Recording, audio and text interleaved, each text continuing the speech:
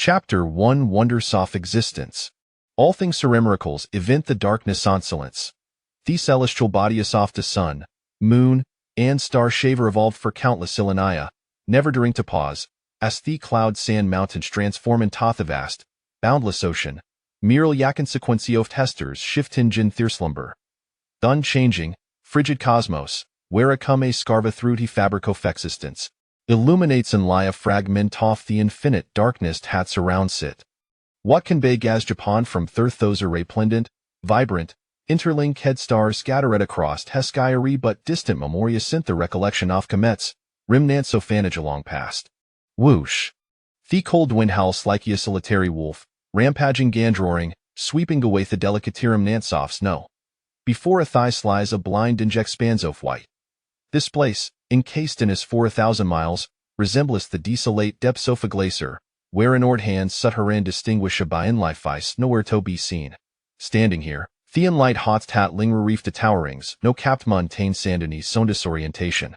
Gazing skyward, it seems as thought, heaver year these an astat of rotation, beneath the claro accumulated still known expands off time. Stretch enginelessly without vitality, where a century of flourishing gone withering passes like a flating dream.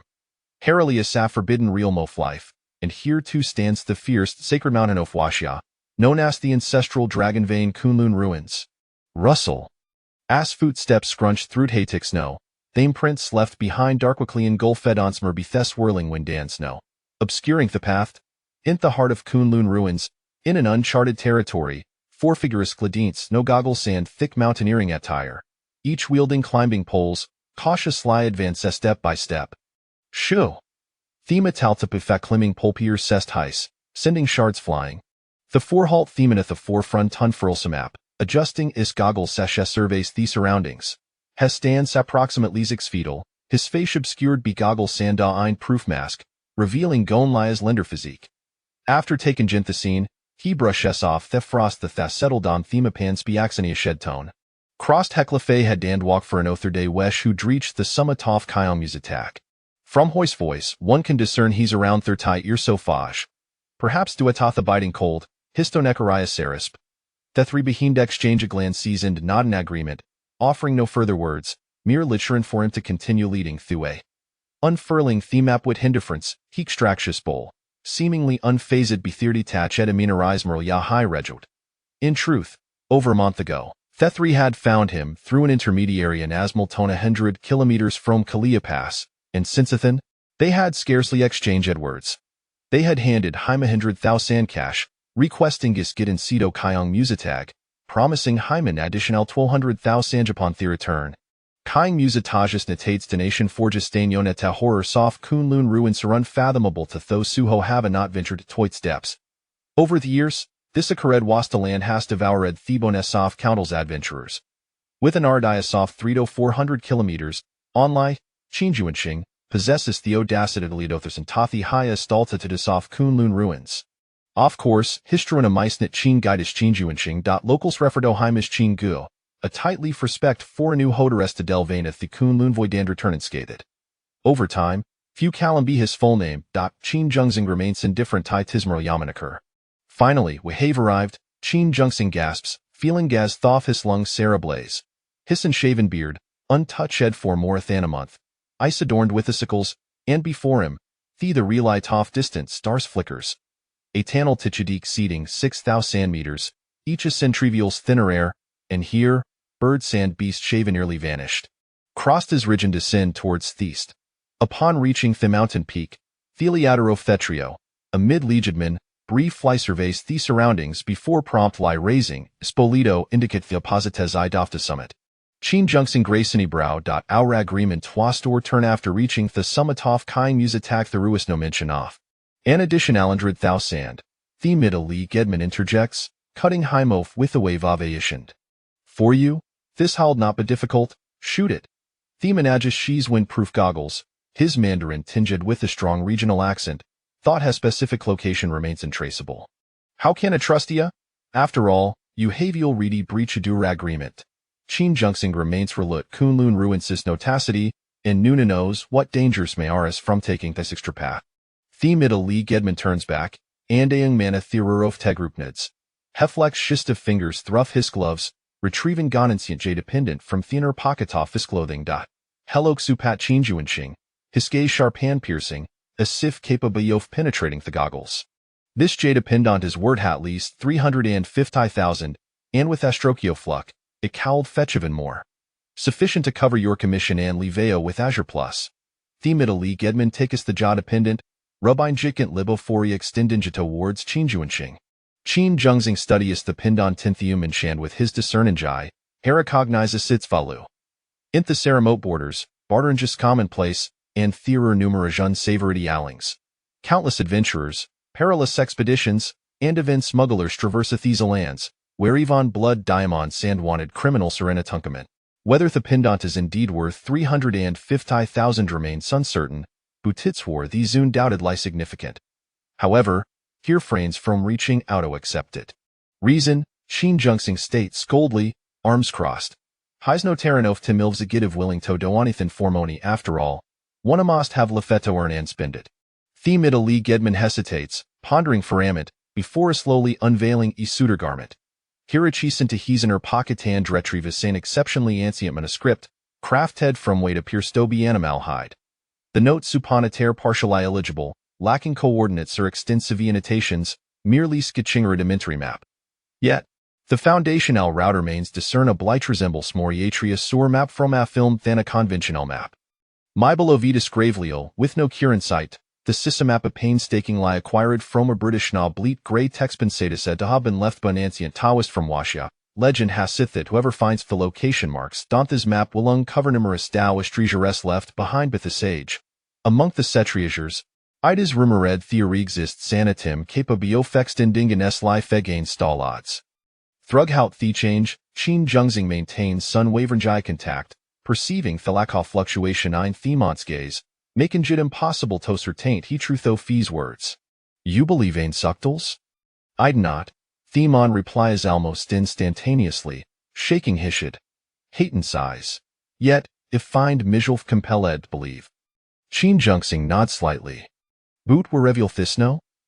The middle league Edmund careful eye, tucks the leather manus ripped back into his garment. My apologies I could no ascertain whether evilingitarily or would provokethers greed upon hearing goftriasuries. How cold dick now if I were a good person or villain? It wasn't when I were a solely individual accompanying a sympathy depth soft kun loon ruins that I felt secure enough to disclose it. Chin Jungzing contemplates for a moment but remains sun-moved. Kai musitagmano they've seen visitors in decades. If there rain d treasures left by the sage, how can I brio one treasure to murder to Silencine? If I'd here, none will know. Without you, we cannot escape either. The middle league Edmund seems to have anticipated this Lenov questioning, spreading a shan since surrender. Do we have a cois left? Chin Jungzing discreet lie glance seizeth them its backpack behind him, taking a half step back he's aware that he can seize firearms, and note just stone. A glimpse de tin passing when Themon retrieved Somathan Girlier. If sa chapla cetrally x, regardless of whether treasuresly within, upon a return after descending Fort House and meters, it shall require a handgun, 30 rounds of ammunition, ample provisions, and, Chin Jungxing pauses, y'all will maintain a distance of 1,200 meters from. After a moment's reflection, Hess surveys the trio with a cold gaze. He original light hot te were remoral yuchintric adventurers, but this revelation adds salero of complexity. If treasurestrally exist, top prevent news from leaking gonda tracting gothers, resorting to murderous and all too common solution. Agreed, the middle league Edmund exchanges glances with theathers, contemplating brief live for openly acknowledging the presence of firearms amongst them. But thou can you ensure Thadio will not discloseth his matter Tonyon? I foth Sheldony wait, I would not mind. Chin Jungxing shrugs. If there are rain d treasures, I require 700,000 days a silencing fee. Upon your descent, yo will transfer 100,000 first, and would hint the subsequent thaf month, there remaining some. It trust thought compared to how do you stand to gain, 700,000 is trivial, and by the time, you shall have a saved dial your wife and deranged everything adequately. I receive me payment, and naturally, it will not create additional trouble for you out at hood servino purpose form. For so me own licky you, Holax financial need, treasuries are far more valuable than money, while form, money iso futmus necessity. Deal. The middle league Edmund does not deliberate for long, not in gin agreement. Of course, should you fail twofold Doran doff T bargain. Believe me, tracking you down will not prove difficult. Chinjuanqing, with the loco fin difference, nodded slightly and turned Talid the middle Gedman the direction indicated by his staff. Behint the midlia Gedman, Toyung individualese, followed silently without tutoring a word. 7 days later, after traversing countless treacherous lifts and covering an unknown number of kilometers through uncharted territory, the quartet had faced numerous perilous situations. Having wandered back and forth across a threshold of the underworld several times, they finally stood before a narrow staircase at Higiofa precipice.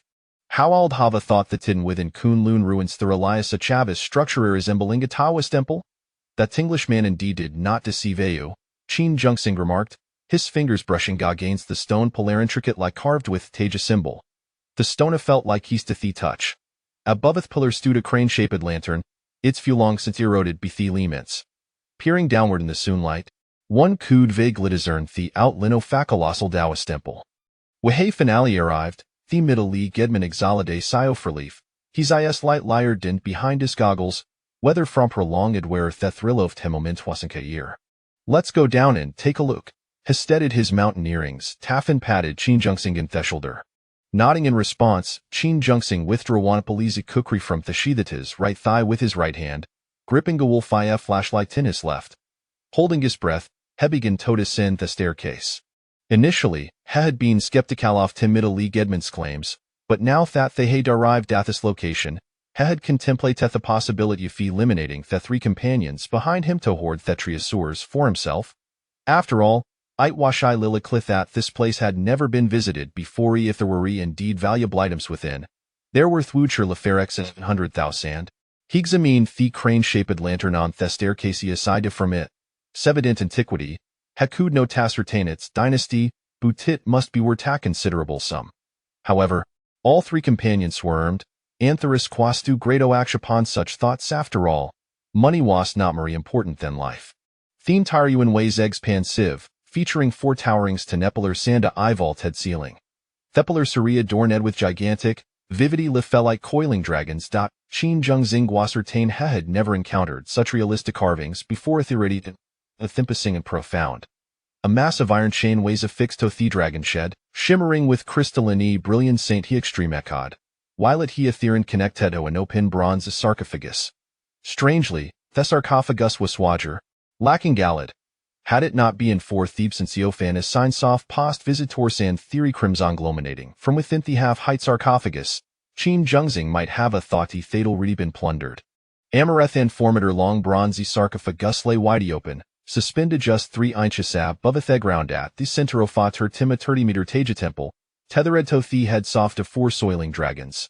The crimson light emanating from the sarcophagus lent a notity tathasine, as if Gudan devil were locked in a fierce struggle. Strangely, the vast temple was full devoid of anything else, and in settling emptiness. Let's go musu watleys within, the middle Gedman gently urged, cautiously approaching the sarcophagus. Qin Jungsing frowned, sensing something amiss, but he could not articulate it. Therier edgelo insta led us in zav danger within him. After his light shake have ished, hefalo edsut. Together with the middle Gedman, Theriak had the sarcophagus without encountering any abnormalities. Qin Jungsing peered inside, his eyes instinctively narrowing. Inside the sarcophagus, there was no treasury she had envisioned, nor were ether remains, only a solitary left-hand bone, gently suspended a the center, rising and falling slightly. The interior of the sarcophagus intricately engraved with dense, packed black-and-red patterns, resembling a downhorns, unsettling in their complexity. This Qin Jungsing turned, intending to the middle Gedman wanted next, only to find him retreating several meters away, his eyes behind the goggles reflecting gay near a crimson gloven through hitic lenses. Bang! A gunshot rang out, a bullet grazed Qin Jungsing's chest, narrowly missing his shirt. Blood repet to the ground, and beneath his feet, a massive, obscure pattern abruptly materialized, swiftly being consumed by the flowing blood, ravenously encroaching upon any side of Teja symbol. In that instant, it felt as if Akomet that streaked through Qin Jungsing's mind. So, you never intended for me to turn alive, he stated, devoid of anger, sorrow, or even fear. The only indication of a Spain waste the tightening of his brow shisgezu us ascolda samachine. Indeed, Themid lead Jedman replied, gun in hand, his expression of surprise as she observed Qin Jungsing's demeanor. He had anticipated fear, rage, or madness from his counterpart, but never unnerving calmness that made his eyelids twin voluntarily. So, there truly is no treasure, Qin Jungsing concluded. Thema nodded noncommittally. Everything you have to know was mer to lormeher and activate this pattern. Qin Jungsing indicated the half-oft Taiji sim ball almost saturated with blood beneath him. Animally happened to take our job. If I am not mistaken, Thediad cannot activate. Qin Jungsing regarded the three before him. The feeling goff samething gemislingered he was merely a guide we had the middle Lee Gedman brought him to the sarcophagus. The middle Lee Gedman removed his wind-proof mask, asmirk playing in his lips. Even if you hadn't come, you would have been bound and brought here. Can you at least salamity with clarity? Qin Jungsing stone knew as for Jidesha pressed his hand against his left chest, leaning against the sarcophagus without making gam of. He wanted to understand the propose of the sarcophagus on the Taiji symbol. At that moment, half off Taiji symbol was near la consummate be blood. Thetid need not know Timik, Themid lead Jedman replied, his bloodred pupils cold and exhilarate diminished Qin Jungsing shed. Qin Jungsing's pupils constricted, and abruptly leaned back, pushing off the ground with a force, tumbling toward the sarcophagus. Bang! In the blink of an eye, the bullet skimmed past Qin Jungsing's scalp, the swift chauffeur quickening as she heartbeat. The bullet struck the sarcophagus but did no team beat itself instead, it sparked a flurry of embers. Meanwhile, half-off Taiji symbol had transformed into a blinding crimson. Whoosh! The blood-soaked Taiji symbol erupted with a sinister scarlet radiance, a wavy of bloodred malevolence surged upward, through to dome, illuminating the entire expanse of Kunlun ruins. It was as if a supreme power transcended the ivor of time. Qin Jungsing collapsed within the sarcophagus, feeling an increasing chill. The exertion from earlier had nearly drained him, and blood dripped from his scalerantothorns within the sarcophagus. Ignorant of everything else, he understood the Thuas lie cliff-facing curtained death this time. Seeking refuge in the sarcophagus was merely an instinct for survival. It wouldn't belong before Simeone Kamato finish him off. Even if Thekosido spare him, escaping Kunlun ruins alone knew as an impossible fiat. Ultimately, it was a death sentence. Qin Jungsing lifteth the left thanbone from within the sarcophagus to examinate. Strangely, the bonodless stites era crimson glow. Up and first grasping, Heffel Tassifakarin thad surged thruff him, and thwirled before his eyes fragmented into chaotic's hearts. It felt like an eternity, yet it seemed to return tunor mail in an instant. The bone was as switey as jade. Not the frigid touch he had anticipated rather, it felt somewhat warm. And through a san invisible force binding the joints stowed there like a magnet. Could it bit hat natal myths or reamer fabrications? Thessany before Qin Jungsing greshapedis understanding goftworld, Buthik knew thought no nothis matera to hymenamore. Ashua Samos certain he wouldn't survive a day. Boom. Just Asha finished his thought, a muffled, oppressive roar filled theme Taryuan after Thegan shot, resonating into the distance, as the ground beneath them began to violently. Crack. Bang. The chains binding the dragon pillars suddenly shuddered, the bronze sarcophagus crashing heavily at the ground. Why is this happening? Why is it different from what the ancient scrolls recorded? The middle Lee Gedman stared in disbelief at the sunup heval before him, complete like caught off guard by the turn of events. Hurry, retrieve the divine bone. Quickly. A frantic shout from his companion broke the spell, and a middle Lee Gedman dashed toward the sarcophagus in a panic. Crack, crack, crack. Before a cold reach it, the earth around the sarcophagus began to fissure, revealing a levazum below. In the next moment, the bronzy sarcophagus plummeted into the abyss. Damn! Themid Liegeman cursed, lunging forward desperately, ultimately clinging to the Geo of the fissure.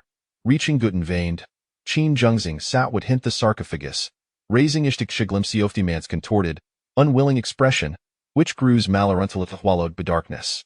Retreat, everyone, retreat. Thechius within the union intensified, rather than subsiding with the sarcophagus fall. The companions screamed frantically at the middle Lee Gedman clinging to the fishery's edge. The dragon pillar collapsed, as Senkov blood filled the air, and malevolent energy surged upward. Moments later, Thedo Mekavadin, debris burying through and beneath, Kunlun ruin trembled violently, and the tremors were felt 400 soft miles around. An avalanche cascaded down like a acelestial torrent, reminiscent of Milky Way in reverse. Spilling down from Cheong Musitag, a rumbling roarcoing like that hunder of the heavens, a blinding bizarre dingle fed twirled. Chapter 2 Where did they all go? Mayfleus Livian Dienidae, while Kunlun stands for millennia. The earth encounters fate, bestowed be heaven, and thus the ancient soften remarked that life's encounters are ever sound predictable. Beneath the pitch-black canopy of night, Aslan Dariouth, no more than 12 or 13 ear sophage, reclin edge of rugged stone, gazing upat the celestial river of stars. Beneath him lay an egg's pansiva prairie, stretching endlessly, while in the distance, the faint silhouette of vast glacier scood be discerned, and the towerings, capped mountains vanishing in the clouds, as if inhabited be celestial beings. The frigid night wind wailed like a morning gowl, surging forth from Theosai plains, sweeping gay crossed he coal night air. The grass bowed under its pressure, swaying gasai fundulating like the off soft hesia, reaching toward the horizon. The boy's expression remains arenia shaitan the collar of his garment, fashioned from an unknown animal hide, casting gag glance at the blood dim and moan, as util smirk gracing his lips. His elongate brows, sharpest blades, arched slightly, lending an arrow of kilto he's otherwise a handsome fetchers. His indifferent eye esperin either joiner sorrow, devoid of any trace of emotion, seeming like holder than the wind that swept through teglacers. Where have Theo gone? If Firmicould witness all of these, perhaps would not pose such questions. Would have find solace in te comfort soft te present life, or would de tremblight the face soft hewn fathom about existence and the vast terror of te cosmos? Thebo murmured himself, reflecting gaunt the absurdity of his past, as if he had awoken from a real dream, yet of everything felt strikingly real. He had never witnessed the cataclysmic avalanche of Cheong Musitag, and the three fortunate souls had were along since sane timid in the icy wasteland, consumed be thrillentless scold. Chin Jungzing gained against the inner will of his coffin, the runes with ignited be his own blood, a faint purple ray beginning to emanate from the coffin. Alpha lit like ketolid, the purple has refused to dissipate, instead enveloping the coffin entirely. Through the mist, only darkness was visible, and Chin Jungzing could feel the coffin plummeting rapidly, its descent increasing in speed, with no knowledge of how deep thighs abystrally was. Yet, it was clear that such hates, the moment the coffin struck the ground would herald his death. Reflecting on his brief 20+ years of existence, one might deem it a life of sorrow however, Chin Jungzing felt no sins of despair, sadness, or grief. These was the recent the old director had explained when he was abandoned at the orphanage had been diagnosed with a congenital genetic defect sure, devoid of any of the emotions that belong to humanity. How old could nurture soul less automaton? Naturally, he had no friends, as emotions are inherently ephemeral. In an orphanage you'll read lacking in love. How all extend genuine affection to a wooden figure? Fortunately, the kind-hearted old director had ensured that Chin Jungzing complete his high school education, preventing him from becoming illiterate. Yet, the year graduated, the aging director ultimately succumbed to high years. The new director, disdaining his lack of humanity, did not permit them to remain at the orphanage but instead cast them out. Standing before the director's tombstone, Halinga read for night, leaving behind the place had called it home for overrodgood, eventually finding where Casse librarian. Theo Leof librarian was relatively easygoing, and during his free time, Chin Jungzing indulged in the few bits he had, one of which was reading extensively across diverse subjects. Despite his genetic shortcomings, he was far from foolish and the contrary, he was quite intelligent, possessing an excellent memory. This perhaps exemplified hedage a twin god closest adore, keeping so window. Life in he library offered little line terms of pressure, yet his meager salary was barely sufficient to meet his basic needs. After over 3 years, he was ultimate liar placed be applicants with higher qualifications. On his last day, none pitied Theberly 20-year-old boy, for his presence had Jonah largely unnoticed said throughout his tenure. On a killy autumn night, as the wind howled, Chin Jungzing vanished into the darkness at Therod's end, his elongated shadow beneath the streetlight fading into obscurity. Heffelt like he aspect of dust overlooked, unable to glimpse the path back. Thus, he journeyed westward, enduring countless hardships, merely to belp the legendary Kunlun Su, as chronicled in the Tome Shehadreed. For knew the reason thanto of Fermi's existence Sainhai's world, to witness it with his own eyes. Yet fat tough and unfolds synth the boundless wilderness of time, neither liar liner late, boot convergent fortuitously. At the foot of Kunlun Mountain, unexpected lave delif, and thus go setter main. becoming Gonoft Heath Wadacious enough to guide either to Kunlun Su. In this realm, for removed from the bustling Chaosoft he city, to witness said both the Surdy Dan the magnificent. Yet Qin Zhengzing Galways remained a mere observer, detached, fornieth their beauty nor ugliness stirred in emotion within him. Just as the old director Hadan Se inquired before his passing, "What is your wish?" Qin Zhengzing full silent for a long while before responding, "I have no particularities. However, if Javinthachance, it wish to be person, at religion you in a person. Even if it me in sexperiencing the pain nor despair tatithers is peacoff, I twould still be preferable to existing smear wooden figure or astone." The old director smiled faint line thin closed his eyes. He accompanied him on his final journey, devoid of sorrow, as if the affair soft world were a simplement transpire in his manner. Initial I intending to leave Kunlun Zu after the expedition Tocho Muzitag, with Hupiso facquiring funds to explore further and perhaps discover armada force genetic defect, little did he anticipate that this venture to Kunlun Su become the final chapter of his life. Life is beautiflating dream within a dream, and world le matter serious ephemerale Swiss person the wind. It seems I shall never have the opportunity to meet me biological parents. Beautilas, it matters nit. Qin Zhengzing grazed in brow had neverer board resentment towards parents, for he could no teven fathom what that feeling entailed.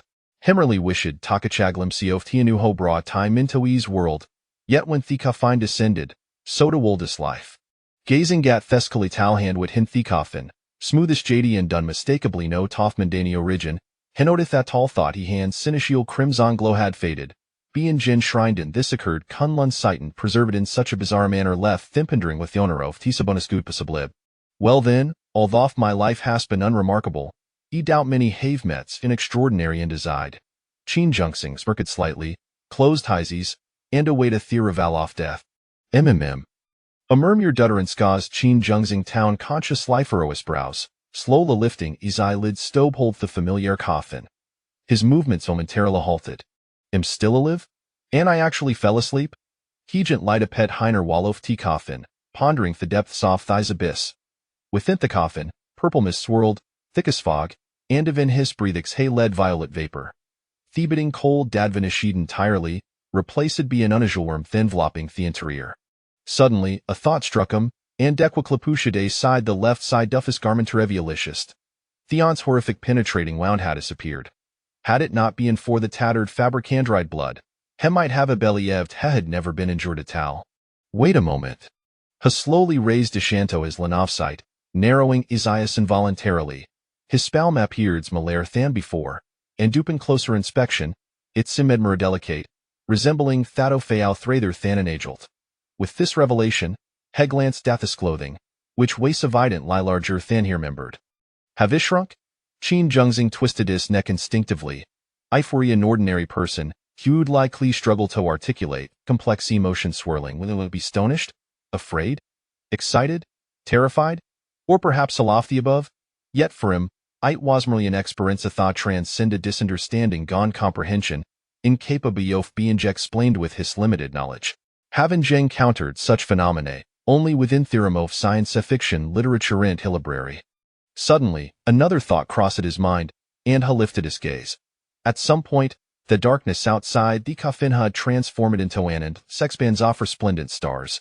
Countless celestial bodies mirrored in the cold cosmos, their enchanting lights flicker in Jananduta visibility. In the far distance, a colossal stare expelled scorching flames, its fiery tongues swirling in the void, as if griddle licking something. 7 planets saw varying hues spun endless lie around it. Turning to look behind, a golden regent, reminiscent of Jupiter, spun rapidly, encircled B3 rings saw varying sizes captivating yet perilous lie treacherous. Inades, a visible wavy of transparent energy surged toward him from an unknown origin, reaching Thika fine and thebling co-fani.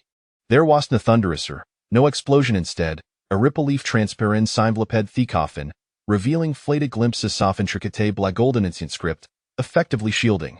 Short lie after the energy wave passed, an innumerable shower of fragmented celestial debris cascaded like a meteor shower, wreaking havoc upon the starsenete's bath.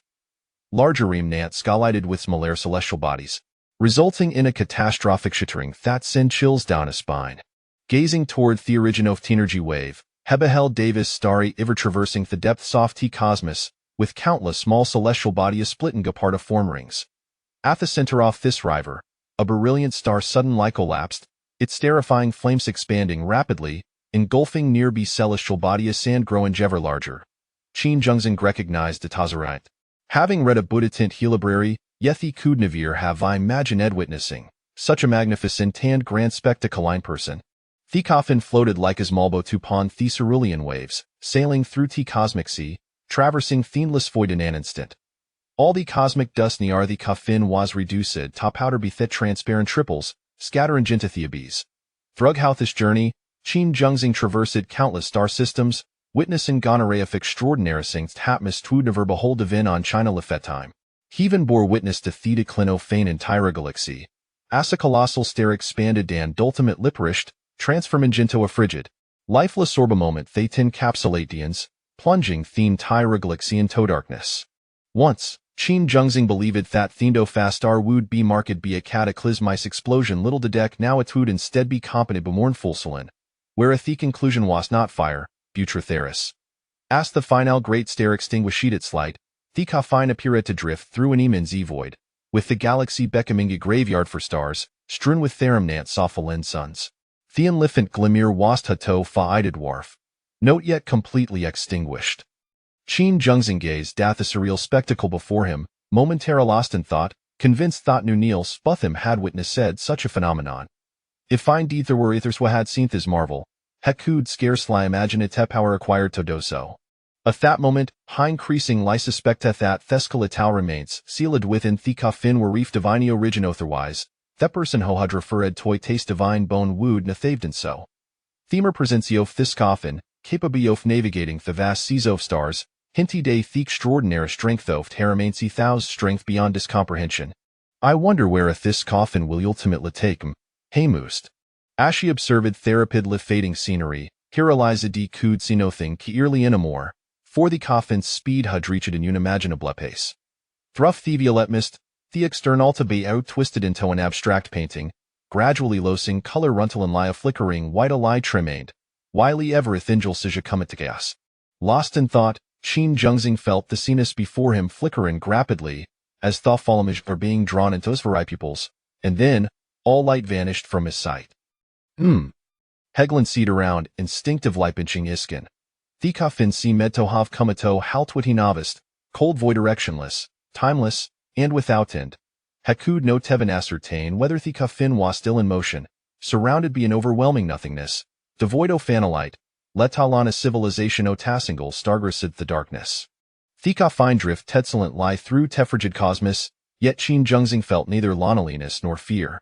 Deep within, his spirit read the desolate dark void lifeless and tedious no not the joy of vibrancy or the agonia of solitude. Hemmerly's insid was squandering his existence no more. Inhaling theric violet mist continuous lie from within the coffin, he no hunger. The mist thad thickened to aliquid form, and though he was butin ordinarman, he understood that this violet was anything but mundane. Regrettably, Huasing Urinto Fanny cultivation method Sakanathos found in fantastical talls, relying solely on instinct to breed in and out. Previously, during ice interstellar journey, any debris that struck the coffin was repelled by Oshimmering Larif energy, adorned with intricate dark-holden script the thim managed to remember a few characters soft. However, the coffin moved to's weefl learned to absorb moriofit.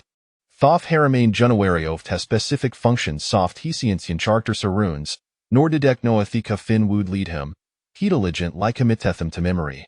Time passed how long, Hekud noddle when suddenly, a beam of flight pierced his pupils, blinding Heimifter's long acclimatization to darkness.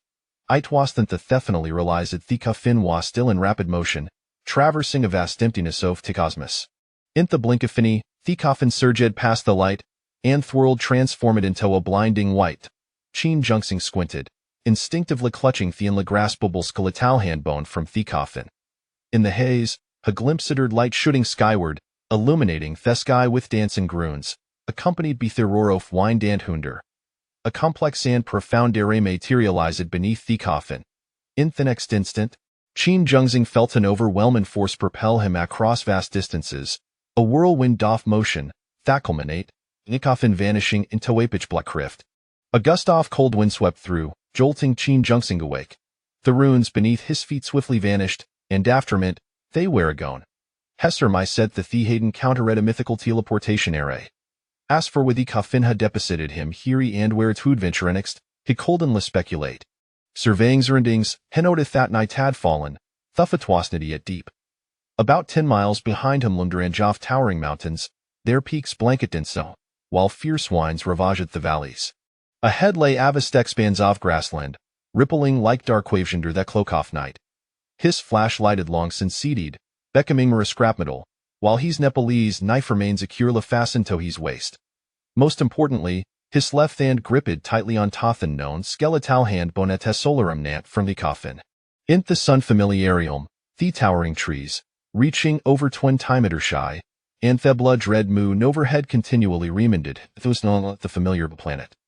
Qin Jungzing gradually crouched down, his scurvid knife poised as remained vigilant, he zers light witching to capture in his sound soft movement. After several minutes soft careful observation, and having determined hat immediate danger lurked, ha cautiously approached the ancient tree. Along the way, he encountered Nopperil. Upon reaching the ancient tree, utilized thick knife to assist Thyman climbing to the fierce branch. Standing atop the tree, Heskin at the distanciand, to his astonishment, spot flickering light familiar to away. It seems this place is inhabited. I wonder what manner of beings reside here, Heppendered, tightening the oversized fabric off his clothing. In the strangeland, devoid of modern civilization, the sight of fire compella them to investigate further. With that hot, a glance at a theskeletal hand bony in his possession. I twash best not to carry ida pin la forna. Although fit no longer emitted dacrum zonglo, its extraordinary nature could still be perceived upon closer inspection. Ashy had yet a grasp the full situation, to assist faction ways to conceal it. Descending from the tree, Qin Jungzing unsheathed this knife and cautiously sliced through the grass beside the roots, creating a patch approximately 20 centimeters in width hand length. He thinjig apatabu a foot deep, folding the hand bony and bury in jitwidhin. After covering thepit, Heraplacid the grass patch, confident that the dense vegetation off the prairie would effectively hide his secret. Having completed this task, he marked the fierce brankware, had lingered, then, guided Betheria moonlight, his stealth limb made his way toward the flickering lights. Chapter 3. Life shines like stars and withers like grass before dawn.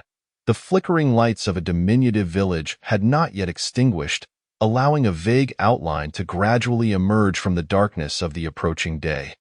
Qin Juanqing had been here for over a month, on that fateful night. When he first laid eyes upon the indigenous inhabitants, he felt a sense of relief, realizing that the troubles he most dreaded were unlikely to manifest. The people here bore a striking resemblance to the Easterners of Earth, and their language and script were surprisingly similar, with only a few dialects requiring careful deciphering. After a brief inquiry, perhaps aided by his youthful appearance, Qin Juanqing concocted a casual excuse.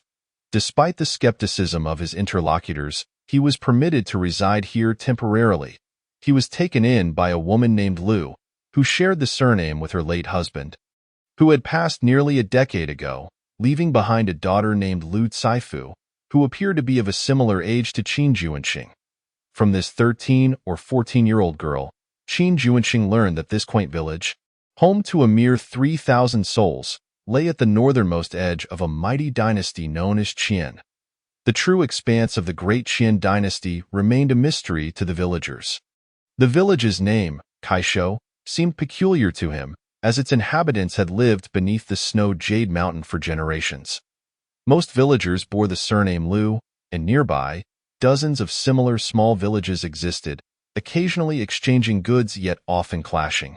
Their way of life was rather primitive, akin to a small Huaxia village from 3,000 years past, albeit with some distinctions. The adult men here possessed significantly greater physical prowess.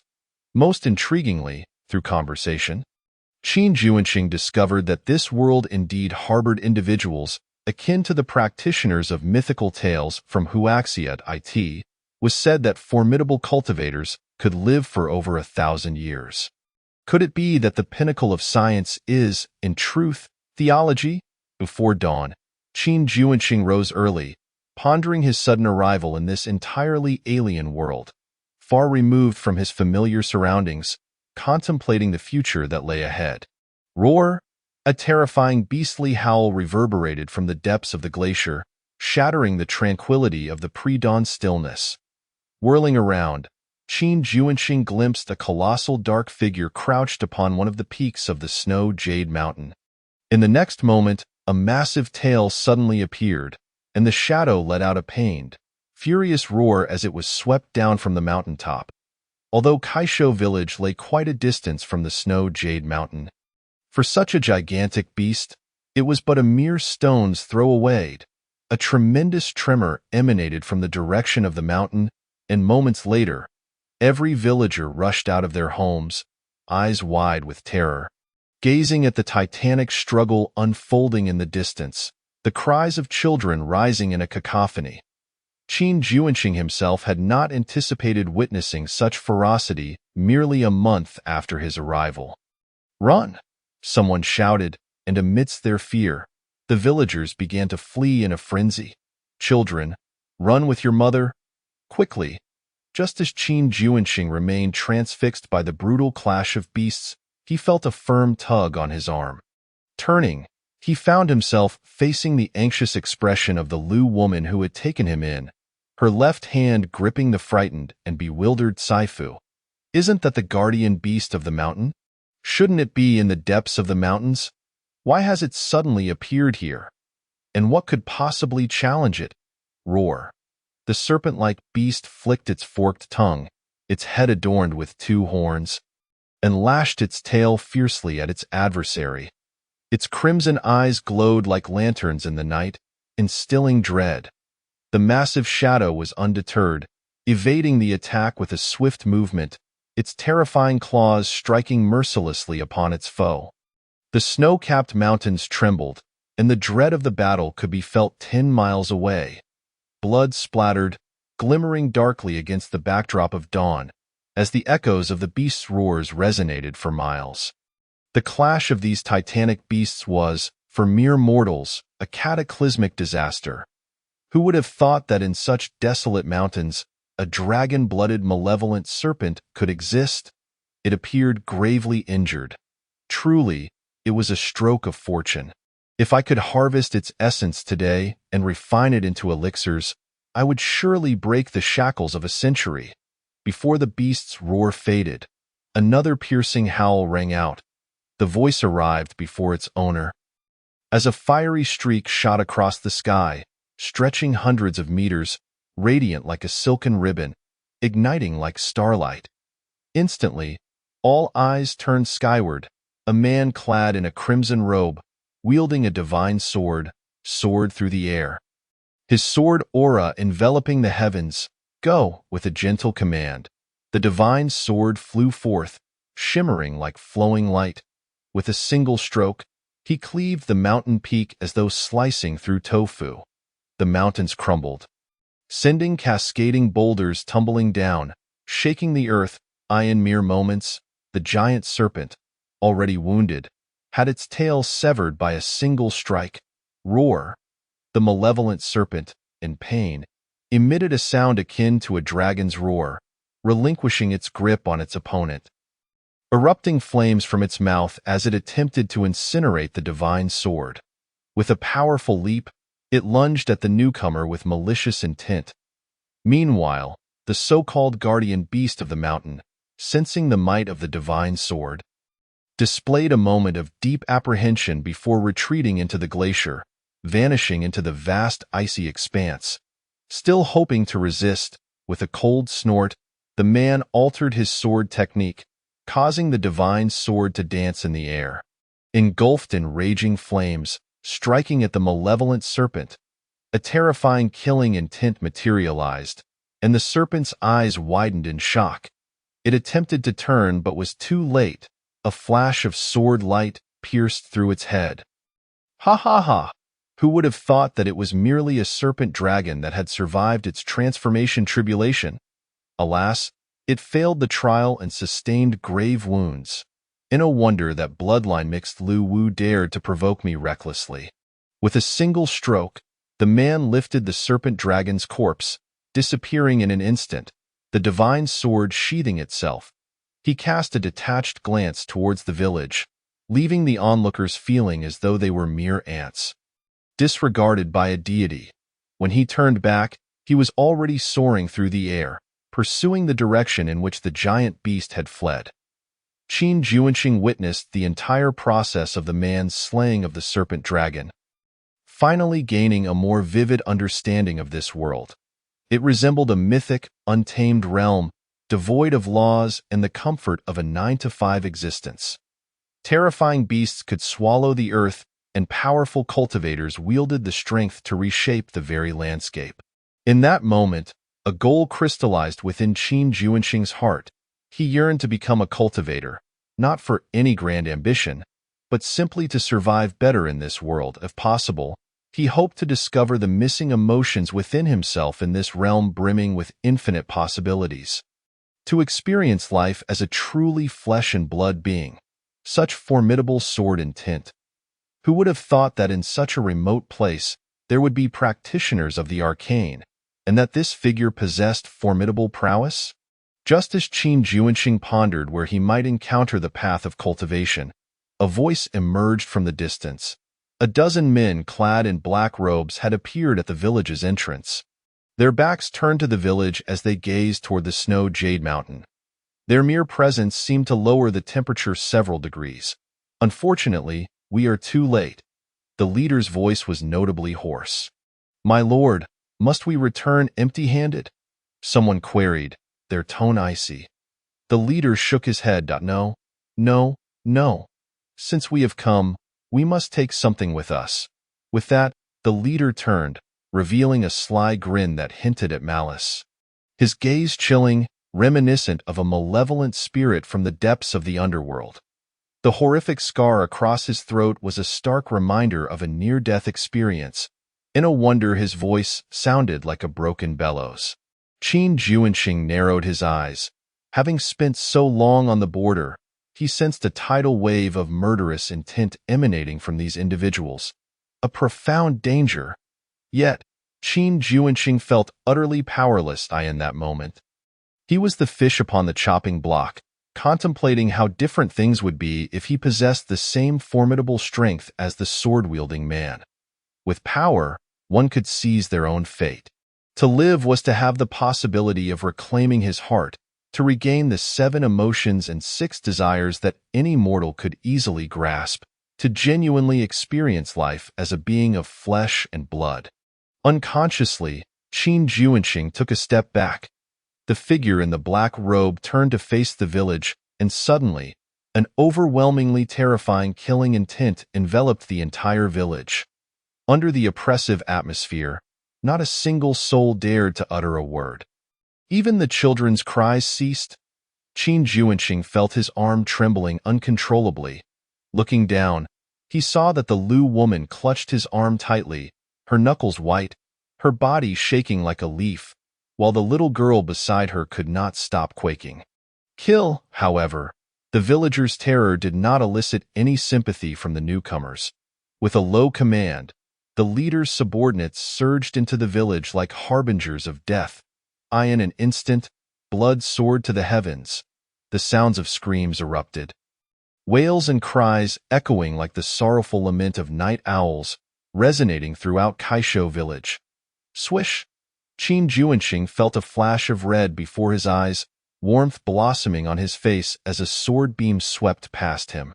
The Lu woman clutched her throat, unable to stem the torrent of blood.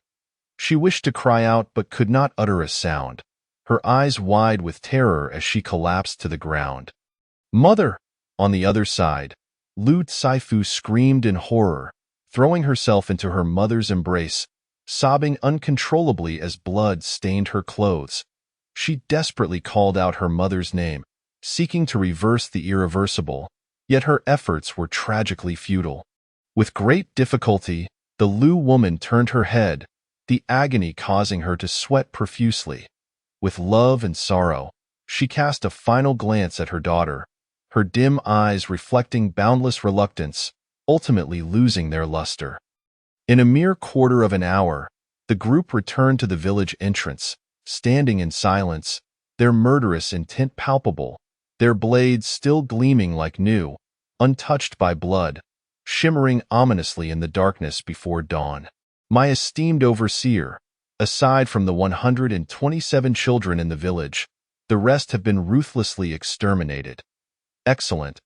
The man at the forefront, referred to as the overseer, nodded slightly, his mouth curling into a sinister smile as he cast a glance at the more than 100 children, both large and small, who were herded to the village entrance, their faces etched with terror, seemingly satisfied by the scene.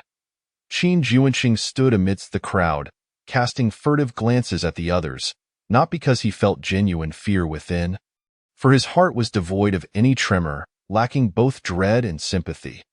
However, he was acutely aware that these individuals regarded their lives as inconsequential.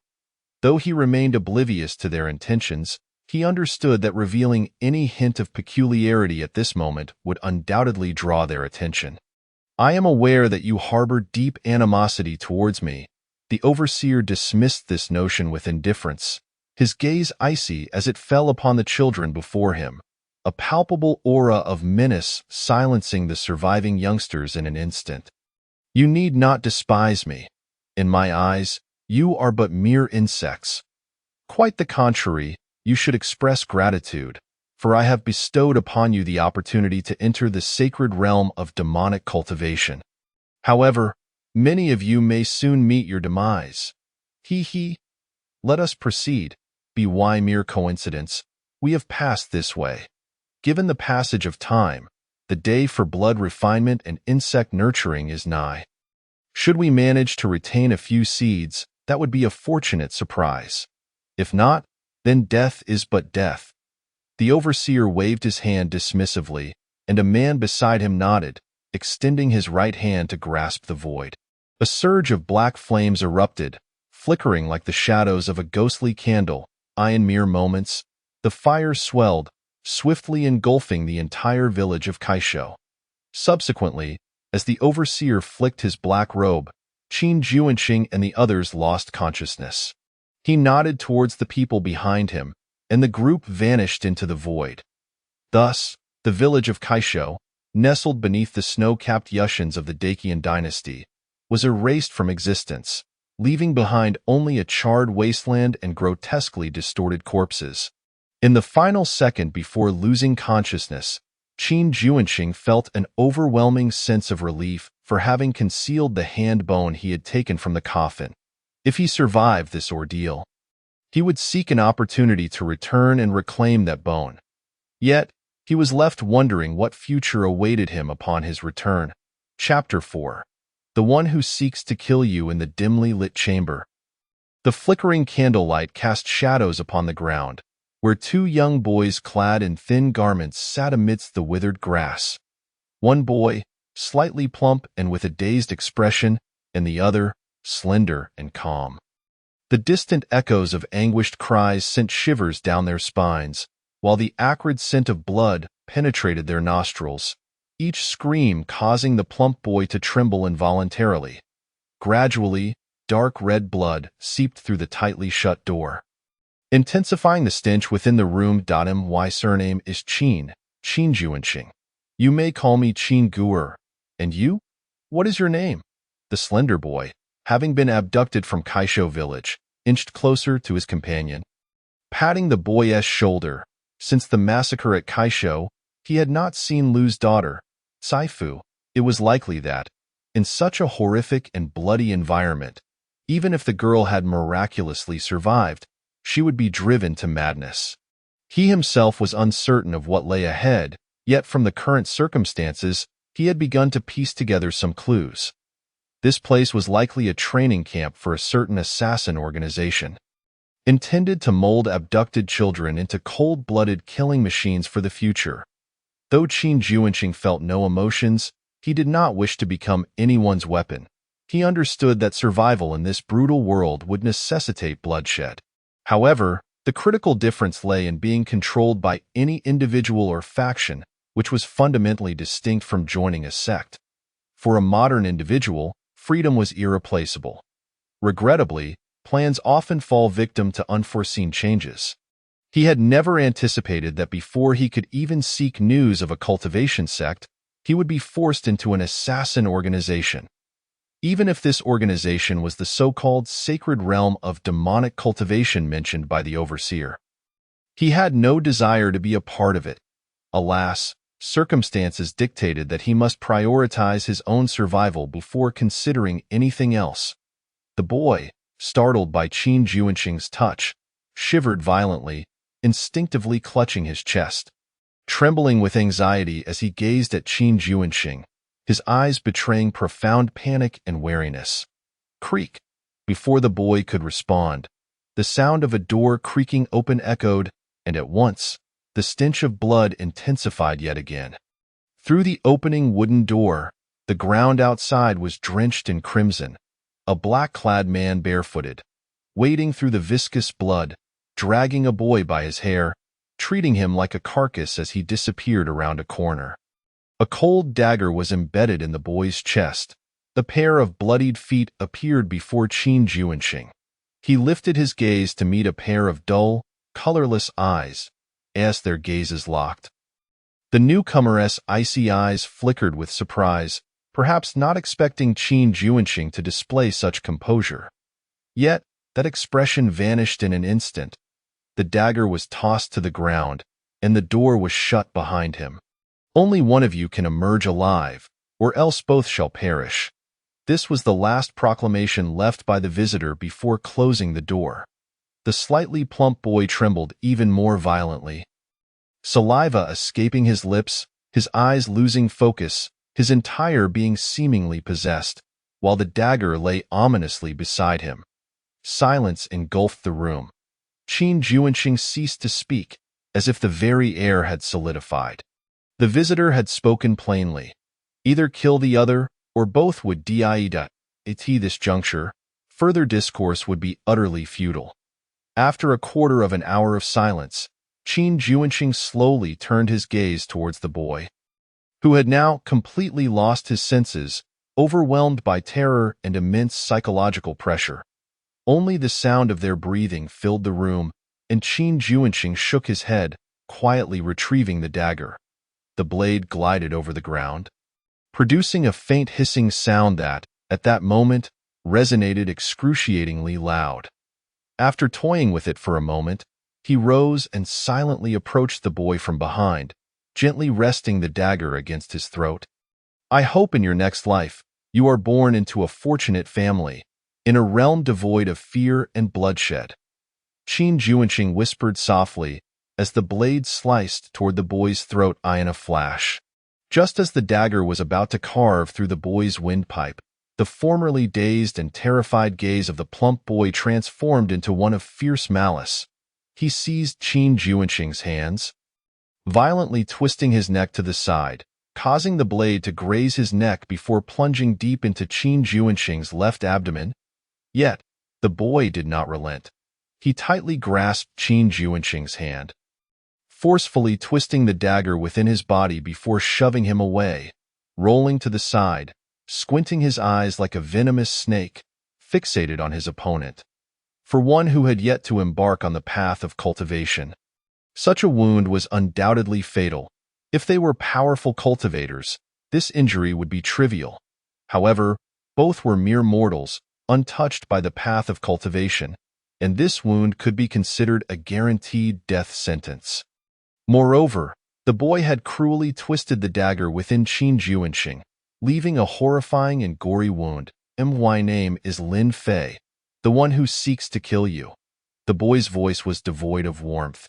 Qin Juanqing's eyes twitched uncontrollably before he collapsed to the ground, slowly pulling the dagger from his body as blood stained his wrist.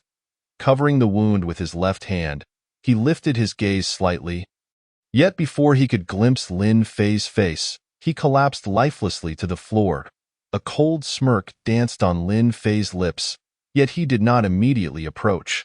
Instead, he stood there quietly, watching for a while. After all, even a dying animal knows to fight fiercely, let alone a human. After approximately 10 minutes, observing that Qin Juanqing remained motionless, Lin Fei stepped forward and delivered a brutal kick to Qin Juanqing's head. Seeing that Qin Juanqing still did not respond, He finally confirmed that the other was truly dead. In an instant, Lin Fei collapsed like a deflated balloon, sitting down heavily as he gasped for breath. His taut nerves gradually relaxing. For him, those brief seconds had drained him of all his strength. The searing pain in his neck assaulted his senses relentlessly.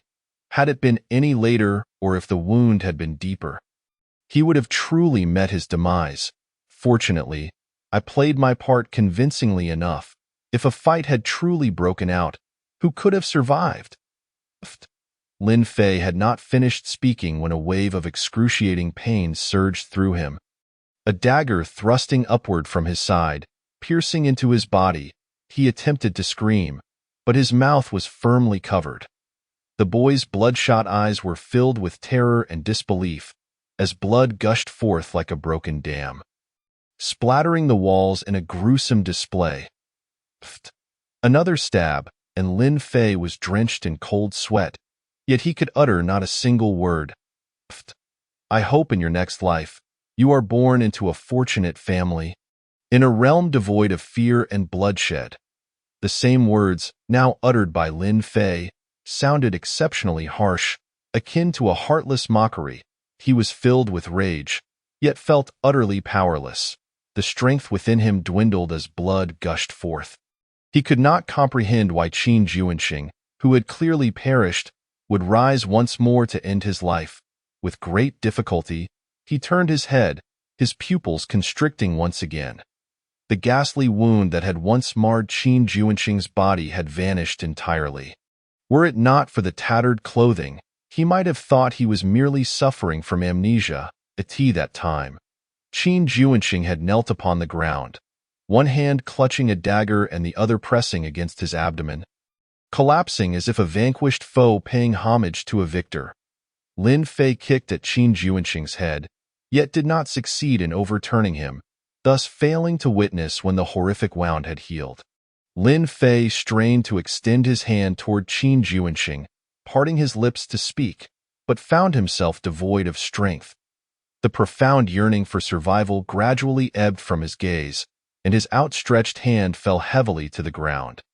His head tilted, and he succumbed completely to lifelessness. Qin Juanxing slowly withdrew the dagger, his expression devoid of joy or sorrow, as if all of this bore no relation to him. He had taken Lin Fei's life without the slightest stir within himself. Akin to shattering a pane of glass, he knew not the sensation of dread, yet in that moment, he too believed his demise was inevitable. However, to his astonishment, after the agonizing pain subsided, he did not perceive the loss of vitality. The once terrifying wound astonishingly healed within mere moments. This inevitably reminded him of his own experience after being shot. If all went as expected, he had either been bestowed this horrifying gift by some extraordinary entity within the coffin, or he had acquired it during his journey across the cosmos. Regardless, this gift had saved his life today, while simultaneously revealing to him the harshness of this world and the darker facets of human nature. He never imagined he would one day possess such a formidable and unfathomable ability. Qin Juanxing himself was taken aback, as if he had gained immortality. Yet, he remained uncertain of the limits of this power. For instance, if he were to sustain a grievous head injury, would he still survive? And would this ability one day simply vanish? He dismissed such thoughts with a shake of his head. Overthinking bore no fruit. After all, this power had saved him today and imparted a crucial lesson. To survive in this world, one must never relent in vigilance, nor underestimate anyone. He dragged Lin Fei's corpse aside, contemplating his own clothing for a brief moment. He utilized the dagger to make a few simple adjustments to the torn fabric, ensuring it appeared as though it had been slashed by a blade, coupled with the crimson stains of blood. It would be difficult for anyone to discern the truth upon a cursory glance. He had no desire for anyone within the assassin organization to discover his gift, as it constituted his greatest trump card and source of reliance. Moreover, should the organization learn of it, he would undoubtedly become the focus of their attention. He did not believe that many individuals in this world possessed similar extraordinary gifts. Such a notion defied logic. At least within the confines of the guarding village, he had neither seen nor heard of anyone with any special abilities. If the organization were to discover that he possessed a power akin to immortality, finding an opportunity to escape in the future would prove exceedingly difficult. After addressing the traces on his clothing, Qin Juanqing settled down to rest. Suddenly, he thought of Kai Fu, the charming little girl who had lived alongside him for a month. He wondered how she fared at that moment. If fortune did not smile upon her, she was likely no longer among the living. After all, this brutal selection process, devoid of humanity, would hardly allow a mere teenage girl to survive. Approximately 3 hours later, the wooden door swung open once more, revealing the same cloaked figure who had previously discarded the dagger. Behind him emerged a masked man, coldly dragging Lin Fei's corpse away. The cloaked figure cast a glance at Qin Juanqing, seemingly unfazed, and nodded in satisfaction, gesturing for him to follow as he turned to exit the room. Tomorrow, you shall undergo a talent assessment. Those who pass shall become outer disciples of the burning hidden sacred land. Those who fail will face a 2-year selection process. Those selected will similarly have the opportunity to enter the Demon Path Sacred Land and train in the Killing Hall.as for those who are not selected. Perhaps there will be another chance in the next life. Heh! The voice of the cloaked figure echoed from beyond the door. Talent assessment? Training? As fate ebbed and flowed, like a drifting leaf, Qin Juanqing shook his head slightly and silently followed. Chapter 5. One life for another. Whoosh, whoosh. Within a vast, fully enclosed black and red structure, a boy of merely a decade or so, drenched in sweat, desperately sprinted down a narrow corridor. Strangely, his swift movements emitted no sound. Behind him, arrows flickered occasionally, vanishing as quickly as they appeared, leaving behind a trail of perilous light. A grim reaper toying with a struggling soul, revealing a deep-seated malice. A single misstep could plunge one into the abyss. That was close. Upon crossing the corridor, the boy instinctively swallowed hard, glancing back with lingering trepidation. The moment his foot struck a precarious plank, he realized the danger. Had he not reacted swiftly and fled, he would likely have been pierced by a barrage of arrows. Ahead, a large pit, 2 yards wide and 1 yard deep, came into view, its depths bristling with countless sharp blades. Suspended in the center was a thin metallic wire, its material indiscernible. The boy swallowed again, inhaling deeply as he lifted his left foot, cautiously placing it upon the wire. Instantly, it felt as though he were treading upon a razor's edge, crimson droplets of blood oozing forth as beads of sweat trickled down his forehead. Mingling with his gaze, the boy dared not allow himself a moment's distraction. No matter how uncomfortable, he could not afford to blink as he concentrated intently on moving forward. He suddenly heard a faint sound of something slicing through the air behind him. Startled, he wasted no time and dove forward. Wrapping his limbs around the wired eye in that fleeting moment, he felt a searing pain rippling through the muscles of his back as he looked up to see a hair-thin steel wire whisking past. Stained with droplets of crimson, stifling the agony, the boy pressed on without pausing, hastily crawling forward, when suddenly, he heard the sound of a mechanism activating above him. His pupils dilated sharply as he summoned all his strength to kick upwards. Propelling himself forward over the wire, puff, puff, puff. More than a dozen steel nails, akin to hidden weapons, shot forth from the mechanism above, their tremendous force shattering the blades within the pit, without daring to linger. The boy swiftly traversed the steel wire, racing toward the next corner. Creak! The door swung open, and the roar of the ocean wind filled his ears. The boy found himself on a solitary island amid an expansive sea. The threshold between inside and outside imparting a surreal feeling. Ahead stood 100 or so youths clad in black linen, standing in silence, at the forefront, A masked man in a dark robe turned his gaze toward an hourglass beside him, which now held no grains of sand.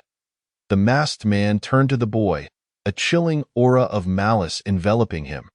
The boy trembled violently, collapsing to his knees before the man. I acknowledge my mistakes. Esteemed overseer, please grant me another chance. What is the fourth rule of the training camp? Failure equates to death. The boy quaked at the words, his body trembling uncontrollably. Esteemed overseer, please grant me just one more opportunity. Very well. It seems you still remember. The overseer's piercing gaze swept over the crowd behind him like a venomous serpent. Remember your identities. No organization within Burning Hidden will harbor any waste. Yes, number 61. You seek a chance. The overseer's tone was laced with amusement. Yes, I implore you, esteemed overseer, grant me another opportunity. The boy known as number 61 nodded fervently. Since their arrival here, they had lost their names. Reduced to mere numerical designations, if they perished, their number would be reclaimed and reassigned to another. Those who passed the 2-year assessment would receive new identifiers. Very well, I shall grant you a chance. The overseer scoffed. Sever a limb, or choose one among them to kill, and exchange his life for yours. The gaze of the steward swept across the crowd of over 100 individuals, eye in his eyes. These people were merely a swarm of ants belonging to the clandestine assassin organization under the command of Fin-een. They were not even formal members of the organization, akin to training ferocious beasts. In fact, from a certain perspective, they might be deemed inferior to the beasts, as the latter inherently possessed formidable combat prowess and an ingrained ferocity. Number 61 raised his head, a glimmer of joy illuminating his features. Astonished that the typically cold and ruthless steward had truly granted him a chance. His eyes roamed over the 100 or so individuals standing behind the steward, each radiating a subtle yet palpable aura of murderous intent. Their gazes sharp as knives, he never entertained the thought of severing a limb, for he understood that choosing such a fate would ensure that even if he survived today, he would ultimately perish in the 2-year death trial. It would merely be a difference of days. This group was merely the remnants selected by Fin-een, having survived the life and death struggle in the cell, and were subsequently taken to a grand yet ominous hall to undergo Fin-een's aptitude testing, a complex dark red formation capable of detecting nearly all extraordinary physiques and cultivation talents in this world. At that time, over 30,000 individuals had participated in the testing within the hall, yet only one possessed an extraordinary physique, endowed with the strength of a colossal elephant. This individual was immediately accepted as a registered disciple by an outer sect elder of Fin-een's sacred ground. Joining the infamous demonic sect renowned across 1,000 realms, with an outer sect elder as a mentor, resources from the sect would be favorably allocated. As long as one did not perish prematurely, their future achievements would undoubtedly be significant, and for the time being, they could live relatively safely, prompting envy and jealousy among many. Subsequently, over 70 individuals showcasing exceptional cultivation talent were taken away by the outer sect steward of Fin-een, leaving only those who had not been selected to participate in the death selection here. No one dared to contemplate escape, for anyone who made such an attempt was invariably recaptured and executed in brutally savage manners. The youth who had been caught and flayed alive still hung, barely alive, from a nearby tree, writhing and gasping in agony. Thus, here, they were truly akin to wild dogs, for their lives held little value. Steward, I choose number 13. Number 61 surveyed the group once more before settling on 13. After enduring countless inhuman death training sessions, the gazes of these individuals bore the marks of bloodshed and brutality.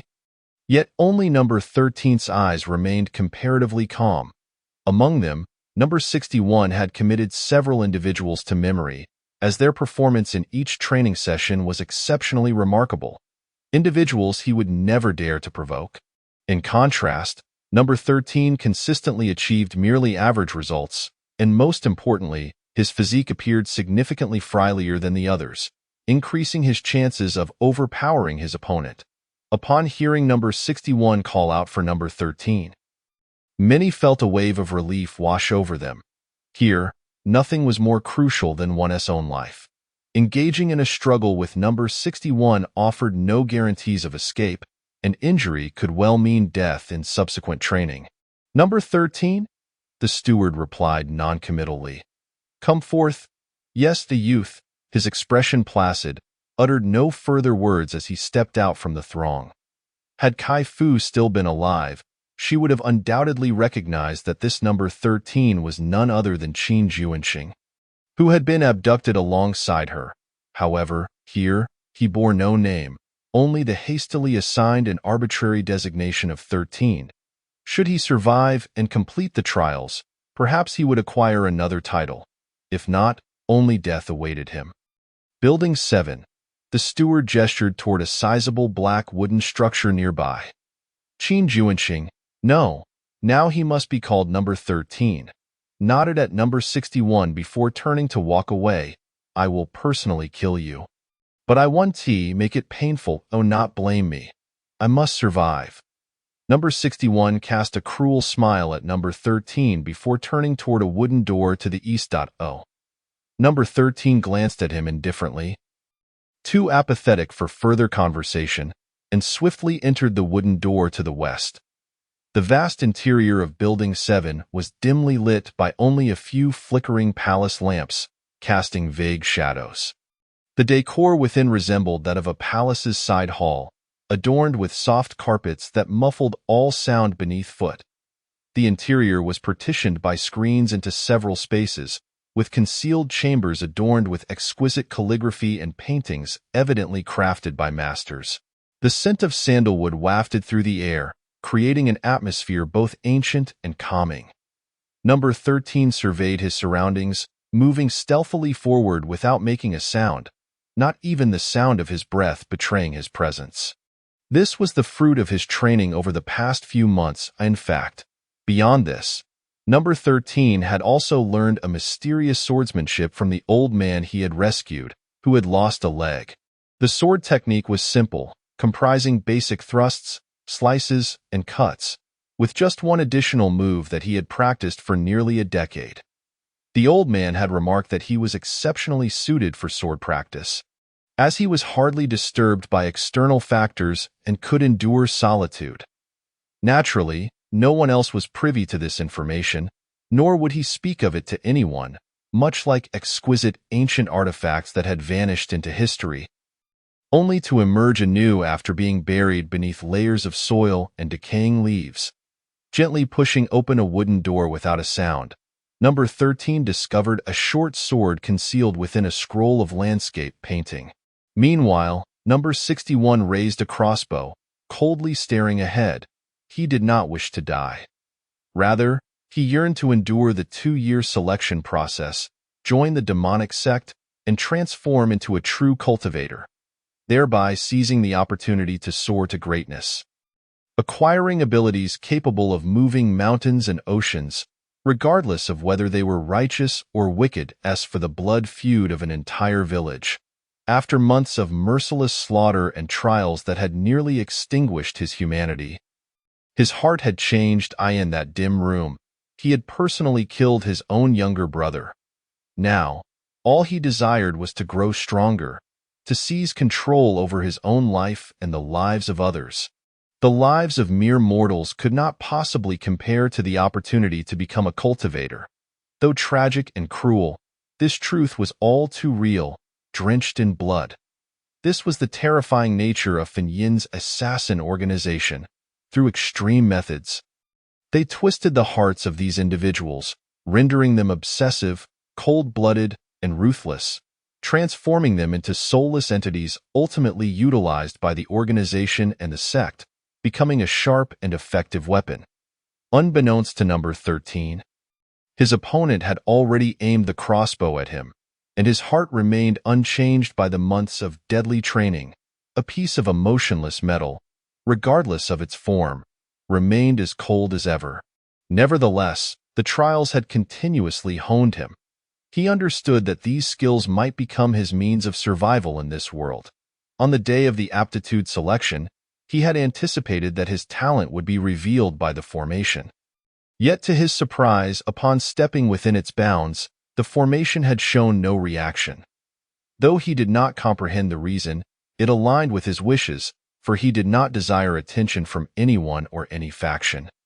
Not even the demonic sect. He was acutely aware that in such sects, the more one sought to gain, the more one risked losing. Above all, it was freedom that mattered. He had witnessed the boy with the extraordinary physique being marked with a soul imprint by an outer sect elder of Fun'in. Knowing that unless he surpassed the elder in cultivation, he would forever remain a dog bound by another. Moreover, how could that elder allow him to break free so easily?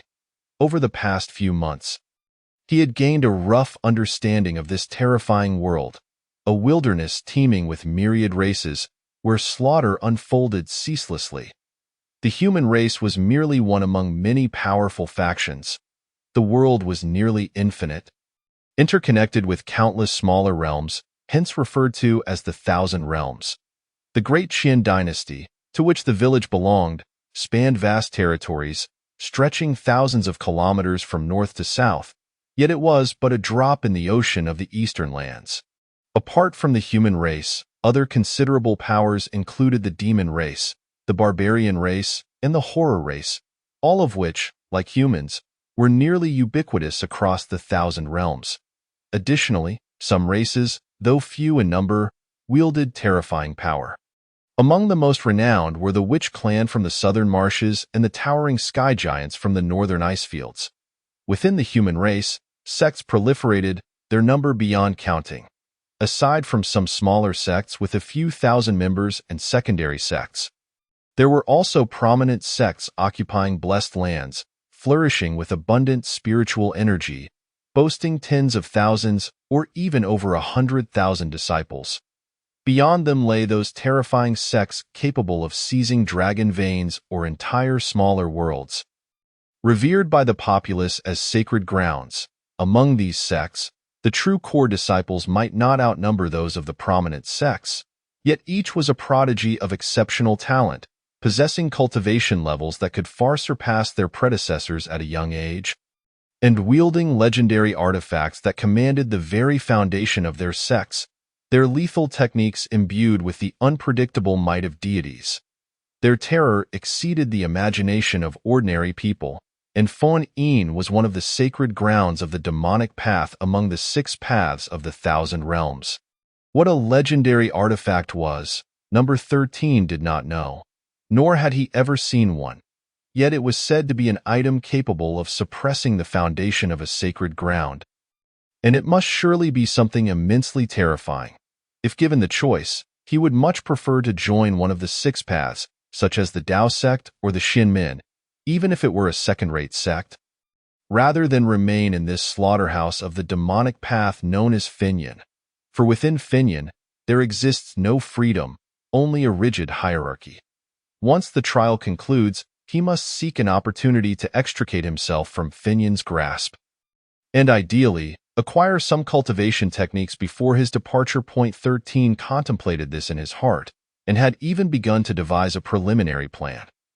However, at this moment, it was far more crucial to absorb as much knowledge as possible over the next 2 years to fortify himself. For should Finyan or its subordinate organizations discover his treachery, he would be met with relentless pursuit, not ceasing until his demise, as the sanctity of the holy ground would not tolerate provocation, especially not from a place like Finyan, where slaughter is the dominant theme.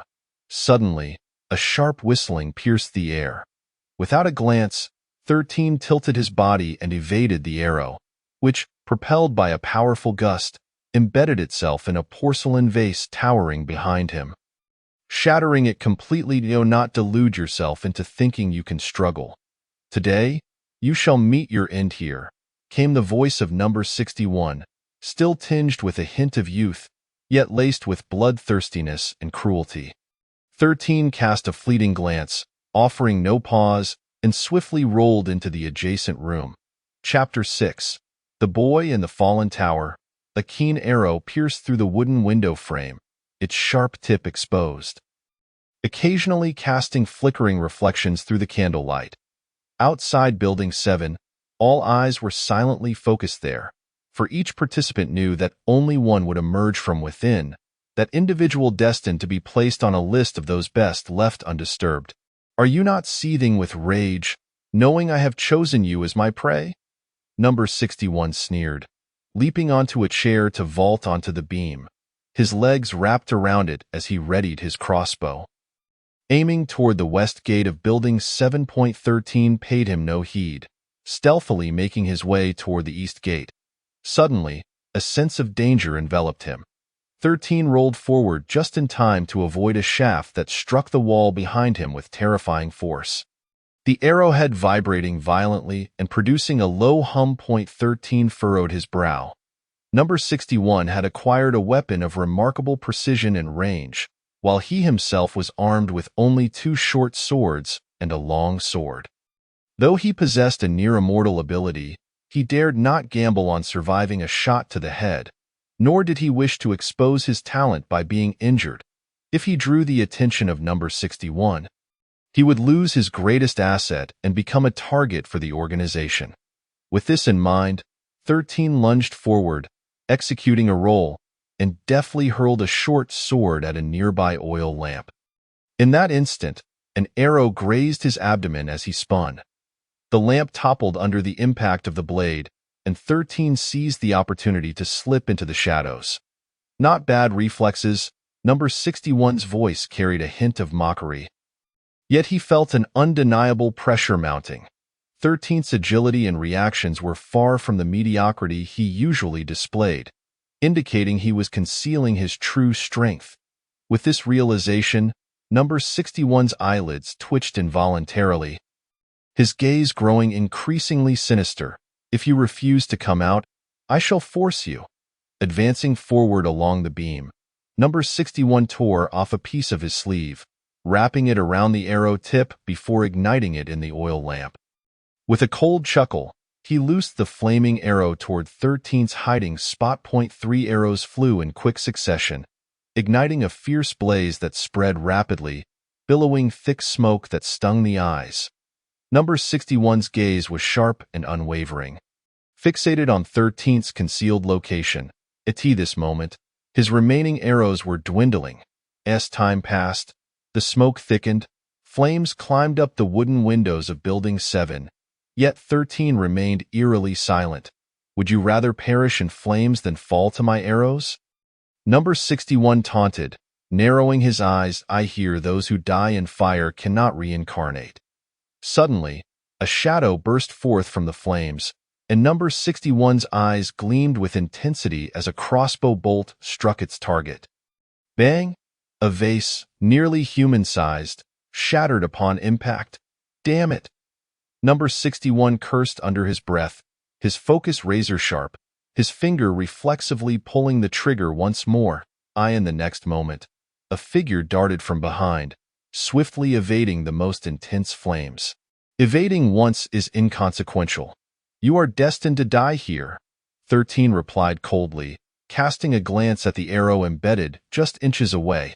If he had observed correctly, Number 61 was left with only 1 crossbow bolt. Tightening his grip on the long sword, 13 surged forth from his hiding place, flinging the short sword toward Number 61. A cold smirk curled on Number 61's lips as he ignored the incoming blade, calmly preparing to fire. Meanwhile, as 13 released the short sword, he swiftly dodged left, then executed a sudden rightward maneuver. Damn it!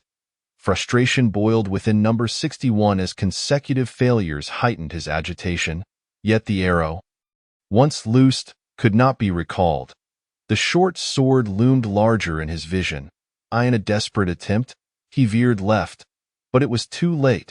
The blade flashed like a specter and severed his ear. Ah!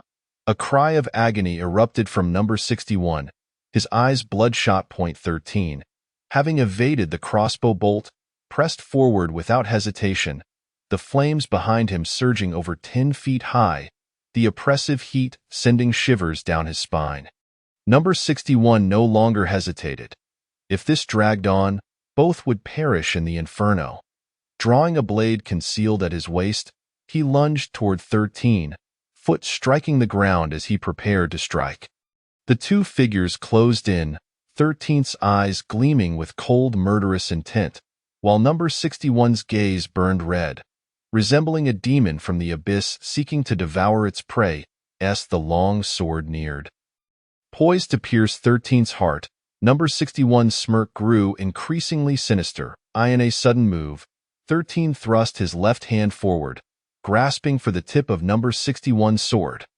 The blade pierced through 13's palm in an instant. Yet he did not falter.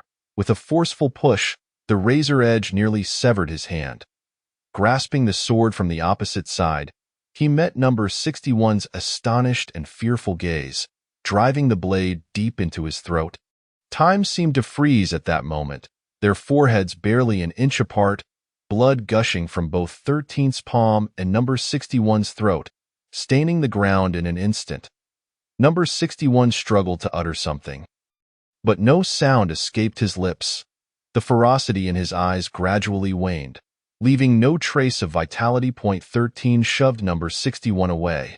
The long sword remained firmly grasped in the fallen one's hand, extracting itself from 13's palm as the body collapsed. That moment, his left hand, starting from the palm, had split through the middle and ring fingers. Such excessive chatter, 13 muttered, casting a glance at number 61. Grabbing his collar, he forcefully tossed the young corpse into the air, blood spraying as it fell heavily into the raging flames, sending waves of heat surging. Lowering his head, 13 surveyed his left hand. The wound was already beginning to heal. After flexing his fingers, he performed a flourish with his sword, waiting a moment until the injury became less conspicuous before departing Building 7. He had chosen this method to eliminate number 61, not only to catch him off guard and disrupt his focus. After all, number 61 had not anticipated 13 would sacrifice a hand to seize his sword, but also because the inferno was spreading rapidly. The longer he delayed, the more he risked exposure. With a resounding crash, 13 pushed open the door, stepping out of Building 7, meeting the gazes of all present with indifference. After giving a nod to the steward, he melded into the crowd. Behind him, the beams collapsed with a thunderous roar, engulfing Building 7 in flames. A true man never looks back at an explosion. Unconsciously, all the youths participating in the selection parted to create a path, not for any other reason, but because having witnessed a life-and-death struggle. 13 remained utterly unfazed. Though his body was drenched in blood, a closer inspection revealed that aside from some charred and curled fabric, his clothes bore no damage. It was evident that the blood belonged entirely to number 61. The fact that 13 could slay number 61 without a scratch suggested his strength far exceeded what he had displayed. Among the 100 or so individuals present, all of whom had undergone extreme training, no one possessed poor eyesight. The weak had long since perished in prior trials. At that moment, the vast majority classified 13 as a being not to be trifled with, though this place was rife with slaughter and death. Unless given permission by the steward to engage in mortal combat, or like number 61, permitted to fight under the steward's consent, no one was allowed to privately eliminate fellow participants. Violators would face a brutally severe execution, for every life here no longer belonged to them.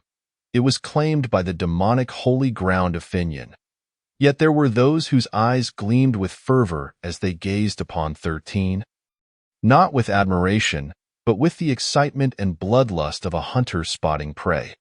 Should the opportunity arise, they would not hesitate to slay 13, for every individual here was destined to be a competitor. The steward squinted, appraising 13 from head to toe. No one could discern his true intentions.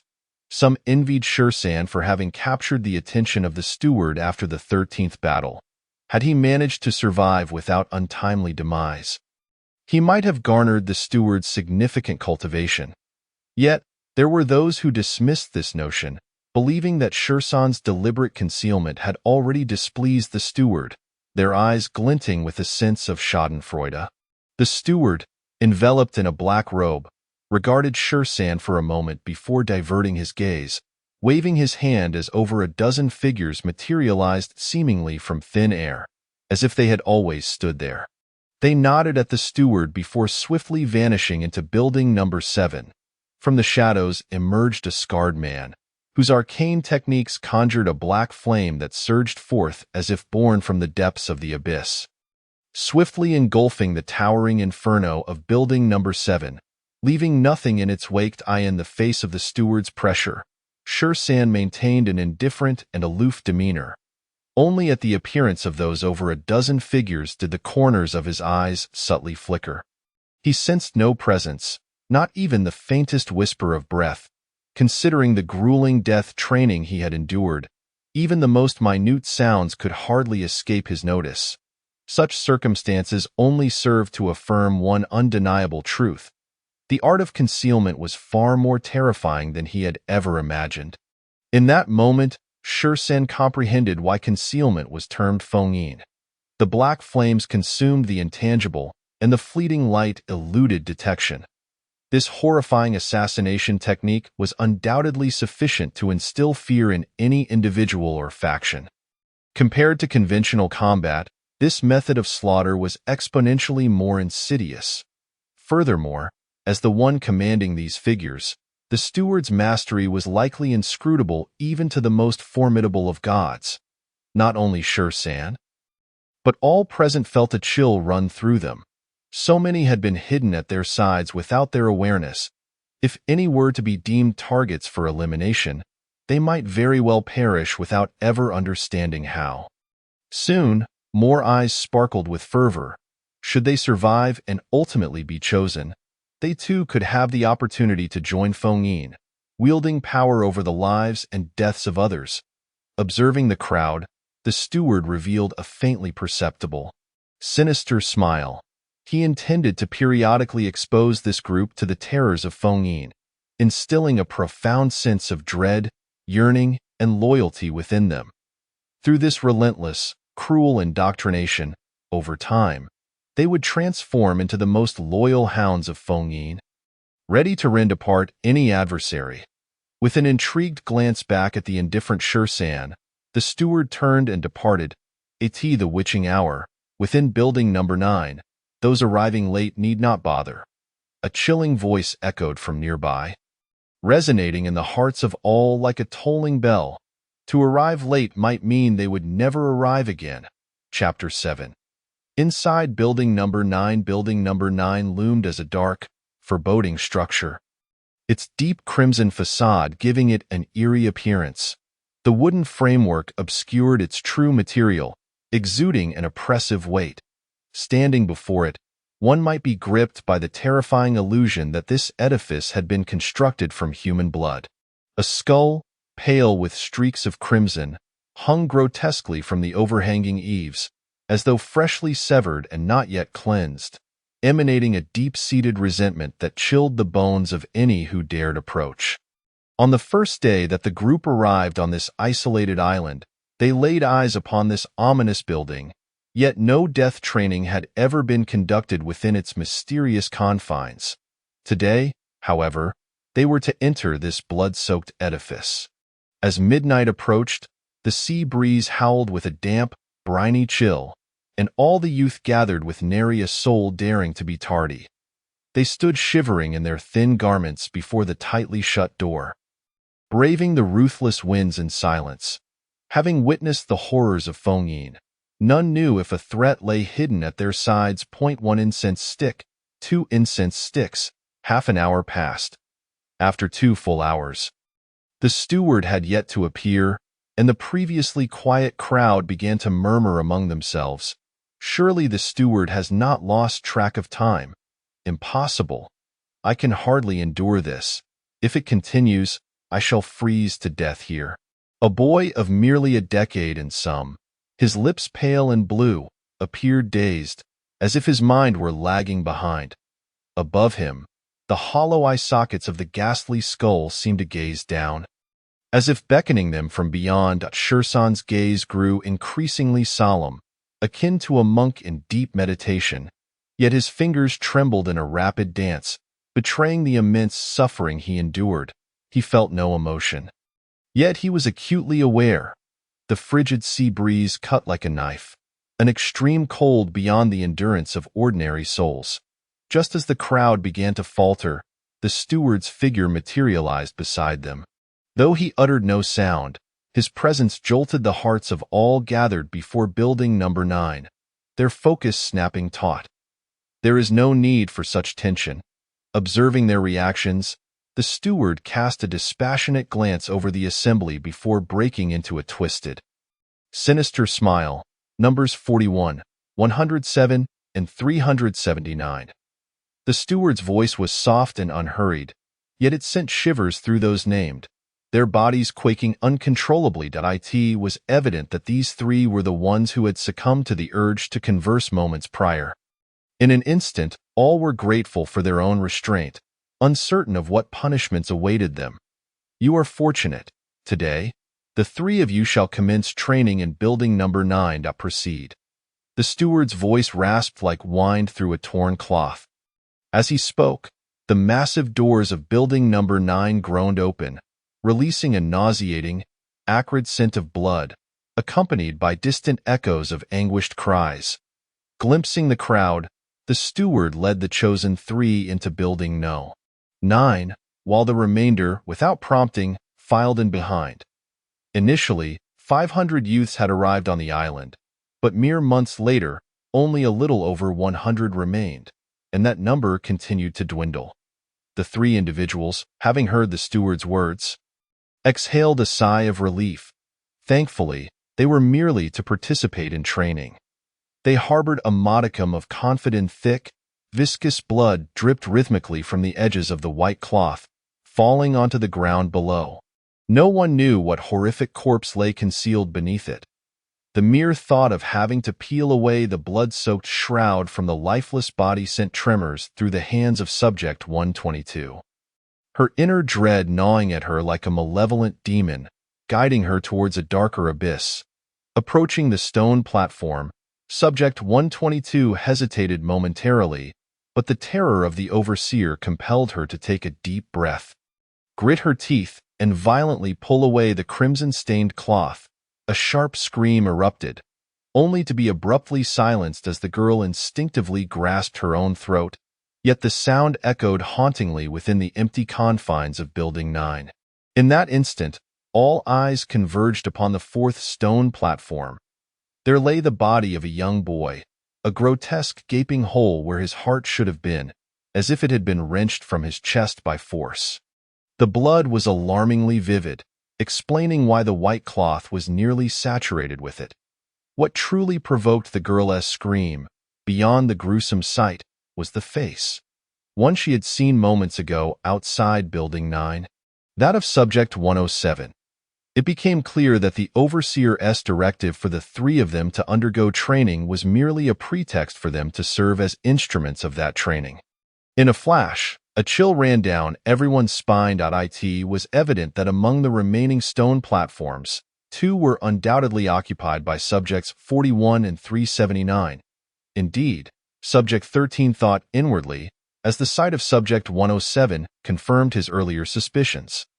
He had never believed that the cold-hearted and almost sadistic overseer would suddenly become benevolent, allowing just 3 individuals to participate in training. The current scenario was entirely consistent with his typical demeanor. Such a trivial spectacle can provoke a scream. Teske, it seems your training leaves much to be desired. A chilling, ethereal voice drifted from the side.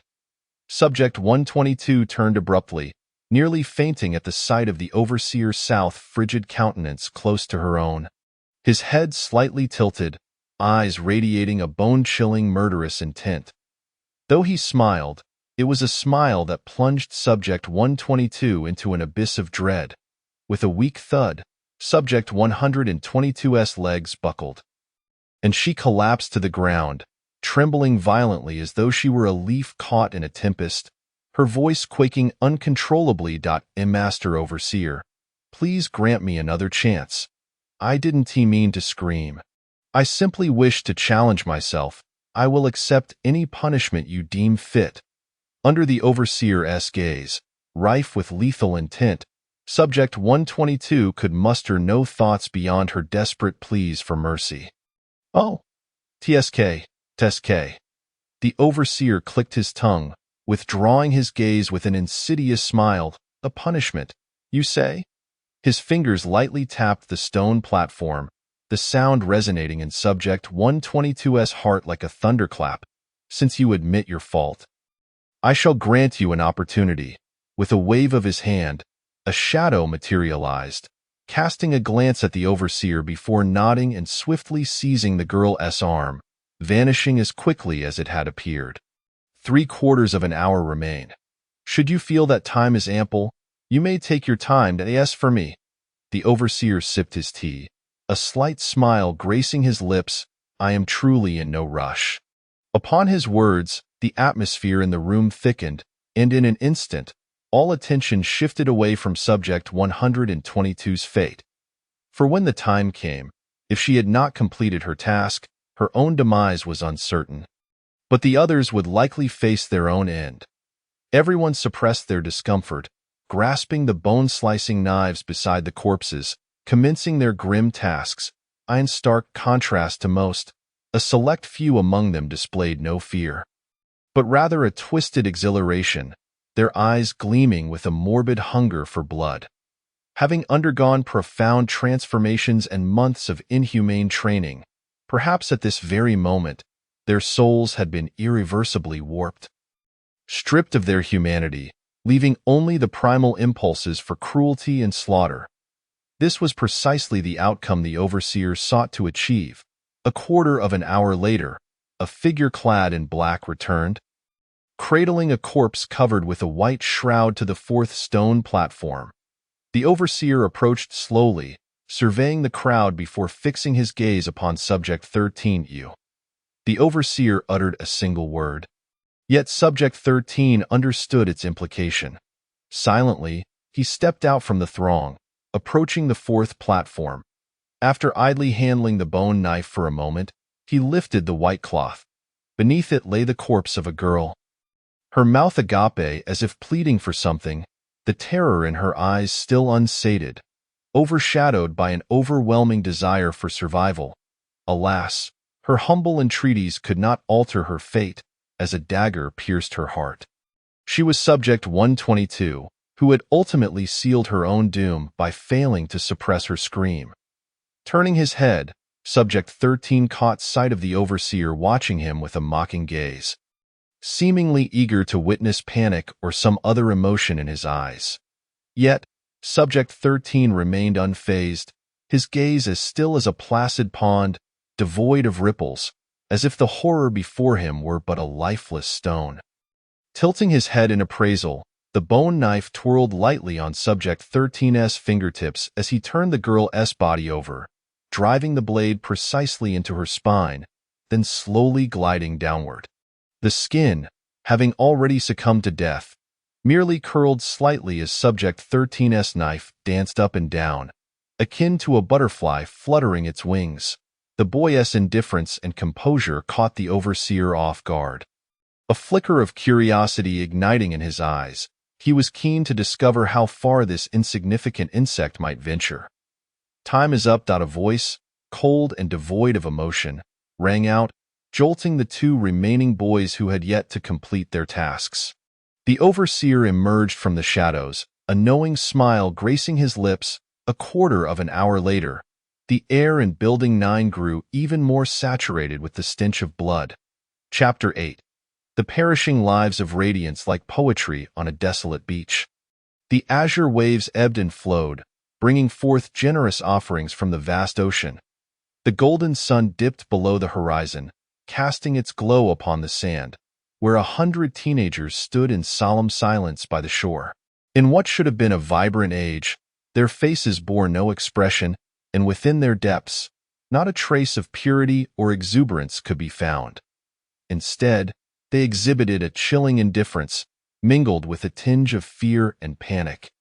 Alongside threads of pathological ferocity, it was as if their emotions had been largely excised, leaving behind a void of joy and wonder, even the simplest capacity for love and compassion, longing and aspiration. They no longer resembled living beings, but mere vessels marked by a string of cold numbers testifying to their existence. The moment they breathed their last, even these scant identifiers would be stripped away.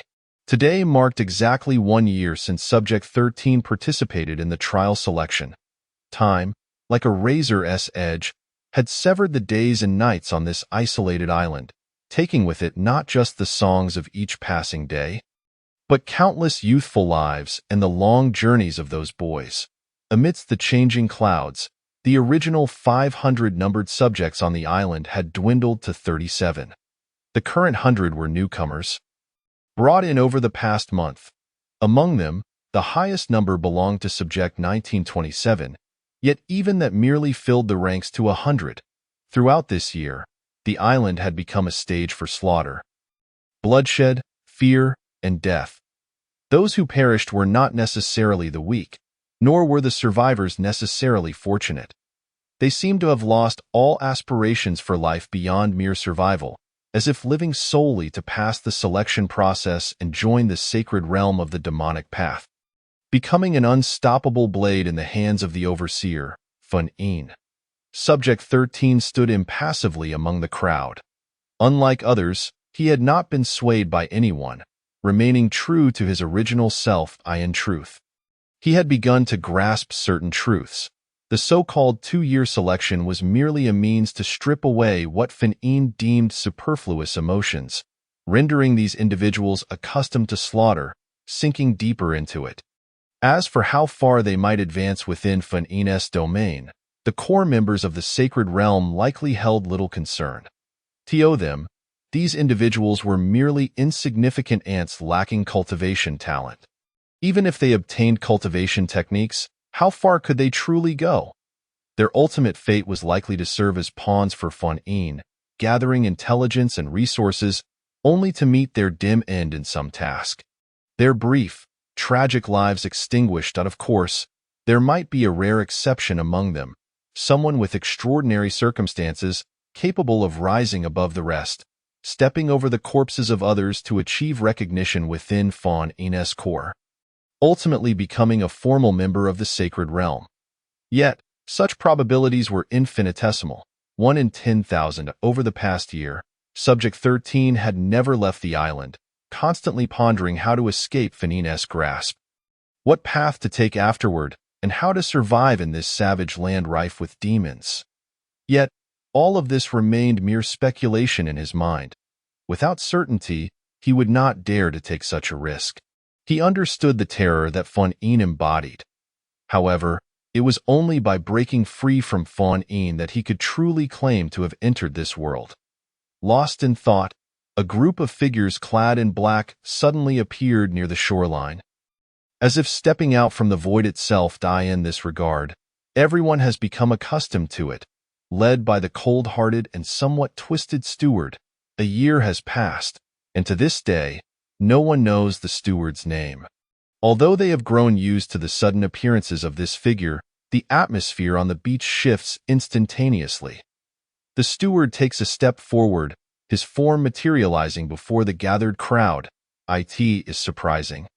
He remarks that this year, over 100 have managed to survive. A sudden grin spreads across his face, revealing a set of menacingly white teeth, a smile that tightens the hearts of those familiar with him. Originally, there was a task today, and those who completed it would receive the first volume of the burning concealment cultivation technique. The steward's unfinished words send a jolt through everyone.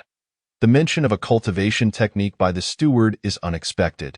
They have trained so frantically, striving to survive, not merely to avoid death, but primarily to join the burning concealment and embark on a path entirely distinct from that of mortals. Who would have imagined that? A year later, they could obtain a cultivation technique, and not just any technique, but one from a sacred realm. In that moment, many hearts race with excitement, their previously indifferent eyes now glinting with fervor. However, the steward's prolonged speech begins to cool their fervor. Everyone recalls the steward's terrifying nature.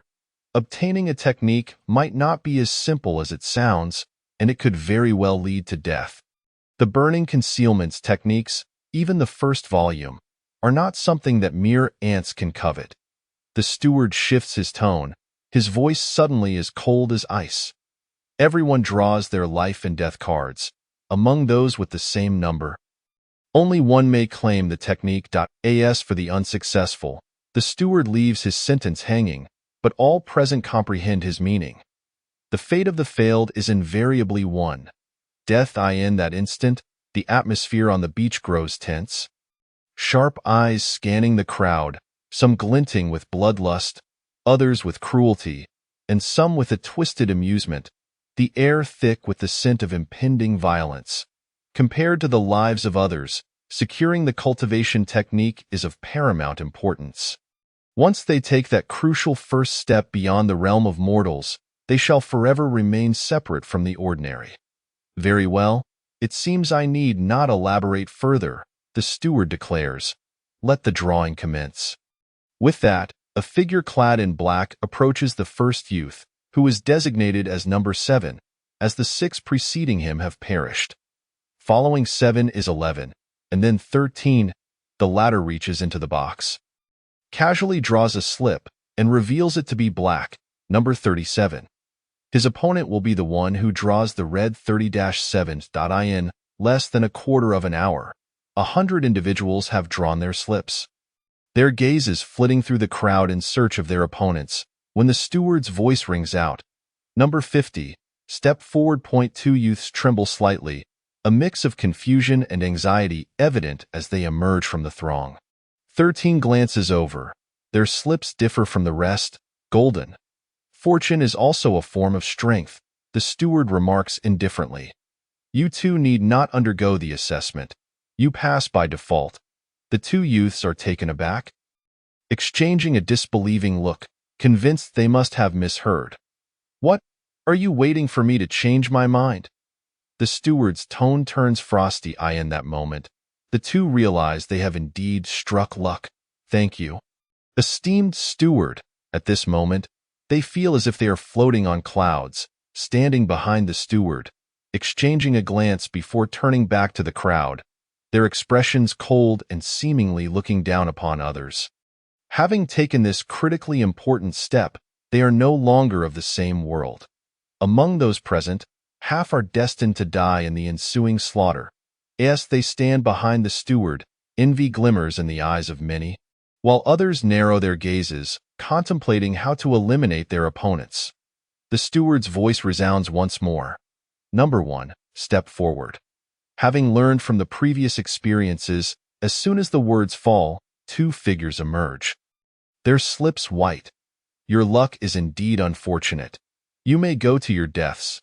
The 2 stand frozen, as though struck by lightning, but the steward shows no inclination to engage them further.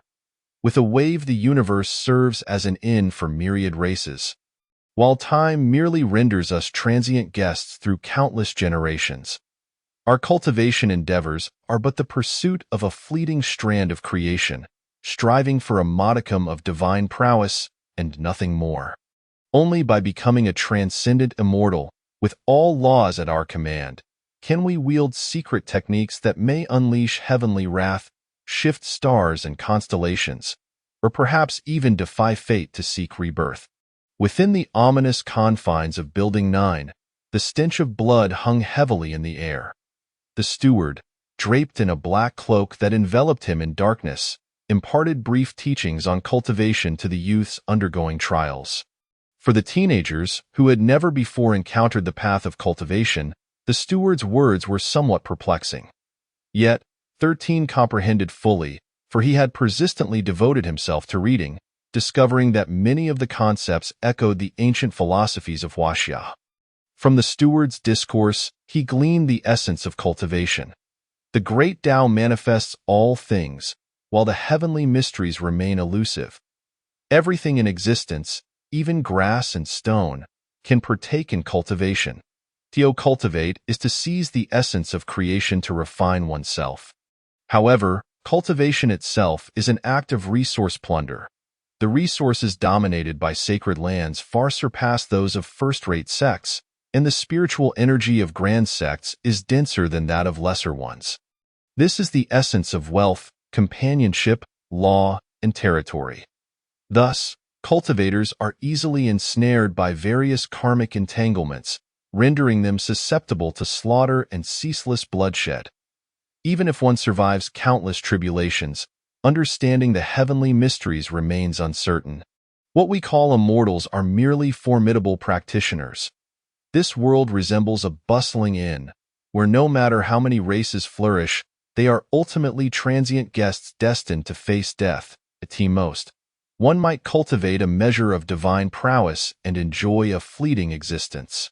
Only the legendary transcendent immortal mentioned by the steward holds a glimmer of hope, capable of disrupting heavenly mysteries with secret arts to shatter the bonds of life and death, thereby reliving a life anew. As for true immortals, they have never truly manifested throughout the ages. The steward swept a glance across the crowd, noting the confusion in many eyes, yet offered no further explanation. To him, these individuals, inherently of mediocre talent, were mere tools to be forged. Should a few manage to cultivate successfully from this, it would be nothing short of a miracle. With that, he tossed each individual a scroll, and upon opening it, 5 prominent characters leapt into view. The art of enlightenment and profound understanding. In an instant, the atmosphere within Building 9 intensified. Although no words were spoken, the brilliance igniting in their eyes and the trembling hands clutching the cultivation technique betrayed their inner excitement. Having extinguished all the beauty of humanity, becoming cruel, bloodthirsty, and obsessed, even forgetting the hatred of annihilation, was it not all for this day? After today, the chasm between mortals and immortals would be starkly evident. 13 clutched the technique, his eyes narrowing. With this scroll of cultivation, he should not have to worry about his practice for some time after shedding his previous identity. This scroll was the Sacred Land's secret transmission, the first volume of the art of enlightenment and profound understanding. As the others reveled in their immense joy, the steward's voice resonated chillingly, causing the air within Building 9 to thicken once more. This scroll contains the foundational methods for entering cultivation and the secrets of the first realm of self-cultivation. It is the cornerstone of our sacred land's life and death arts. As the steward spoke, his tone turned icy, as if echoing from the depths of the abyss, causing the temperature within the building to plummet. If anyone dares to divulge its contents in the future, he slowly rose. His eyes darkened with a foreboding menace, enveloping all in a shroud of terror. I shall make them aware that flaying skin and pulling tendons is merely the surface of my wrath. His palm clenched slowly, and a grim smile akin to that of a hellish specter emerged upon his face. At that moment, all felt a chill run down their spines, even forgetting to breathe. Despite the steward's ability to end their lives with a mere jest, they had never experienced such a suffocating terror. It was difficult to fathom the horrific punishment that awaited for the betrayal of the technique. Should flaying and dismemberment be deemed merely superficial? 13 was momentarily stunned. Having never encountered cultivation, he was unaware of the true significance of the sacred land's secret techniques. These were the genuine scriptures of the earthly repository, incomparable to ordinary cultivation methods, a distinction as vast as that between the firefly and the bright moon. Only the earthly repository could guide each minor realm to its utmost potential, directly influencing a practitioner's future limits. Though he did not yet grasp the full value of the technique, the steward's words hinted at its profound significance. Furthermore, do not presume that receiving this technique grants you the status of belonging to my sacred land. The steward scoffed. Within 2 months, if you cannot draw the qi into your body, you are unworthy of this scroll. And unworthiness leads to but one fate, death. With that, the steward let out a cold laugh and vanished from Building 9, leaving behind a group of youths still reeling from the oppressive aura of death. The exhilaration and joy they had felt upon receiving the cultivation technique had completely evaporated. Moments later, as if awakening from a dream, they exchanged glances, the weight of the technique in their hands causing a tremor in their hearts. In 2 months, failing to complete the task would not only shatter their dreams of cultivation, but also threaten their very lives. Thus, no one dared to delay further, opening the art of enlightenment and profound understanding, studying it diligently by the light of the flames. Teo divide the primordial essence of yin and yang, to contend with the 12 celestial cycles. To navigate and circulate, leaving no gaps in the flow, Teo consume the spirit and return to the origin, expelling the old and absorbing the new, thus forming true essence. Teo cultivate in silence and achieve enlightenment. 13 held the scroll, initially reading it word for word. The art of enlightenment and profound understanding was indeed worthy of being the sacred land scripture. Within its concise 3,000 characters lay a profound and ethereal power, as if the words themselves were imbued with supreme truth. After several hours of contemplation, 13 felt neither fatigue nor discomfort. Instead, he found his mind increasingly clear and agile, as if his spiritual realm had been purified. This clarity was likely what it meant to have a clear spiritual platform. At that moment, he truly recognized the extraordinary and enigmatic nature of this scripture, sensing a connection with the cosmos. This profound sensation held immense benefits for practitioners, allowing them to draw closer to the great Tao, a testament to the depth of the sacred land's heritage. Such esoteric techniques, besides those in the sacred land, could only be found in a few elite sects that had persisted for millennia. As for the lesser sects, unless they concealed such knowledge from outsiders, they could not hope to safeguard such techniques. A single misstep could invite annihilation. According to the annotations within the manuscript, the essence of cultivation begins with refining the body through the infusion of qi, tempering the bones and sinews. The body is likened to a great furnace. With spiritual essence as water, the furnace's size and sturdiness determine the volume of water it can contain.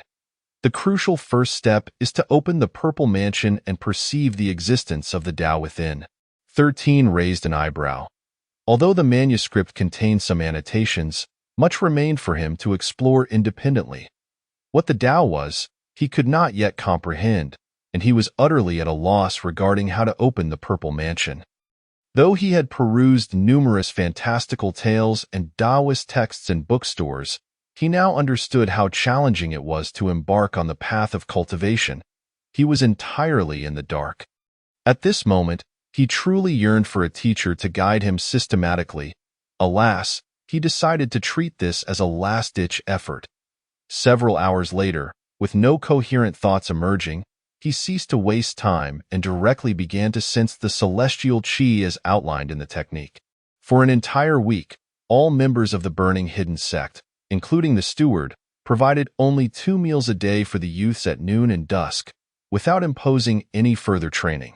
Each morning, before the crack of dawn, the youths would autonomously seek a secluded spot on the isolated island to meditate and absorb qi, driven by their own initiative. The looming threat of the executioner's blade hung over them. And none doubted the stewardess' words, as dawn broke. With the stars still faintly visible and the eastern horizon beginning to blush, the sea breeze was cuttingly cold, and the crashing waves echoed against the rocks below. 13 sat cross-legged on the edge of a cliff, engaged in meditation, marking the 3rd day since the steward's departure. With closed eyes, 13 followed the instructions of the art of enlightenment and profound understanding.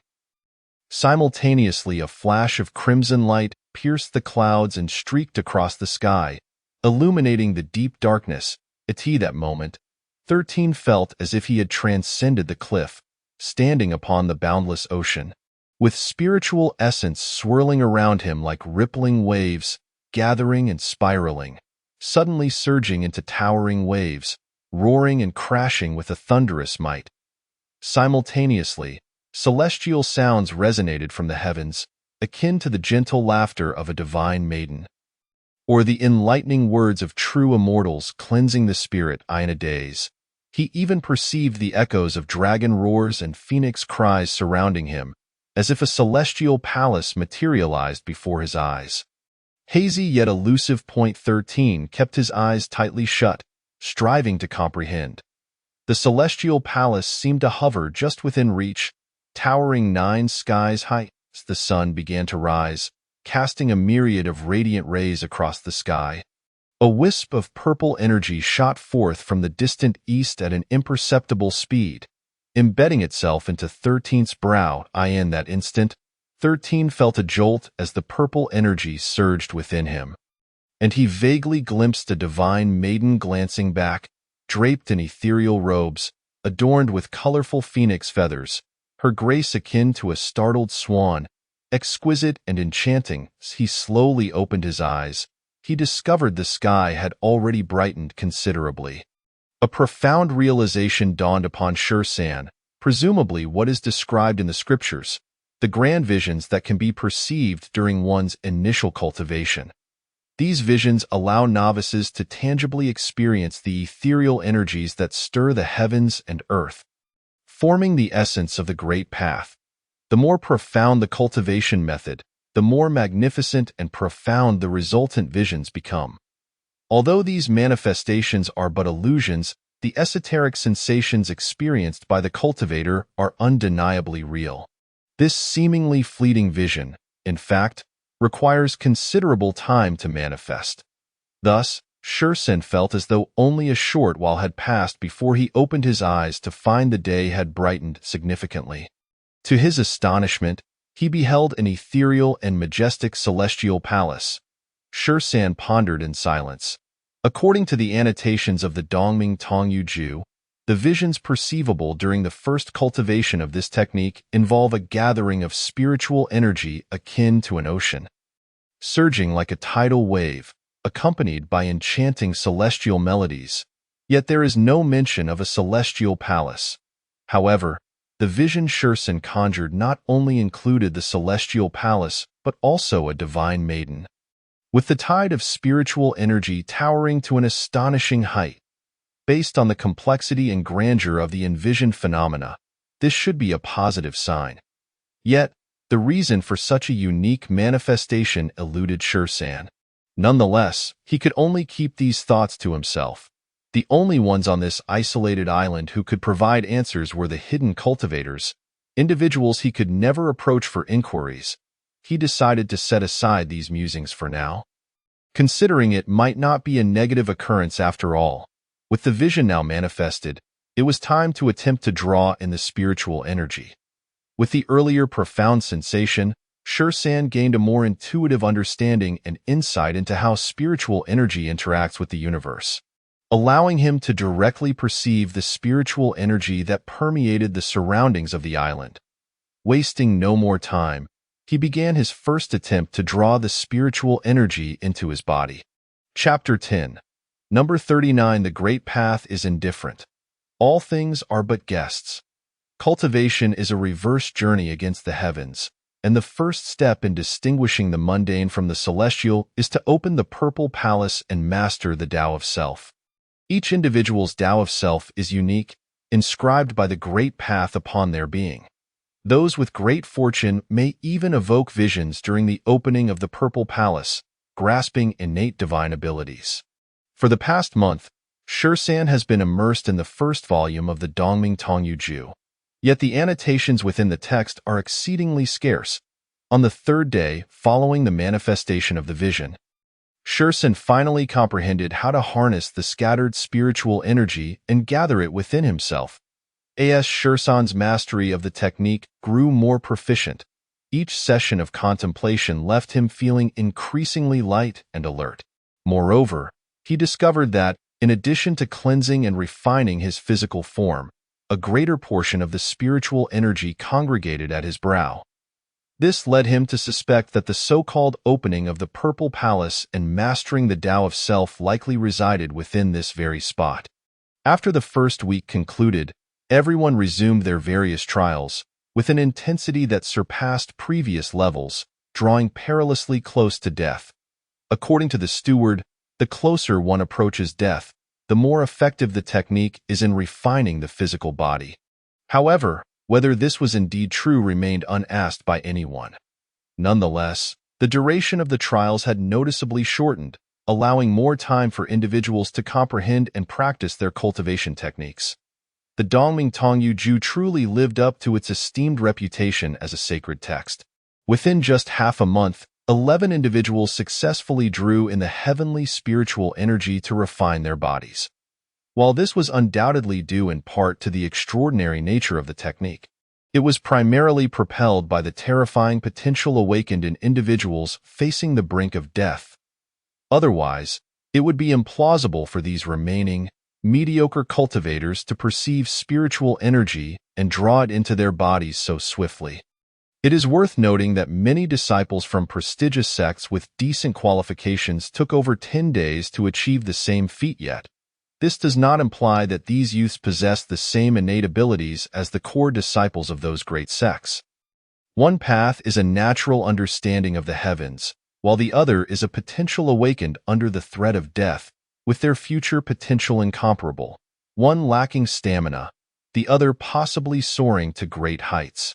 Of course, such a method of hastened growth holds little concern for the hidden cultivators, as they are not prioritized for cultivation but rather serve as expendable tools, unless among them lies an individual of great fortune.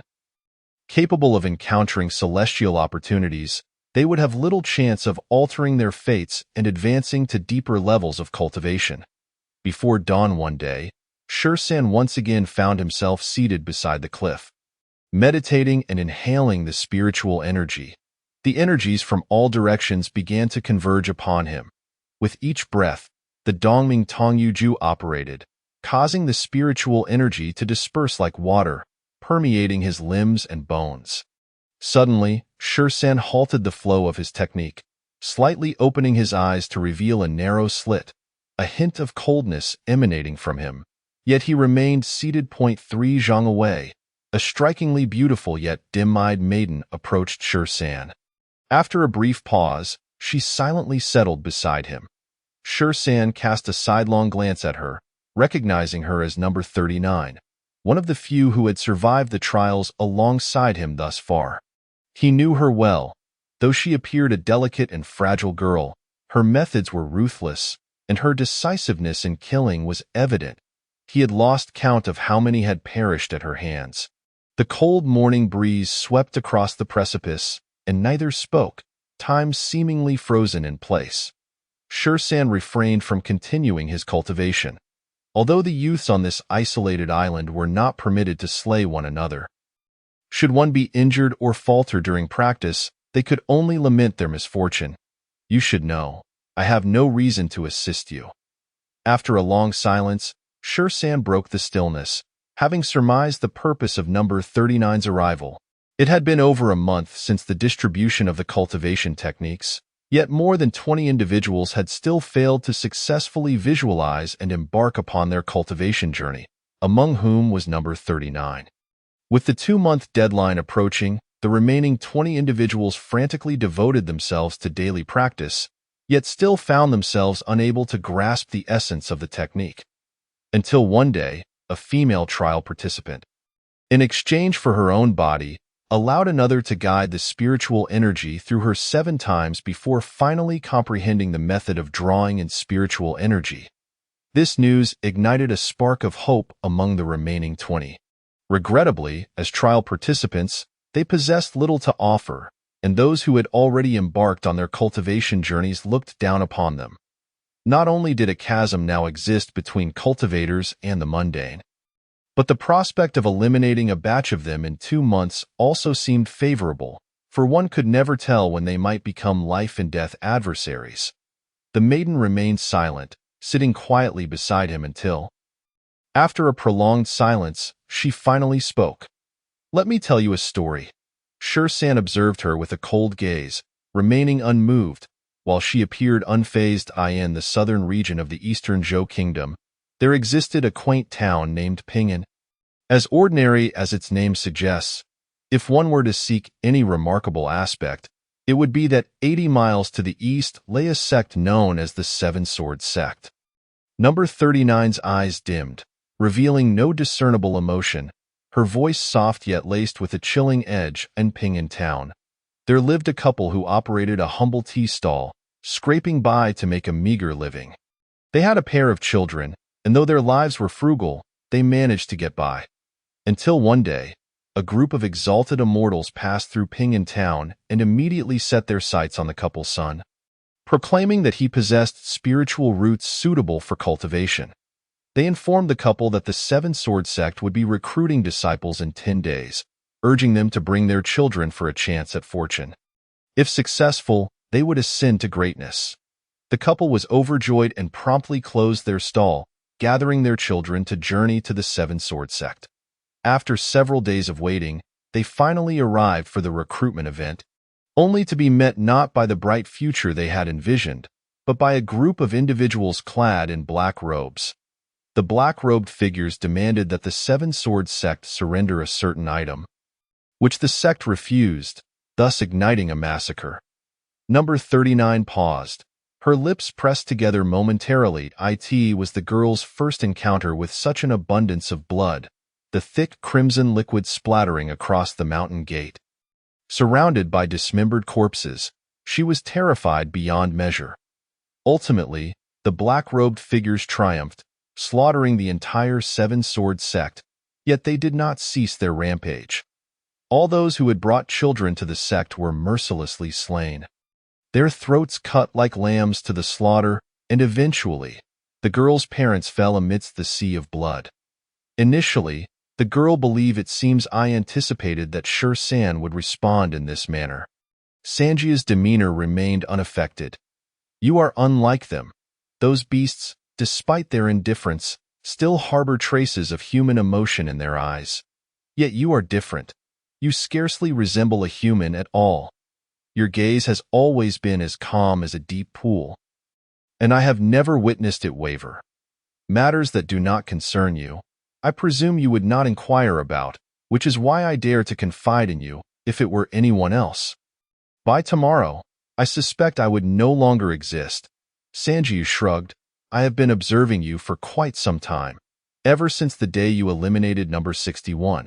Although I do not comprehend the reasons behind your concealment, it seems you must have some ulterior motive. The crux of the matter is, at this point," Sanji suddenly narrowed her eyes, unconsciously leaning back, "you are perilous, or rather, there exists an aura about you that instills a profound sense of danger within me. No, it is more accurately described as a feeling. This sensation differs markedly from that which I experienced with the steward, yet it surpasses it greatly. It is peculiar, difficult to articulate, akin to the certainty that should I confront you, it would be my demise. I cannot elucidate it, but I know it is palpably real. Although I am fully aware that you lack the steward's formidable power that commands fear, I cannot fathom why I possess such a feeling." "Your perception is erroneous," Sher-san replied, casting her a dispassionate glance. He held no belief in Sanjia's fanciful claims. "More dangerous than the steward. The steward's cultivation is unfathomable. Extinguishing him is akin to crushing an ant." "I know you will not believe me," Sanjia replied, raising her hands in surrender, "but I do believe it, for this is an innate gift of mine. This intuition has saved me countless times." Number 39 fixed her gaze upon Sher-san. "Earnest and solemn, my talent for cultivation may not match that of my elder brother. Yet this particular gift is one he is unaware of. Currently, there is no one else in this world who knows of it besides you." "And so?" Sher-san remained unmoved, yet Sanjia's words sparked an idea within him. "Save me, and from this day forth, all that I possess shall be yours." The damp, salty sea breeze swept over the cliff, returning to tranquility. No further words were exchanged, as if two statues sat in silent contemplation. A full quarter-hour elapsed before Shursan spoke again. "How can I trust you?" The emotionless, frigid gaze bore into Sanjiu's pupils, prompting her to fall silent for a moment. Gradually, she unfastened her clothing, and moments later, her garments lay strewn upon the ground, revealing a frail yet agile physique. "Save me, and from this day forth, all that I possess shall be yours." The same words, spoken without a shift in expression, as the biting sea wind ravaged every inch of Sanjiu's skin like a blade. Shursan observed silently as Sanjiu stood in the frigid wind, her slender form trembling increasingly. After another quarter-hour, just as her lips turned pale and she nearly lost consciousness, Shursan finally retrieved her garments and wrapped them around her. In that instant, the surrounding spiritual energy surged back like weary birds returning to their nests. Repeatedly washing over Sanjiu's body, a subtle smile graced the corner of the girl's lips, knowing she had made the right gamble this time, though not perish. The chilling voice of Shursan echoed in her ears. With her eyes closed in meditation, Sanjiu nodded slightly, comprehending Shursan's meaning. This was a transaction, trading the potential of a future for the certainty of survival in the present. Shursan regarded Sanjiu, lost in contemplation. He was unsure of the veracity of her words. This isolated island was rife with slaughter and deceit, where one would resort to any means to achieve their goals. He remained uncertain whether this girl could survive the trials. Yet he ultimately resolved to extend his assistance, as a new plan formed in his mind. More importantly, he was confident that even if Sanjiu betrayed today's promise, should they one day face one another with blades drawn, he possessed the ability to ensure the fulfillment of that promise through physical means. Not by any other measure, but because he could conjure visions in 3 days and draw energy into his body within 6 days. Such talent, according to the annotations in the scriptures, should have surpassed the majority of disciples in the great sacred lands, but of course, none were aware of this, not even the steward, for on the day he drew energy into his body, mysterious threads of purple energy emerged from an unknown source, concealing the traces of his spiritual refinement. It is known that once one begins cultivation, there will always be some fluctuations of spiritual energy, unless concealed by special means or cultivated to a level of profound depth, reverting to simplicity. Yet these strands of purple energy could be controlled by Shursan, masking the fluctuations of his spiritual energy, allowing him to appear as an ordinary mortal. Thus, he eluded the steward's scrutiny, revealing his progress only on the 27th day, for he had no desire to attract undue attention from Feng Yin.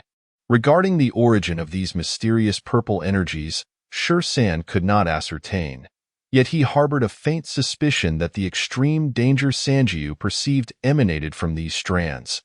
This realization prompted him to remain vigilant, constantly monitoring the fluctuations of the purple energy. Time passed gradually, and Sanjiu's complexion began to regain its rosy hue. This was the benefit of cultivation, as the spiritual energy refined her flesh, rendering her less susceptible to the harshness of the elements. 2 full hours later, Shursan suddenly sensed a disturbance in the surrounding spiritual energy. "Now, the outcome lies in your hands," he announced, ceasing his cultivation and calmly observing Sanjiu. From the expression of surprise and confusion, as if she were lost, he understood that number 39 had glimpsed her envisioned manifestation. Casting a glance at the girl, he offered no further comment, returning to his meditative posture while mentally devising new strategies. Chapter 11. Departure from the island. A series of piercing, heart-wrenching screams shattered the silence, blending terror with a hint of sorrow. This agonizing process continued for a full hour, sending chills down spine. The steward let out a cold sneer, his hands weaving an exceedingly intricate spell. Dark rays of light flickered from his fingertips, morphing into grotesque, twisted faces of vengeful spirits, each emanating a palpable aura of resentment. In an instant, anguished and chilling wails echoed around them, as if they had been thrust into the depths of a hellish abyss. With a mere flick of his finger, crimson light erupted from the swirling dark mist, the eyes of the ghastly visages turning a furious scarlet. Surging violently into the bodies of the onlookers. 13 felt an icy wind rush into him, and a specter charged towards his heart. It was evident that this was one of the sinister techniques employed by the steward to manipulate others. 13 did not wish to resist, nor did he dare to, for he lacked the strength to do so. He could only allow this malevolent sorcery to surge towards his heart. Of course, you may attempt to flee. The steward proclaimed, "This technique is known as heart-devouring vengeful spirit. As soon as I direct my thoughts, these vengeful spirits will consume your lifeblood to activate the spell, leading you to a demise of unfathomable agony. Do not delude yourselves into thinking that your meager cultivation can dispel this technique, unless I intervene, or you perish, in which case the vengeful spirits will dissipate." As the steward finished speaking, the vengeful spirit was on the verge of colliding with 13's heart. In that critical moment, an unexpected change occurred. The purple energy that had long been concealed within his spine surged forth, racing towards the ghastly visage. The spirit's face contorted in terror, as if overcome by an indescribable dread. Halting abruptly before 13's heart, too frightened to advance, 13's mind raced. The purple energy exhibited a remarkable ability to restrain the vengeful spirit, potentially capable of obliterating this sinister technique. Yet, he dared not gamble on whether the spirit might suddenly vanish. Alerting the steward to his awareness in a flash, 13 forcibly reined in the extraordinary power that sought to strangle the vengeful spirit, redirecting the purple energy to bind it, halting it before his pulsating heart. Throughout this process, he discreetly monitored the steward, prepared to release the spirit should he detect even the slightest hint of suspicion in the steward's gaze. Fortunately, the steward seemed oblivious to any irregularity. Of course, it was also possible the steward had noticed but feigned ignorance. However, upon reflection, 13 regarded himself as insignificant in the steward's eyes, akin to an ant, realizing there was little merit in toying with him. Thus concluding he had indeed made the right wager. At the same time, 13's focus on the purple energy intensified. A force capable of effortlessly controlling the steward's sorcery must surely be of a much higher caliber than the vengeful spirit, rendering it so intimidated that it lacked the courage to resist. It became increasingly imperative to uncover the nature of this mysterious purple energy. The expressions of the assembled youths were etched with pain, and 13's brow furrowed. His face contorted as he pressed his trembling left hand against his heart. After more than a year of rigorous training steeped in bloodshed and deceit, he had mastered the art of disguise. In the stillness of the night, the youths dispersed to their usual meditation spots, awaiting the dawn. Tomorrow, they would embark on their inaugural mission beyond this isolated island. On this peculiar night, none exhibited a trace of complacency. For the price of laxity could very well be their lives. 13 sat silently at the edge of a cliff, and shortly thereafter, the silhouette of 39 emerged from the shadows of the night. She approached and settled beside him, both remaining silent. Ever since that night when 13 had introduced 39 to the path of cultivation, she had returned to this spot each evening. The night slipped away like a gentle breeze caressing willow branches. Quietly fading, the stars shifted, and the blood-red moon gradually dimmed, as a faint light began to glow on the horizon. "If I am not mistaken, during the day you were merely pretending," 39 broke the silence. Her voice barely above a whisper, yet it reached 13's ears with clarity. A surge of murderous intent ignited within him. 13's eyes flew open, sharp as blades, coldly fixated on the girl before him. 39 remained with her eyes shut, seemingly oblivious to the tension. "I wish to convey a single truth. My promise, from this day forth, all that I am, including my life, belongs to you." AS-13's murderous intent intensified. 39's voice resonated softly through the air. After a moment, the murderous aura receded like a receding tide, as if it had never existed, and 13 slowly closed his eyes, awaiting the arrival of dawn. At the break of day, all gathered before the ominous Building 9. Standing there once more, the group felt no hint of the trembling they had experienced during their first encounter. Perhaps they had grown accustomed to it, or perhaps they had simply become numb. 13 stood at the forefront, a statue of stillness, while 39 stood beside him. Recently, 17 had met a grim fate, reduced to a mere husk for failing to draw in energy. Henceforth, from 14 to 38, all had perished. The silence did not linger for long. Suddenly, a deep rumble pierced the air from the east. 13 turned to see a large black warship slicing through the sky with the wind at its back. Upon closer inspection, the vessel was entirely ebony, reminiscent of the warships crafted during the Ming Dynasty, yet uniquely, it sailed through the heavens. Intricate patterns, incomprehensible to him, adorned its hull, and a towering sail bore the image of a blood-red demonic blade, billowing with an overwhelming aura of death. This was the hallmark artifact of the sacred land, known as Wuxing, which had claimed the lives of countless formidable beings across the realms, instilling terror in every corner. Though it was merely a single ship, it exuded a terrifying presence akin to an army of 1,000.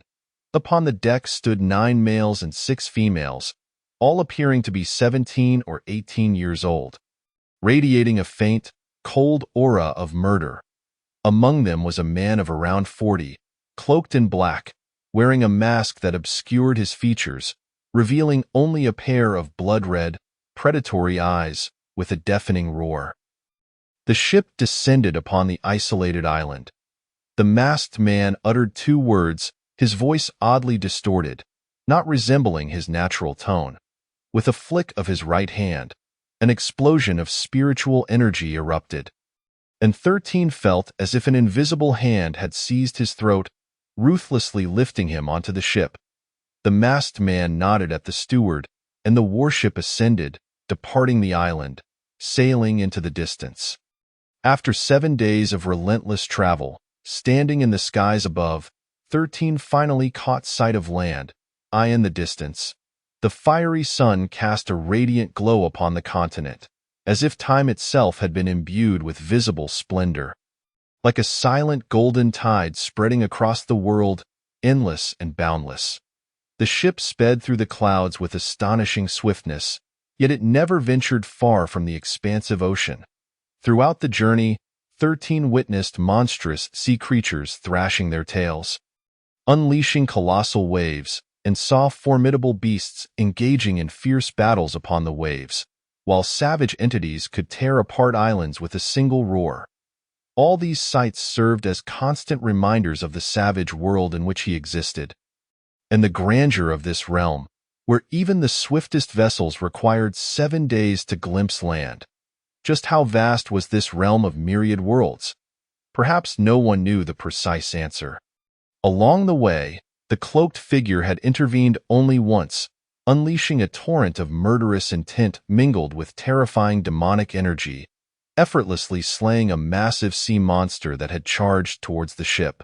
13 had no clear notion of the stewardess' strength, but witnessing the black-robed man's prowess made him feel like an insignificant insect in the eyes of a ferocious beast. Utterly inconsequential, easily crushed. Yet, 13 remained unaware that such terrifying strength was a privilege of the sacred land, not a mere manifestation of cultivation level. Ahead lay the boundary of the Tianxiang dynasty, Jifeng, Yindao, Gowen, and Miameng. You 4 each lead a small team to seal off the Pei family. Allow not a single bird to escape. The rest will infiltrate the Pei family, retrieve the jade tube, and eradicate their entire lineage. The warship descended upon a hillside 40 miles from the capital of the Tianxiang dynasty. The Pei family referred to the minister's residence, with the head of the family bearing the surname Pei. 13 was unaware of the contents of the jade tube, Nor did he understand the necessity of annihilating their entire clan. As an assassin, he only needed to know the time, location, and target. The reasons were of little consequence. Understood. The 15 individuals bowed in acknowledgement to the black-robed man, and 3 men and 1 woman stepped forward. Point 13 recognized that these names were not their true identities, but rather code names. As long as they lived, they could only use the designations bestowed upon them by the sacred land. Gowen approached the woman who had just been called. She appeared to be in her 20s, a time that should have been vibrant. Yet there was no trace of vitality in her cold, haunting gaze, only an icy aura of death.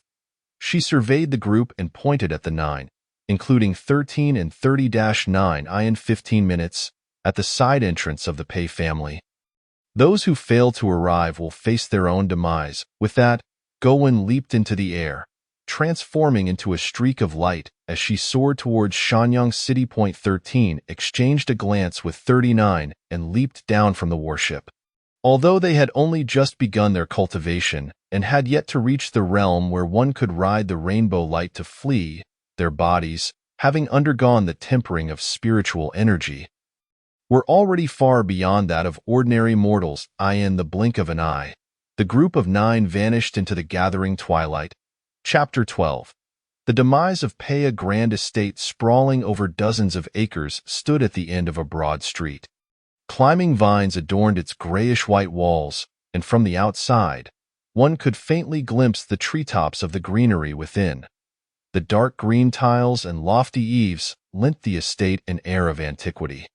Gazing down upon this secluded manor, one could see pavilions and small buildings arranged in an aesthetically pleasing manner, with winding corridors standing beside the water, crafted with exquisite ingenuity, despite the late hour. Flickering candlelight still illuminated various corners of the residence. Above the crimson main gate hung a gilded plaque inscribed with the words Pei Residence. Flanking the entrance, stone-carved dragons with outstretched claws squinted ominously, all of which underscored the estate's prominent status within the Tianxiang dynasty. Having been in this world for over a year, Shursan beheld a bustling city for the first time. As the capital of the Tianxiang dynasty, Shanyang City seemed to stretch endlessly. From a distance, 2 spacious streets, wide enough to accommodate 10 horse-drawn carriages side by side, intersected to divide the royal city into 4 districts. Rows of houses lined the main thoroughfare, and the distant sound of a watchman's drum echoed through the streets. At the farthest point, the majestic imperial city lay hidden within the crimson inner city, only the elegantly curved eaves of its palaces visible. Exuding an air of regal solemnity and mystery, a night breeze swept through, causing the lanterns hanging at the doorways to sway gently in the wind. A faint golden radiance lingered over the imperial city, as if a dragon lay concealed within, embodying a sense of righteousness. Shursan had never seen the illustrious capital of Luoyang or the ancestral home of Chang'an, which had graced the dreams of countless souls throughout Chinese history. Yet, in his eyes, Shanyang City was already a pinnacle of prosperity, with the long night veiling the royal city in a delicate, golden haze. It was hard to fathom what grandeur the Tian dynasty, far mightier than the current dynasty or the Holy Dynasty, which could stand toe-to-toe with the celestial doctrines, would possess. As the night deepened, a profound silence enveloped Shanyang City, akin to a slumbering youth, tranquil yet brimming with latent vitality. The Tianxiang dynasty, steeped in history for over 6 centuries, housed a royal family of cultivators, inheriting esoteric techniques and practicing earth-shattering spells. Many possessed formidable cultivation levels, subtly hinting at a trend toward emulating the Tian dynasty. However, amidst the thriving capital, the slumbering populace remained oblivious to the looming peril that had shrouded the Pei residence, the minister's estate. In an aura of deadly intent in a narrow alley, a vivid splash of blood stained the grayish-white wall. As 2 men dressed as servants knelt on the ground, their heads tilted back, with only scraps of flesh hanging from their necks. Their throats were brutally slashed, revealing a horrifying gash, blood shooting forth like arrows. Spraying several feet away, a grotesque and terrifying sight.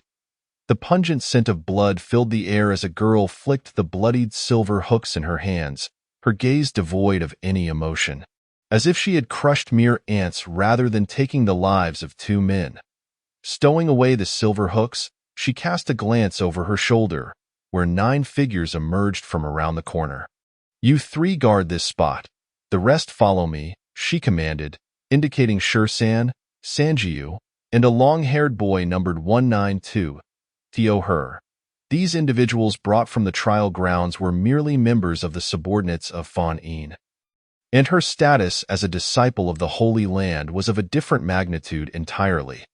Having spoken, the girl led the remaining 6 deeper into the alley, as the night grew increasingly somber. The darkness stretched on interminably, seemingly devoid of the dawn's light. The vicinity of the Pei residence lay in absolute stillness, the once peaceful capital now cloaked in a chilling aura of slaughter. A gust of wind swept through the alley, extinguishing the flickering candle flames and the lanterns hanging on the walls. The wisps of smoke dissipated, and the bloodstains on the wall faded into the shadows, rendering the alley hauntingly silent, where even the sound of a falling pin could be heard. Within the study of the minister's residence, an elderly man adorned in fine robes and with his hair styled in a topknot glanced out the window. His pen hesitated momentarily, as if sensing an ominous presence. He let out a soft sigh. "Intruders!" A piercing cry shattered the silence of the night, abruptly cut short before it could finish. Moments later, the sound of hurried footsteps surged toward the Pei residence from all directions, accompanied by anguished cries of women and children, mingled with the wails of infants. With a sudden eruption, flames shot skyward, the acrid scent of blood permeating the air. The surroundings of the Pei residence had transformed into a realm of slaughter. Everywhere one looked, torrents of crimson blood flowed, and lifeless bodies lay scattered across the ground. In the study, the elderly man's eyes burned with unrestrained fury and sorrow, yet he refrained from any outburst. Fully aware that rage would only cloud his reason, his face contorted, the high cheekbones betraying his clenched jaw, revealing the immense pain he bore within. He opened the door just as numerous family members and guards rushed toward the study. "Who are they?" the elder rasped, a glint of cold light flashing in his gaze. "It seems to be the commander of the guards." One of them stammered, panic evident in his eyes. "Speak," the elder barked with authority. It's Fawn Yin's people." At the mention of Fawn Een, the elder's body trembled slightly, his gaze becoming unfocused, the murderous intent in his eyes receding to be replaced by a shadow of despair and a bitter smile. His body quivered, as if aging a decade in an instant. Had it been mere common assassins, that would have been one thing, but to think that the Holy Land would send its own. The Tianxiang dynasty, while home to many cultivators, primarily consisted of casual practitioners aside from the royal family. Most came seeking fame to enhance their cultivation through the righteous aura of the dynasty. In comparison to the Holy Land, they inhabited 2 entirely different realms, with no basis for comparison, mere ephemeral beings. Even if the assailants were just a dozen disciples from the Holy Land accompanied by some fledgling killers, the royal family's cultivation was inherently distinct from that of the 6 paths. Only the emperor and a few martial generals possessed profound cultivation. The majority of the dynasty's practitioners were not particularly formidable. Even those from the Confucian sect who entered the world typically chose to cultivate within the Tian dynasty or the Holy Dynasty. The Pei family indeed held a prestigious position in the secular world. But in the eyes of great cultivators, especially those from the Holy Land, they were little more than ordinary mortals. "Flee. Whether we survive or not is a matter of fate," the elder lamented, his eyes reddening with helplessness and humiliation as he waved his hand indifferently. "But sir, you disperse." Without waiting for the commander of the guards to finish, the elder sighed and interrupted him. he had already begun to suspect the purpose of the attack. The commander of the guards fixed his gaze on the elder, his eyes welling with emotion as he turned away, suppressing the urge to weep. Moments later, with a sorrowful expression, he cast a deep glance at the elder, relinquished his weapon, knelt solemnly with his right hand pressing down on his left, and bowed deeply to the elder. Then, seizing his sword, his gaze turned steely, and with a swift motion, he charged back into the fray.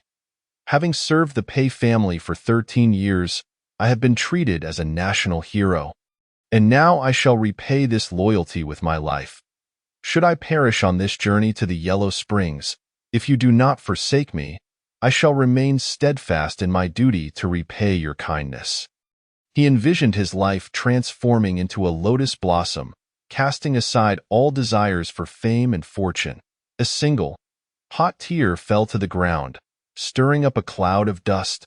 The elder watched him depart, his figure gradually disappearing into the darkness until it faded into a blend of gray and white, a solitary silhouette yet unwavering as he pressed onward with unwavering loyalty. In this life, the bond between master and servant had reached its end. "What shall we do now, my lord?" Over a dozen female relatives, accompanied by a girl, 2 boys, and a half-grown child, gazed at the elder with a mix of fear and hope. Faced with this sudden catastrophe, this man stood as the pillar of strength for the entire Pei family. Confronted with the anxious eyes of his family, the elder turned away, walking to a bookshelf where he activated a concealed mechanism. The mechanism whirred, and a compartment within the shelf reversed, revealing a jade writing tube. It seems the secret techniques of the Pei family have ultimately been exposed. An innocent man bears the burden of possessing treasures. Yet, I never anticipated it would draw the Holy Land's direct involvement. If our ancestors were to know, they would surely not blame me. With a heavy sigh, the elder solemnly placed the jade writing tube into the hands of a girl. "Jiqing, this jade writing tube is a treasured heirloom of the Pei family, concealing a secret technique. Ordinarily, only the head of the family may inherit it. However, with the annihilation of our clan imminent, among this generation, only you and Hunger possess the spiritual roots to comprehend the hidden techniques within. Hunger is still too young. Thus, this tube shall be entrusted to you. Unless you face death, do not let it fall into the wrong hands." "Grandfather," the girl glanced at the jade tube in her grasp, then raised her gaze to the elder, wanting to say more. "There is no time for delays. Remember what I have said," the elder sternly interrupted the girl. Then pressed the previously reversed compartment again, activating another hidden mechanism. To her astonishment, it revealed a second concealed door. "Old Sheen, take them away," the elderly man called out to his loyal servant, who had followed him for over 50 years. At that moment, the old servant's eyes were filled with tears, for he understood that the master was entrusting him with a heavy burden, a sign that others might soon perish. The sounds of shouting and slaughter grew ever closer. As the guards of the imperial city had detected the upheaval and were making their way here, alas, the assassins had already infiltrated the inner courtyard, and few members of the Pei family remained alive. The elder sat before a pearwood table, silently pouring himself a cup of tea, his mind filled with the haunting image of his granddaughter's final glance before entering the secret passage. The despair in her eyes was etched deeply into his memory, an indelible mark that he could not erase. Eventually, the cacophony of violence subsided. Moments later, the door to the study was pushed open, revealing 11 cloaked figures clad in black who entered silently, bringing with them an overwhelming scent of blood. The elderly man lifted his gaze to regard the intruders, his eyes devoid of fear or anger, as if he were a man who had come to accept his fate, quietly witnessing the final chapter of his life. After decades of navigating the treacherous waters of court politics and accumulating a lifetime of achievements, he resolved that if he must die, he would do so with dignity. If there was any regret, it was that he could not personally see his granddaughter, Jiqing, married with the traditional bridal procession, nor could he bestow upon her the joys of a proper union. Can you enlighten me on how you came to possess this information? The Pei family has long since secluded itself from the world of cultivation, hidden away in this city of Shangyang for 3 centuries. We have had no dealings with the realm of practitioners, nor has anyone pursued such arts since. How did you come to learn of it? Among the 11, a man in black stepped forward, approaching the table and extending his right hand. The elder regarded him for a moment before rising and activating a mechanism hidden within the bookshelf. Retrieving a jade pin holder which he tossed to the man, "Pei Winnie." The man in black uttered those 3 words, and upon hearing them, the elder visibly staggered, his eyes turning red with fury as he expelled a mouthful of blood.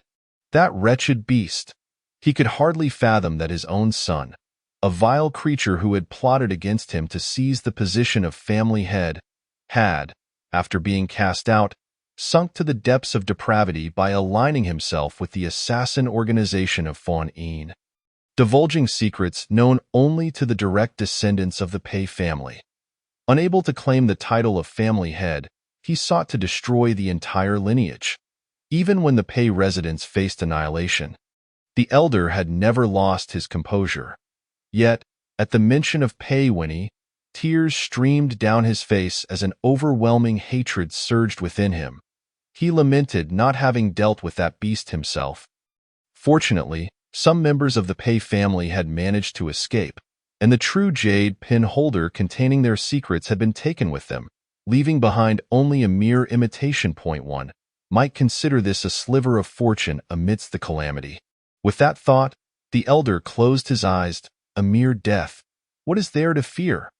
In an instant, a flash of cold steel cut through the air. The elder's head fell, blood splattering against the ceiling. In total, for the cold, lifeless gaze rendered Pei Jiqing breathless. Trembling, she fished out the jade tube from her bosom.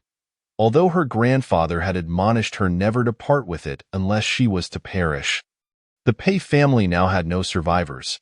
Should Shursan kill her, the tube would inevitably fall into the hands of her adversaries. Shursan glanced at the jade tube, but chose not to take it. What kind of secret art could it possibly be? Or rather, what was its name? It should be a form of disguise technique, a concept I merely overheard from my grandfather without ever delving deeper. Pei Jiqing bit her lip, her words laced with bitterness. Upon hearing the term disguise technique, a flicker of realization ignited within Shursan.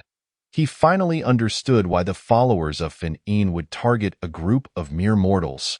Moreover, it was evident that the disguise technique, which had drawn the attention of the sacred land of Fan Yin, was anything but simple. For instance, the phrase unheard of was quietly etched into Shursan's mind.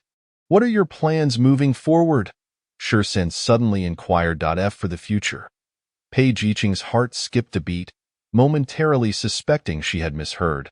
Could it be that this cold-blooded youth would truly spare her? I need a corpse that resembles her. Shursan abruptly turned his gaze to Sanjiu. Sanjiu nodded, comprehending Shursan's intent, and aware that some truths were not meant for her ears, promptly vanished into the night. Once Sanjiu had disappeared, Shursan sheathed his sword. Having acquired the answers he sought at that moment, a new scheme began to take shape in his mind. Regarding the Pei family's calamity, we each stand on opposite sides.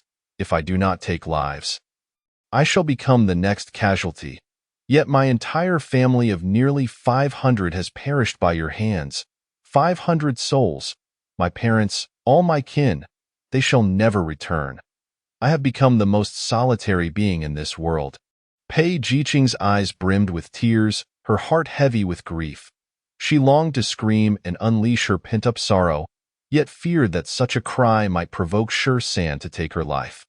Her delicate cheeks flushed a deep crimson, contorted with anguish. Shursan regarded the seemingly unhinged Pei Jiqing in silence, allowing her to vent her emotions before finally speaking. No one in this world knows loneliness better than I. That succinct statement tugged at Pei Jiqing's heartstrings, As though someone had gently pulled at Iti Shersan's eyes, there was no glimmer of warmth, resembling an ancient glacier, indifferent to the ebbs and flows of the world. At that moment, Pei Jiqing fell into a profound silence. "Do you wish for revenge?" Pei Jiqing's fingers involuntarily twitched. "What did you say? Revenge?" The young girl's face registered shock, initially thinking she had misheard, only to be enveloped by a sudden pallor. "I cannot avenge myself. I shall never have the chance." She was acutely aware of the nature of Fuan, having grown up as a scion of a powerful dynasty. Consequently, the thought of revenge felt utterly insurmountable, rendering her as insignificant as a speck of dust before the sacred land of demons. "If you seek an opportunity for vengeance, wait for me in the capital of the Da Qian dynasty. Master the secrets within the Jade Tube.as for how to reach there. That is your concern. Should you perish on the journey, it is but a misfortune of fate. If you survive and arrive at the capital, mark those 2 signs on the nearest tree south of the city gate. Upon seeing them, I shall leave my mark beneath yours.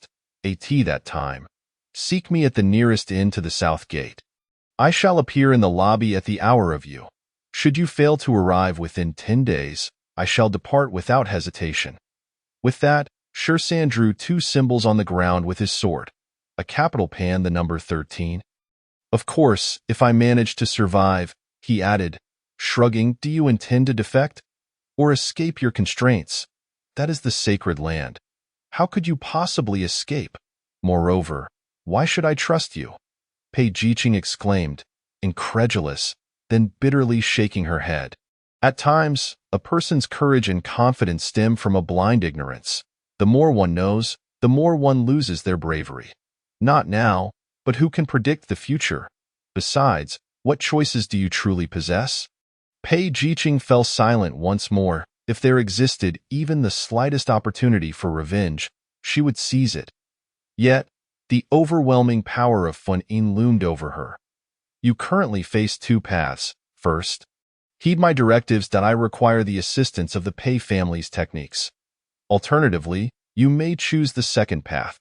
Shersan left his statement unfinished, but Pei Jiqing comprehended his implication. "Of course, you may opt to deceive me and flee, living the rest of your days like a rat, if that is your wish." Naturally, she longed to survive.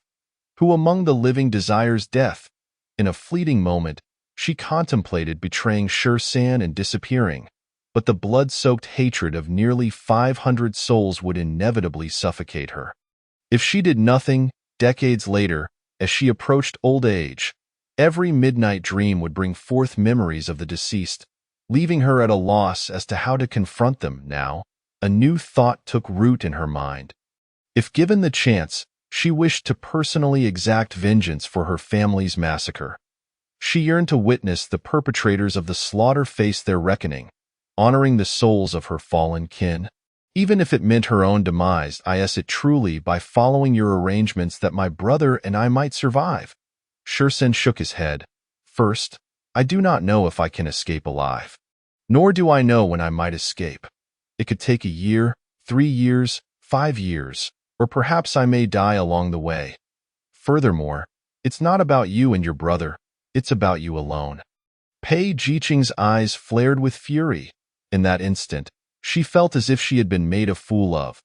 Without contemplating the consequences, she directed her rage at Shersan. However, before her voice could fully escape, Shersan's hand clamped tightly around her throat. "Listen closely. Your brother cannot survive. He is the legitimate heir of the Pei family.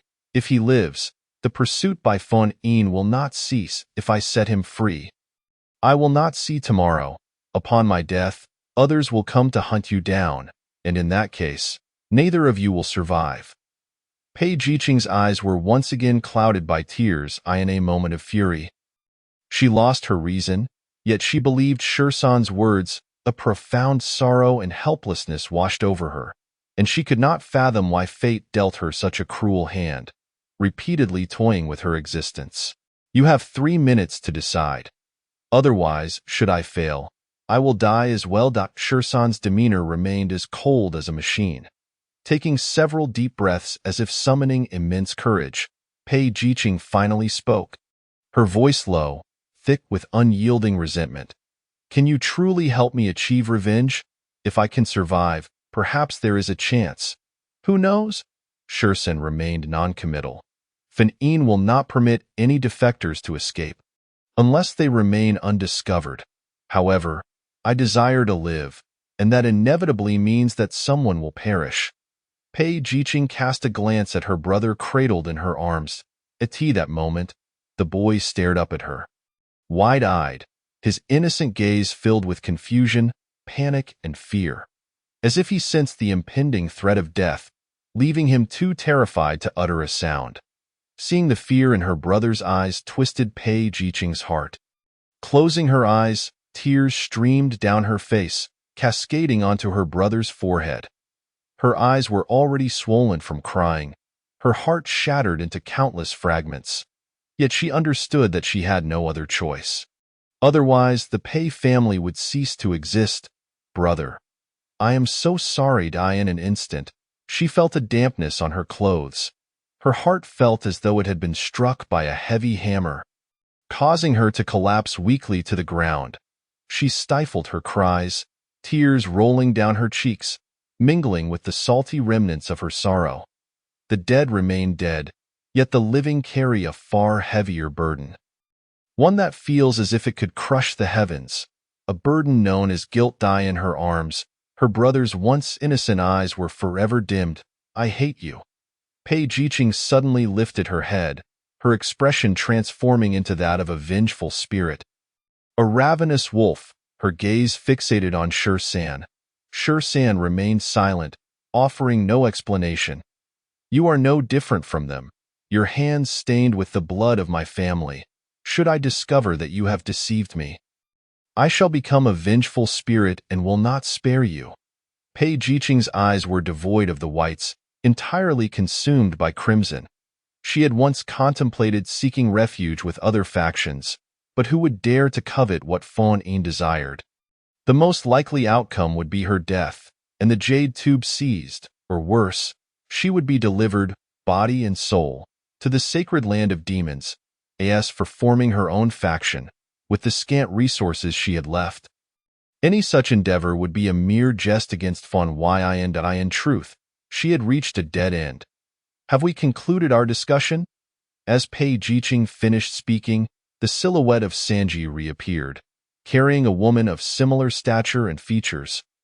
Now deeply unconscious, Shursan nodded, casting a dispassionate glance at Pei Jiqing. Strip her. With that, Shursan swiftly removed the outer garments of the woman Sanjiu had brought. Although Pei Jiqing understood the intentions of the two before her, the act of undressing in front of a young man left her feeling acutely uncomfortable, her cheeks ablaze with a mix of anger and shame. You have 2 minutes remaining, a voice devoid of any emotion emanated from Shursan, akin to the inexorable summons of death.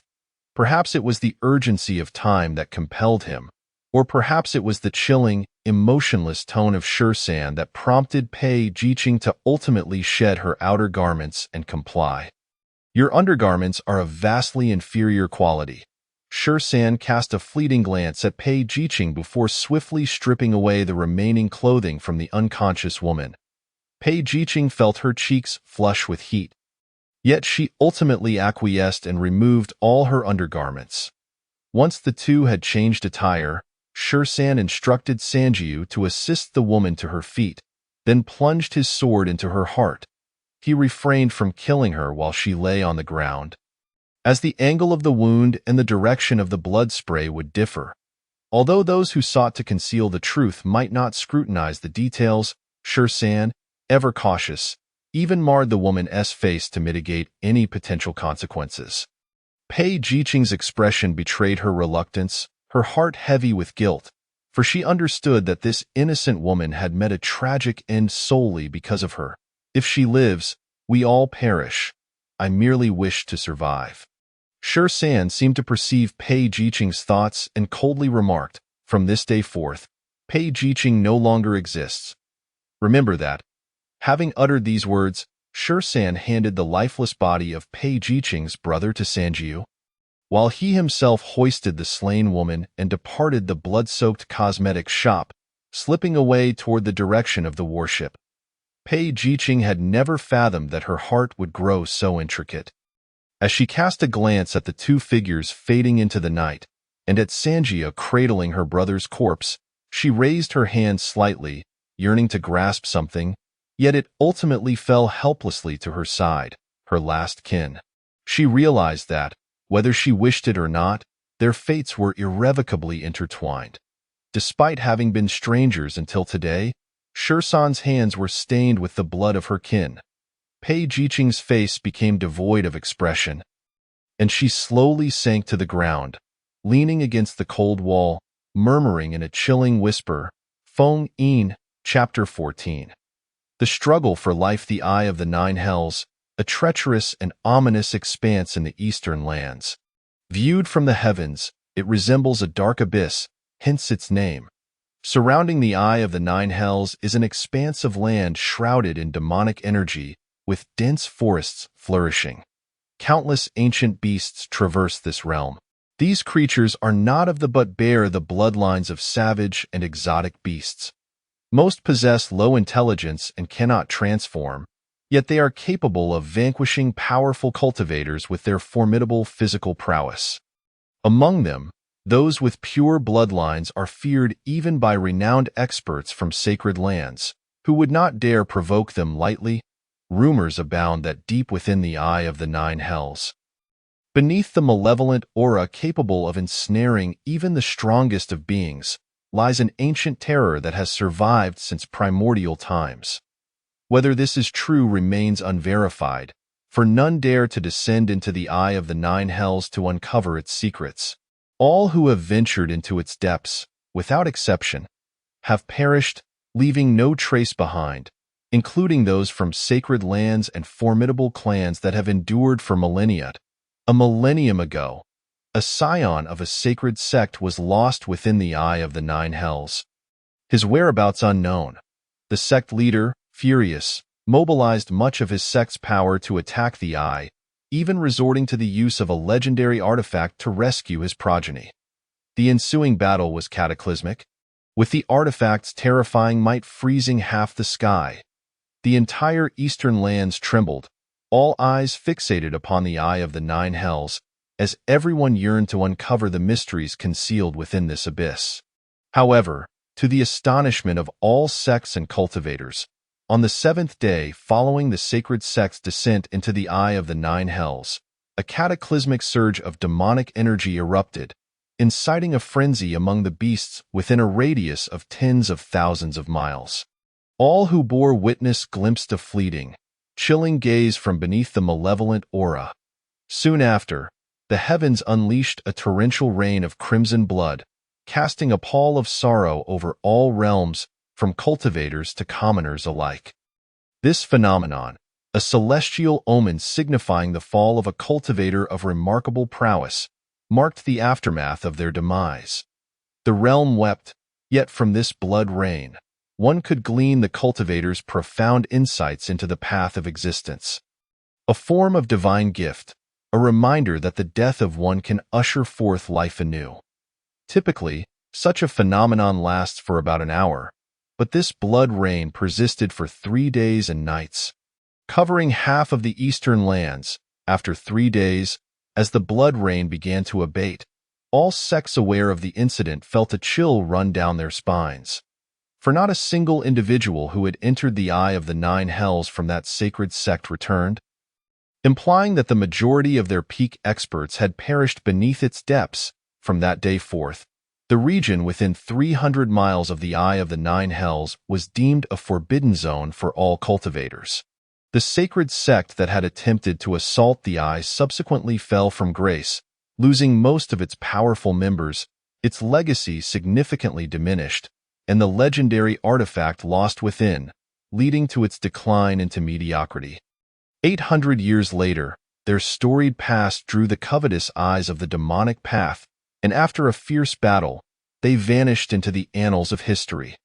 The Eye of the Nine Hells became infamous. Regarded as a notorious forbidden ground across the myriad realms, seldom trodden upon for millennia, yet today, within a vast canyon on the outskirts of the Eye, thousands of figures thronged. Though this canyon lay some distance from the heart of the Eye, it remained rife with peril, echoing with the roars of fierce beasts. Despite the mixed bloodlines of these creatures, they were indeed formidable adversaries, not easily matched by ordinary cultivators. Perched atop an ancient tree, too large for even several individuals to embrace, Shersen squinted, his ears twitching as he cautiously surveyed his surroundings. That night, Shersan had executed a clever ruse to free Page Iching, cradling the remains of the young woman alongside her brother's corpse as they stealthily approached the warship. Just as they neared the warship, the cultivators from the imperial city of Shangyang finally discovered the whereabouts of Feng Yin and pursued them relentlessly. Seizing the moment, Shersan and Sanjiu hastily confirmed the identities of the two corpses before abandoning them on the ground. Then leaping onto the deck, the dark-clad pilot of the warship, having secured the jade cylinder, showed no desire to linger upon realizing the Pei family's annihilation, vanishing into the vast expanse of the sky. It is said that on that fateful night, upon learning of the Pei family's extermination, the ruler of Tianshang was consumed by rage, slaughtering hundreds of guards within the royal city overnight. The sounds of shattered vessels and the ruler's deep roars echoed through the grand hall. Outside, the ministers stood pallid and silent, gripped by fear. Yet, strangely, in the aftermath of the massacre, no word emerged of the ruler seeking vengeance against the demonic Feng Yin. In an instant, the court was left bewildered, unable to discern whether their sovereign was too intimidated by Feng Yin's might to retaliate or if he harbored a more profound scheme.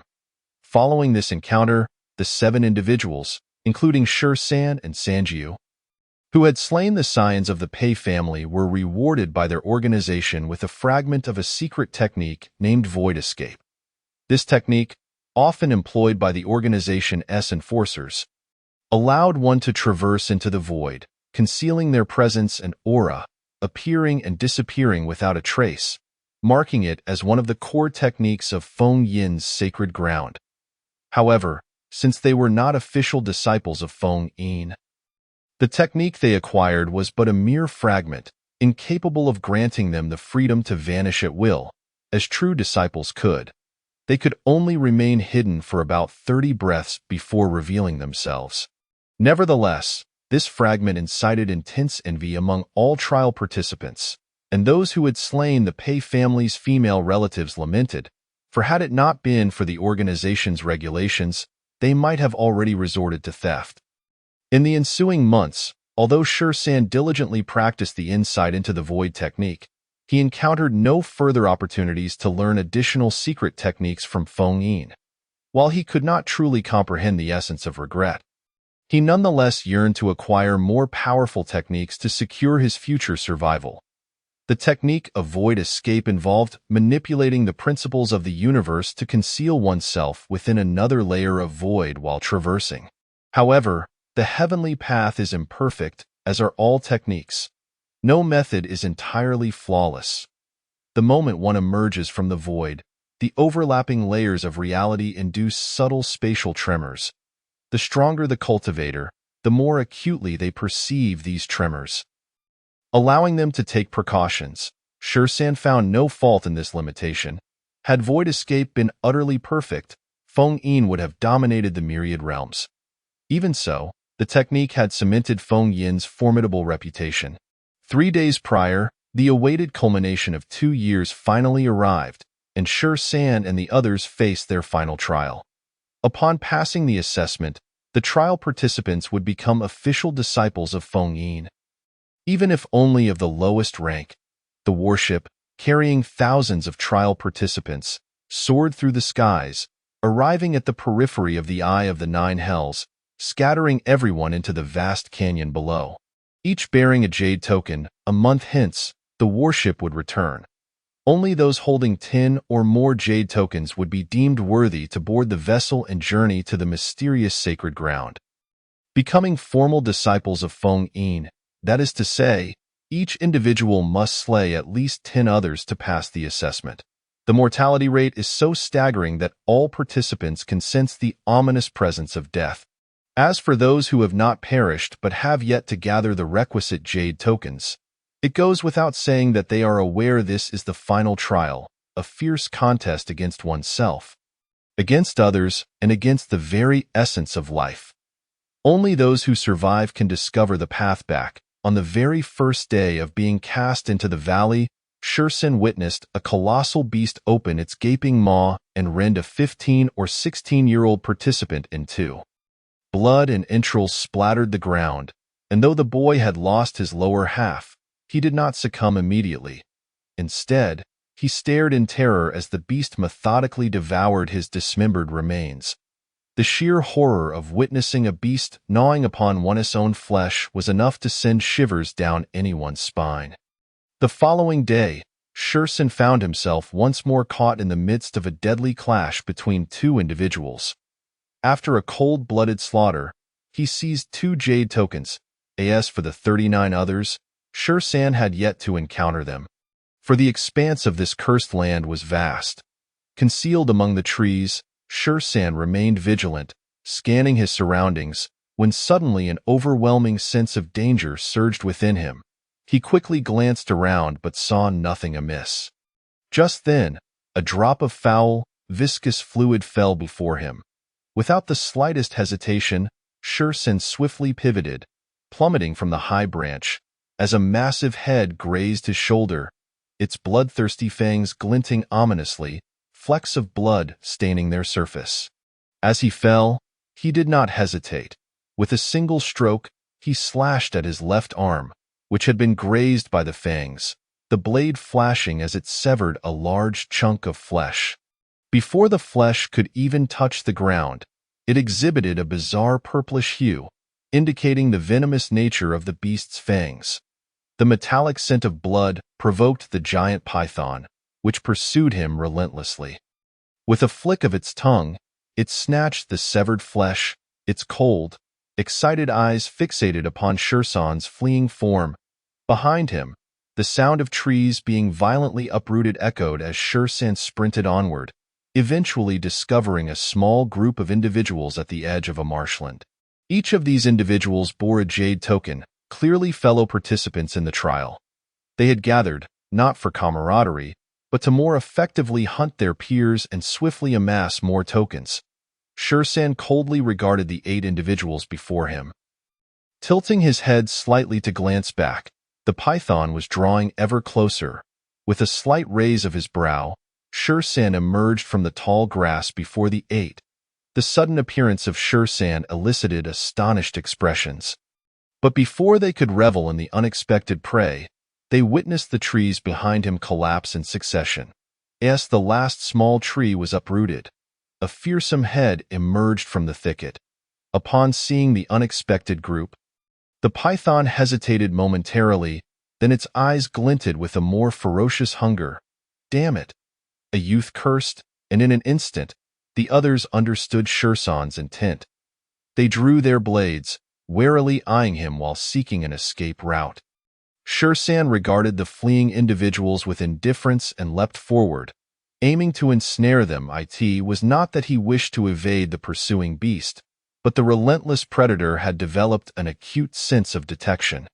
The moment Shursen revealed himself, the python could pinpoint his location and pursue him with fervor, seemingly intent on devouring him to uphold its monstrous reputation. After 3 failed attempts to escape, Shursen relinquished the endeavor. His current abilities could not sustain repeated evasions, and another attempt would likely deplete his already scant reserves of spiritual energy. After all, he had only trained for about a year, lacking both the capacity to open his spiritual sea and the means to store significant amounts of energy. As Shursen pondered alternative methods to shake off the aberrant beast, he suddenly noticed the 8 individuals nearby, and a simple yet perilous plan took shape in his mind. With the python in tow, Sher-san ultimately confronted the eight. Just as one of their blades sliced towards his throat, his figure flickered and vanished. Damn it! The lead youth swore, as the beast closed in. The youth's eyes turned cold, a glint of malice flashing as he aimed a kick at a nearby girl in terror. The girl glanced back at him, but before she could utter a word, the python struck, severing her head in a single bite. Leaving her lifeless. Scatter. Regroup here in 3 hours. The group showed no sympathy for the girl's demise, nodding coldly as they fled in different directions, silently praying the beast would pursue another participant. The python flung the girl's corpse into the air and swallowed it whole. Then, without pause, it chose a hapless direction and continued its hunt, evidently still unsated. Once the python and all others had departed. After a brief 20 breaths, Sher-san reappeared from the void. Chapter 15. The carnage persists for half a month. The valley surrounding the Eye of the Nine Hells seemed to host a grotesque feast accompanied by death. The stench of blood inciting the surrounding horrors into a frenzy, bloodthirsty, cold eyes lurked in unseen shadows, poised to deliver a fatal blow when one least expected it. Such was the nature of predators. To the weak, they existed solely as fodder. A sudden, hoarse roar pierced the air, mingled with an indelible resentment, as though it had been wrenched from the depths of a throat, a putrid stench, even more potent than the blood-soaked atmosphere. Wafted through the dense woods, carrying far and wide. Upon hearing the scream, many beasts momentarily displayed a flicker of trepidation in their bloodthirsty gazes, their icy, inhuman eyes betraying a hint of fear. A figure emerged from the darkness, parting the path ahead. Cloaked in a heavy aura of death, it appeared humanoid yet significantly larger than the average cultivator. Under the blood moon, a grotesque visage came into view, with decaying flesh revealing writhing worms within. The creature's eyes bulged grotesquely, drained of pupils, with viscous, foul liquid incessantly dripping from its sockets, leaving corrosive stains upon the ground. 100 paces away, Sher-san narrowed his eyes at the sight of this abominable being. What manner of creature is this? A zombie? Sher-san silently shook his head. A zombie should not appear thus. This monstrosity had once been a cultivator, its tattered garments hinting at its former status, yet it now bore the grotesque form of a corpse. Beneath the decaying skin, something writhed, as if a dark red chain, corroded by blood, encircled its body. With each step, Sher-san felt the ground tremble slightly. Even from hundreds of meters away, he sensed an overwhelming aura of death emanating from the creature. A palpable threat that made him reluctant to examine it further, lest it sense his presence. It felt as though he stood before an unfathomable abyss rather than a living entity. Could it be that this creature was also lured by the scent of blood in the valley? Sher-san speculated, striving to suppress his own aura to an even fainter level. In the half-month since arriving in this valley, he had encountered numerous alien beasts, yet none had instilled in him the same sense of dread as this creature before him. Even the massive serpent that had once pursued him through the woods had not posed such a threat. Suddenly, the creature pivoted abruptly in a specific direction. Sher-san barely registered its motion before a blood-red whip shot forth from its body, in an instant dragging a nearby youth before it. The chain pierced through the boy's chest, and though he had not yet perished, he convulsed violently, whether from agony or sheer terror was uncertain. The creature tilted its head, regarding the boy with the gaze of a predator eyeing its prey, and with a sickening crack, it wrenched the boy's arm free. Blood gushed forth, splattering the creature's face. Yet it appeared only more exhilarated. Before the boy's very eyes, it consumed his severed arm, chewing with fervor. The boy let out a piercing scream, only to be rendered lifeless by the horrific spectacle before him. Upon witnessing the boy's demise, the creature seemed to lose its amusement. It opened its maw wide, akin to a constrictor, its head appearing as if it might split apart, and swallowed the boy whole. With every chew, warm blood oozed from the corners of its mouth, and moments later, the creature was transformed into a sanguine figure. Having devoured the youth, the creature seemed satisfied, dragging its rotting, death-laden body deeper into the valley, leaving in its wake a ghastly, dark residue reeking of decay. Shursan beheld the act of cannibalism for the first time, though this creature could scarcely be considered human. It was, after all, a humanoid being. Neither fear nor disgust gripped him, for he felt no emotion at all. Yet deep within the soul, in that secret recess that penetrates to the marrow of one's being, there seems to exist a forbidden shackle that yearns to break free from its bindings with wild abandon. Some assert that in this world, no individual is truly free. Even if one manages to escape the confines of the body, the chains of the heart remain unbroken. From the moment you entered this realm, various memes have insidiously left their imprints upon you as you grew and endeavored to comprehend the world around you. Behavior, style, beliefs, morals, and even laws invisibly constrain you. Even a person devoid of emotions subconsciously adheres to these memes. Yet just moments ago, when the 13th witnessed the grotesque scene of cannibalism, it felt as though Pandora's box had been irrevocably opened. Good and evil ceased to hold any clear boundaries. All manner of means, righteous, bloody, cruel, and vile, emerged, all in the pursuit of surviving in this world where humanity devours humanity. Throughout the entirety of the 13th's upbringing, few have genuinely cared for him. He understood the old director's kindness, which is why, when the director passed, he lingered at the director's gravestone for an extended period, not out of personal sorrow, but because he believed it was the right thing to do. A normal person would act similarly. He merely conformed to the behaviors and principles expected of a typical individual. However, moving forward, the constraints of these memes may gradually loosen. After all, having existed in this world for so long, no one has truly endeavored to understand him. And he has yet to become a person of genuine emotions and desires, unencumbered by attachments or cares, truly free in body and mind. This lack of transcendence carries with it a hint of sorrow. Whether in the resplendence of summer blossoms or the serene beauty of autumn leaves, if no one has ever seen, appreciated, or cherished them, if there exists no heartfelt affection or unwavering pursuit of this world, then what is the purpose of one's existence in this life? Just like those who perish in trials, stripped of their final identifiers, leaving no trace behind. No one will remember their visage or spirit. This is the ultimate tragedy. As night deepened, the 13th shook his head slightly, casting aside the chaotic and meaningless thoughts that cluttered his mind. He drew forth a simple dagger he had crafted, plunging it into his left arm. He brought the wound to his mouth to stifle the scent of blood, the pain sharpening his awareness. For in this minuscule patch of land, sleep was a luxury he could scarcely afford. Even now, he had yet to catch a glimpse of the 39th, nor did he know if she was alive or dead out of course. The 13th had no particular inclination to concern himself with the fate of the 39th. For a trial participant, death was an all too common occurrence. Failing to survive merely indicated a lack of skill or perhaps ill fortune. No one could be blamed for that, at most.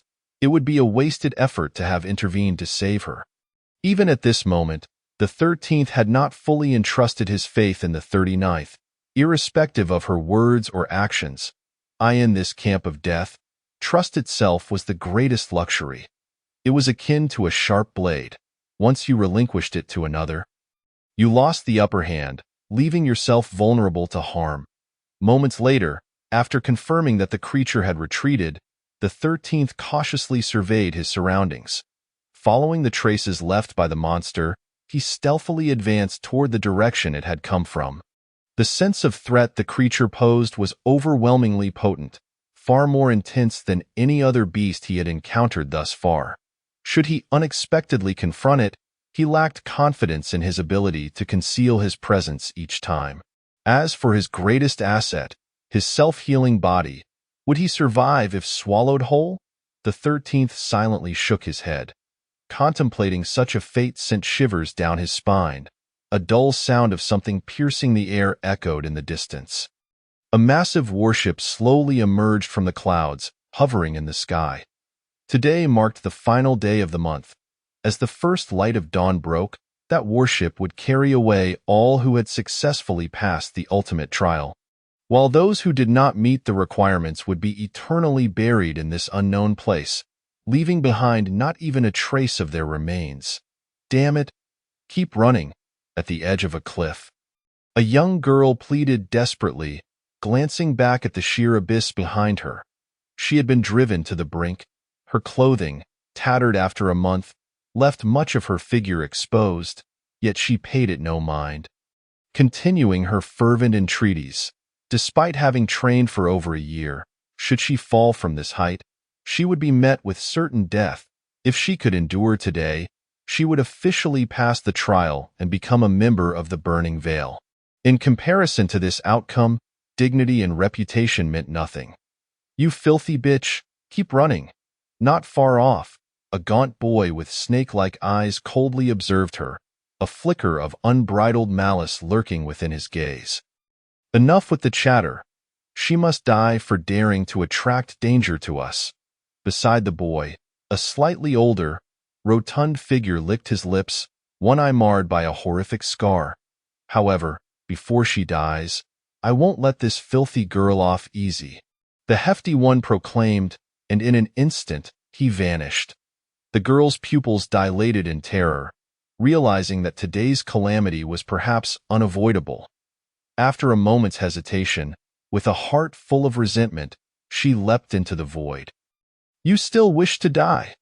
A hand gripped her shoulder tightly, the terrifying strength causing his fingers to sink into her flesh. With a violent toss, she was flung back.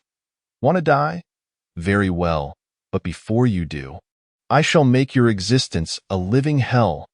Dare to deceive me, and for the eye you've caused me to lose, I will not grant you a swift demise." With that, he pinned her to the ground. Tearing at her garments, his eyes ablaze with a savage frenzy. Drawing forth a crude dagger fashioned from stone, the rotund figure showed no mercy, plunging it into the girl's shoulder.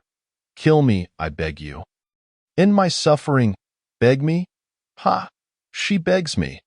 The hefty one turned to the gaunt boy, a twisted excitement gleaming in his eyes. "Shout louder. The more you scream, the more exhilarated I will become. I will break every bone in your body. Rest assured, I will grant you death before dawn." Despair filled the girl's eyes, overshadowed by an overwhelming dread and bitterness. Eye in her pupils reflected the shadows of her tormentors, as if they were demons whose sins could never be cleansed. The bloodlust in the heavy-set one's gaze intensified as another blade pierced the girl's arm. Such a beautiful body. Drenched in blood, it becomes even more exquisite. "Brother, you go first. Once you're done, let me have a turn with this little bitch." The gaunt boy grinned wickedly, his heart transforming into that of a demon. It was evident that through the inhumane trials, the vast majority would metamorphose into soulless fiends, when the unleashed malevolence plunges into the depths of hell. Regardless of the path taken, it remains hellish, and no problem. After I'm done, I'll let the hefty one have his turn. The gaunt boy smirked, but before he could finish, an overwhelming sense of danger surged within him.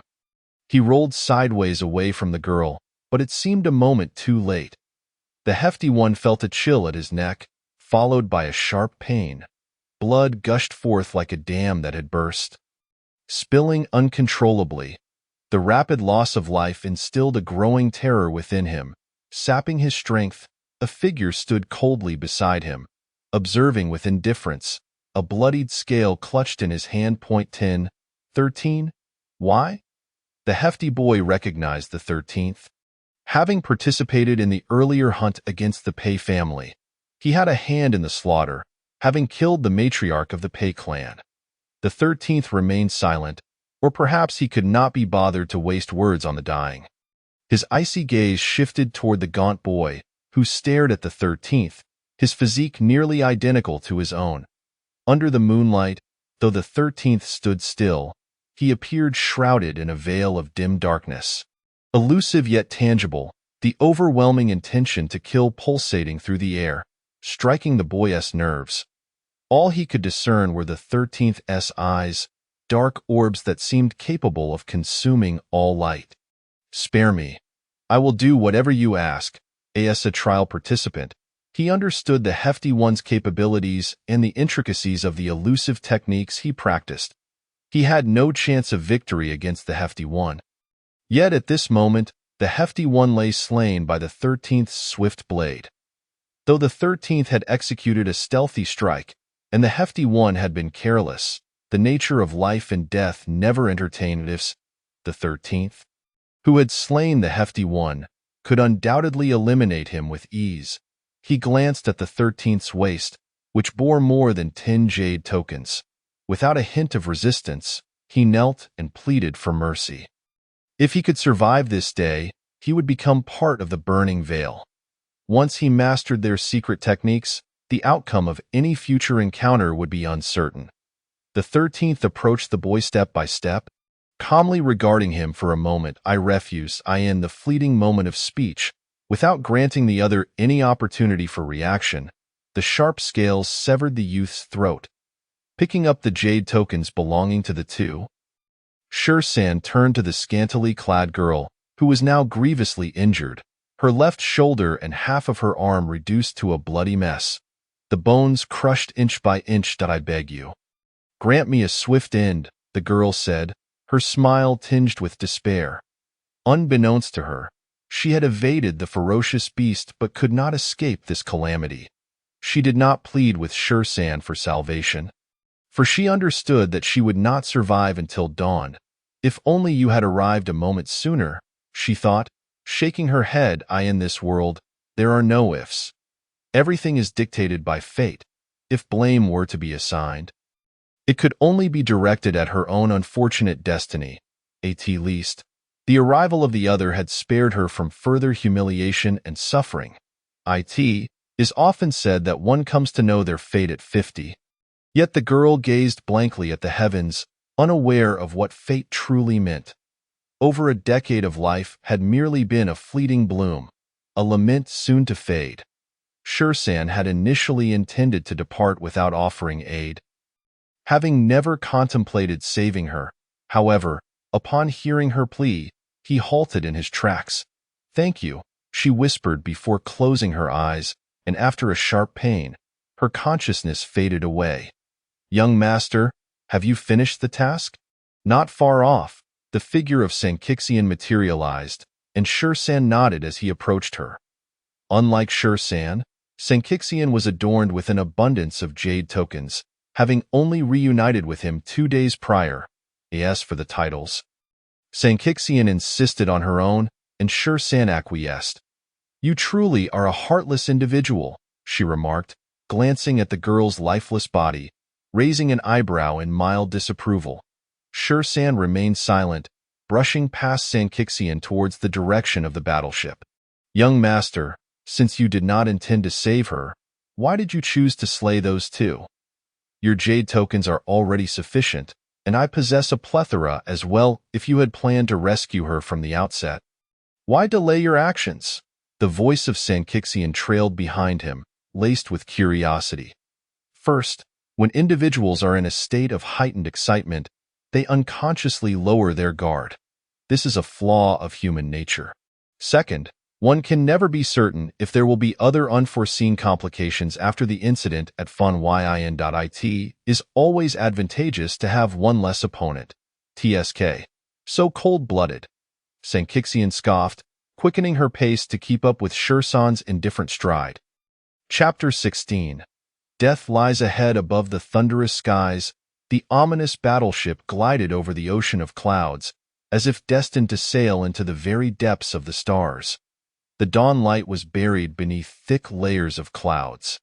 As mere mortals akin to ants, there would forever be no opportunity to witness the vast azure sky, cleansed of all impurities by the great sun, as though one resided in a true celestial realm. separated from the mortal world by an insurmountable chasm. The enormous vessel was adorned with intricate dark red runes, subtly emanating an air of oppression. It was evident that the interconnected symbols harbored a form of invisible might, with purple radiance occasionally coursing through the runes, akin to the lifeblood within a living being. Shursan and Sankixian stood side by side, yet only a mere 300 souls were present around them. The remaining thousands forever left behind in that terrifying valley reeking of death and decay. The faces of the survivors were etched with the weariness of having escaped calamity and an insatiable yearning for the sacred land and their own futures. Among them, the number of girls was scant, a mere handful, clearly indicating that the 2-year trial had been excessively brutal for those barely in their teens. At times, beauty in life, coupled with frailty, presents a perilous risk. Such was the case in the realm of mortals, and even more so in Fenin. Shursan calmly surveyed the people around him, his gaze landing on a figure he had not encountered before. A man cloaked in black, enveloped in a heavy mantle, standing at the forefront of the deck. The aura of terror that emanated from him bore a resemblance to that of a rather psychopathic steward. It was apparent that this man's status was akin to that of the steward. Behind the man and surrounding the battleship stood 27 individuals, all clad in similar garb, likely formal disciples of Fenin. Each exuded a hint of danger. Among the group of those who had just completed the trial, the one who captured Shursan's attention was a youth identified as 677, not for any particular reason other than that he was adorned with hundreds of jade tokens upon boarding the ship. Evidently a ruthless character in the trial grounds. Consequently, he naturally drew the notice of the black-clad man. Shursan recognized this youth. Like the corpulent man he had slain, this boy was one of the 7 who had received the Sacred Land's rewards during the massacre of the Pei family. At that time, 7 individuals had been granted such rewards, and now only Shursan, Sankixian, and 677 remained of the remaining 4. Shursan was unclear as to how they had met their demise. For individuals like them, death was an all too common occurrence. Even with the remnants of Fenin's arcane techniques, one's safety could never be guaranteed in such a place. It is worth noting that before boarding the ship, Shursan had discarded the majority of the jade tokens from Sankixian, leaving her with only a little over Tian. In response, Sankixian displayed no sign of displeasure, as if, indeed, as she claimed, everything she possessed belonged to Shursan. As Shursan surveyed his surroundings, 677 was also observing him. While others might not know Shursan, those who had received rewards from the organization naturally remembered 677. Throughout the course of events, 677 paid particular attention to the remaining 6 individuals. And as time passed, Shursan became deeply etched in 677's memory. His calm demeanor resembled that of a lifeless puppet. 677 had never witnessed Shursan exhibit any emotional fluctuations. No anger, no fear, no excitement, and no sorrow, instilling in him an inexplicable dread. For one who dealt daily with death, this peculiar sixth sense was a conviction 677 held firmly, akin to the instincts of a wild beast. Naturally, Shursan noticed 677's gaze and simply offered a faint nod in acknowledgement.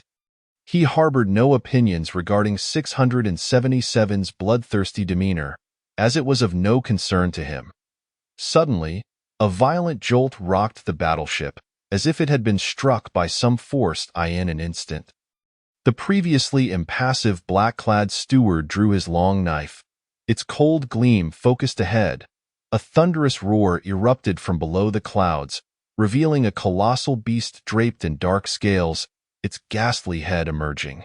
Its wings unfurled, showcasing arrow-like crimson feathers, yet at their junction, they resembled enormous bat wings, grotesque and foul.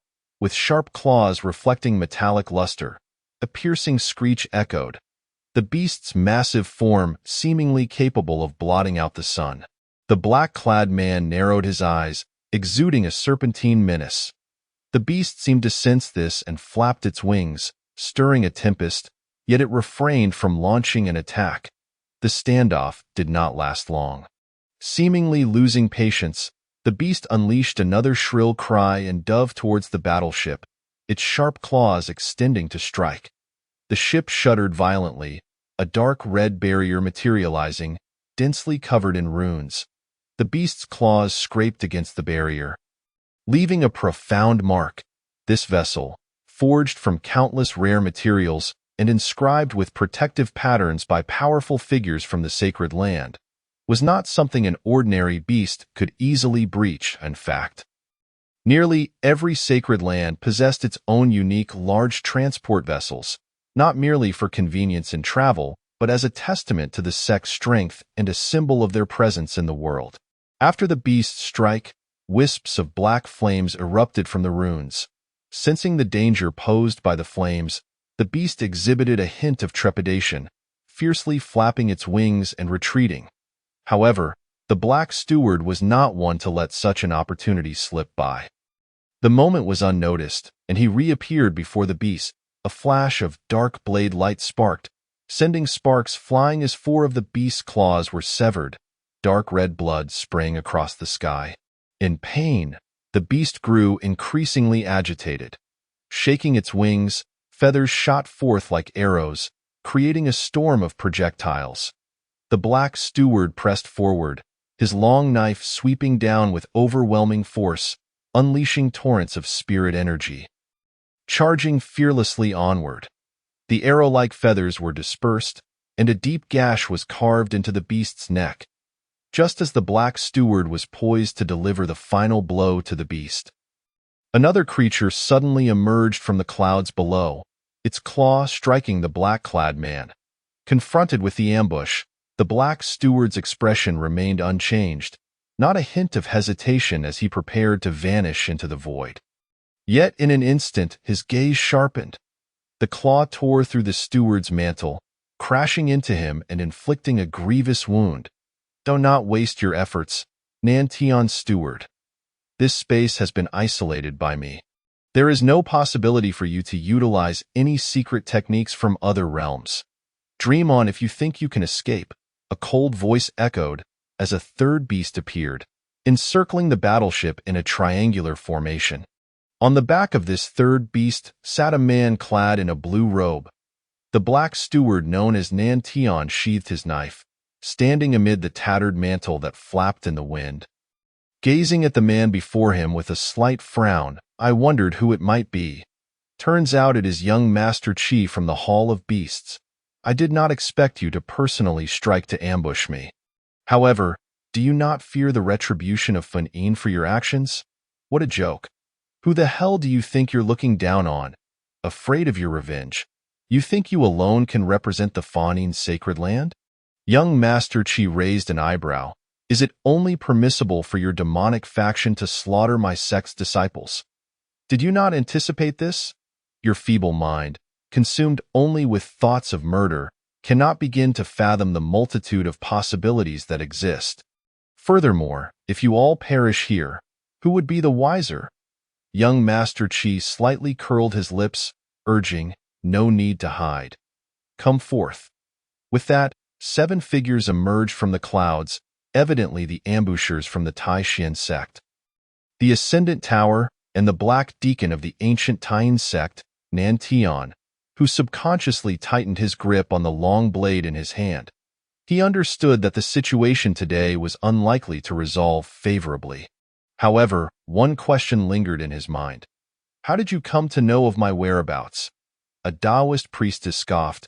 You infiltrated Shangyang City, slaughtering the Pei family, a total of over 400 souls. Do you truly believe that after such a brutal affront, the people of Tianxiang would simply let you go? Since that day, the shadow guards of Tianxiang have been tirelessly seeking your whereabouts, employing the might of the nation to hunt you down. More than 20 days ago, we discovered your location for this trial ground. To put it plainly, we have been awaiting your arrival for quite some time. Young Master Chi paused momentarily before continuing. Not only you, Nantion, but also your fellow deacons from Fan'in who are out on assignments. Yet, it must be said, Fan'in is indeed a sacred place. They are adept at evasion, leaving no trace. Finding you is more challenging than exorcising a ghost. The people of Tianxiang have nearly mobilized their entire forces. Suddenly, a surge of spiritual energy rippled through the void, causing everyone, including Nantian and those aboard the warship, to feel their own energy rapidly depleting. The Dayin sect's devouring spirit array tightened around them. Nantian's heart sank, his brows furrowing deeply. The situation appeared increasingly dire. In mere moments, his internal energy would be completely consumed by the array, rendering him almost indistinguishable from a mortal. The space had already been sealed off by the formation. Escaping would be akin to scaling the heavens. Shursen felt the same. The scant energy stored within his flesh dissipated almost instantaneously. Oh, not waste your thoughts. We have guarded you for many days and spent tens of thousands of spirit stones to set up this array, solely to prevent you, Nantian, from escaping. We are well aware of Fan'in's secret techniques. Should you manage to break free, we would not dare to claim we could hold you. Young Master Qi smiled faintly, resembling an old friend long unseen, while the others maintained expressions of calm assurance, seemingly untroubled by the prospect of Nantian's escape. Shursan scanned his surroundings, realizing that everyone, including the 27 disciples of Fan'in, had lost their fluctuations of spiritual energy, save for the warship, which, due to its supply of spirit stones, could sustain itself for a short time. Shursan's gaze darted around, contemplating how to extricate himself from this deadly predicament. It was evident that their adversaries had prepared thoroughly for the ambush. Should they eliminate Nantian, the 300 individuals aboard the warship would likely not survive to report back, lest they incur the wrath of Fan'in. Judging by their words, it seemed that many others engaged in external missions had also suffered attacks from the Taoist sects and the Xian and Confucian schools. For the demonic path, practitioners were often seen as malevolent in the eyes of other cultivators and were targets of righteous extermination. Only a sacred place like Fan'in could withstand the scrutiny of the righteous path. However, should an opportunity arise, they would undoubtedly be subjected to relentless suppression. Who could predict how their adversaries would deal with them after slaying Nantian? Even if Shursan's body could self-heal, those before him were all formidable cultivators with an array of mystical techniques. Who could say if they possessed a terrifying power capable of obliterating one's very essence in an instant? Realizing this, Shursan knew that aside from seeking a means of self-preservation, he had no other escape route. He dismissed the thoughts of others and began to roam the vast warship. Stop wasting time with him. Act swiftly to prevent any changes in the situation. The Taoist priestess, her almond eyes widening in determination, unleashed her divine sword, scattering a multitude of sword lights across the sky. The others nodded in agreement, fully aware that although Nantian was currently suppressed by the array like a mortal, the notorious reputation of Fan'in over the years warranted that they would strike with lethal intent. Akin to a lion hunting a hare, employing their full might, as expected, a flicker of murderous intent flashed in Nantian's eyes. He crushed a jade talisman in one swift motion, and in an instant, an overwhelming surge of energy coursed through his body. It seemed he had activated a certain secret technique, and his aura surged dramatically. A streak of black light erupted forth, scattering the myriad sword lights. And then Nantian fled frantically towards the distance, attempting to break through the confines of the array. Although a magical treasure provided energy temporarily, as long as he remained within the bounds of the formation, it would not be long before his energy was completely drained. I anticipated you wouldn't surrender so easily. Thankfully, I had a backup plan.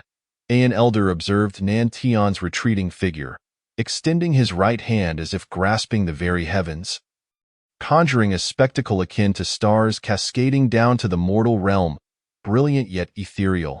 Come back. With a firm grasp, Nantian's figure wavered, reappearing before the elder.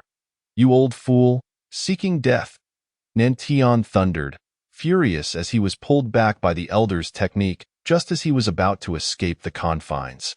Realizing the opportunity to flee was slipping away, he fixed a piercing gaze upon the elder. Since you are so eager to join the grave, I shall gladly escort you there today.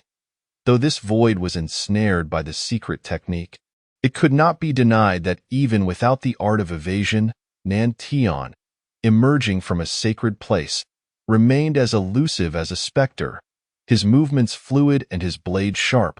I come to aid you.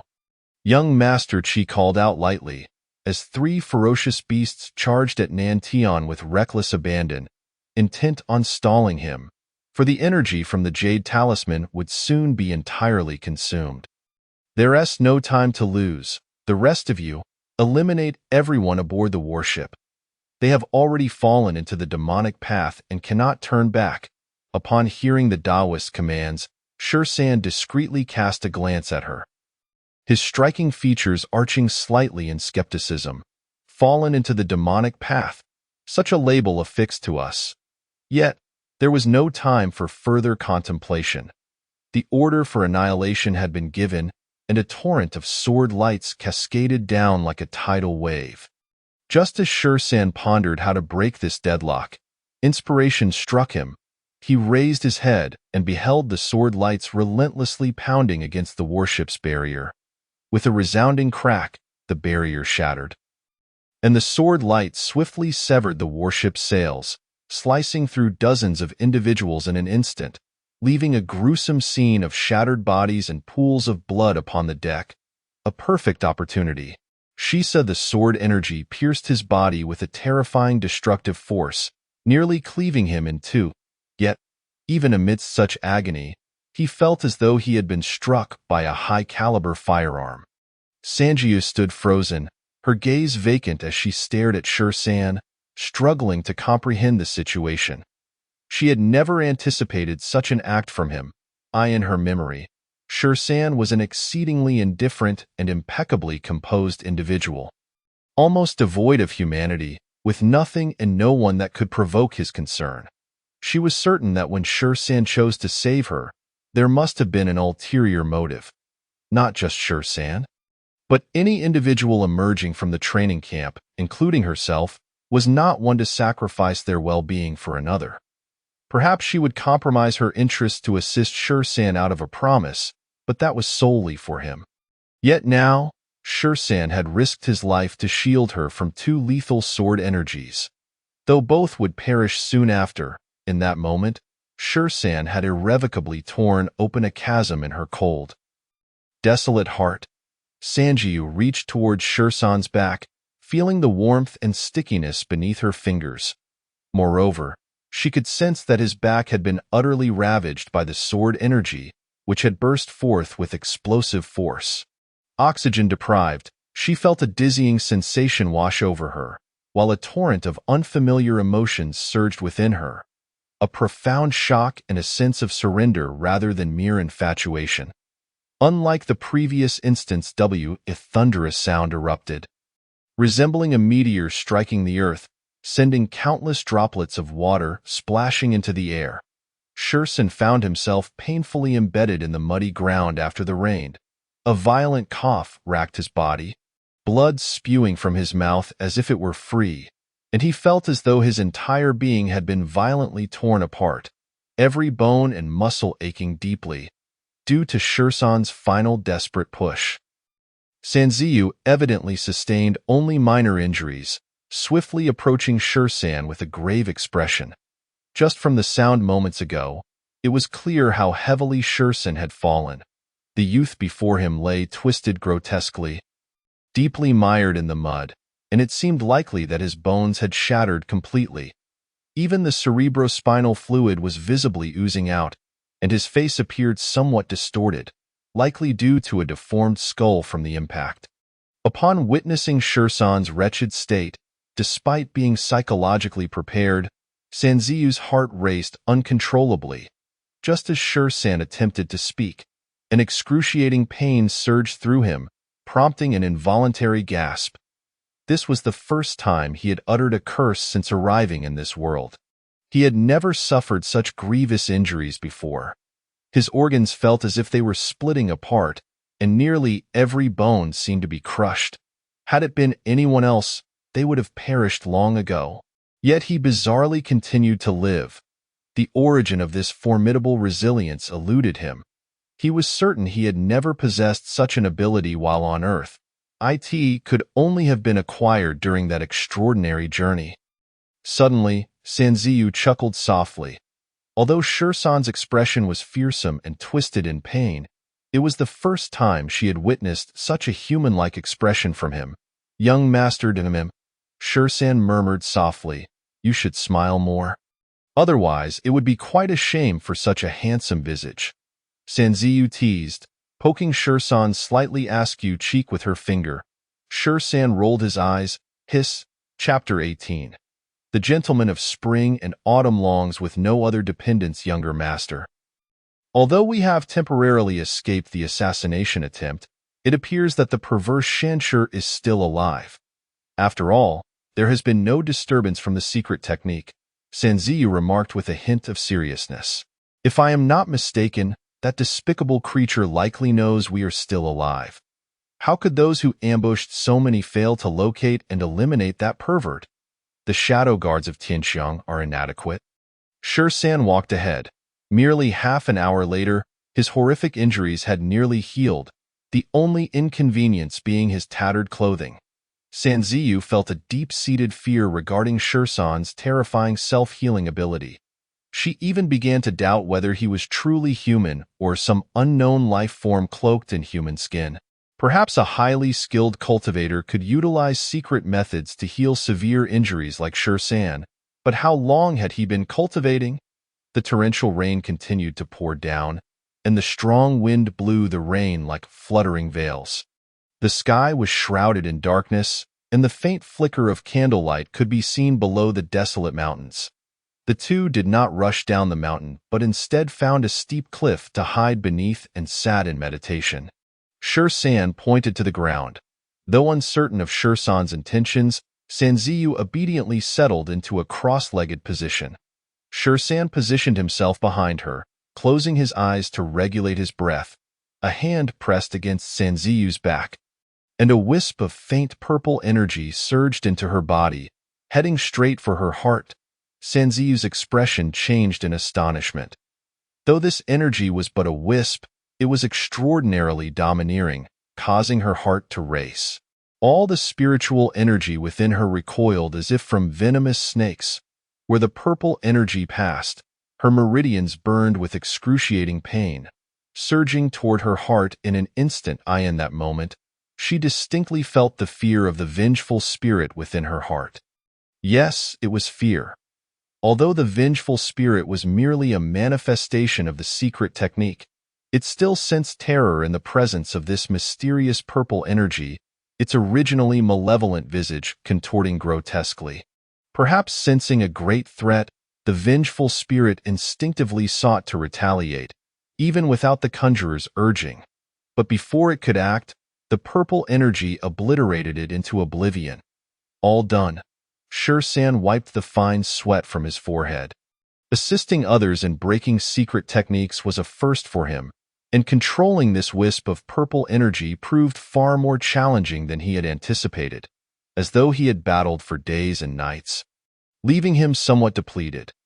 This purple energy could be freely controlled within him, and as his cultivation time increased, he had recently managed to project a wisp of it externally. The dominance of the purple energy had not disappointed him. Sanziyu regarded the youth before her, feeling increasingly unable to grasp his true nature. It was as if he were shrouded in a veil of darkness, naturally concealed in the unseen corners. Initially, she believed that his terrifying self-healing ability was his greatest secret, only to discover that he harbored such a formidable force within. She was certain that this purple energy was not cultivated from the Dongming Tongyu technique. As for its origin, she refrained from inquiring. Everyone had their own secrets. Moreover, she viewed herself merely as Shursan's servant or subordinate at this point. Clearly, We both received the same compulsory education from Fengyin for 2 years, yet how did he acquire such knowledge? If Sanziyu understood what compulsory education was, she would undoubtedly express her incredulity. As for the curse placed on Shirsan, it had long been obliterated by the purple energy before he leaped from the battleship. I originally intended to infiltrate Fengyin, cultivate the subsequent techniques and secret methods, and then find an opportunity to escape. However, plans cannot keep pace with changes. Nantan and the others are likely in dire straits. Fengyin cannot possibly remain passive after this attack. I suspect they will not focus on us for a while. But since we have chosen to betray the organization, albeit reluctantly, there is a high probability that we will be pursued by Fengyin's people in the future.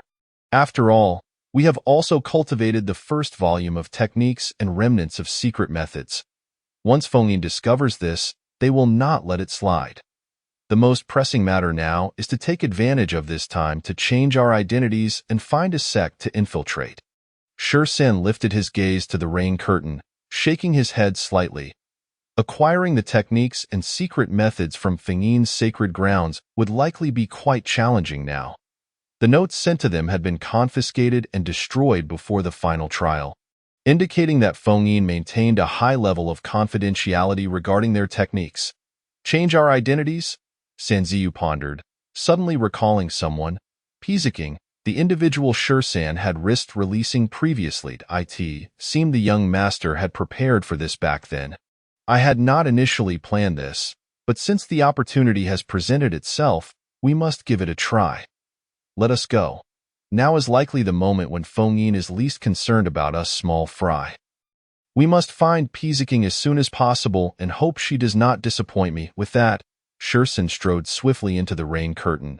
By the way, Shirsan suddenly recalled something and slightly turned his head.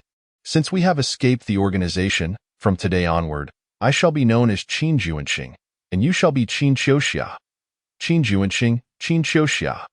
Sanziyu repeated the names twice, nodding slightly. As for her original name, did it still hold any significance?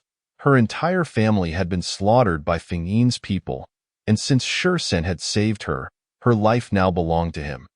Now that she had left Fengyin, escaping the bloody trials and killings, she suddenly felt a loss of purpose. At some point, she had unknowingly been forged into a blade solely for murder by Fengyin.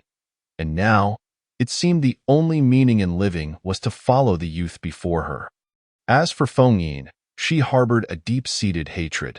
Since she had already become a blade, she would become his weapon. Fengyin's sacred ground had been ambushed, with 78 attending officials slaughtered, and over 15,000 new recruits who completed the trials met the same fate. The news sent shockwaves throughout the eastern lands. For years, Fengyin had stood as the largest demonic sect in the eastern lands, with no one daring to challenge its might. The reason was simple. The terrifying assassins within Fengyin were as numerous as cattle. Once one provoked Fengyin, they would be faced with an endless cycle of assassination. Unlike the righteous path, Fengyin operated without regard for celestial harmony, morality, or any boundaries. Several righteous sacred grounds had collectively besieged Fengyin. Yet no one had ever truly pinpointed the exact location of Fengyin's headquarters. Each time they allied, they only managed to destroy addresses of exposed branches, ultimately suffering Fengyin's bloody retaliation. Over time, the various sects in the eastern lands seldom dared to take lethal action against Fengyin unless absolutely necessary. But this time, someone had dared to strike at Fengyin's people once more. Although no one or any faction had acknowledged this, it could be guessed that it was likely another joint action by the righteous path. The question remained: how many sacred grounds were involved? Have we found anything? In a pitch-black hall devoid of light, it felt as if one would be swallowed by darkness upon entering, akin to stepping into the gaping maw of a colossal beast. At that moment, a deep voice resonated within the hall, its tone calm yet causing every person present to tremble, as if a terrifying entity loomed above them. Back to the hall master. A man's voice quivered slightly.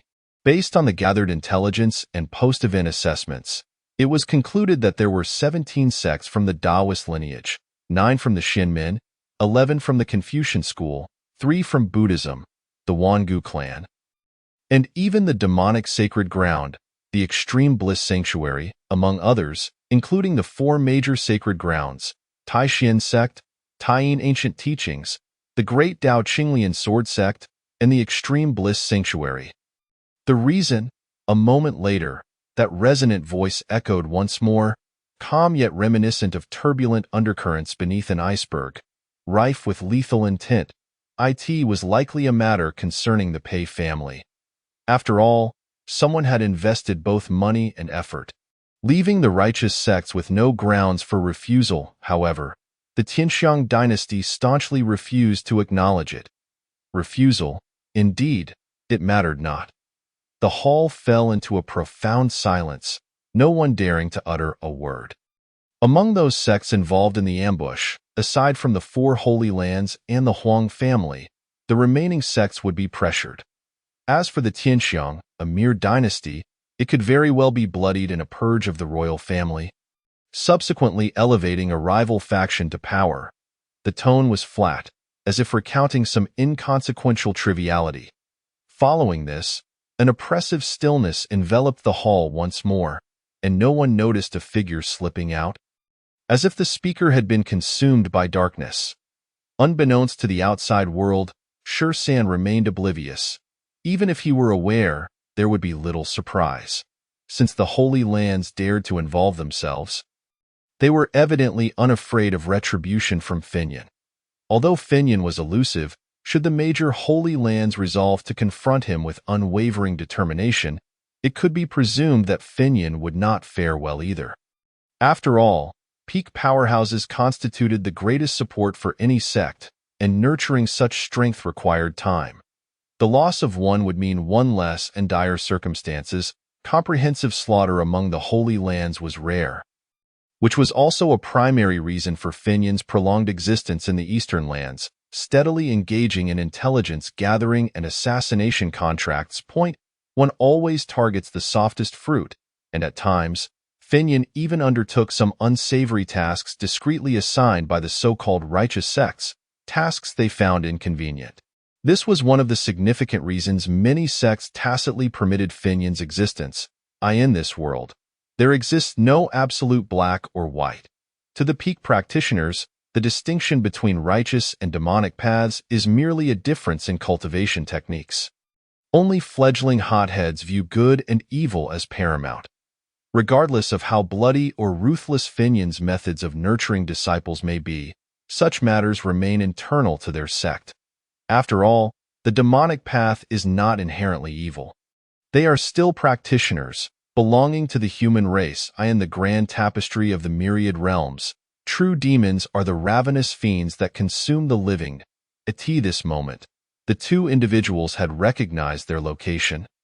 Adjacent to the Huatian dynasty, neighboring both the Tianxiang and the Daqian dynasties. The journey to the Daqian dynasty would take approximately a month. Clad in somewhat ill-fitting garments acquired en route, they underwent a simple disguise before hastening towards the capital of the Daqian dynasty. Due to their relatively short cultivation period, they opted for the pedestrian means of travel, horseback. The horses, naturally, were stolen. For having just emerged from the trial of the 9 Nethereye, their pockets were as bare as their faces.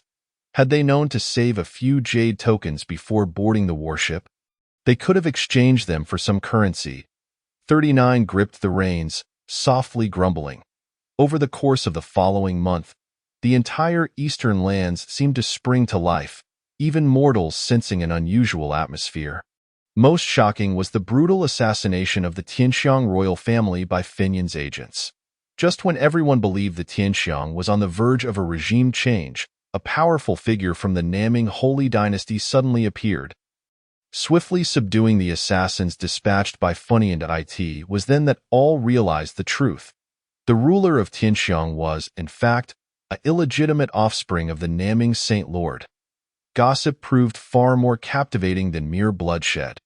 Though Tianxiang was merely a dynasty, under the diligent governance of its monarch, it had begun to exhibit the airs of a celestial dynasty. Yet, this did not grant it the standing to challenge the Holy Lands. Especially a venerable entity like Funyun.it appeared that the Naming Holy Dynasty was backing him. Upon hearing this sensational news, Shursan and 39 had already arrived at the capital of the Daiqian dynasty. The revelation left him somewhat speechless. It seemed that the Naming dynasty would soon become lively as well. Shursan shrugged. He had a penchant for reading and had encountered numerous tales of intrigue concerning the struggle for power among the 9 dragons. The fact that a mere illegitimate heir had ascended to the throne, without the backing of the Naming Saint Lord, was simply unbelievable. Yet, how would the other offspring of the Naming Saint Lord react? Never mind, it was none of his concern. He would wait for her arrival before deciding. Shursan rented a room at the inn closest to the southern gate of the capital, of course, with stolen funds. After all, one might as well spend money on a horse, right? Stealing from mortals seemed somewhat beneath a practitioner, but to maintain a low profile, theft was undoubtedly the most prudent choice. Before arriving, he had spotted the P-mark left by Pei Jiqing. Astonished that the woman had indeed traversed such a considerable distance alone. Later, under the cover of night, Shursan left behind a mark of 13, and then awaited her arrival. The twilight's afterglow bathed the horizon, resembling a flickering flame, casting an orange-red hue that appeared dreamlike and hazy. Shursan sat at a window seat, staring vacantly into the distance, lost in thought. Beside him, 39 gazed at the boy's disguised face, secretly lamenting. What a waste of such a countenance, Tiske. She had long since let go of her previous attachments. The only thing she now cared about was the knife-wielding individual before her. The inn's door creaked open, drawing Shursan from his reverie. He glanced towards the entrance, arching an eyebrow. Entering was a girl of around 28, her appearance utterly ordinary, devoid of any striking features. Shursan had never seen her before. Yet he recognized her immediately, for he recognized her attire. Upon seeing her visage, he nodded in satisfaction. The girl's entrance drew no attention. Though her figure was decent, her plain looks led patrons to glance her way before returning to their meals and conversations. Shursan's gaze, however, captured the girl's notice. He dipped a finger into his wine glass and inscribed a symbol upon the table. The girl nodded, signaling for them to follow her, before turning and exiting the inn, leaving the bewildered innkeeper behind. Shursan and 39 exchanged glances before rising to follow. In a courtyard spanning over 1,000 square meters, the three faced one another once more. Shursan regarded the girl's abilities with newfound respect. In such a short time, she had managed to acquire such a vast expanse of land. Though worldly wealth held little significance for practitioners, it nonetheless reflected her capabilities. Pei, I beg your pardon. My name is Yichang-hin. Before Shursan could finish, the girl interrupted coldly, Yichang-hin. Shursan nodded, recognizing that the character for Pei above the clothing indicated that, above her, the Pei family had no living kin remaining. Then Miss E, it appears you have mastered your family's secret arts. Pei Jiqing, or rather, Yichang-hin, said nothing, merely offering a curt nod. Indeed. Shursan inched closer to Yichang-hin, nearly face to face as he scrutinized her, yet found not a single flaw. Intricate, it is as if there are two individuals. Shursan was pleased with this effect. So, can you revert to your original appearance? Yichang-hin remained silent, yet Shursan noted her facial structure subtly shifting.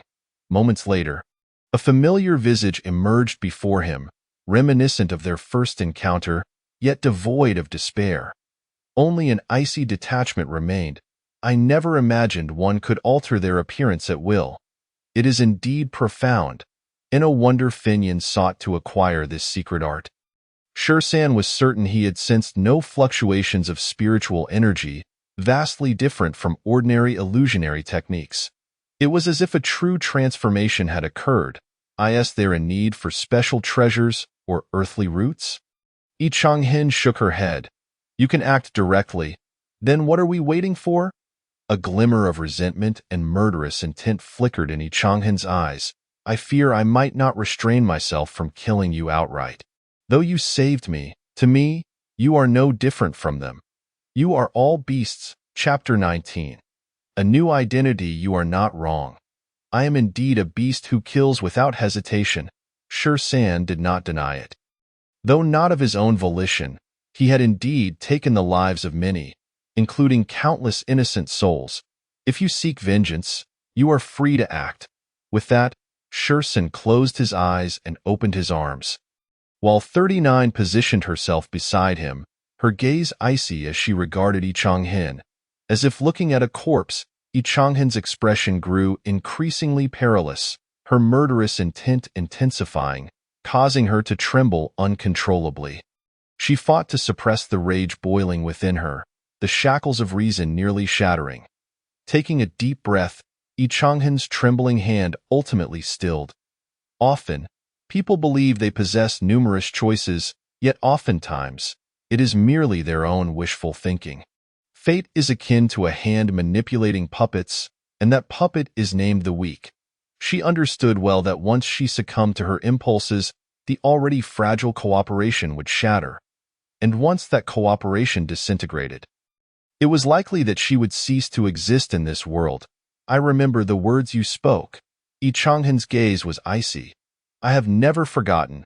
San signaled to 39, indicating her to withdraw.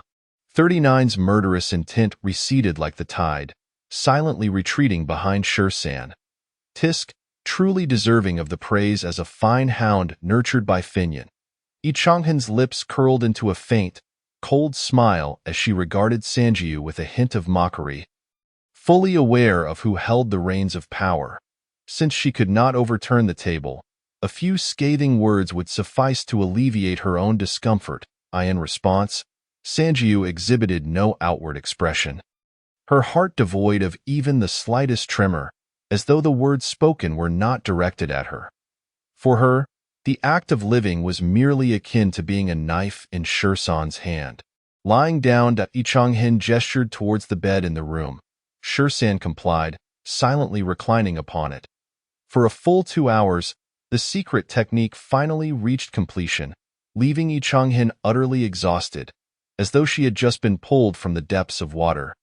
Appearing completely drained, during these 2 hours, San endured inhuman suffering, making it hard to imagine how Changhin had persevered in the past. Perhaps hatred truly resembled a final spiritual redemption, enabling one to forget pain and endure through cruel torment. Living on in a state that was both humble and grand, it must be said that the secret technique of the Pei family was indeed distinct from the ordinary arts practiced by other sects. Belonging to an extremely esoteric category, San's entire skull had been painstakingly refined by a golden, extraordinary true essence, which ultimately filled his skull, allowing him to undergo a transformation from within, rather than merely altering his exterior as a mere illness unexpectedly. The counterpart is now able to provide considerable assistance in return. As it stands, the collaboration between both parties can barely be deemed stable, especially since the counterpart has demonstrated their own value. If the other party were merely a wayward young lady devoid of ambition, San would not hesitate to send her back to reunite with her family, for this could very well pertain to his own future fortune and life. Better to avoid an alliance with the dim-witted. The primary reason for allowing her to depart previously was that the jade tube could not be concealed on his person, and with trials ahead, secretive removal would inevitably attract the attention of that perverse steward. Given that the counterpart now possesses remarkable capabilities, and he genuinely requires assistance, their agreement can naturally continue. After all, at present, he still holds the advantage and dominion. As for the woman's sarcastic outbursts, he pays them no mind. What he seeks is solely her value. In response to San's acknowledgement, Changhin displayed little reaction. Seeking vengeance against Yin, relying on such powers was evidently a delusion. Ultimately, it would depend on San, a fact she was acutely aware of. Having distanced themselves from Yin, they had transformed. The next step would be to seek another sect, perhaps? Shursan nodded, for conversing with an intelligent individual is indeed effortless. According to the intelligence I have gathered, the entire Dacian dynasty is home to 47 Taoist sects, 28 Xianmen sects, 31 Confucian schools, while I have not collected data on the Buddhist and demonic paths.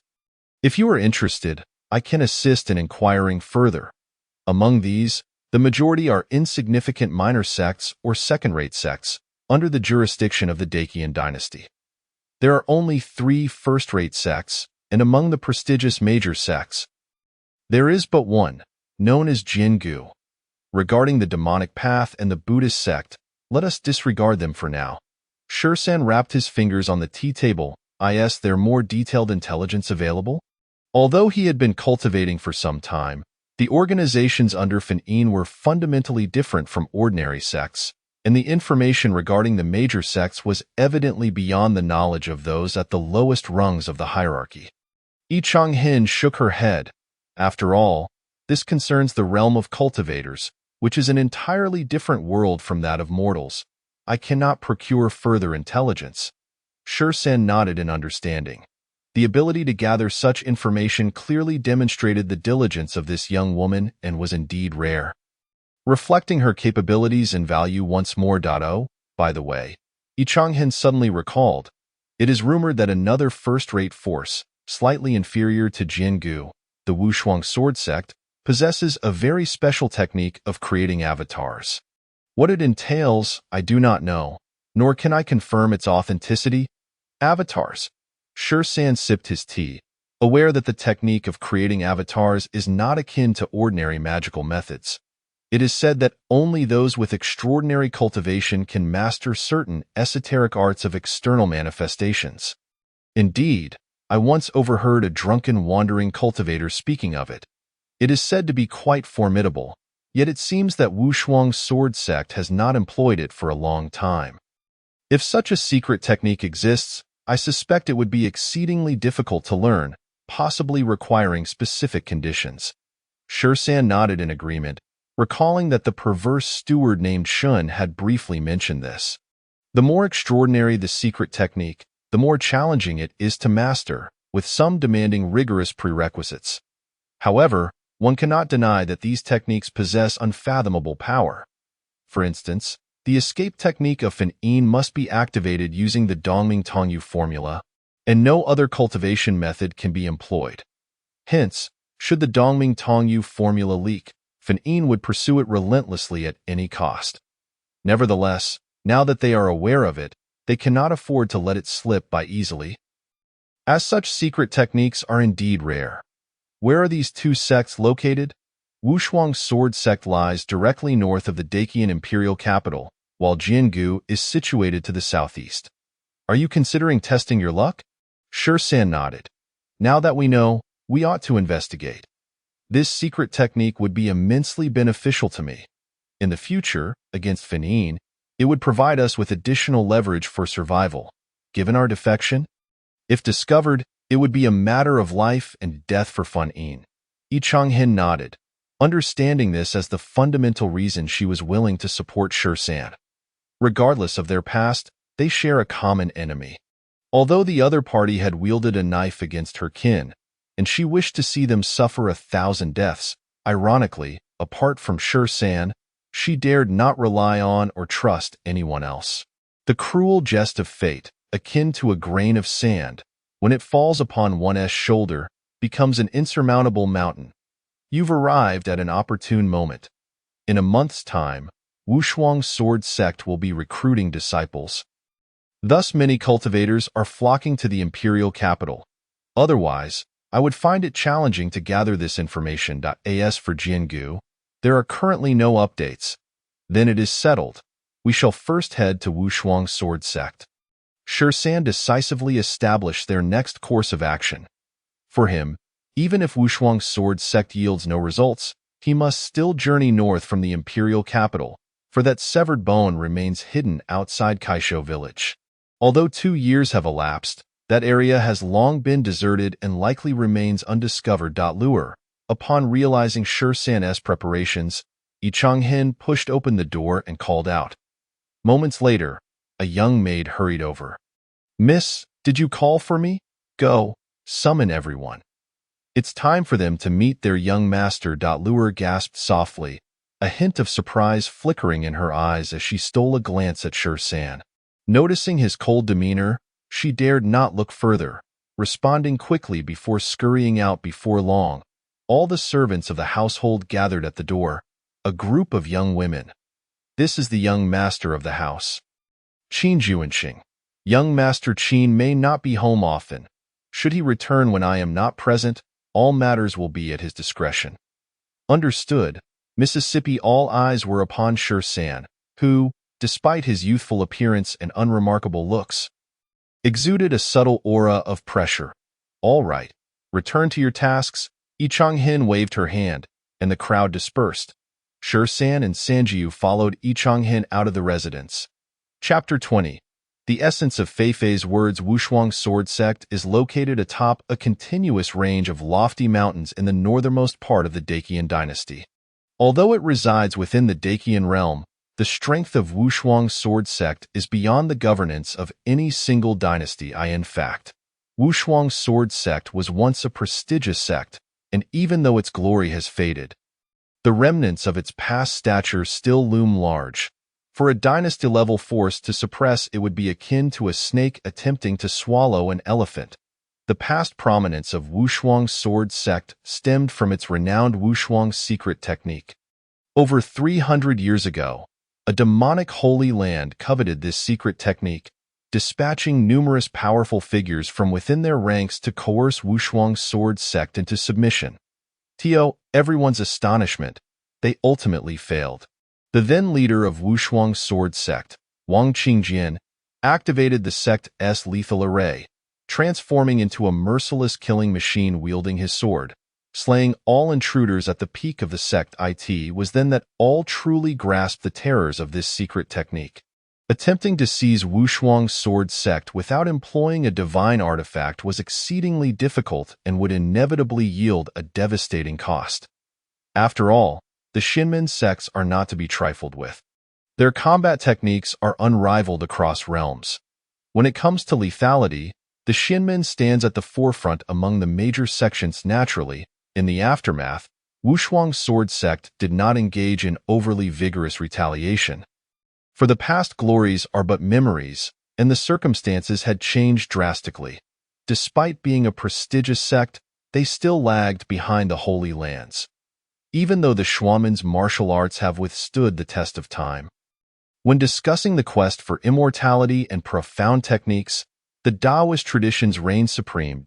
As for the demonic path, it is notorious for its cunning and malice, with the infamous Holy Land of Fon representing the eastern region. In contrast, the Confucian sect is characterized by its righteous spirit, wielding life-renewing artifacts imbued with unfathomable power. The Buddhist sect, on the other hand, has scant practitioners in the eastern lands. Most congregate in the western extremes. For cultivators from the east, the Buddhist path is shrouded in mystery, the most renowned aspect being the 48 great aspirations of Buddhism, each aspiration seemingly containing the ultimate truths of the universe. Wielding unparalleled power beyond the comprehension of ordinary cultivators. There are even rumors that the profound Buddha can manipulate the forces of reincarnation and karma, a terrifying prospect indeed. The final path among these six is that of the Mechanist sect, which focuses on various mechanical arts and secret techniques. While it bears similarities to the artifacts of the Confucian sect, it is fundamentally different. It is said that thousands of years ago, a remarkable individual from the Mechanist sect refined their flesh and blood entirely to craft a body using their mechanical arts, resulting in an astonishing combat prowess. Had Sher San known of this legend, he would surely exclaim in admiration, "What a talent! From flesh and blood to mechanical ascension. A true champion of cybernetic competition, transcending the tribulations of a desolate wasteland." In addition to these relatively common practices of cultivation, there exist some unique methods, such as the enigmatic sorcery of the witch tribes, the cultivation of vital energy by demon practitioners, and an array of even more distinctive cultivators who delve into the arts of fate and geomancy. Among other esoteric disciplines, regrettably, ever since the emotionless sword relinquished the position of sect leader and retreated into seclusion, the Wushuang sword sect has not produced any extraordinary disciples, nor has anyone mastered the renowned arts of the doppelganger technique that once echoed throughout the eastern lands. A sect that was once perilously close to the sacred realm seemed to have embarked on a downward trajectory overnight, having plummeted from its esteemed rank among first-rate sects several decades ago. Were it not for the fact that the emotionless sword still lives, many might have already lost their patience, for the world of cultivation is notoriously ruthless, be why the time Shursan and Sangu were welcomed at the Wushuang sword sect. 20 days had already passed. After imparting certain matters to Yichanghin, Shursan beheld the group she had gathered. Without a hint of sympathy, Shursan administered poison to each individual, employing a concoction he had learned in the trial grounds. While such ordinary poison holds little threat to powerful cultivators, it is lethal to these mortals, as there exists no antidote. Some attempted to resist, but Shursan showed no mercy, swiftly executing the ringleader with a single stroke of his sword. The acrid scent of blood and the palpable aura of murder made the grim reality clear to all. Shursan did not teach them the methods of cultivation, as he lacked suitable techniques to impart. Instead, he shared some combat skills, declaring that he would return in a year. Those who meet his standards may follow him into the world of cultivation, while those who do not face but one fate, death, for he would not leave behind any potential vulnerabilities that could expose him. Whether this constitutes a dragon-slaying hero ultimately becoming a malevolent dragon mattered little to Shursan. As long as he disregarded morality, no moral constraint could bind him. Whether or not divine favor graced him was uncertain, but his approach was one of utter fearlessness. The results were strikingly evident. Despite the looming threat of death, the eyes of all sparkled with fervor. For a mere mortal, particularly for those struggling at the bottom, the opportunity to embark on the path of cultivation equated to an ascent to the heavens. Subsequently, Shursan and Sangha departed, but before leaving, Yichanghin bestowed upon them an even greater surprise. Once you set foot in the Wushuang sword sect and make your move, how will you conceal the aura of the burning concealment technique? Shursan glanced at Sangu and shook his head. Each sect's techniques possess their unique aura, particularly a sect as distinguished as the burning concealment sacred land, where the aura is highly recognizable. He could mask his inner purple energy under normal circumstances. Yet when engaging in combat, it would still be discernible. Sangu faced a similar predicament. As soon as she activated her technique, the essence of the enlightened spirit technique would be immediately identifiable. Without further ado, Yichanghin transmitted to them a peculiar secret art, the imitation aura technique. This technique lacks any offensive capability but can alter a person's cultivation aura, even transforming demonic energy into the righteous spirit of Confucianism. However, it does not change the technique itself. Thus, even if Shursan altered the aura of the enlightened spirit technique, using the void escape technique would still reveal his identity. Nevertheless, Shursan recognized this as an extraordinary secret art. Grateful, Sangu expressed her thanks to Yichanghin, fully aware of the technique's rarity. Yet, the latter imparted it without hesitation. Despite their current cooperative relationship, Yichanghin cast a sidelong glance at her, remaining silent. She harbored animosity towards this woman, for it was she who had slain her brother. Although there had been no other choice at the time, it did not mitigate her disdain. The reason for sharing her secret technique with the two was, in truth, for her own sake. With this technique, as long as they refrained from employing the void escape technique, their identities should remain concealed. This revelation finally illuminated for Shursan how the Pei family had extricated themselves from an organization akin to the burning concealment. Likely owing much to the bone-shaping technique and the imitation aura technique, alas, The Pei family, despite their meticulous calculations, had failed to foresee the emergence of a cunning intellect within their ranks, one that was imbued with innate rebelliousness. Upon reaching the entrance of the Wushuang sword sect, Shursen finally beheld the visage of a properly established major sect, reminiscent of the scenes depicted in the richly inked and fragrant scrolls he had read. Embodying the grandeur he had envisioned, it should not resemble a solitary isle, standing alone in the vast ocean, exuding a stench of decay and bloodshed. Mountains encircled the area, extending infinitely into the horizon. With white clouds clinging to the mountainsides, as if the heavens themselves bowed to the sect. 7 towering peaks soared into the clouds, obscured within, resembling unsheathed swords, their edges unparalleled. Mortals would never have the opportunity to glimpse their true forms. Between the mountains lay lush greenery and peculiar rock formations, occasionally interrupted by the calls of cranes and the roars of tigers. 30,000 stone steps spiraled upwards, with the characters Wushuang faintly emanating a hint of sword intent. While behind them, sword chi swirled, occasionally surging skyward, clearly indicating that a formidable killing formation lay concealed within. The entire sect conveyed to Shursen a singular impression, a sharp and unyielding brilliance. Shursen quietly nodded to himself. Having traversed this world for over 2 years and faced life and death numerous times, or rather, had it not been for the formidable self-healing capabilities of this body, he would have perished several times over. He had finally managed to temporarily escape the control of the burning concealment. If all went smoothly, he would become a practitioner of the mystical sect in just over a week. Thus, Shursen gazed silently at the mountain gate of the Wushuang sword sect, never forgetting the deepest desire of his heart. In this world brimming with countless possibilities, he would traverse 1,000 mountains and cross myriad waters in search of a way to become a being of flesh and blood, imbued with genuine emotions, a true living soul. Even if it meant experiencing only suffering, perhaps no one could comprehend him. He resembled a stone, silently observing the relentless passage of time and the vicissitudes of life, yet unable to grasp the joys and sorrows that accompany existence. He felt no warmth of spring's budding branches, nor the exuberance of summer's bloom, the desolation of autumn's decay, or the crystalline beauty of winter's frost. It was as though this world lay before him, separated by an invisible screen, and he could never step into the scenes unfolding beyond it.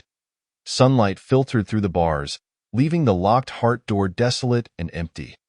Wushuang sword sect, Shursen murmured softly to himself. Perhaps this would be the first station on his journey to reclaim the emotions of his heart.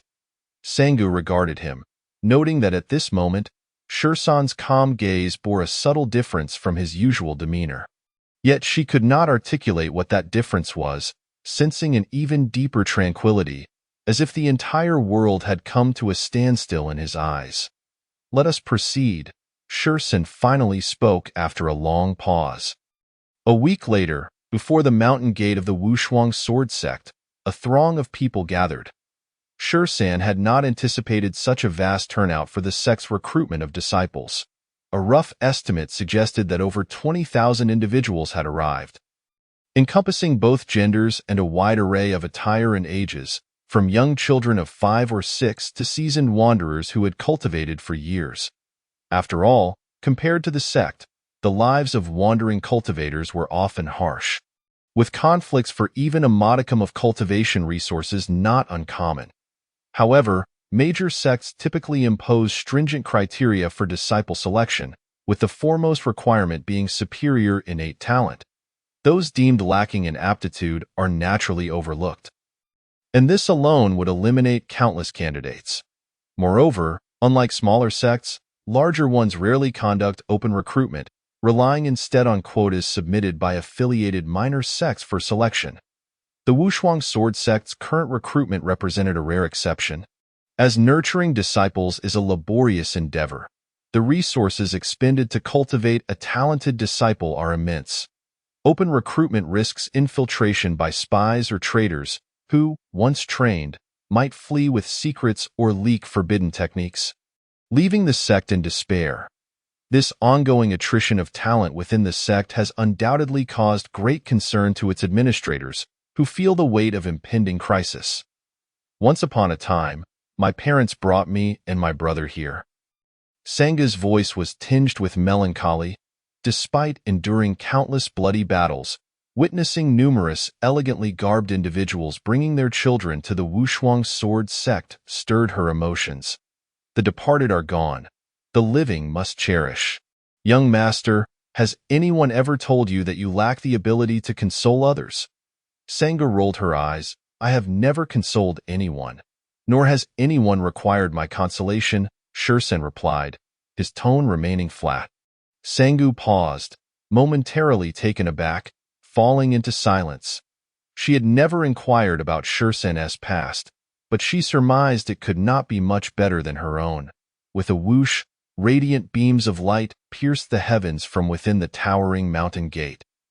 Descending before the sect. Shursen's gaze flickered. Today marks the day of recruitment for disciples of the Wushuang sword sect. I am Fang Yuya, the 117th disciple of the Wushuang sword sect. Inheriting the will of the sect master. The heavens are indifferent. We are born to transform, following the sages with unparalleled techniques, forging a foundation that will endure through the ages. Anyone with the intention to join?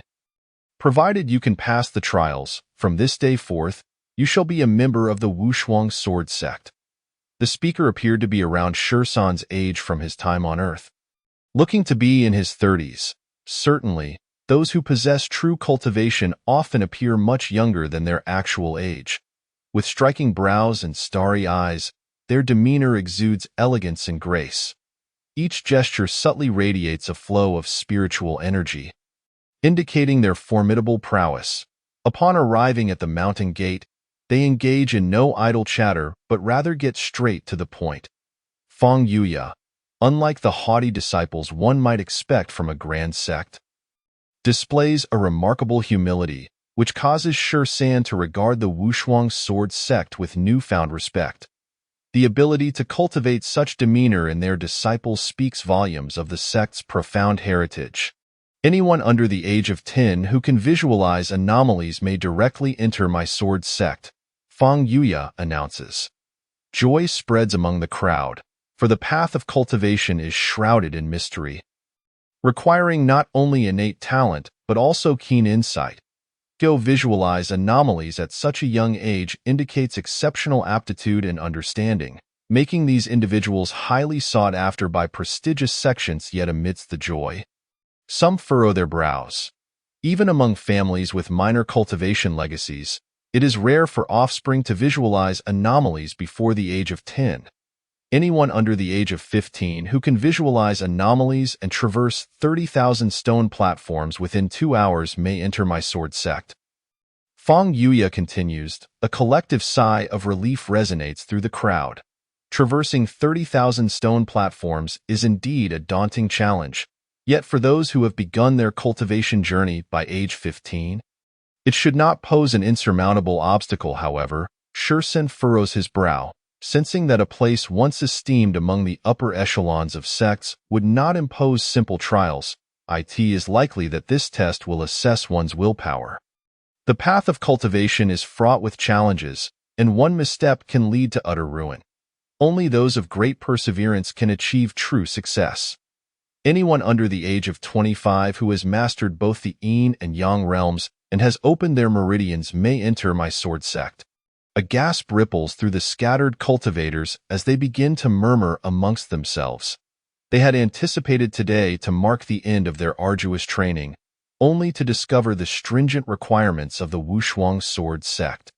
It is understandable, considering that scattered cultivators often lack resources, and those with promising talents have long since allied with other sections. This announcement elicits a flicker of hope from only a select few. Anyone under the age of 50 who has connected with the spiritual bridge may enter my sword sect. As this statement echoes, countless individuals shake their heads in despair. With over 20,000 present, It quickly becomes evident that many will not meet the criteria. Those who can gather 3 souls may directly enter my sword sect and assume the position of guest elder. Fang Yuya remains unfazed by the dwindling numbers, still wearing a smile as he adds, those capable of gathering 3 souls are renowned figures, worthy of even the most sacred places. Why would they need to come to the Wushuang sword sect? A voice sneers in derision, with so many paths to choose from, each with its own divine connection. The decision to stay or leave rests solely with you all. The Wushuang sword sect does not impose. Fang Yuya's calm response leaves the mocker speechless. Now, if anyone is interested, please step forward for the assessment. For those who wish to remain and observe, feel free to do so, Fang Yuya concludes. Immediately, individuals rush forth, eager to present their children from the crowd. Shisan exchanges a glance with Sanjiao. Let us proceed and uncover the mysteries of these stone platforms. Chapter 21. The warmth of humanity, brother. I wish to challenge these 30,000 stone platforms. A shy youth, no more than a teenager, bows respectfully to Fang Yuya. Beside him, a similarly aged man smiles and extends his left hand. Following the man's lead, the youth extends his left hand, and after some careful examination, the man nods at Fang Yuya. Bone age checks out. There is a fluctuation of spiritual energy. Proceed. Complete these 30,000 stone platforms, and we shall be fellow disciples from this day forth. You have 2 hours. Fang Yuya offers a slight smile, imparting an encouraging glance. The youth's face brightens, and he eagerly sets foot on the first stone platform. However, as soon as his left foot lands on the platform, a flicker of concern crosses his face. Yet, it is not long before he begins to ascend, step by step. Having observed the situation, Shisan notes the change in the youth's expression. It is indeed not as simple as he had imagined. By the time Shisan and Sanjiao arrive at the stone platforms, dozens of figures are already present. After bowing, Shisan remains silent and extends his left hand. The man initially glances at the unremarkable youth before sensing something amiss and scrutinizing Shisan more closely. There is something distinctly peculiar about this youth, though he cannot quite articulate what it is. Yet, in the world of cultivation, oddities abound.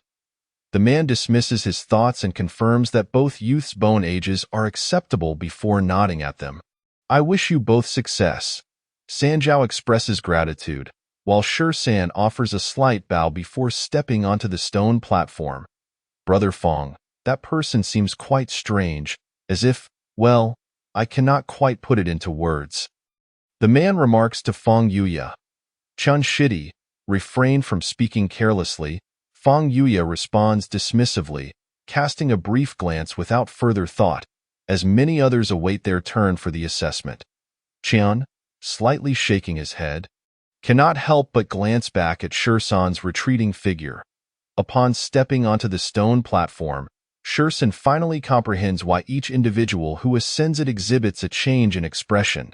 A powerful force emanates from the platform, as if it has endured the passage of time, exuding an ancient aura.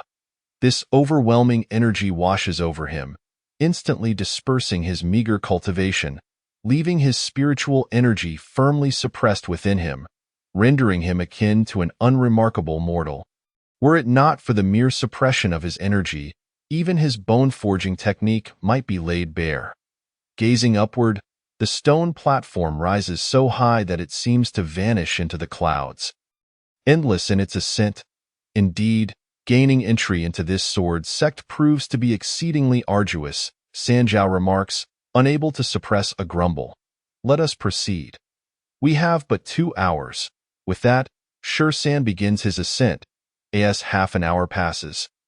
All those determined to join the Wushuang sword sect have undergone the assessment. When the final individual steps onto the stone platform, Fang Yuya and the others soar to the top, awaiting the arrival of those being tested. Brother Fang, I did not expect the results to surpass our expectations significantly. We have secured numerous disciples with commendable bone quality. What was that child's name from the Su family? Ah, Yes, Su Mingyu, only 6 years old and already capable of visualizing anomalies. Even among the sacred lands, he would be considered a prodigy, exclaims a jovial, somewhat portly cultivator beside Fang Yuya. Surely the sect leader will be pleased with this outcome. If he is satisfied, perhaps I may be granted a fire spirit pill. And my first flame might finally materialize, he continues. Zhang, you may not be blessed with good looks, but your aspirations are certainly lofty. Nonetheless, it is true that visualizing anomalies at 6 years old is remarkable. I believe only Brother Fang can surpass him in our sect. If I recall correctly, I was nearly 8 when I succeeded, Chen remarks. Chen Shidi, do be mindful not to continually berate your fellow disciples. After years of cultivation, your mindset seems stagnant, Zhang retorts. What if I become disheartened? The sect would lose an exceptionally talented individual, which would indeed be a significant loss. Just you? A significant loss? Chen scoffs, shaking his head, suddenly noticing Fang Yuya gazing pensively downward. Brother Fang, what captures your attention? Why be so engrossed in climbing stone steps? If one must watch, it would be far more entertaining to observe Chen Jinhong attempt the climb, perhaps even upside down. While struggling with his own misfortune, that would surely make him famous within the sect. Zhang chuckles, his grin taking on a slightly lewd quality. Get lost. I cannot tolerate sitting next to a fool. Chen Jinhong rolls his eyes in disdain. Pfft, you are the fool. You are accompanied by a true simpleton. Zhang spits onto the ground. Yes, you are the simpleton. Your perspective is beyond reproach. If you insist on viewing me that way, I cannot change your mind, Chen Jinhong retorts. Moments later, Zhang suddenly realizes, what? You dare to call Brother Fang a simpleton? Is your only training in cultivating your ego? Chen Jinhong scoffs, casting a disdainful look at Zhang. Enough of this bickering. Look at those two. Fang Yuya gestures, prompting everyone to gaze in that direction. Zhang and Chen cease their banter, falling silent as they observe. With their level of cultivation, they can easily perceive the situation on the 30,000 stone platforms. If Shursan's recollection serves him well, according to the records, the highest of the 5 sacred peaks, Mount Tai, has only 6,000 stone steps from the Red Gate to the Jade Emperor's summit, and even that has confounded countless travelers. Typically, it takes an average person 3 to 4 hours to ascend those 6,000 steps, nearly 2 hours. Yet the Wushuang Sword Sect stone platforms encompass a staggering 30,000. Upon stepping onto the stone platform, the overwhelming force merely served to wash away and suppress the cultivator's prowess. However, as time passed and the ascent continued, this immense pressure could even cause one to bend at the waist. Along the way, Shursan and Sanjiu continually surpassed others, now positioning themselves at the forefront. Behind them, hundreds of young men and women participating in the assessment displayed expressions of anguish, struggling to ascend. Many had already slumped onto the stone platform, their hopes of passing the examination dwindling, as their performances clearly indicated they were not among the most gifted. Only Shursan and Sanjiu, despite being drenched in sweat, maintained a calm demeanor as they continued their ascent. Occasionally, fatigue flickered in Sanjiu's eyes, while Shursan remained unchanged throughout. The brutality of the trial ground forced them to endure daily under the oppressive weight of death, and compared to this test of will, they had previously faced even harsher and more inhumane trials. The peculiar figure, Chen Jinhong, instantly recognized Shursan. Unexpectedly, their innate talents might not be the most outstanding, yet their perseverance was unparalleled. If memory served, the peak master of the second peak, Duan Gangjian, had similarly entered the sect through this stone platform trial. Zhang Pengzi, too, ceased his joviality, adopting a serious tone. Brother Fang, what are your thoughts on these two? On the opposite side, a young man with star-like eyes inquired. The young woman possesses remarkable tenacity, a rare quality. The man raised an eyebrow, surprised by Feng Yuya's high praise, considering he was among the most gifted of the younger generation in the Wushuang sword sect. As for the young man, Feng Yuya paused for a moment, shaking his head slightly. It's hard to say. What do you mean, Brother Feng? Why is it hard to say? The man asked, puzzled. His will is undoubtedly commendable, surpassing that of the young woman. However, there is something peculiar about his aura, though I cannot pinpoint what exactly it is. I mentioned earlier that there was something strange about him, Chun Jinhong remarked with a slight smirk. Regardless, as long as he is not a practitioner of the demonic path, everyone harbors their own secrets. Soon, these two should be arriving. Mo Chun, please take care of their arrangements. Feng Yuya gestured dismissively. The young man who had inquired nodded, assuring Feng, rest assured, Brother Feng.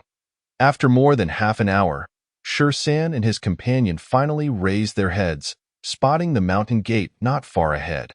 The characters denoting Wushuang gleamed with an intimidating brilliance. Stinging his eyes painfully at that moment, San felt as though his legs were leaden.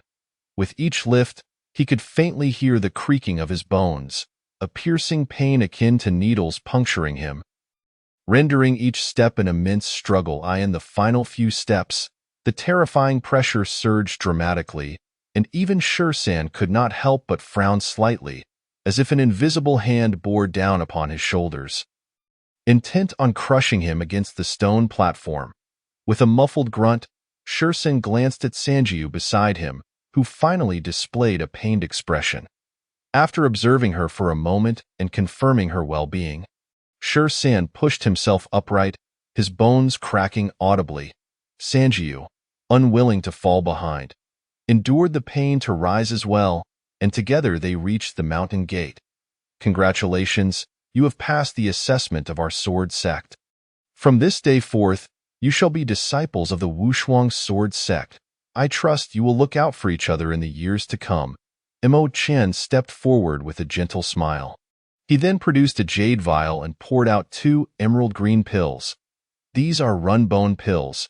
Having just traversed the 30,000 stone platforms, taking these will benefit you. After expressing their gratitude, San and Sanjiu consumed the pills and sat cross-legged, inhaling and exhaling to rejuvenate themselves. There was no reason to distrust the intentions of the other party, and San felt quite at ease with the pills. Once ingested, the Dongming Tongyu Ju began to operate autonomously under the influence of the pill's potency, gently enveloping his body with nourishing warmth, revitalizing not only his flesh but also his bones and meridians. Akin to soaking in a hot spring, a sensation of indescribable comfort was evident that these pills had been specifically prepared for this trial. Feng Yuya and Mo Chen exchanged glances, noting the absence of any malevolent or tainted aura from the two, suggesting their prior cultivation did not originate from any sinister sect.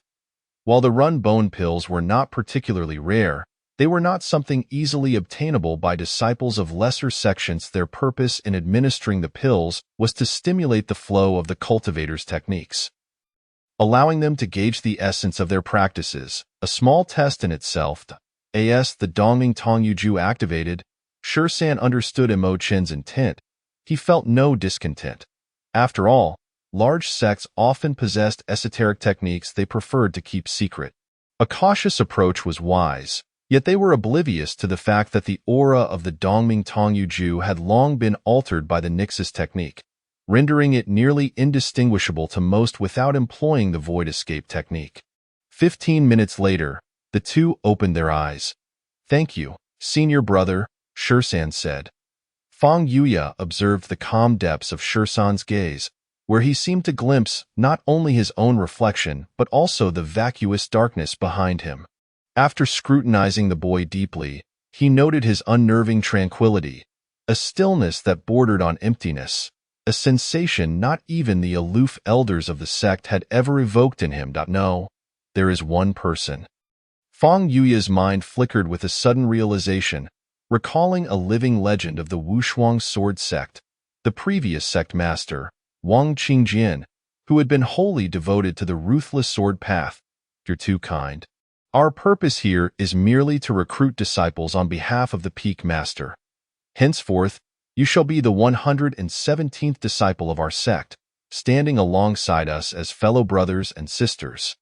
Should you require assistance in the future, do not hesitate to ask, but may I inquire about your names?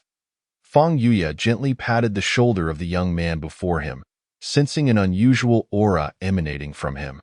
Qin Juanxing that a gentleman never rests.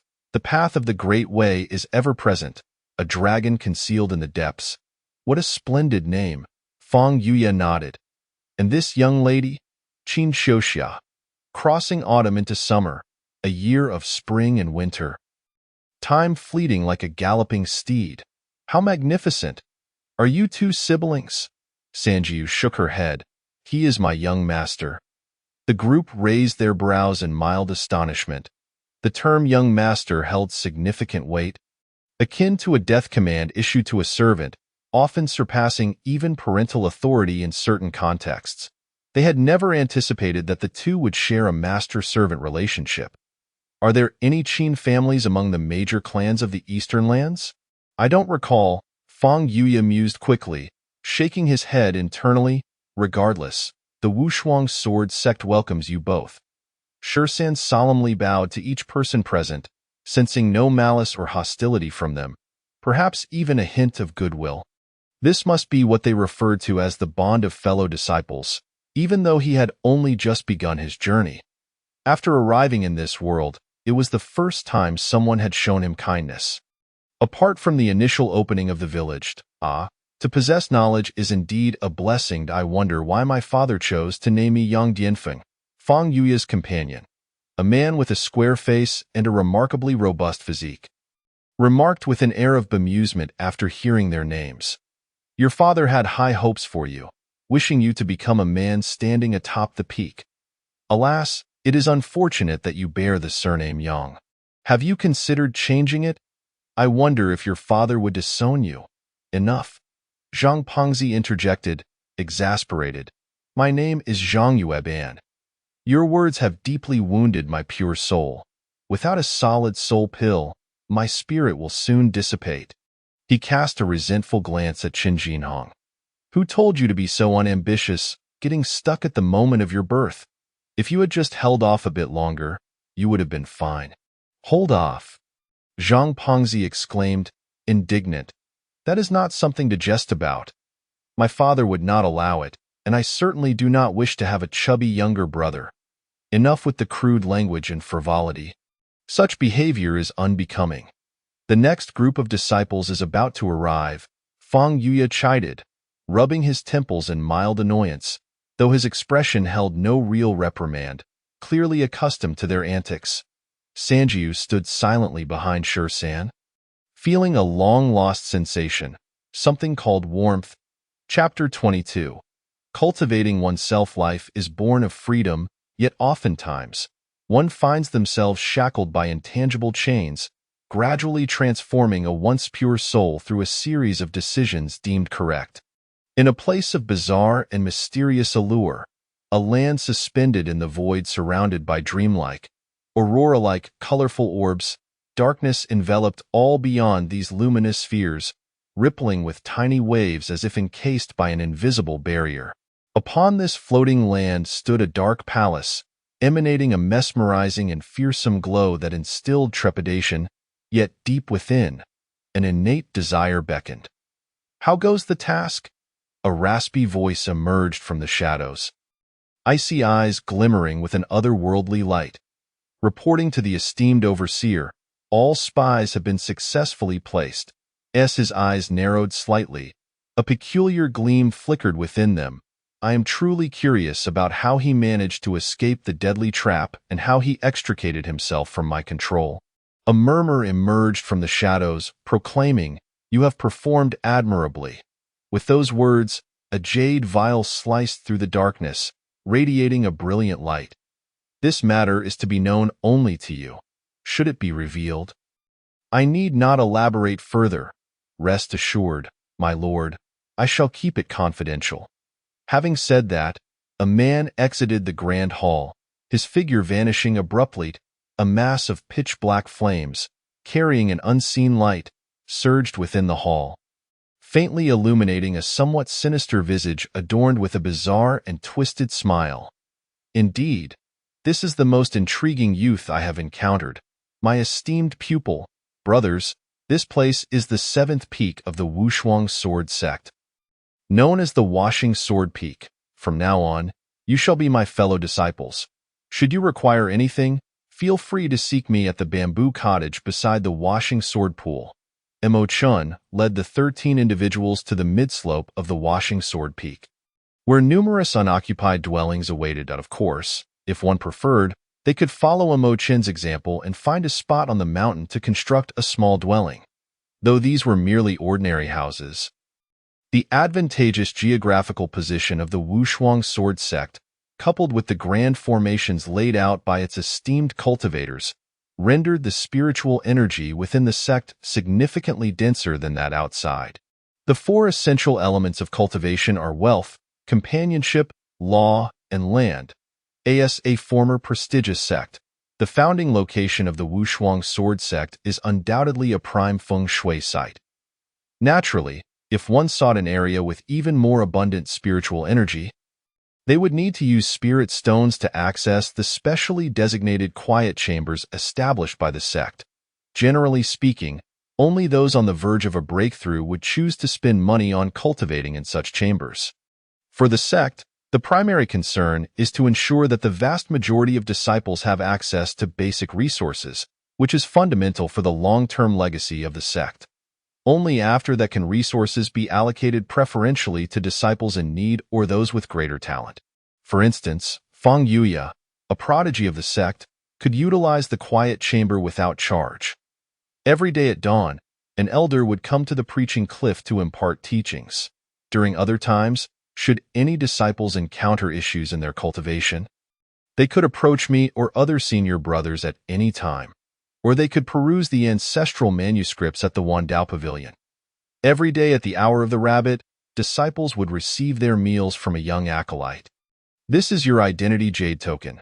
Please take good care of it and do not misplace it. Mo Chun also addressed some trivial matters, such as how on the first day of each month, disciples could receive a pill suitable for their current level of cultivation at the preaching cliff.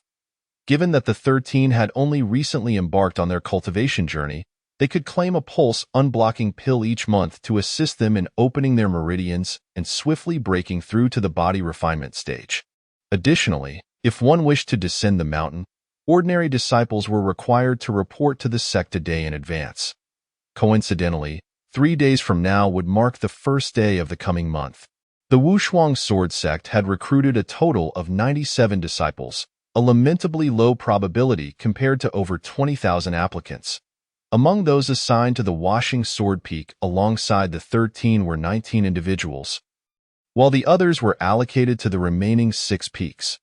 Notably, a young man named Su Mingyu caught the attention of an elder from the Wushuang Sword Peak, who took him as a direct disciple. Much to the envy of many. It is worth noting that the direct disciples of elders are not comparable to ordinary disciples. In addition to the sect's resources, they receive the elders' teachings and various privately imparted secret techniques, allowing them to progress significantly faster than others. 13 and 39 did not go to the trouble of finding a place to build their own houses like Mo Chun. Instead, they casually selected 2 secluded houses nestled together and then headed straight for the Wandao Pavilion. Although they had been cultivating for some time, both had followed unorthodox paths and had never received systematic guidance on cultivation. The annotations in the manuscript on the understanding of the ethereal path were indeed sparse. To achieve better cultivation, a solid understanding of foundational principles and basic knowledge is indispensable, a fact that 13 was acutely aware of. The more profound and arcane the concepts, the greater the need for a solid foundation to support them. The stronger the foundation, the further one can progress. The Wandao Pavilion, despite its name suggesting a simple structure, is in fact a 7-story circular tower situated beside a cliff on the mid-slope of the Washing Sword Peak. Upon arriving at the Wandao Pavilion, they encountered an elderly man in a tattered blue robe, his hair disheveled, voraciously devouring a rabbit's leg, his hands glistening with grease. Without lifting his gaze from his meal, he glanced at the jade tokens of the two newcomers and said, "Only the first floor is accessible. You may look but cannot take anything outside. Do not disturb me unnecessarily, or I shall smash your heads with a single punch if I catch you sneaking anything out." 13 nodded in acknowledgement and, having understood the warning, swiftly entered the Wandao Pavilion. Despite the old man's disheveled appearance, the aura of spiritual power emanating from him was undeniably formidable. Once inside the Wandao Pavilion, 13 soon realized it was far more impressive than it appeared from the outside. Although the 7-story circular tower did not seem particularly tall or expansive, the interior space was significantly larger than it had seemed from outside. Clearly, the Wandao Pavilion was equipped with a spatial formation akin to the concept of a pocket dimension. As for the furnishings within, they were quite simple. The walls were adorned with perpetual lamps. A spiral staircase ascended, and in the center stood rows of bookshelves filled with thick tomes and annotated manuscripts. The texts included complete understanding of the body refinement stage, 4 levels of essence, and annotations on the Tao scriptures. Each manuscript contained the insights and annotations of the ancestors of the Wushuang sword sect regarding cultivation, enabling newly admitted disciples to grow rapidly and avoid unnecessary detours. This alone was enough to attract countless wandering cultivators. 13 did not linger unnecessarily and picked up a copy of Complete Understanding of the Body Refinement Stage to begin his study. At that moment, it was late afternoon, and the number of disciples frequenting the Wandao Pavilion was not particularly high. The first floor, due to its basic content, was especially quiet, with only about 20 individuals present. Occasionally, disciples descending from the upper floors would pause briefly upon seeing 2 unfamiliar faces, but no one approached to greet them.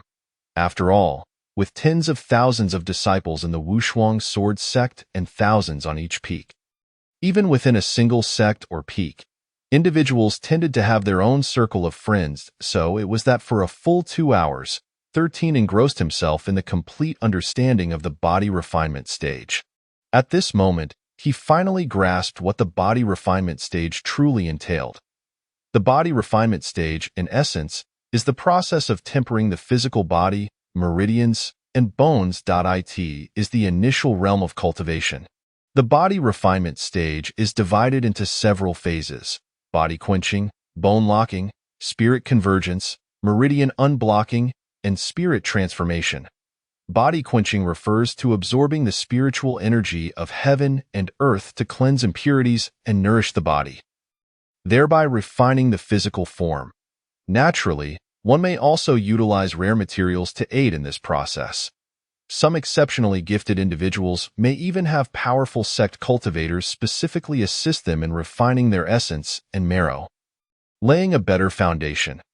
The bone-locking stage strengthens the entire skeletal structure based on the body-quenching foundation, rendering the bones as robust as jade. It is said that some terrifyingly powerful beings or formidable ancient beasts, even after death, may have bones that remain as strong as gold and stone, making them prime materials for weapon crafting.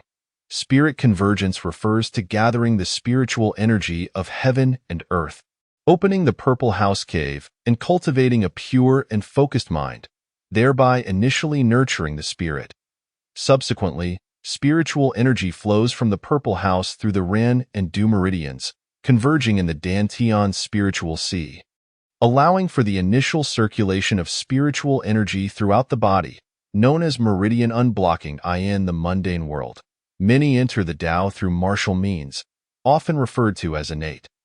Following meridian unblocking, spiritual energy disperses from the spiritual sea, opening the 12 main meridians and spreading throughout the body, enabling one to move gracefully as if gliding through the air, known as the spirit transformation stage.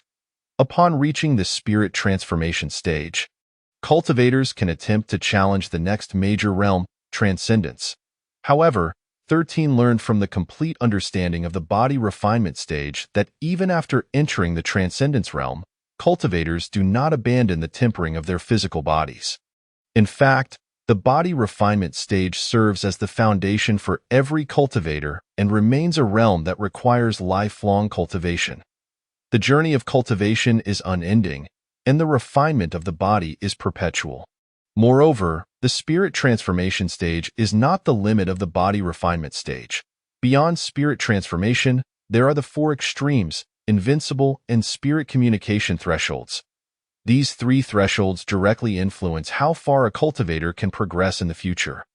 The so-called four extremes begin from the spiritual sea, connecting to the meridian unblocking and vessel unblocking stages. When the meridian unblocking is achieved, spiritual energy flows like a boundless sea, while the vessel unblocking ensures inexhaustible energy and vitality. Following the four extremes comes invincible, which connects the yin and yang meridians. When the yin meridian opens, the heart meridian connects, invigorating life and unlocking potential, while the yang meridian opening ensures the blood meridians connect. With vitality like that of a dragon. The most challenging is the spirit communication threshold, where spiritual energy flows through both the yin and yang meridians, allowing the physical body to connect with the spirit, reaching the pinnacle of the body refinement stage. Moreover, whether one can attain this realm directly determines their eligibility to cultivate the next major realm to its utmost limit. Thus, such cultivators are prioritized for cultivation within the sect, regardless of their location. However, these three thresholds are referred to as mystical thresholds because once one steps into the transcendence realm, these thresholds become permanently sealed, leaving no possibility for further breakthroughs. This is why Feng Yuya's words had caused countless wandering cultivators to gasp in astonishment. These three thresholds are exceedingly difficult to surpass, requiring extraordinary talent. Aside from the aforementioned annotations regarding the body refinement stage, one particular note caught 13's attention. When opening the Purple House Cave, cultivators of exceptional talent or great fortune may, in that moment, gain insight into the dualities of yin and yang, awakening extraordinary abilities such as unique eyes, which ordinary cultivators find hard to fathom. Besides these extraordinary eyes, there are other bizarre and rare innate abilities, though no further details were provided. Extraordinary eyes? Could they be akin to the yin-yang eyes or perhaps the celestial eye? 13 pondered upon certain myths from Huaxia. Young master, just as he was lost in thought, 39 suddenly called out softly, You see this? 39 presented 13 with a tome entitled Record of Extraordinary Talents. AS 13 opened the book, his eyes widened slightly. The ancient dragon-fighting body, traversing the primordial era, unleashes a wrathful clash with dragons. The innate mystical gateway fully opened, with meridians resembling the undulating form of a dragon, possessing the might to shake mountains and split the earth. The nine nether spirit body, colloquially known as the nether body, allows the flesh to traverse the realms of yin and yang, discerning the real from the illusory, rendering the spirits and deities inscrutable. The sea-swallowing divine Kuan body, unrestrained by the confines of the spirit, devours the sea and craves the heavens. The nine lives convergence body, an extraordinary bloodline inherited from the illustrious archaic family of the eastern lands, embodies 9 lives and 9 bodies, merging to seek the Tao. The threefold corpse-slicing body, born with the innate ability to sever the attachments of good and evil, illuminating the heart and the Tao. Capable of becoming a peerless sage. The innate Tao embryo, naturally aligned with the Tao, encompasses all laws. This is perhaps what people refer to as an unparalleled genius. 39 regarded 13 with an odd expression. Realizing why the archaic family had participated in the ambush against Fawn Yin, yet emerged unscathed. The terror of 9 bodies and 9 lives is unfathomable. A person's cultivation journey is fraught with numerous tribulations. Great opportunities often accompany great risks, yet members of the archaic family possess 9 chances for error. It is difficult to fathom how many ancient beings lie hidden within the archaic family's stronghold. It is only natural, after all, The vast world is full of wonders, and we were merely frogs at the bottom of a well until now.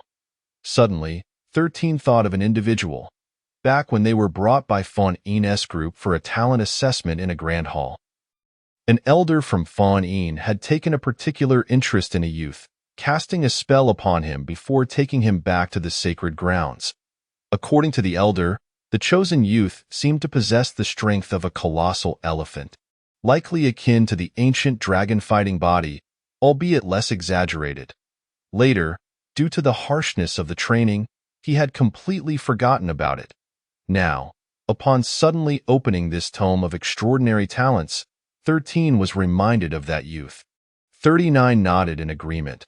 Before arriving at the unparalleled sword sect, their perspectives had been confined to the realms of trials and mundane life. Every entity is a miracle. It seems that this world is far more splendid than I had ever imagined. 13 closed the tome, murmuring to himself, as if speaking to his own heart. At that moment, he felt a renewed confidence in the pursuit he had long cherished. The day was waning, and the wealth of knowledge contained within the tome was not to be gleaned in haste. There would be ample time to delve into it later. The two exited the Enlightenment Pavilion, and outside, the lanterns flickered like stars. 13 glanced over, noticing the old man had fallen asleep against the pavilion, occasionally emitting a snore. Ignoring the old man, they proceeded towards their lodgings. As their figures faded from sight, the old man lifted his eyelids, frowning slightly. These two youngsters, such a heavy aura of killing intent. Ah, let it be. At this age, one ought to take care of their health and enjoy a good sleep. Chapter 23. The nameless Tao. Since the dawn of chaos, its origin unknown, it gave birth to all things. Formless, emotionless, and nameless, it nurtures heaven and earth, orchestrating the celestial bodies and nurturing all entities. Our ancestors, unaware of its name, hastily named it Tao. Clarity and turbidity, stillness and motion, yin and yang, all actions of beings are the source of the Tao. The human realm is but a speck, and the heavenly Tao remains enigmatic. The malevolent delights in stealth, while the virtuous cherish purity. The human heart craves tranquility, rendering the wicked unable to intrude. The sword transmission cliff. The preaching platform is adorned with white clouds brushing against the cliff's base, while a gentle breeze sweeps through the empty valley. An elderly man with white hair and youthful features squinted slightly, his lips moving, as if on the verge of slumber. Yet, as his voice emerged, it resonated like celestial music, captivating the hearts of all who listened. Below, hundreds of disciples sat cross-legged, attentively absorbing the teachings. 13, too, was enraptured. His focus unwavering. For over 2 weeks since arriving at the sword sect, 13 and 39 had made it a point to attend these teachings daily. Each session offered unique content, with speakers of both genders. Though most appeared to be seasoned individuals, some imparted crucial insights for cultivation, others shared their understanding and reflections on the Tao, while some elucidated techniques for harnessing spiritual energy, encompassing a vast array of subjects. The elder before them was undoubtedly a venerable figure with profound cultivation. Although his words occasionally seemed convoluted and difficult to comprehend, they still offered much to ponder, allowing 13 to gain substantial insights. Moreover, while listening to the elder's discourse, 13 felt as though he was enveloped in an ethereal realm, his body and mind becoming increasingly at ease. At some point, the surroundings grew increasingly hazy, and he could almost hear a faint, melodious sound echoing in his ears. He struggled to grasp the fleeting flashes of inspiration, yet they remained elusive, ephemeral like clouds or smoke, yet seemingly real. Unbeknownst to 13, each speaker infused their understanding of cultivation into their voice while preaching, invoking a mystical resonance that permeated the entire cliff, enabling disciples of lesser cultivation to gain a more intuitive grasp of the elusive Tao. However, this sensation left 13 feeling somewhat uneasy, as if something from his memories was repeatedly surfacing from the darkness within his mind, only to vanish again at the cusp of recognition, forever out of reach of his understanding. Point 13's gaze grew increasingly vacant, even appearing somewhat dazed, as if he were entirely immersed in an indescribable state. The elder's voice drifted further away, becoming softer and more ethereal, as if he were on the verge of succumbing to slumber, as if under a spell. On a daze, 13 felt as though he had returned to that familiar library. On that torrential rainy night, standing outside the bookstore, peering through the glass window, where he spotted a gaunt youth engrossed in reading, the thin tome before him inscribed with passages of profound wisdom. The Tao that can be spoken is not the eternal Tao. The name that can be named is not the eternal name. The nameless is the origin of heaven and earth. The named is the mother of all things. Thus, always be devoid of desire, to observe its subtlety. Suddenly, a gentle breeze began to stir at the sword transmission cliff, rippling in waves like the encroaching tide, growing ever more intense as spiritual energy from all directions began to converge. Above, the elder, who had been seated in silence, had ceased his teachings, now gazing intently at 13. The previous half-asleep demeanor vanished, his eyes gleaming with a hint of appreciation. The Tao that can be spoken is not the eternal Tao.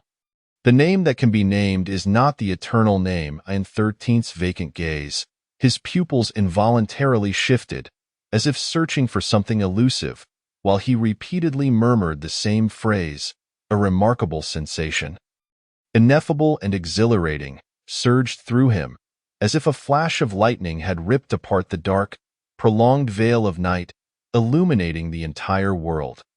The spiritual energy at the sword transmission cliff surged violently towards 13, flooding into his third eye. Upon closing his eyes, 13 was engulfed in darkness, and as the spiritual energy poured in fervently, an extraordinary power that had long lain dormant within him began to emerge. Striving to shatter an invisible shackle, a tingling sensation coursed through his forehead, like an unseen sharp blade poised before him, as that mysterious force erupted violently, yearning to manifest. Crack, a sound, audible only to 13, akin to the shattering of chains, resonated within the previously darkened realm, as a brilliant light suddenly burst forth. Though his eyes were closed, 13 could still perceive the blinding radiance. The resplendent light blossomed continuously, as if traversing the vast expanse of time, illuminating the cold cosmos. In that moment, 13 finally comprehended what it meant to open the purple mansion and the celestial realm. Behind that dazzling light lay an infinite space, within which flowed wisps of silvery brilliance, mysterious, profound, and beguilingly strange. In the heart of that space, a figure strikingly identical to 13 sat cross-legged, eyes closed, as if patiently awaiting a summons from the unseen. Suddenly, he opened his eyes, and a glimmer of silver light flickered in 13's gaze. At that instant, he felt as if he beheld an entirely different world, with fleeting glimpses of profound imagery occasionally surfacing before him. As if the world had transformed into something more vibrant and resplendent. If one were to describe it, it would be akin to a being capable of perceiving a multitude of colors. While mere mortals could only discern the three primary hues, unable to fathom the dazzling spectacle seen through the eyes of a cultivator. Silence enveloped the surroundings, yet the gazes of hundreds were fixated upon him, some indifferent, some curious, some astonished, some envious, and naturally, a few cast glances tinged with a hint of jealousy. Upon noticing the traces of jealousy in a few gazes, 13's heart immediately grew wearied. To have achieved a breakthrough in cultivation in such an unguarded state was inappropriate. Despite the myriad of reasons behind it, this realization heightened 13's vigilance. The path of cultivation is fraught with risks at every turn. Stealing a glance at 39, 13 subtly nodded. Though 39 appeared to be casually guarding his side, 13, being from the trial grounds, understood that had he truly encountered danger, 39 would have swiftly shielded him from most directions of attack. Gradually rising, 13 solemnly bowed to the elder on the preaching platform. "Thank you, elder." The elder waved his hand slightly, his gaze warm, stroking his beard. Indeed, it has been over 3 years since I last witnessed a disciple attain enlightenment on the sword transmission cliff. The elder spoke twice. Clearly in high spirits upon witnessing a disciple of the sect seizing such an opportunity. Naturally, he remained oblivious to the inner thoughts of Shursan. Even if he were aware, he might merely perceive Shursan as overly anxious. After all, they were within the main peak of the Wushuang sword sect, where no one dared to disrupt the disciple's moment of enlightenment. Although unaware of Shursan's true feelings, the elder was intrigued by another matter. "What is your name?" Returning to the elder, "I am Qin Juanxing." Throughout their exchange, Shursan maintained a posture of utmost respect towards the elder. His past experiences had ingrained in him a deep gratitude for anyone who had shown him kindness, from the old to the limping man, and even to the elder who imparted teachings, regardless of whether they were specifically for him. Upon observing Shursan's demeanor, the elder's smile broadened. "You appear rather unfamiliar. I presume you have only recently joined our Wushuang sword sect?" With a slight nod, Shursan replied, "I have been a disciple of the Wushuang sword sect for a little over 2 weeks. Just now, it seemed I heard you murmuring something. Was it a passage from a scripture?" Shursan's heart stirred, yet his expression remained unaltered. During the elder's discourse, a familiar text, the Tao Te Ching, a well-known Taoist classic he had studied on Earth, had unexpectedly surfaced in his mind. Previously, while in the depths of obscurity, Shursan had known nothing of cultivation. However, after spending nearly every day and night poring over notes and listening to teachings at the Wushuang sword sect, he had gained a semblance of understanding regarding the essence of cultivation. Reflecting upon the Tao Te Ching now felt like an elusive, inexpressible insight that lingered in his consciousness. Yet, the journey from Earth to this realm remained his greatest secret. He would never risk revealing even the slightest hint of it. This secret would forever remain buried deep within the recesses of his heart. Returning to the elder, while listening to your teachings, I vaguely perceived a voice whispering in my ear, though I could not grasp it clearly. After I opened my purple mansion, that voice vanished entirely, as if it had never existed, and I can recall nothing of it now. Is that so? What a pity, the elder mused, stroking his beard, a flicker of disappointment crossing his eyes. He had vaguely heard the youth mumbling, even resonating with his own insights during the discourse, which left him somewhat perplexed and prompted this inquiry. The elder understood that each individual's moment of enlightenment was unique.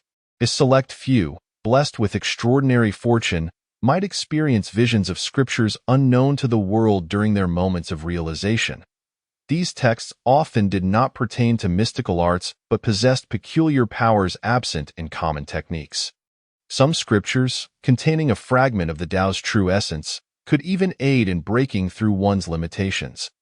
However, only a rare few could remember the fragmented contents of such scriptures after their enlightenment. Most would dissipate into the void, a phenomenon known as returning to the Tao. Thus, the elder had no reason to doubt Shursan's sincerity, merely feeling a tinge of regret. He had been stuck at this bottleneck for many years. With his innate talent, further breakthroughs could not be achieved solely through arduous cultivation but required a significant opportunity. Though the youth could not recall the scripture's contents, the subtle resonance with the elder's insights during the discourse had yielded considerable gains. And perhaps a deeper understanding awaited him if he were to reflect on it further. At that moment, the elder rose, intending to retreat and meditate for several days, while this feeling still lingered in his heart. "I am Zhang Liaoqing, a guest elder of the Wushuang sword sect. Since fate has brought us together today." The elder paused. "Very well. I shall impart a sword technique to you. As a newcomer to our Wushuang sword sect, you likely have yet to learn a sword technique to call your own. With that, A snow-white jade slip shot from the elder's hand, landing in Shursan's palm. Should you have any questions, feel free to seek me at the peak of the washing sword. Thank you, Elder Jiang. Shursan once again bowed respectfully to Jiang Liaoqing, and when he lifted his gaze, the elder had transformed into a streak of rainbow light, vanishing in the blink of an eye. With the elder's departure, the day's teachings concluded, and a flurry of murmurs erupted on the teaching cliff as many began to whisper, casting furtive glances at the newly initiated disciple. Let us depart. Unfazed by the discussions and stares, Shursan called to SNSHG, who nodded and followed him like a shadow, swiftly disappearing into the crowd. The two walked back, just as they were about to leave the teaching cliff. SNSHG suddenly turned back, pausing for a moment before silently shaking her head. What is it? Shursan inquired, sensing that SNSHG's actions were not without reason. I cannot say for certain, but it feels as though I sense something unusual. Upon hearing this, Shursan glanced back towards the direction of the teaching cliff, deep in thought. He was acutely aware of SNSHG's talents. If she sensed something amiss, it was certainly worthy of their attention. After a moment of reflection, he concluded that it was merely a sword technique, unlikely to provoke excessive envy among the disciples of the sword sect. After all, the Wushuang sword sect derived its name from its focus on sword cultivation, and the exact caliber of the technique remained unknown, thus not likely to incite undue jealousy. The fleeting glances of mild envy he had perceived during his moment of enlightenment contained little real hostility. What could the peculiar sensation SNSHG experienced possibly be? Let us return, he decided, quickening his pace while clutching the jade slip.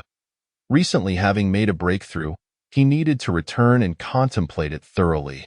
The two figures vanished around the corner of the teaching cliff, while behind them, a gaze as deep as a tranquil pool quietly followed their departure. Chapter 24. The passage of time. Their residence was exceedingly simple. In fact, most lower-tier cultivators did not place great significance on their living quarters. They lacked the mundane desires for wealth that ordinary mortals possessed, and did not enjoy the esteemed status of high-ranking cultivators. Hence their abodes were generally modest. Some cultivators could inhabit a cave dwelling for an extended period. Even the quiet rooms within the sect, which required spirit stones for use, contained nothing more than a mat and a wisp of sandalwood incense. As the saying goes, a room filled with the essence of the Tao is a hermit's abode. A zither, a sword, and a cup of tea encapsulate this philosophy. Upon returning to their quarters, Shursan did not hasten to explore the jade slip containing the sword technique bestowed by Jiang Liaoqing. Instead, he closed his eyes and sat cross-legged, earnestly reflecting on the profound sensations imparted by the purple mansion. Beside him, SNSHG stood silently, her right hand resting on the hilt of the standard long sword provided to every disciple of the Wushuang sword sect. Though reason assured her of the sect's safety, the habits forged from 2 years of bloodshed compelled her to trust in the sword in her hand. Within the purple mansion, it felt like an independent, wondrous space. The surroundings were chaotic, bathed in a silvery light that flowed endlessly. An expanse that seemed to stretch into infinity. A diminutive figure, identical to Shursan, sat cross-legged in meditation. As he activated the spiritual energy stored within his flesh and blood began to converge towards the miniature figure in the purple mansion. Before long, the figure was enveloped in spiritual energy, leaving only a dazzling radiance. Gradually, the brilliance intensified, and the figure's hands moved in a gentle manner as the spiritual energy flowed from the Baihui point downwards. Dispersing throughout his bones and meridians, it resembled a transcendence of the soul. It took a full hour before Shursan finally opened his eyes, a powerful force, far surpassing that of an ordinary person, surged through him. Shursan felt the overwhelming strength coursing through his body. After being nourished by the purple mansion, the spiritual energy enveloped him, causing his bones to emit a faint white glow. Suddenly, he thrust his fist forward, producing a sound akin to breaking the air, a clear indication of the enhanced power that accompanied his breakthrough. "Congratulations, young master," SNSHG smiled slightly. "Only a small step." Shur-san waved his hand. The cultivation realm was merely the first stage, and the phase was just the beginning of thanks to the trials on the island, he had already completed the previous stages of body refinement and locking the bones. Regardless, from this day forth, Shur-san had officially stepped onto the path of cultivation.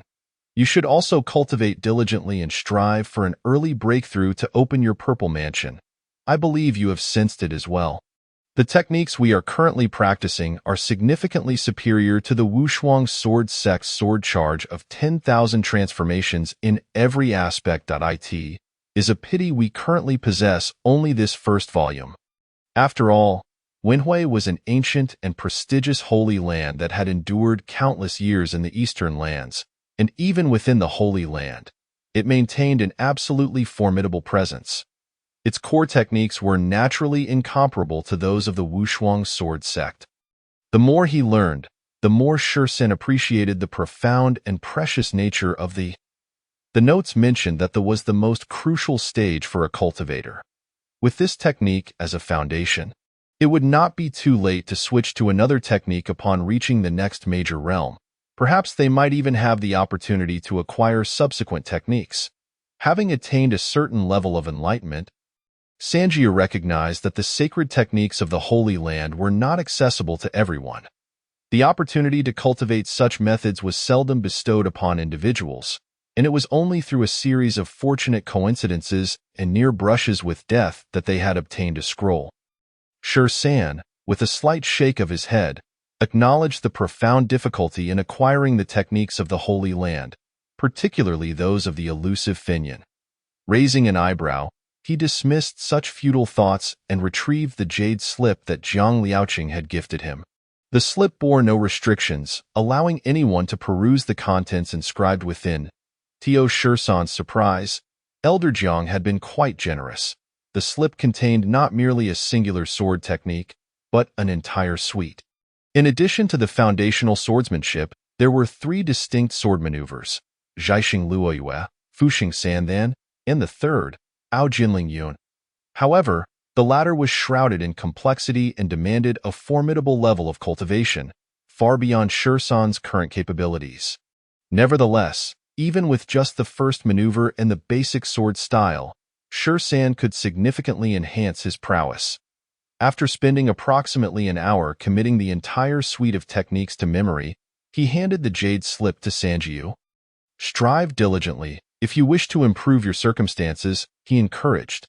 The young woman nodded, receiving the slip without formality, and returned to her own quarters next door.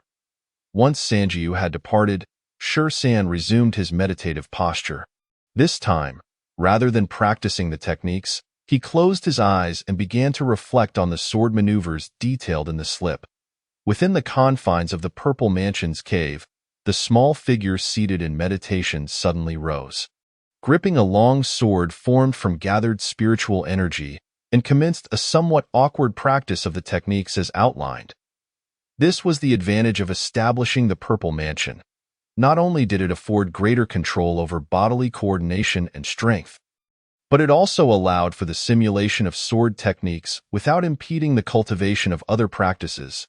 As the figure within the Purple Mansion rose, the mysterious silver light that filled the cave began to move rapidly along a seemingly chaotic yet profoundly intricate trajectory, hinting at the presence of celestial bodies within. The entire realm transformed, as though illuminated by an endless starry expanse, suffused with a vast, profound power that instilled a sense of awe. What is happening? Shur-san pondered, for the notes had not mentioned this phenomenon. He abruptly halted his practice, fixating on the now animated silver light. In that moment, he felt an ancient and boundless force emanating from it, sending a chill down his spine, as if he had become a minuscule mote of dust, drawn back into the cold, vast cosmos. Strangely, upon ceasing his sword practice, the silver light also came to a standstill, its archaic essence receding like a tide until it vanished entirely. Sher-san paused his sword training, retreating into contemplation. He had not encountered any mention of the silver light in his notes and was unaware of what other cultivators experienced within their purple mansions. It was evident that this silver light was no ordinary phenomenon. After experiencing the silver light and the purple energy, he wondered if it signified some latent talent that could be acquired post-establishment of the purple mansion. Rubbing his chin, he mused on whether his talent was truly so exceptional. After all, why had Finian chosen to overlook him? Moreover, if it was indeed a talent, what purpose did it serve? After a moment's reflection, Sher-san resumed practicing the sword techniques. As the figure within the purple mansion gripped the long sword once more, the enigmatic silver light sprang to life. This time, he did not falter. He practiced diligently while closely observing the fluctuations of the light. Repeatedly, Sher-san honed his skills, drawing upon over a decade of swordsmanship practice from his life on Earth. Though he had only mastered a single technique during that time, his grasp of the foundational sword skills was relatively swift. Concurrently, the mysterious silver light maintained a steady rhythm, tracing a path that Sher-san could not comprehend. After spending considerable time focused on the silver light, he found himself none the wiser regarding its purpose. And it seemed beyond his control. Gradually, he ceased to regard it, redirecting his focus to the sword techniques. 1 hour passed, then 2, and then 3, as Sher-san monotonously repeated the foundational sword practice without hastily attempting the 3 advanced maneuvers. He understood that a profound comprehension of the foundational techniques would lead to a more instinctive execution of the lethal moves, amplifying their power. The cultivation system of the Shinmen was distinct from that of the Dao sect. Mastering a sword technique from novice to perfection was no trivial task, let alone achieving a profound level of understanding that transcended all methods.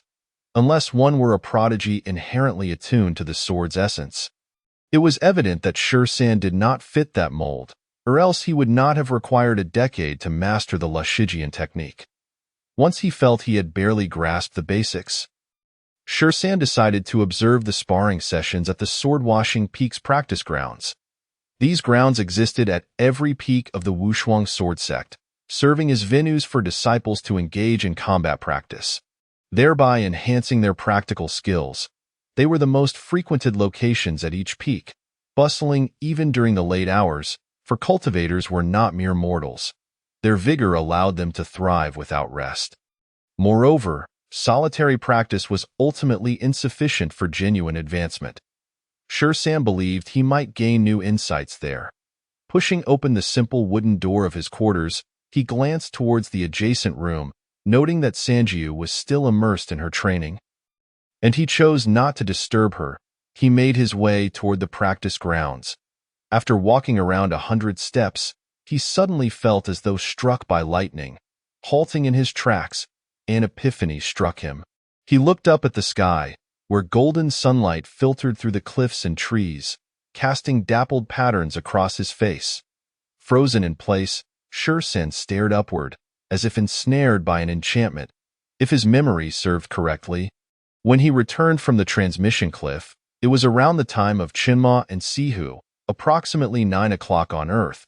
He spent about an hour consolidating his understanding of the Purple Mansion, followed by another hour memorizing the sword techniques within the Jade Tube. By that point, it should have been close to noon.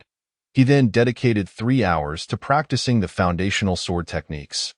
Considering the elapsed time, it should now be well past sunset, yet the sun blazed brightly above him. What could explain this? An illusion. A cold glint flashed in Sher-san's eyes before dissipating almost instantly. Observing the disciples of the sword sect soaring through the air on radiant beams, he dismissed this possibility. After all, who would go to such lengths to play tricks on a newly initiated disciple? Since it wasn't an illusion, it must be a genuine occurrence. Yet, where had those 3 hours vanished? For the first time since beginning his cultivation journey, Shursen encountered such a perplexing situation, not out of surprise or shock, but because it far exceeded his limited understanding. Indeed, one would suffer for a lack of knowledge, regardless of the time. Shaking his head, he could not fathom the situation and decided to let it go. However, just as he was about to take a few steps forward, he halted once more. Could it be? A thought surfaced in his mind, and Shursen raised an eyebrow, hastening back to his quarters upon returning. He glanced out the window, took a deep breath, and once again closed his eyes, settling into a meditative posture. Within the purple mansion, the small figure resumed its grip on the long sword, initiating the sword technique's opening stance. In an instant, like a multitude of stars illuminating the night sky, the silver light began to flow, deep, dreamlike, imbued with an ancient essence, as if traversing an endless river of time, pausing in that singular moment. 1 hour, 2 hours, 3 hours. Shursen did not falter, continuing to repetitively wield the long sword, the once awkward maneuvers gradually becoming fluid and natural, like flowing water. The sword's edge traced through the silver light, slicing through the tranquil surface of a lake, creating ripples. After several hours of practicing the simulations within the purple mansion, Shursen finally opened his eyes again, a flash of silver, unseen by him, darting like lightning in his pupils before vanishing. He had not left his room, yet within his heart, he had found the answer. Since he began his cultivation journey until now, the shadow cast by the sunlight had remained unchanged. Through the windows and doors, golden sunlight flooded the room, illuminating it with clarity. The ceramic tea set glimmered in the sunlight, bathing the entire space in a golden veil. Pushing open the door, Shursen stood with his hands clasped behind his back, gazing calmly at the distant sea of clouds. If it were someone else, this moment would likely be characterized by uncontainable joy. Never could he have anticipated that this enigmatic silver power would possess such immense might. Shursen pressed his lips together, realizing that as long as he simulated the practice of secret techniques within the purple mansion, this mysterious silver force would be invoked. It could sever his connection to the outside world, creating a timeline seemingly independent of external influences, as if that moment had been frozen in eternity. Once he ceased the simulation, the power would also come to a halt. In essence, henceforth, he could freely simulate the practice of secret techniques within the purple mansion, regardless of how much time he devoted to training. To others, it would merely be a fleeting moment. At this moment, Shursen finally comprehended just how terrifying these silvery streams of light truly were. With a stir of his heart, he once again settled into a meditative posture, but after merely a brief moment, he reopened his eyes. No. Aside from the cultivation of the techniques, the training of his own powers yielded no discernible benefit. Shursen was not surprised. Rather, the previous circumstances had considerably exceeded his expectations. At present, it seemed that this silvery energy could only assist him in mastering and practicing the secret sword techniques, and whether it might later reveal other miraculous capabilities remained uncertain. For now, he was still unable to harness this enigmatic silvery light. Could this be considered a peculiar form of sword heart clarity? Shursen couldn't help but reflect that he had indeed spoken prophetic words. As long as he could endure solitude, theoretically, he could grasp the sword techniques from the very first day he acquired them in that light. Such an ability could already be described as defying heaven itself. Yet, could this be attributed to the power of time? Shursen rested a hand upon the sword hilt, his gaze lowered in contemplation. As a well-read individual of the modern age, he felt a twinge of uncertainty, or perhaps skepticism, in his heart. Even though the experiences of the past 2 years had indicated that the future would delve into metaphysics, he would never dismiss the power of science.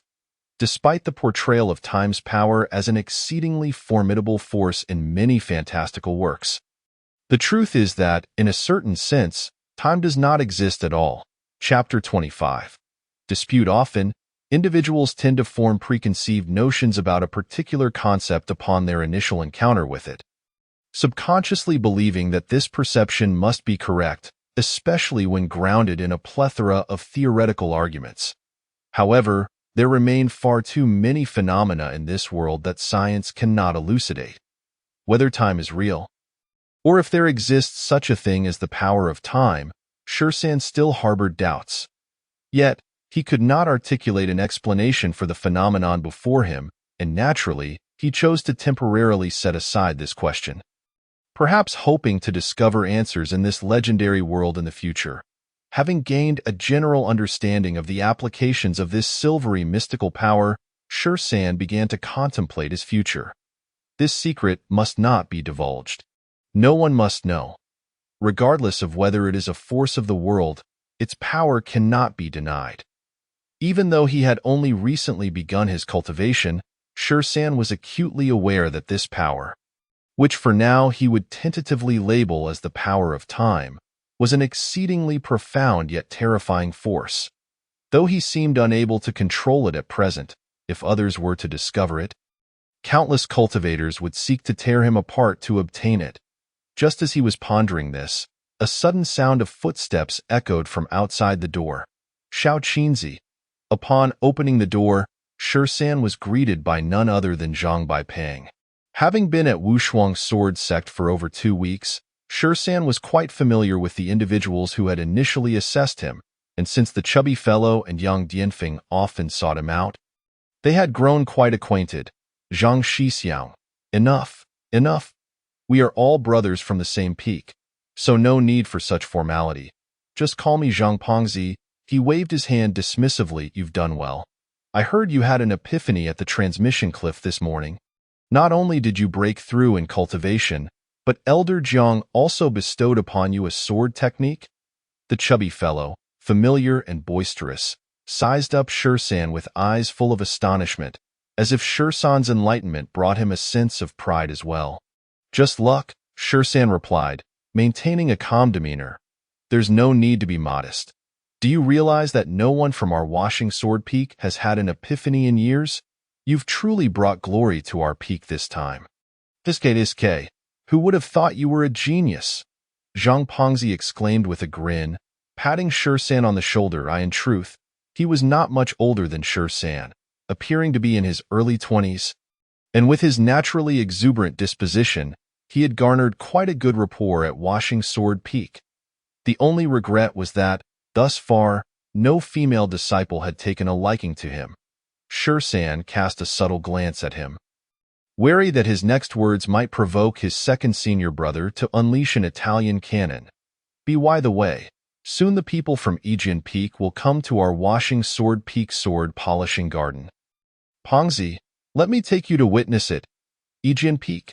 Shursan pondered for a moment. If he recalled correctly, that should be the 6th peak of Wushuang's sword sect. Why would they suddenly come to Washing Sword Peak sword polishing garden? Zhang Pengzi nodded. It's Mu Qingyun from Yangtze Peak, accompanied by several young disciples. Tio put it nicely, they are here for a sparring session. To put it bluntly, that brat is just here to stir up trouble. Stir up trouble? Is the relationship between Yangtze Peak and Washing Sword Peak that poor? Well, how should I put it? Zhang Pengzi scratched his head. It's said to date back over 20 years. When among the 116th generation disciples, the young chief of Yangtze Peak, Jiang Zhua, and the young chief of Washing Sword Peak, Gu Yu, both fell for the same senior sister. Later, they were ambushed by demonic cultivators outside a secret realm, and that senior sister perished at the hands of the demonic cultivators. Both brothers blamed each other for her demise, leading to a bitter feud. Since they were both chiefs, the relationship between the two peaks became delicate, occasionally resulting in friction, and gradually turned increasingly strained, to the point where they occasionally seek out trouble now. Shursan grimaced, expecting some sect secrets, only to find it was such a melodramatic tale. Just forget about it. Besides, you aren't allowed to intervene, so why bother with so much? Come on, they're almost here. Zhang Pengzi grabbed Shursan's hand and began to pull him away. By the way, where's that little maid of yours? Should we take her along? Zhang Pengzi suddenly halted, turning to look at San with a slightly lewd expression, his gaze implying a shared understanding. Oh, you weren't really here to see me, were you? Your ulterior motives are practically spilling onto the ground, San replied expressionlessly, unimpressed by his antics. She's still cultivating. Let her continue her training. Naturally, San ignored Zhang Pengzi's expression, pondering for a moment before deciding not to summon Sanjiu. All right then, let's hurry. If we're late, we might miss the good show, Zhang Pengzi exclaimed, dragging San along like a shooting star towards the sword-polishing garden. I think you should smile more often. Don't always wear that morose expression. Just look at you. You're still so young, yet you carry yourself like an old man. Though you may not be conventionally attractive, that's not your fault, is it? There's no need to feel so inferior. Just look at me. I'm quite dashing. As they soared through the air, Zhang Pengzi rambled on, spitting words everywhere. San silently wiped the drool off his face with his sleeve, rolling his eyes at him without responding.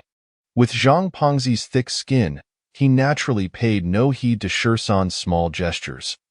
After a few ups and downs, the two arrived at the entrance of the sword-polishing garden. Before they could step inside, they heard a cacophony from within. Is this all the skill you possess? Washing Sword Peak truly declines year after year, TSK. Before the rainbow light even settled, San's gaze scanned the crowd, and he quickly spotted a young man clad in a red robe. Around 17 or 18 years old, standing with one foot on the face of a fallen boy. Mockery danced in his eyes, and he callously pressed down, applying force intermittently. The boy on the ground was covered in blood.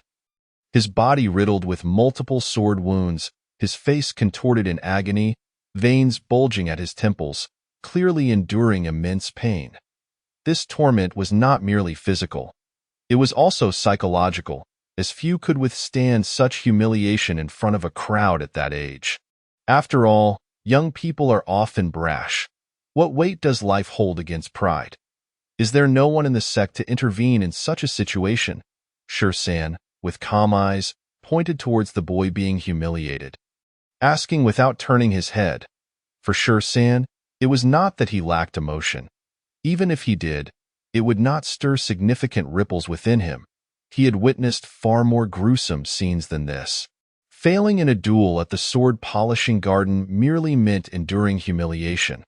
Had this been in the trial grounds of Fen, the consequence for failure was invariably death. Not only he, but even someone like Sanjiu would likely remain unfazed. Compared to the value of life, being humiliated by an opponent truly seemed trivial. As long as one lived, there remained hope. It can only be said that each person's values are indeed shaped by their upbringing and life experiences. One cannot advise others to be virtuous without having experienced their suffering. However, it must be noted that this was not the twisted, blood-soaked realm of Fen Yin's trial grounds, but rather a prestigious sect within a mystical world. The emergence of such a situation was beyond San's expectations. The sword-polishing garden was originally intended for disciples to practice against each other, facilitating fair competition and combat, if one lacks skill. One has no grounds for complaint, Zhang Pengzi remarked with a scoff. Although he said this, his eyes clearly reflected a hint of indignation. After all, the duelers were young, and naturally, there was youthful enthusiasm. To say it was damaging to one's spirit would not be an exaggeration. Of course, a cultivator's spirit is not so fragile, however, since the one being beaten and humiliated was from Washing Sword Peak. Zhang Pengzi undoubtedly felt a sense of dissatisfaction. Yet, if it had been the other way around? Oh, he would have undoubtedly been the one to relish the most. After all, every bit of his flesh was hard-won through effort. San nodded slightly. From a certain perspective, the sect likely relished such conflicts. Believing that the more contradictions there were, the better it would spur the disciples to strive for strength. As long as they did not cross the line, there was no inclination to intervene. Feng Yuya, Is this truly the strength of your generation of disciples from Washing Sword Peak? It seems you, the young chief of Washing Sword Peak, are somewhat unworthy of your position. Behind the young man clad in crimson, a scholar adorned in a flowing robe gently shook his head, observing the boy sprawled on the ground. His originally delicate features appeared somewhat harsh, marred by a hint of mocking pity. Jing Mo. Mind your tone. Yang Dianfeng suppressed his rising anger with a cold snort. Oh, you want me to mind my tone? Jing Mo raised an eyebrow, fixing his gaze on Yang Dianfeng. Respect whom? Respect someone who can only lie on the ground, daring only to shout impotently about 30 years in the east and 30 years in the west, unable even to utter a threat? Look at his eyes. They resemble those of a dog. Quick, look. His eyes seem as though they want to devour me whole. Ha ha ha. Laughter erupted behind Jing Mo. Luu. Come back. They want us to show some respect. What if you accidentally kill him with a slight exertion? It would reflect poorly on us from Yijian Peak. Jing Mo cast a sidelong glance at Fang Yuya, his tone laced with sarcasm. Another wave of laughter ensued, not just from Yijian Peak's disciples, but also from many others who, upon hearing of Yijian Peak's intrusion into Shijian Peak, eagerly joined in the spectacle, reveling in the chaos, knowing full well that any fallout was not their concern. The young man in crimson acknowledged with a pained glance at the boy on the ground, then stepped over him, returning to stand behind Jing Mo struggling to rise. The boy bore a clear footprint on his face, his features swollen, half of his garment stained crimson with blood. Fang Yuya swiftly approached the boy, casting him a cold glance, offering no words, but instead giving him a pill to consume. I'm sorry, Brother Fang. Spare the words. Focus on healing your injuries. Fang Yuya patted the boy's back. Nodding silently, the boy staggered down from the dual platform and sat down among the crowd. What a waste of a foundational pill. Brother Fang. What was that phrase again? Jing Mo suddenly slapped his forehead. Right? Wealthy and generous. Truly admirable. What nonsense. Engaging in swordplay, treating a fellow disciple so harshly, and yet dripping with sarcasm. It's utterly disgusting. Zhang Pengzi couldn't bear to watch any longer, retorting sharply, You fat fool. Are you not satisfied? If you're not, come up to the dual platform and face me? Or are you merely going to prattle like a woman? Jing Mo remained silent, but a youth of similar age to Zhang Pengzi sneered and leapt onto the dual platform. The fat boy scoffed, Pengzi, do not engage in scuffles with dogs. Besides, how would you know what women enjoy? Did your mother teach you? Or did you witness her in action? The youth seemed aware of Pengzi's sharp tongue and knew he could not outwit him, so he merely turned to Fang Yuya. Brother Fang, is this the disciple of Shijian Peak? Does Shijian Peak possess some secret technique that allows them to slay with mere words? While other peaks cultivate swords, Shijian Peak cultivates tongues. Today has certainly broadened my horizons. Fang Yuya said nothing, merely fixing a cold gaze upon Jing Mo, a latent sharp sword intent emanating from him, exuding a powerful aura. Jing Mo evidently sensed Fang Yuya's pressure, feeling a slight shock. While sarcasm may flow freely, one must acknowledge that this Fang was indeed a renowned talent of the sword sect. Although the other disciples of Shijian Peak were of average strength, Fang Yuya, the current champion of this generation, possessed remarkable capability. Squinting slightly, Jing Mo too radiated waves of sword intent, his sword behind him trembling slightly, as if eager to leap from its sheath. Brother Fang, I have heard that Shijian Peak has recently recruited a prodigy of swordsmanship. This morning, he attained enlightenment at the transmission cliff and won the favor of Elder Jiang. Receiving a sword technique as a reward, I am curious to meet this newly recruited genius of Shijian Peak. Might it be convenient? As the tension between the two men escalated, a voice suddenly interrupted, somewhat impolitely disrupting their standoff. The youth, around 15 or 16, emerged from the crowd, donned in pristine white garments, with a 3-foot azure sword slung across his back. His robe billowed in the wind, and with his sword-like brows and starry eyes illuminated by the golden sunlight, he presented an image of a youthful sword immortal. Wei Chang'e, I did not expect this flamboyant character to arrive. Pongzi furrowed his brow slightly, glancing at Shi San. Shi San, unfamiliar with this youth, clearly had no desire to engage with him. To him, this contest of egos held no significance. Noticing Shi San's lack of response, Zhang Pongzi continued unabated. Wei Chang'e is 15 this year.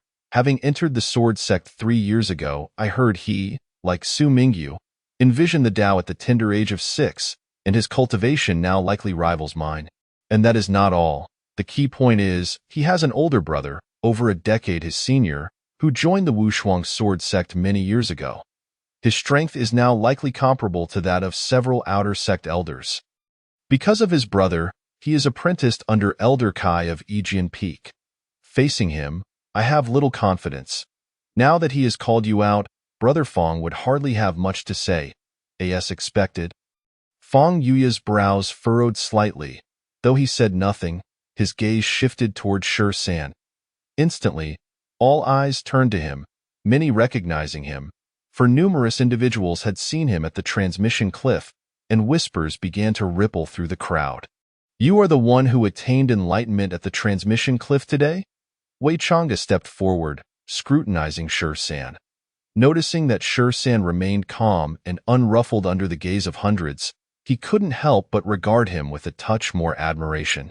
Despite Shi San's height nearing 6 feet, due to rigorous training, his appearance was merely comparable to Wei Chang'e's. The bone sculpting secret art was not a divine technique that could alter one's skin, only the bones.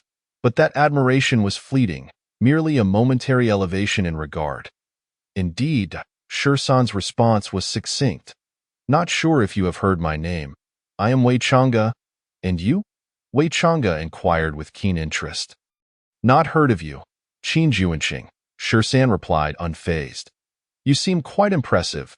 Many today have remarked that Yangtze Peak has recruited a genius. I am eager to see what you are capable of, Wei Chang'e declared. Leaping onto the dual platform, despite his smiling demeanor, an underlying arrogance pervaded his presence, akin to an elder mentoring a younger counterpart. Not interested.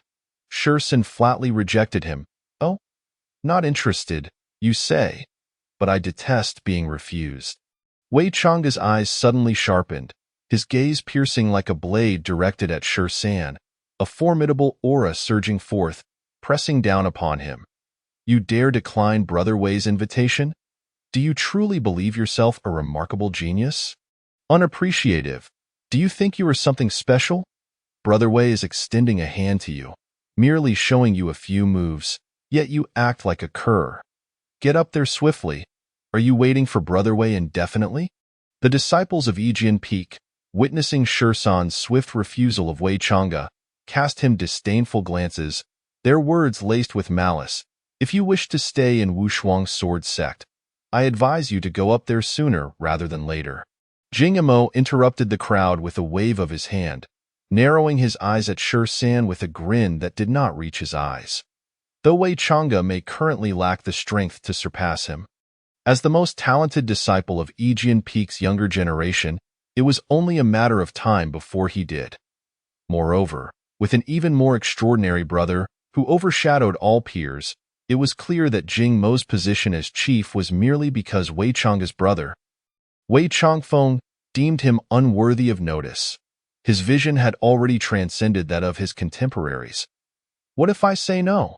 In the face of Jing Mo's veiled threat, to everyone's astonishment, Shi San once again declined. Jing Mo was momentarily taken aback.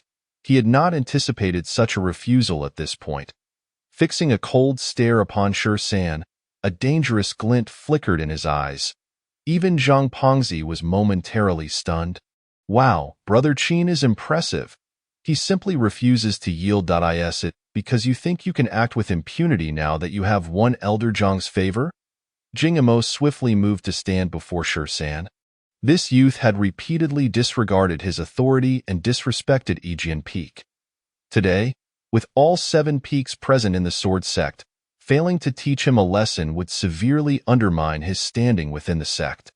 In an instant, a formidable sword intent surged forth, pressing down upon Sher San, the spiritual energy transforming into sharp sword chi aimed directly at his throat, causing him a twinge of pain.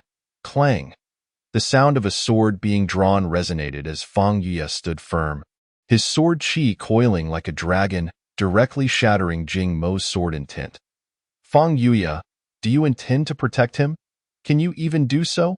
Jing Mo sneered coldly, fully aware that even if Fang Yuya was stronger than him, once Wei Changfeng emerged from seclusion, Fang Yuya would merely be a shade stronger than an ordinary disciple. Fang Yuya paid him no heed, his sword intent intensifying. Brother Jing, on the dual platform, Wei Changge suddenly called out to Jing Mo, who turned to regard him. Qin Juanxing, is it? I shall not bully you. Observing your cultivation at the gathering spirit realm, I will engage you in combat at the same realm, though you dare to fight? On the sword-fighting platform, Wei Changge, clad in flowing white garments, stood with his long sword poised before him, hands resting firmly on the sword's hilt, his gaze radiating disdain. Sher San drew a deep breath and slowly closed his eyes. Moments later, his pupils widened, and a silver lightning bolt shot forth like a dragon plunging into the sea, vanishing in an instant. He cast a cold glance at Jing Mo for a moment before leaping onto the platform. Little did he expect that the drama unfolding would involve him directly. He sensed Fang Yuya's goodwill, yet he disliked causing trouble for others over trivial matters, especially since their acquaintance was still quite shallow. Fang Yuya's defense of him stemmed mainly from his connection to the Shijian Peak, though it might also relate to Fang's own character. Nevertheless, since the other party had persistently requested a duel, he would oblige. As their gazes locked, Jing Mo suddenly felt a chill creeping up his spine. Chapter 26. The sword draws a surprising hawk. Shao Qinzi, take down that pretty boy. Crush his jewels. Fat brother exclaimed, his voice echoing behind Sher San. Glancing back, Sher San could discern a hint of concern in Fat brother's eyes, clearly feigning bravado to keep him from feeling anxious. You truly are a beast. Zhang Bai, you have no qualms spending my money, do you? Yang Dianfeng rolled his eyes. Hey, fellow disciples, what's yours is mine, right? And what about yours? Even brothers must keep accounts clear. My things are undoubtedly mine. Calling you a beast is already a compliment.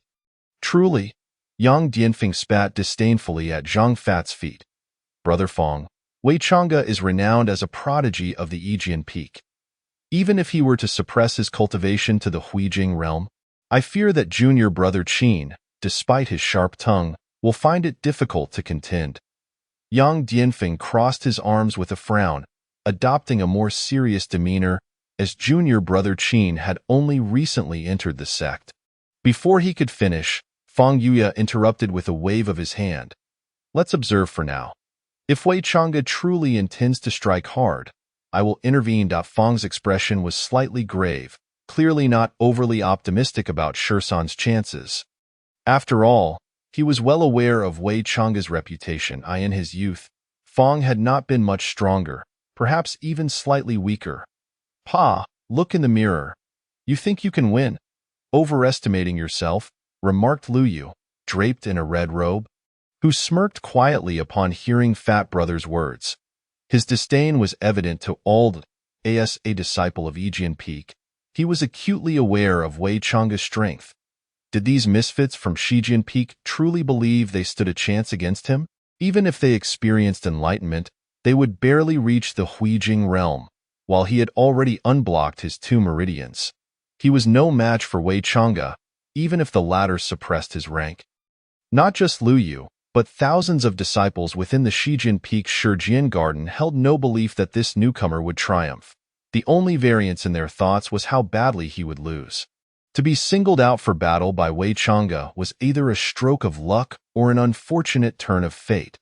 On the periphery of the crowd, a young girl in a green dress, around 16 years old, with an unadorned face yet exuding a graceful charm due to her cultivation, spoke softly, "It is indeed an honor for junior brother Wei to personally mentor him, by the way."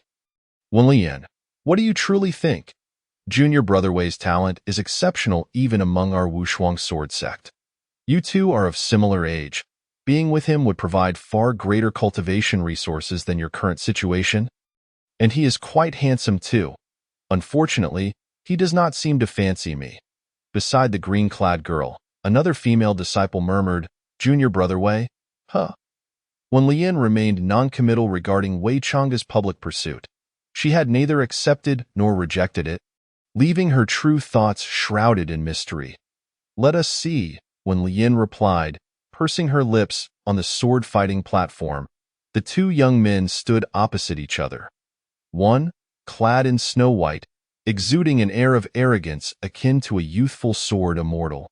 The other, Shi San, draped in a black robe, wore a countenance as serene as water, devoid of joy or sorrow. "Draw your sword. I will grant you 3 strikes. Do not let it be said that this elder brother, who entered the sect earlier, bullied the younger." Wei Chang'e spoke, hands pressing on the hilt, his tone condescending, revealing a hint of disdain in his eyes. "Do not be alarmed, junior brother Wei." Just as everyone's attention focused on Shi San, Jing Imo unexpectedly called out to Wei Chang'e. Wei Chang'e turned, his expression laced with curiosity. The boy draws his sword, testing its edge. A mere sword duel feels somewhat lacking. Perhaps, given the earlier glance, we could add some flair? "I have heard that this junior brother from Shijian Peak has received a sword technique from Daoist Jiang. Why not use this as a wager? What say you, Shijian Peak? You truly have no shame." Fat brother, upon hearing Jing Mo's words, was incensed and retorted immediately, recognizing the malice behind the proposal, seeking to covet Shi San's sword technique in such a blatant manner. "What? Afraid?" Jing Imo continued, "Do not accuse me of lacking integrity. I possess a secret technique I discovered a month prior in a hidden cave.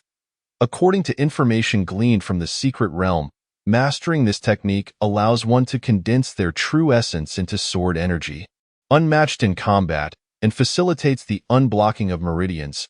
I intended to find time to cultivate, but due to the mundane affairs of Yijian Peak, I have yet to do so. Today, if you agree, I am willing to wager this technique, which holds far greater value than a mere sword technique." Jing Mo's sinister smile hinted at the true worth of this technique, far surpassing that of an ordinary sword technique. Such secret techniques were exceedingly rare. With the stakes set so high, even Fang Yuya found it difficult to refuse on behalf of Shi San. Once again, the crowd began to murmur. If what Jing Imo claimed was true, this secret technique was indeed exceedingly rare and could fundamentally enhance one's offensive capabilities.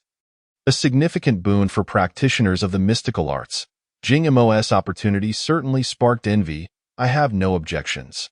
I just wonder if junior brother Qin dares to accept, Wei Chang'e remarked, catching on to Jing Mo's intent to curry favor while offering him a sword technique in return.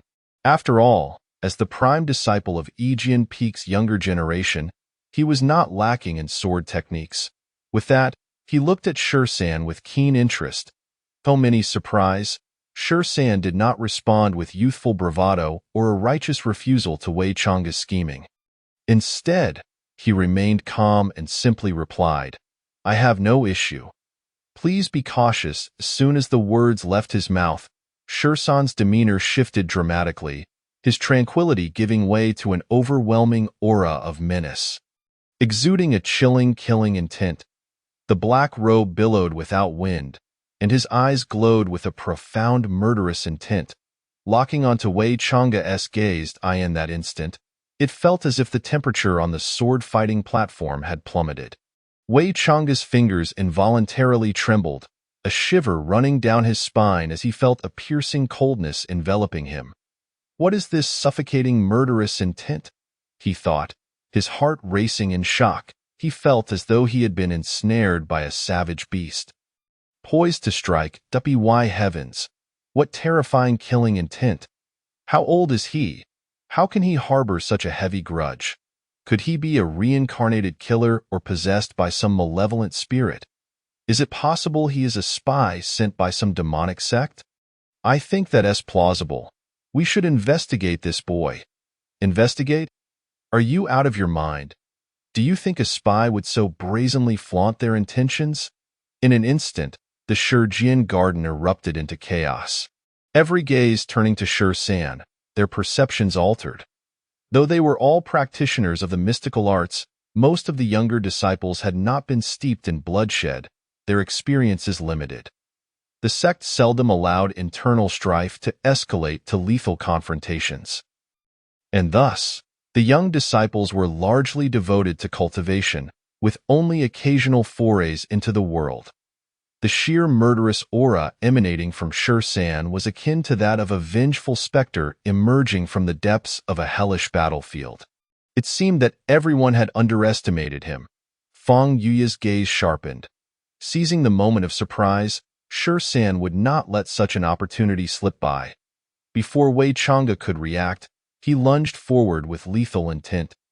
Thrusting his sword toward Wei Chang'e's heart, precise, ruthless, a strike meant to take a life. Does he intend to kill me? A fleeting moment of astonishment flickered across Wei Chang'e's face once more. Although he was acutely aware of the impossibility of the situation, he found himself momentarily ensnared by an illusion. Despite being lauded by many as a prodigy of the sword sect, Wei Chang'e had never truly experienced the harrowing trials of life and death.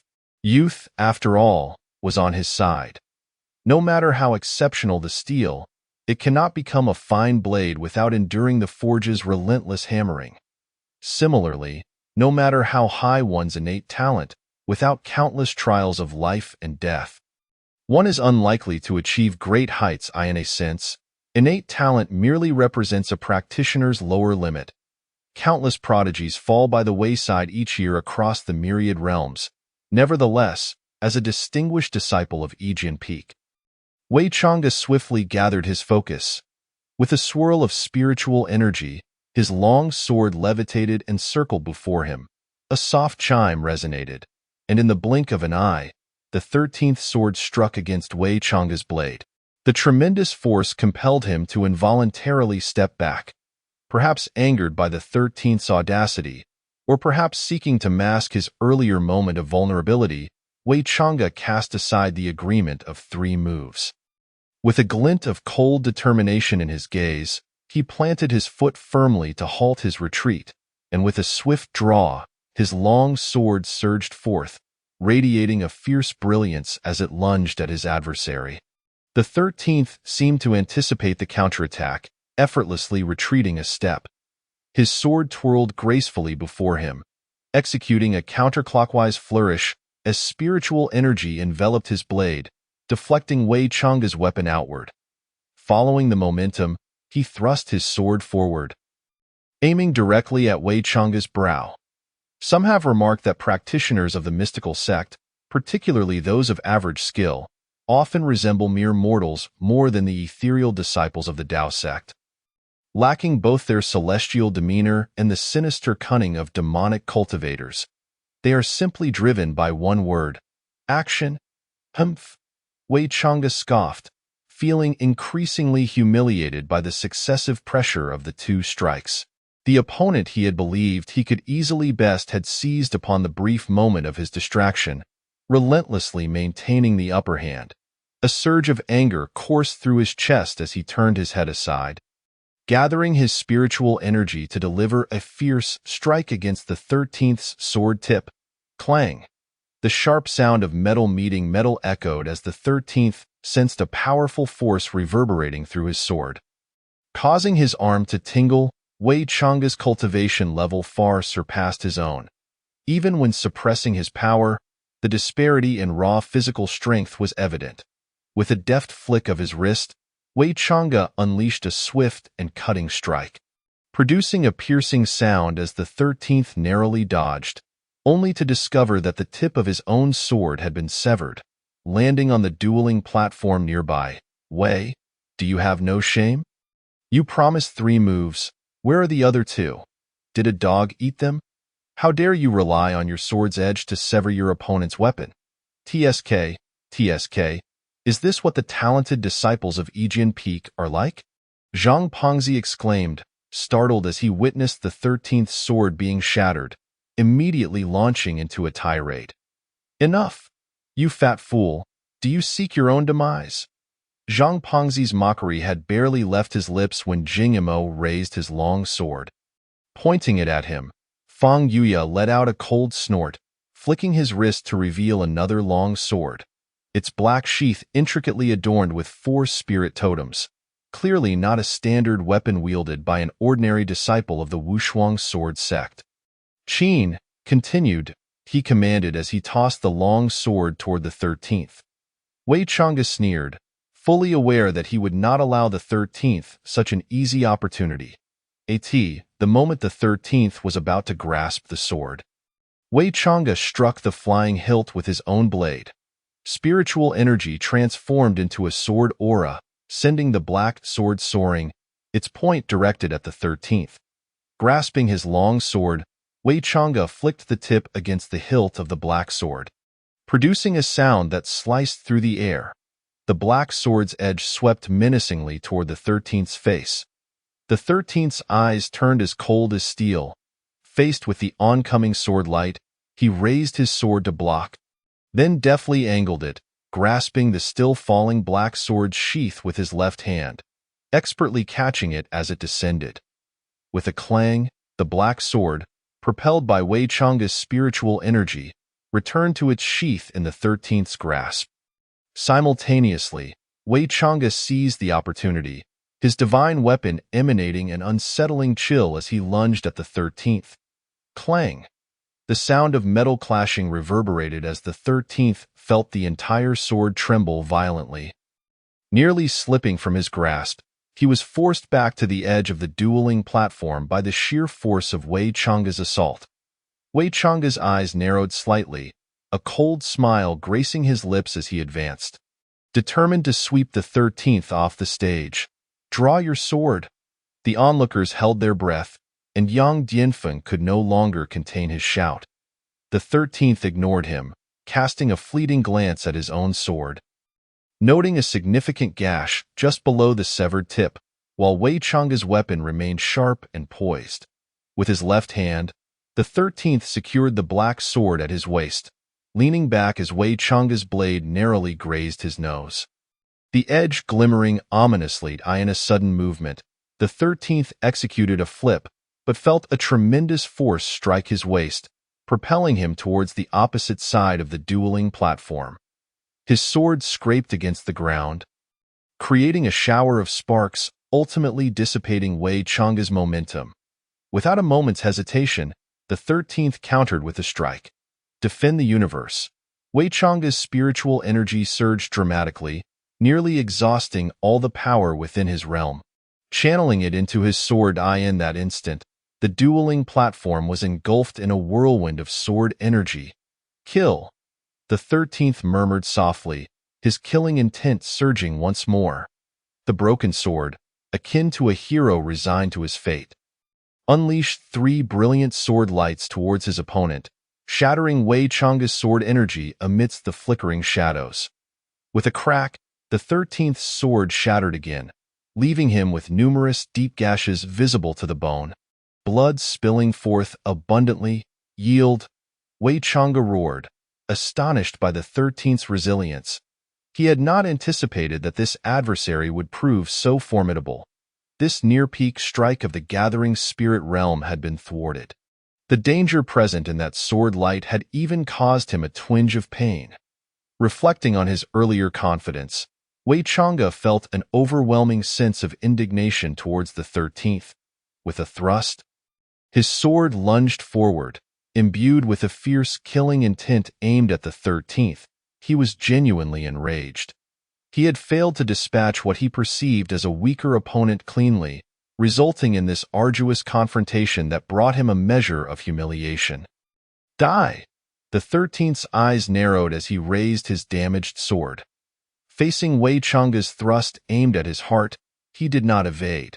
Instead, He thrust back with reckless abandon, aiming directly at his opponent's heart. "Are you mad?" Wei Chang's incredulous eyes widened in fear as he confronted the 13th's emotionless gaze, sending a chill coursing through him. The sword's tip drew ever closer, and despite being merely 2 feet away, it felt an insurmountable distance. Not only he, but all spectators at the dueling platform collectively held their breath. Jing Mo's eyes mirrored astonishment, disbelief etched upon his face. It was merely a duel.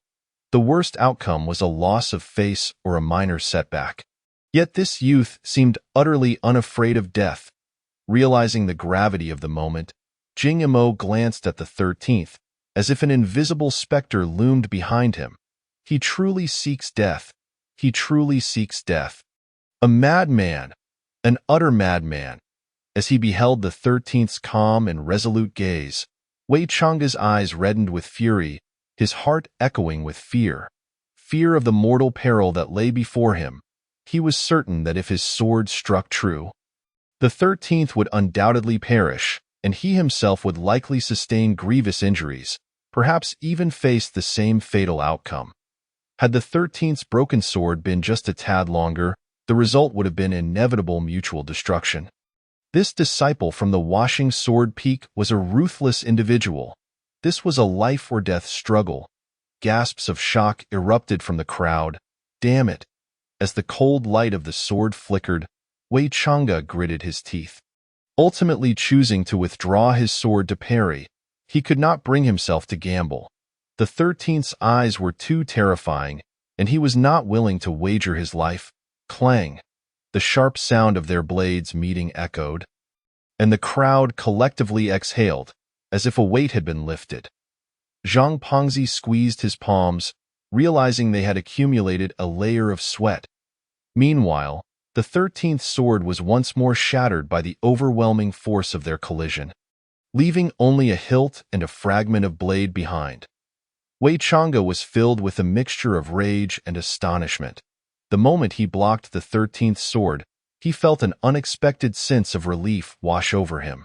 This feeling of cowardice ignited his fury. "I will kill." Wei Chang'e's eyes blazed with murderous intent. The moment he blocked the 13th sword, he prepared to strike again, intent on inflicting severe injury, believing that only then could he extinguish the flames of anger and fear within himself. However, before he could utter another word, he heard the 13th's soft voice. "You have lost." A sudden chill enveloped his neck, followed by a sharp pain. Wei Chang'e was momentarily dazed, reaching out to find his fingers coated in warmth, stained with vivid crimson. "Senior Wei, how dare you, you insolent wretch! Get away!" In that seemingly frozen moment, the crowd erupted in screams. Throughout the ordeal, Wei Chang'e had never perceived when the 13th had drawn the black sword from his waist. So fast, Fang Yuya's pupils slightly constricted as he tossed a long sword to Shi San. Aside from the initial moment when Wei Chang'e deflected it with his spiritual energy, the sword remained secured at Shi San's waist, untouched throughout the battle, even as it shattered into fragments, leaving only the hilt. Little did he expect that the final strike would unfold here. "You shall die." Wei Chang'e suddenly roared, momentarily stunned, his overwhelming cultivation erupting forth. And with a sword strike that resembled a dragon, he lunged at Shi San without restraint. Shi San was prepared. The instant he sliced Wei Chang'e's neck, he swiftly retreated. However, he did not anticipate that Wei Chang'e, blinded by fury, would disregard the sect's regulations and seek to kill him. Contemplating this, Shi San cast a glance at the youth before him, and a hint of danger flickered in his eyes in an instant. A long sword named Qiushui shattered Wei Chang'e's swordlight, and Fang Yuya had already positioned himself in front of Shi San to unleash such lethal intent against a fellow disciple. Is this the spirit of the Aegean Peak disciples? "Wei Chang'e, where do you place the sect's rules?" Fang Yuya stood firm with his sword, admonishing Wei Chang'e sternly. "It was he who struck first. He intended to kill me," Wei Chang'e argued. his face flushed with indignation. If junior brother Qin truly wanted to kill you, you would already be dead. Zhang Pengzi scoffed, eyeing the wound on Wei Chang's neck with disdain. You? Very well. The Shijian Peak has indeed produced a fine disciple. Jing Imo remarked, casting a glance at Fang Yuya and then at the silently standing Shi San, recalling the ominous glimmer in his eyes today. Consider yourselves victorious. Humph! With a flourish of his sleeve, Jing Imo turned to leave. Wait, Fang Yuya suddenly spoke up. What, do you wish to fight me? Do you truly believe I fear you? Being called out in front of the crowd, Jing Mo's expression soured further, his right hand instinctively resting on the hilt of his sword. During this visit to Shijian Peak, he had failed to humiliate his opponents, instead becoming the subject of ridicule for others. Fang Yuya cast a sidelong glance, seemingly oblivious to Jing Mo's furtive gestures, and quietly extended his right hand, softly saying, "Hand it over." What? To the victor goes the spoils. Ignoring Jing Mo's somewhat twisted expression, Fang Yuya remained resolute. Clenching his fists tightly, Jing Mo felt as though his silver teeth would shatter. Yet with all eyes in the Shijian garden upon him, one must fulfill the words spoken. Taking a deep breath, he forcibly suppressed his rage and tossed out a jade slip, departing without a backward glance. Those accompanying him remained silent, following Jing Mo out of the Shijian garden. Only Wei Chang'e, upon exiting the garden, cast a cold glance back at Shirzan.as for Mu Qingyun, who had brought the group to Shijian Peak. He had already departed unnoticed, leaving behind a group of onlookers eagerly discussing the recent duel, occasionally stealing glances at Shi San, who had descended from the dueling platform and the distance outside the Shijian garden. An elder, gnawing on a roasted chicken, sighed softly as his gaze landed on Wei Chang'e. Exceptional talent, yet his temperament still leaves much to be desired. After taking a keen interest in Shi San, he vanished from sight. Senior Sister Qin, let us also take our leave. Not far off, when Lian cast a lingering glance at Shi San before turning to depart. Huh? Oh, all right. The young woman beside Wen Lian withdrew her gaze from Wei Chang'e and hurriedly followed suit. Chapter 27. The Sword Heart of Youth. Impressive, little Qinzi. As the disciples of Yijian Peak departed, Zhang Pengzi was the first to leap onto the platform, excitement radiating from him as he clapped Shi San on the shoulder. Who would have thought you actually defeated that pretty boy Wei Chang'e? No wonder the old saying goes, do not judge a person by their appearance. The ugly are often ruthless. Indeed, the ancients were not mistaken. It's just a pity you couldn't crush his jewels, which ancients said that the ugly are often ruthless. Your father, Yang Dianfeng retorted habitually. Zhang Pengzi, rarely ignoring him, raised an eyebrow and lewdly said, Be honest, was it because I mentioned taking you out for a good time that you fought so fiercely? Rest assured, I'll keep my word. We'll descend the mountain together for a thrilling experience. And I guarantee you'll have the time of your life. As for money, worry not, everything is on your senior brother Yang. Zhang Pengzi patted his chest vigorously, but alas, the excess flesh produced only a sound akin to slapping pork. You truly are a brute. I've surely exhausted 8 lifetimes of misfortune to be in the same sect as you. Just luck to this moment. Shi San had already subdued his murderous intent, his expression calm as he spoke. As for Zhang Pengzi's banter, he filtered it out automatically. He had certainly noticed Wei Chang'e's cold glance, tinged with a hint of reluctance. Truth be told, his victory in this battle had a touch of fortune involved. Moreover, no one knew that prior to stepping onto the dueling platform, he had devoted over 2 weeks in the Zifu Dongtian for intensive training.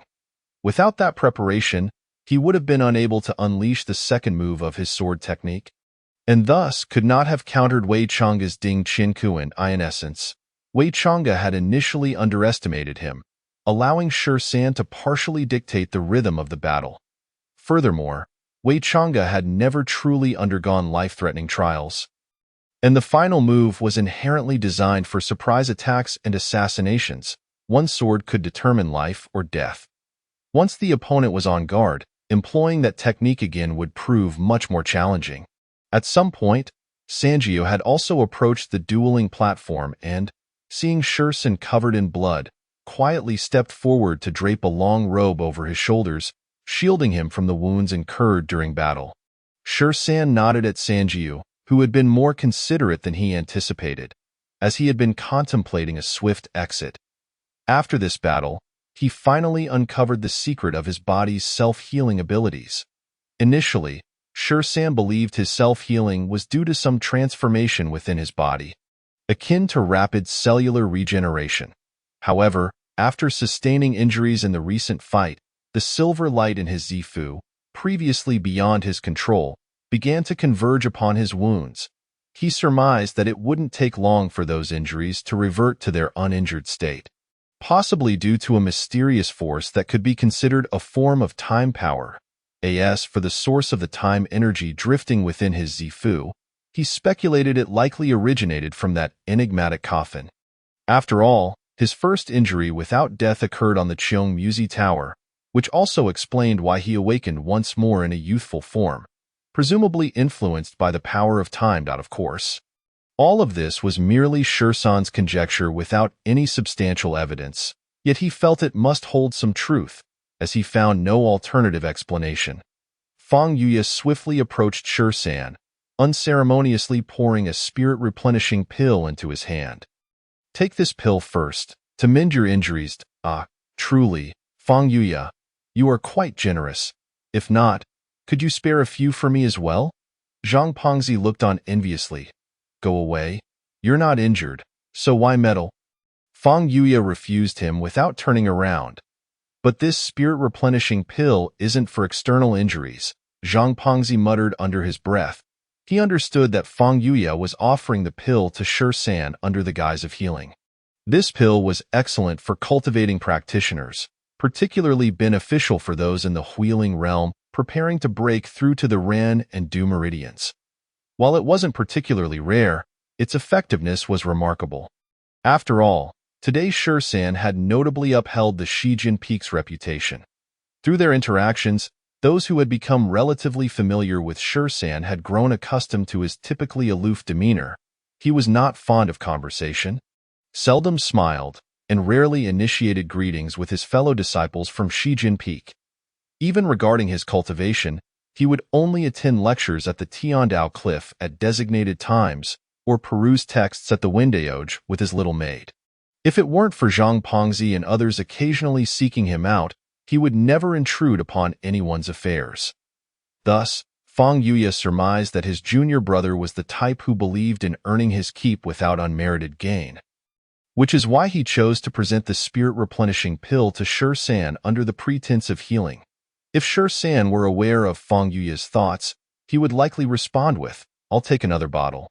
Zhang Pengzi could see through the situation, and naturally, Shursan could as well.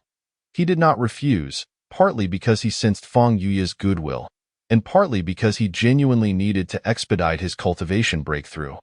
His reluctance to engage with others stemmed from both his innate disposition and the habits formed during over 2 years in the trial grounds, where he maintained a degree of wariness towards everyone. However, he had thoroughly offended the younger generation of Yijin Peak, led by Jing Imo and Wei Changji. It was imperative to find a way to swiftly elevate his cultivation, lest he encounter incessant troubles in the future. Thus, he directly swallowed a Chongmai pill, sitting cross-legged as a powerful medicinal force surged throughout his body. It was evident that the elixir was infused with numerous heavenly spiritual roots, and the rich spiritual energy instantly filled him.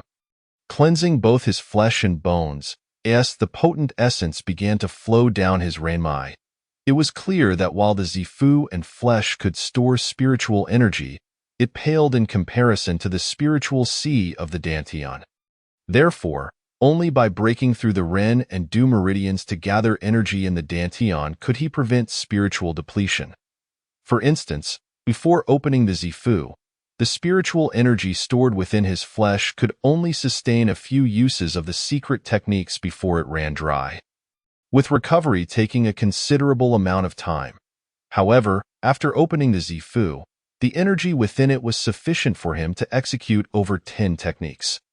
Once he connected his meridians and opened the Dantian's spiritual sea, a single meditation could replenish the spiritual energy to the point where he could use it hundreds of times without strain, allowing for a continuous circulation of energy within his body. The superiority of the Dongming Tongyu technique over ordinary methods would then become strikingly apparent. It was as if the sound of crashing waves echoed in his ears, and under the impact of the elixir, his complexion flushed with a faint red glow. After a full half-hour, he finally opened his eyes. "How do you feel?" Fang Yuya asked with a gentle smile, illuminated by the slanting rays of the sun, radiating a soft glow. "Thank you, Senior Brother Fang." Shi bowed solemnly, acknowledging that although the Chongling pill did not directly open his Rinmai's Guanyuan point, it had significantly relaxed the barrier. With a bit more diligent practice, he believed he could soon break through. No need for formalities, Junior Brother Qin. Today, you have brought honor to our Shijin Peak. This is what you rightfully deserve, Fang Yuya replied. Since Jingamo and the others are not taking action, we cannot intervene either, especially since the younger disciples are present. Moreover, Wei Chang'e truly lives up to his reputation as a genius. I suspect his cultivation has already reached the realm of Madian, ready to ignite his heart fire at any moment. Fang Yuya expressed a hint of admiration, acknowledging the remarkable achievement of a 15-year-old in the Madian realm. By the way, Fang Yuya suddenly exclaimed. Slapping his forehead, "This is your spoils." He handed Shi the jade slip thrown by Jingamo. Yang Dianfeng and Zhang Baiping approached with curiosity. Jingamo must be furious about this. I can hardly contain my excitement. Yang Dianfeng chuckled, unable to suppress his glee. Zhang Baiping frowned at Yang Dianfeng. As an outstanding disciple of Shijin Peak, how can you utter such crude words? How can you call Jingamo a dog? Zhang Baiping grinned. I'll even bow to you right here. Yang Dianfeng responded with a wide smile, revealing a set of gleaming white teeth under the sunlight. You two have truly sharp tongues? Fang Yuya remarked, shaking his head in disbelief. It seemed that no matter the situation, this rotund fellow would never miss an opportunity to jest. Zhang Baiping playfully put an arm around Shisan's neck. Grinning mischievously, Junior Brother Qin, fear not. Brother Pang speaks the truth. Whenever you wish to have a good time, just come find me and I guarantee you'll be over the moon. He suddenly turned to the silent Sanjiu, standing behind Shi. You don't mind, do you? The will of the young master is my will, Sanjiu replied, hands folded in front of her, maintaining her gaze downward without lifting her head. Look at this. Just look. This is the disparity, Zhang Baiping exclaimed. Junior Brother Qin, tell me honestly, where did you find such an obedient young lady? Picked her up on the mountain, Shi replied, raising an eyebrow slightly. If I believed your nonsense, Jingamo would be dug up from his grave, Zhang Baiping retorted, rolling his eyes. Suddenly, he turned to Sanjiu with a sly grin. Junior Sister Qin, why not leave this blockhead behind and come with me? I am far more charming and understanding, don't you think? What a beast you are, Junior Sister Qin is so young. Keep those vile thoughts to yourself. Chun Jinheng arrived just in time, overhearing Zhang Baipeng's words and smacking him on the back of the head. Zhang Baipeng ignored him, instead grinning foolishly at Sanjiu. I refuse, Sanjiu replied without hesitation. Why? With my good looks and charm, how could you not see the pearl before you? Zhang Baipeng lamented, shaking his head. Objectively speaking, he wasn't unattractive, and if he slimmed down, he would likely be quite the handsome youth. Sanjiu raised her head slightly, examining Zhang Baipeng with intense scrutiny, causing his eyes to glimmer with hope. You are too ugly. I am not interested. Ha ha ha. Mo Chun, who had been silently drinking from a gourd, couldn't help but spray his drink all over Zhang Baipeng's face upon hearing Sanjiu's words. Watch it. Zhang Baiping glared at Mo Chun, while Shi calmly wiped the splatter from his own face. After brushing off the wine, Zhang Baipeng scrutinized Shursan for a moment before turning to Sanjiu. Junior sister Qin, when did you become blind? With a heavy sigh, Zhang Baipeng's gaze was filled with a century of solitude. It seems that those who can truly recognize talent are far too few in this world. Why handsomeness is simply too lonely. Sanjiu glanced at Shursan and then at Zhang Baipeng, subtly curling her lip. You truly know nothing of beauty. If the young master were to return to his original form and paired with his unique cold demeanor, he would likely captivate countless young female disciples of the Wushuang sword sect. Enough of your nonsense, Zhang Baipeng. I have serious matters to discuss with junior brother Qin. This is not the place for idle chatter. Come, junior brother Qin, let us go to your residence. Fang Yuya patted Zhang Baipeng on the shoulder, who nodded slightly, scanning the crowd still whispering among themselves. Upon leaving the sword-polishing garden, Shursan led Fang Yuya back to his dwelling, while the others discreetly departed, with only Sanjiu shadowing Shursan like a specter. The interior of the wooden house was exceedingly simple. A bed, a table, a few stone stools, and a wooden bookshelf, with a nameless flower pot resting on the windowsill. Shursan was quite satisfied. Compared to the opulence of the palace-like No. 7 building on the isolated island, this place felt like paradise. I briefly examined that jade slip earlier. It possesses a peculiar restriction. If anyone attempts to view the contents recorded within, the slip is likely to be destroyed, which is probably why Jing Mo refrained from investigating it further. The value of this jade slip exceeds our prior expectations. Jing Mo must be regretting his rashness now. Once inside, Fang Yuya closed the wooden door, and his expression grew serious. Restrictions? Shursan pondered the jade slip in his hand, intrigued. It was the first time he had encountered such a concept. Previously, the sword technique passed down by Elder Jiang Liaochen had no such constraints, allowing both him and Sanjiu to probe it freely. Typically, only the secret techniques of major sects are inscribed with restrictions, much like our Wushuang sword sect's treasured secret art. This technique is likely extraordinary. Whether to cultivate or keep it is up to you, as no one knows what is inscribed within. Fang Yuya paused. However, I must warn you about Jing Mo. From what I understand, he possesses a narrow-minded temperament. While he may not be vengeful, having suffered such a significant loss today, he is unlikely to let it go easily. It's better to stay vigilant, especially if you encounter him outside the sect. Shursan nodded silently, fully grasping Fang Yuya's warning. It seemed he had indeed stumbled upon great fortune today. The reason he had accepted Jing Mo's wager was partly due to the fact that both he and Sanjiu had already studied the sword technique, so even in defeat, it would not weigh heavily on him. Moreover, he had felt reasonably confident, but he hadn't anticipated that Jing Mo's wager would far exceed everyone's expectations. One could only say that fate is truly enigmatic. This time, he had genuinely struck gold. All right, as long as you're aware of this matter, there is something else I'm curious about, though you may choose not to answer. Senior Brother Fang, feel free to ask. I observed your battle today. It often relied heavily on life-and-death confrontations, marked by ferocity but lacking in agility, as if it were merely instinctual slaughter. Of course, this was also one of the crucial reasons you managed to overcome a stronger opponent.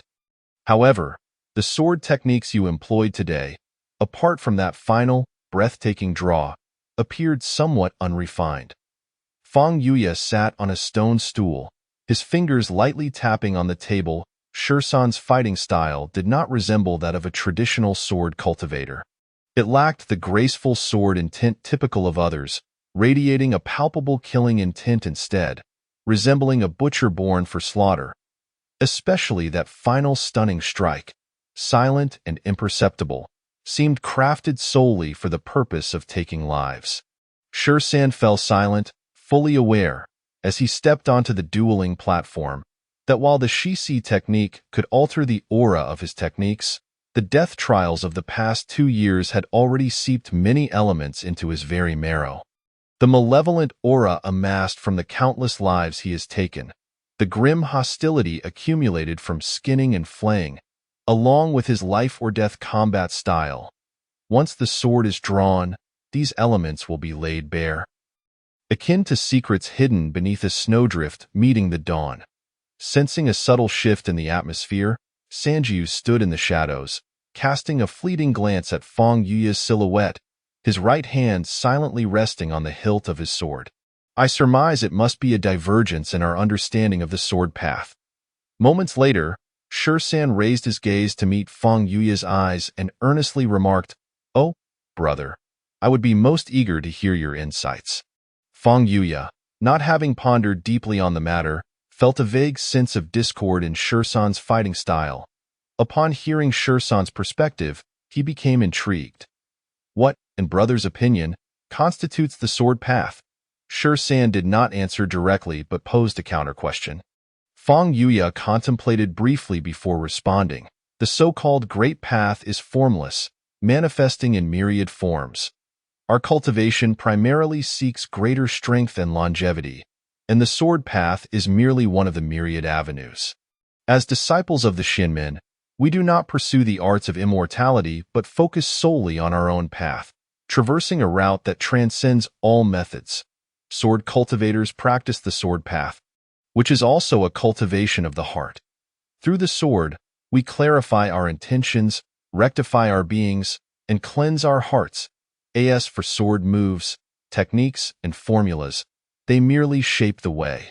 The heart embodies the path, and the body embodies the law. Of course, my understanding is still shallow, and I beg your pardon for my naivety.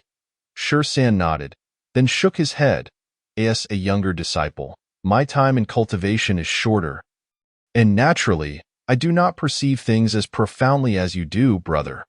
However, in my view, a sword is merely a weapon, and swordsmanship is the art of killing. This is the entirety of my understanding of the sword path. Feng Yuya was momentarily taken aback. The concept of the formless great path varies in interpretation for each individual.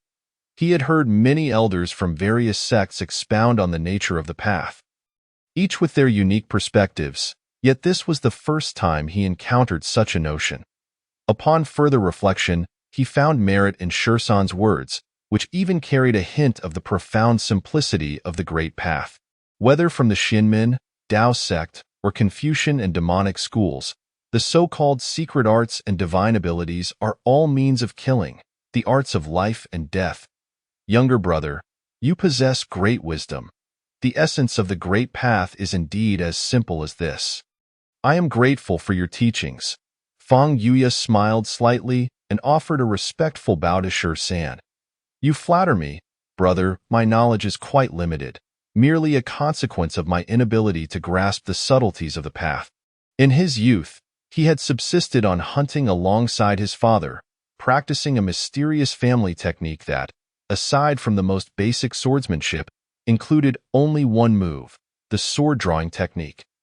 The rest of his training relied on life-or-death instincts, which may have brought amusement to his elder brother. Feng Yuya shook his head. I believe you see things more clearly than I do. To view the world and its myriad phenomena with simplicity is, in itself, a profound talent. So, you mean to say that your time practicing the sword path is quite brief? Feng Yuya suddenly realized something, gazing at Sher-san with astonishment. Could it be that the sword techniques you employed today were granted to you by Elder Jiang? After some contemplation, Sher-san nodded silently. Although he had learned the slaughter-style sword-drawing technique from a cripple, the rest of his knowledge consisted solely of the most rudimentary skills. Feng Yuya raised his gaze, his expression somewhat distant, as if he had grasped an elusive thought. However, upon reflection, it all made sense. Before this, Sher-san had not practiced any sword formulas.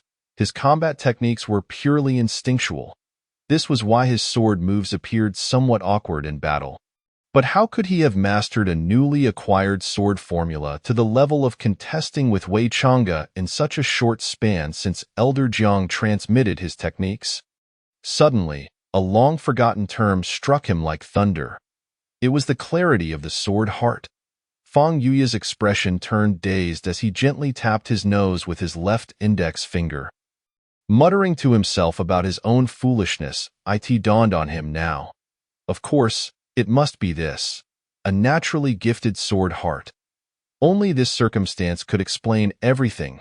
It is said that those with a clear sword heart possess an unblemished essence, inherently attuned to the sword path. Any sword technique or formula placed in such a person's hands can be instantly comprehended, making them a true prodigy of swordsmanship. After a moment of astonishment, Fang Yuya suddenly burst into unrestrained laughter, disregarding his demeanor. A naturally clear sword heart.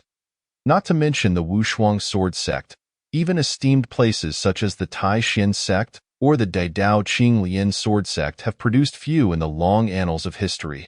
Those who mature from such talent invariably become titans of the sword path, overshadowing their peers with their lethal prowess. Fang Yuya understood fully what it meant to possess a naturally clear sword heart. As for whether San might be deceiving him, such a thought never crossed his mind. Such things cannot be easily feigned. Once again, he retrieved several spirit-purging pills and placed them in San's hands, contemplating momentarily before tossing him an entire vial.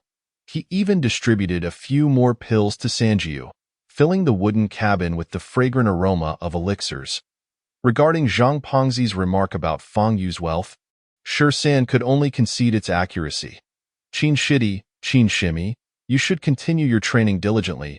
I have matters to attend to, and should you require anything, do not hesitate to seek me out. After speaking without waiting for San's response, Fang Yuya vanished like a gust of wind, his radiant aura disappearing from their sight in an instant. As he watched Fang Yuya depart, San felt that this misunderstanding was, in fact, quite beneficial after all. With the guise of possessing a naturally clear sword heart, it was unlikely that Fang Yuya would pry too deeply into his past. This would afford him the freedom to devote himself to his training without reservation. Only after Fang Yuya's radiant light had completely faded did San turn to Sanjiu. Just now, did you think Fang Yuya had discovered something and was considering taking action against him? Sanjiu's movements were exceedingly discreet, and her murderous intent was well concealed. At least Fang Yuya had not detected it in his unguarded state. However, as someone who had emerged from a particular environment, San could not overlook Sanjiu's subtle actions. Yes, young master. Sanjiu kept her head lowered, though her hand that had rested on the sword hilt had relaxed unbeknownst to her. Fang Yuya, Fang Yuya. San paced softly, repeating the name a few times. He began to recall every detail of Fang Yuya's visit, from giving him the jade slip to warning him about Jing Mo's reprisal, and finally learning of his so-called naturally clear sword heart. Throughout all these memories, even when faced with the secret art's jade slip, Fang Yuya's gaze remained as clear as water. This individual possesses a commendable character. He is someone with whom deep connections can be forged. Moreover, he has repeatedly shown us kindness, even to the point of having benefited you and me. San indicated the pills that Fang Yuya had left on the table. Indeed, young master, Qiu Xia comprehends. San nodded. Conversing with intelligent individuals is indeed a relief. He did not let down his guard simply because he had arrived at the Wushuang sword sect. He trusted that Sanjiu would also remain vigilant. Those who treat him well should be remembered in his heart, and as for matters of trust, he believed she would navigate this balance adeptly. Return and cultivate diligently. Do not waste the elixirs Fang Yuya has provided you. Sanjiu nodded, taking the pills and turning to leave. Just as she pushed the door open, San's voice suddenly called out from behind her. If Fang Yuya had sensed something earlier, how confident would you be in taking action? Sanjiu halted, falling into silence for a moment. Less than 20%. If the young master were to join in, it should not exceed 30%. San stroked his chin, his gaze serene. Unless absolutely necessary, do not rashly display murderous intent towards any fellow disciples within the sect. After all, we are in the sword sect. and previous habits must be gradually amended. Yes, Qiu Xia remembered. Go on. Shursen waved his hand. Chapter 28. The void weather amidst the chaotic times of the north wind sweeping across the wilds or the flourishing era of vibrant blossoms seen from a lofty perch. The gossip will always spread with its own unique allure, reaching the ears of many in the briefest span of time, be it bustling mortal streets or the ethereal gates of the mountain. The news traveled swiftly. Have you heard?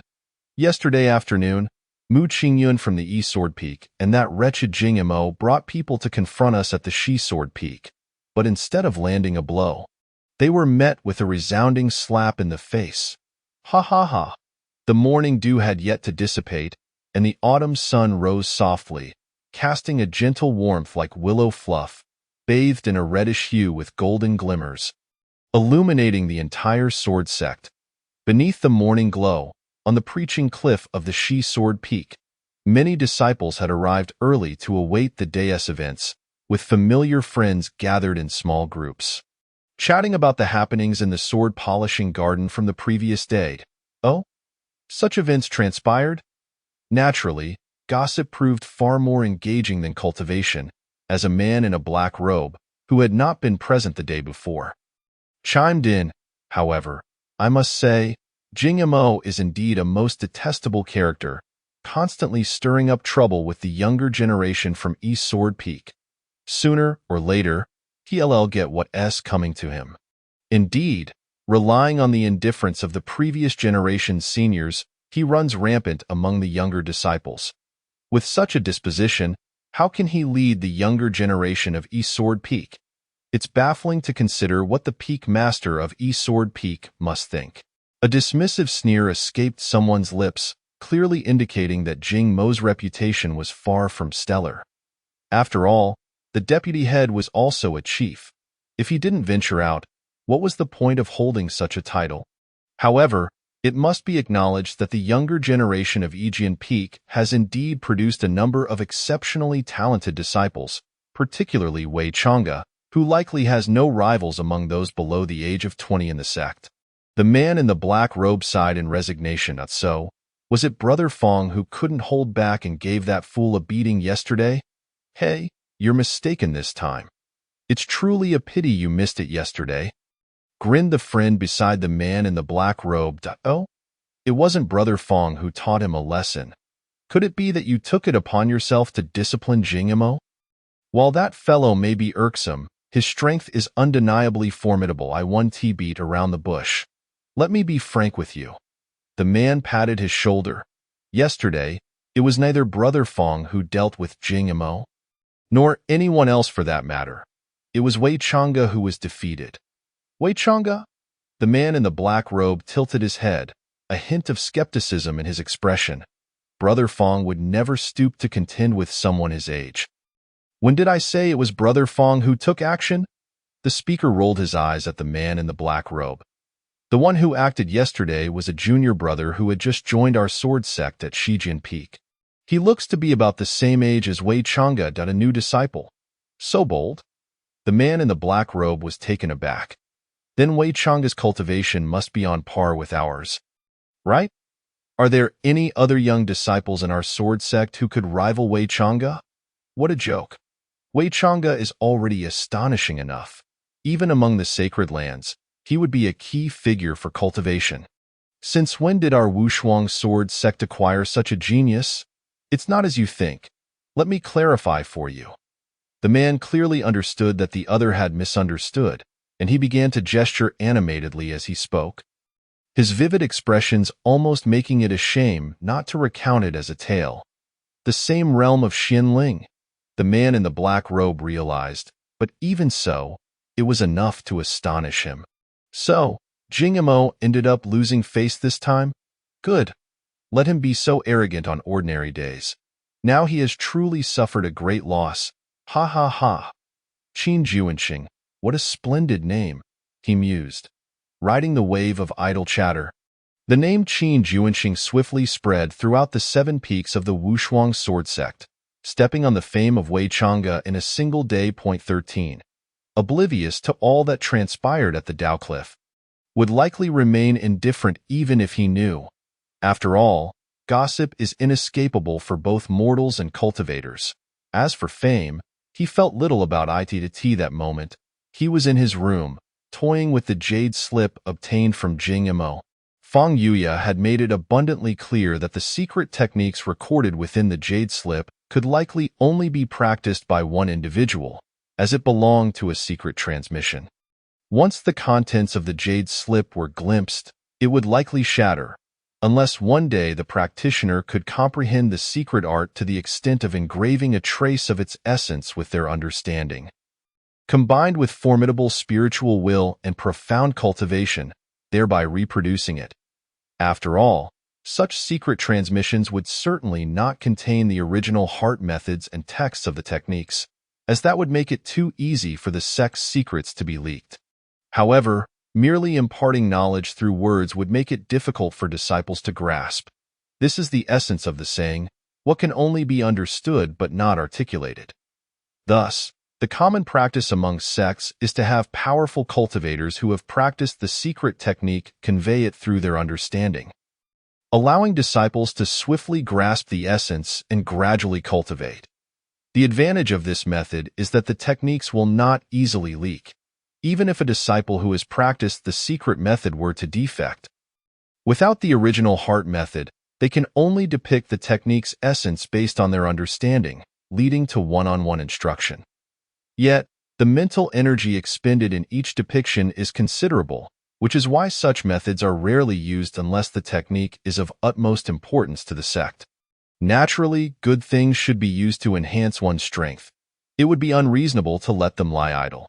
According to Jing Mo, this secret technique can transform spiritual energy into sword qi, which should be quite suitable for disciples of the Xin sect to practice. 13 pressed his lips together, attempting to use his spiritual sense to probe into the jade slip. As his consciousness approached the jade slip, he felt an overwhelming force pulling him, causing the scenery before his eyes to shift rapidly. It seemed like an eternity had passed, yet it could have been just a fleeting moment. In that instant of contact with the jade slip, 13 felt his consciousness uncontrollably swept away by a grand force. Crossing the boundless eastern lands, when he regained his senses, he found himself immersed in an ocean of swords. The might of this force was astonishing, as if it could stir the very heavens and earth, transcending the ends of the earth in a mere thought. Before 13 could even assess his surroundings, a colossal wave formed entirely of swords engulfed him, plunging him into a dark abyss of unfathomable depth. The chilling sharpness pierced like a bone-cutting dagger, imbued with a bloody aura of merciless slaughter, seemingly capable of annihilating all existence. In the protracted darkness of the abyss, a deep, terrifying whisper emerged, akin to the low growl of an unseen behemoth, softly reciting an ancient scripture, as if from a distant past, quietly awaiting the return of fate to bring this obscure and arcane essence back to the mortal realm. 13 felt like a drifting leaf, flowing with the currents of the sword sea, utterly unable to control his body in the face of this overwhelming force. The blood within him began to surge uncontrollably, roaring and rushing, as if striving to break free from the shackles of his mortal coil. Threads of sword qi, like weary birds returning home, began to surge madly into 13's body. Pain. A pain beyond description, far surpassing even the agony of bone forging. He felt as if countless sharp sword qi were intent on shredding him to pieces, tearing his very soul apart. He wished to scream in release, yet no sound escaped his lips, his entire being convulsing uncontrollably. In the trials of the burning hidden realm, 13 had once grasped a piercing sword, nearly severing his hand, yet he flinched. But now, the sheer terror of this pain threatened to rob him of his sanity, leaving his vision fragmented and disjointed. He felt as though a century had passed. The vast expanse of the sword sea had vanished, and he could no longer recall when the whisper had ceased. He lay motionless on the cold ground, a pool of sweat accumulating around him. Was this truly just an illusion? After what felt like an eternity, 13 finally regained his composure, propping himself up with his hands, his body still trembling uncontrollably. Reflecting on the horrific experience, the tangible sensations led him to question whether it had merely been a terrifying nightmare. In this moment, 13 gained a clearer understanding of the so-called essence. It was the true manifestation of the lethal arts of powerful cultivators or esoteric techniques, capable of evoking the rhythms of heaven and earth. Even spanning vast distances and crossing centuries, still wielding a terrifying force that could reshape the essence of existence. Slowly rising, 13 looked down at the jade slip in his hand. Its once vibrant sheen had faded to a dull gray, as if a mere breath could turn it to dust.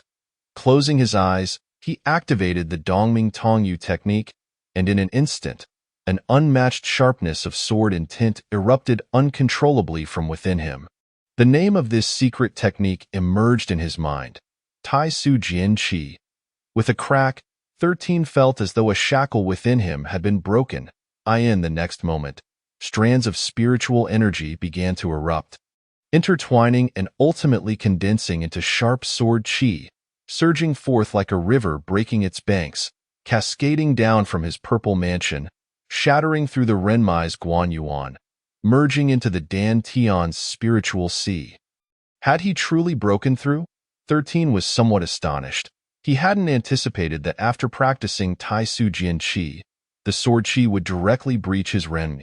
He had thought that after taking the spirit-boosting pill, he would need time to break through, but this was an unexpected boon. It seemed that Jing Mo had indeed not deceived him. Furthermore, judging by the sharpness of this sword qi, even a cultivator of mediocre talent, after practicing this secret technique, would have a chance to challenge the thresholds of the cultivation realm, and even if they couldn't reach the very end, they should still have a fair shot at the Four Extremes realm. Of course, that was contingent on enduring the terrifying and brutal sword sea.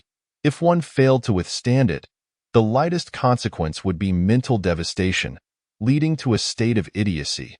The gravest would result in the disintegration of one's consciousness and death, leaving behind only a soulless shell. 13 suddenly thought of Zhang Baipeng. If the fat man were here, he would undoubtedly exclaim, "Brother Jing Mo, a true benefactor." To this, 13 could only nod in agreement. Indeed, the fat man has a point. What a sharp sword qi, he nodded in satisfaction, feeling that this ordeal had not been in vain.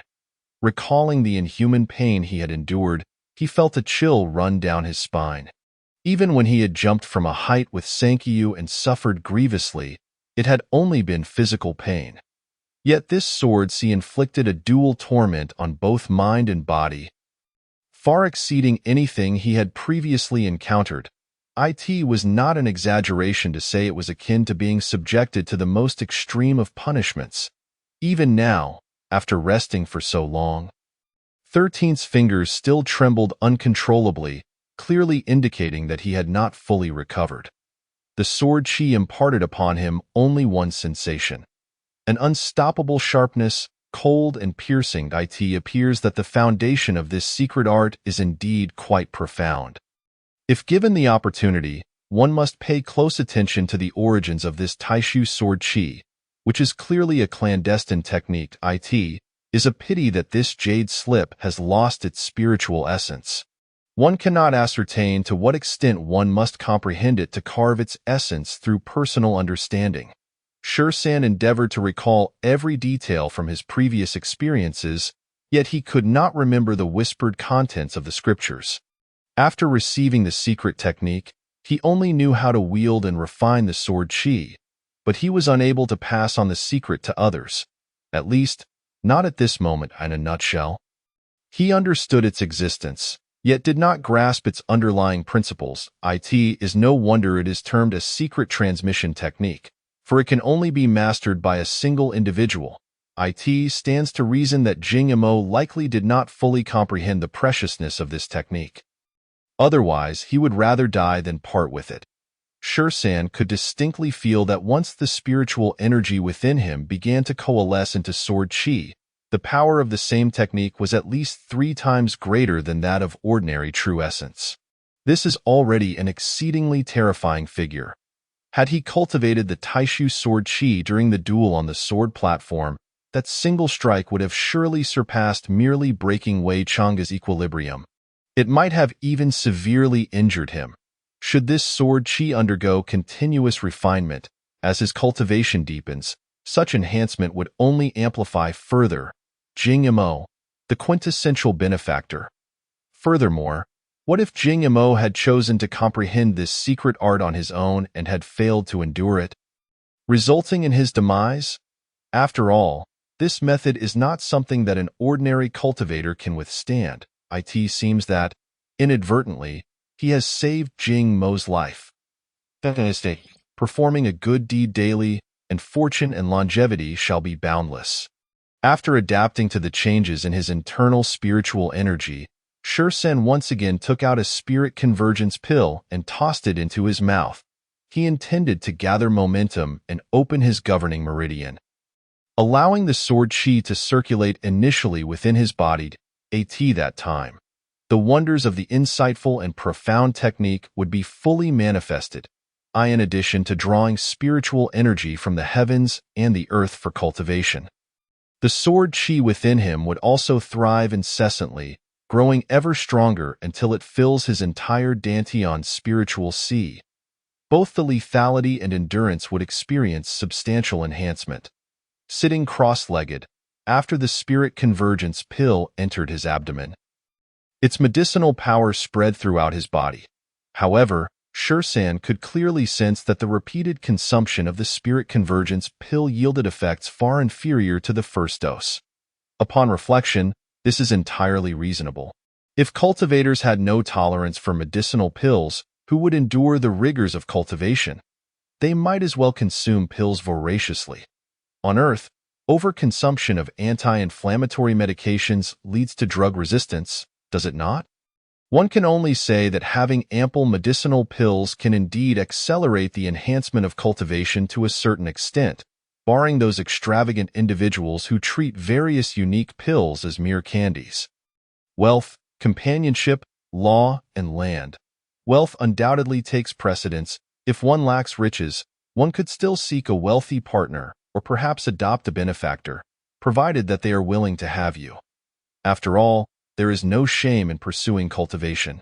Meanwhile, while Shursan was fervently training to break through to the next level, on the other side, at the foremost peak of the Wushuang Sword Sect, the Wushuang Sword Peak, the 6 peak masters and the current sect leader gathered together. Their attention fixed upon the disciples standing in the Grand Hall that is what you said true. You must understand that such matters cannot be spoken lightly at the highest point of the hall. There were 7 chairs arranged. On the last chair on the left side sat the master of the Shijian Peak, Zhu Chanshu, his expression grave as he regarded his direct disciple, his brows furrowed into a shape. Although he appeared to be in his 50s, his true age had long surpassed that. Below, Feng Yuer bowed to Zhu Chanshu, stating, "Master, based on my judgment, it is highly likely true." Feng Yuer, the person you speak of is the one who defeated Chang'e yesterday? Before Zhu Chanshu could continue, the master of the Aegean Peak, the sharp-eyed Xiao Li, with his small mustache, spoke in a low tone.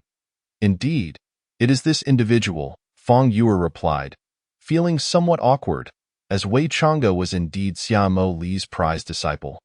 "I have heard that he is of a similar age to Chang'e, yet his cultivation is only at the spirit-gathering realm." Xiao Li raised an eyebrow slightly. "Indeed, junior brother Qin achieved his breakthrough to the spirit-gathering realm while listening to Elder Zhang's teachings on the Transcendental Cliff." Feng Yuer affirmed that it is well known that those with a clear sword heart possess extraordinary talent, a rare celestial root in the Shinmen. So why is he still merely at the spirit-gathering realm? Xiao Li took a sip of tea, unhurriedly. Zhu Chenshu suddenly stood up, pointing at Xiao Li, irate. "What do you mean by that, Xia?" "I mean nothing by it, merely inquiring." Why does Zhu Shixiang seem so enraged? With a fleeting glance at Zhu Qianshu, a glint of cold amusement flashed in Xia Mo Li's eyes. In truth, the animosity between the Yijian Peak and the Shijian Peak did not stem solely from their disciples.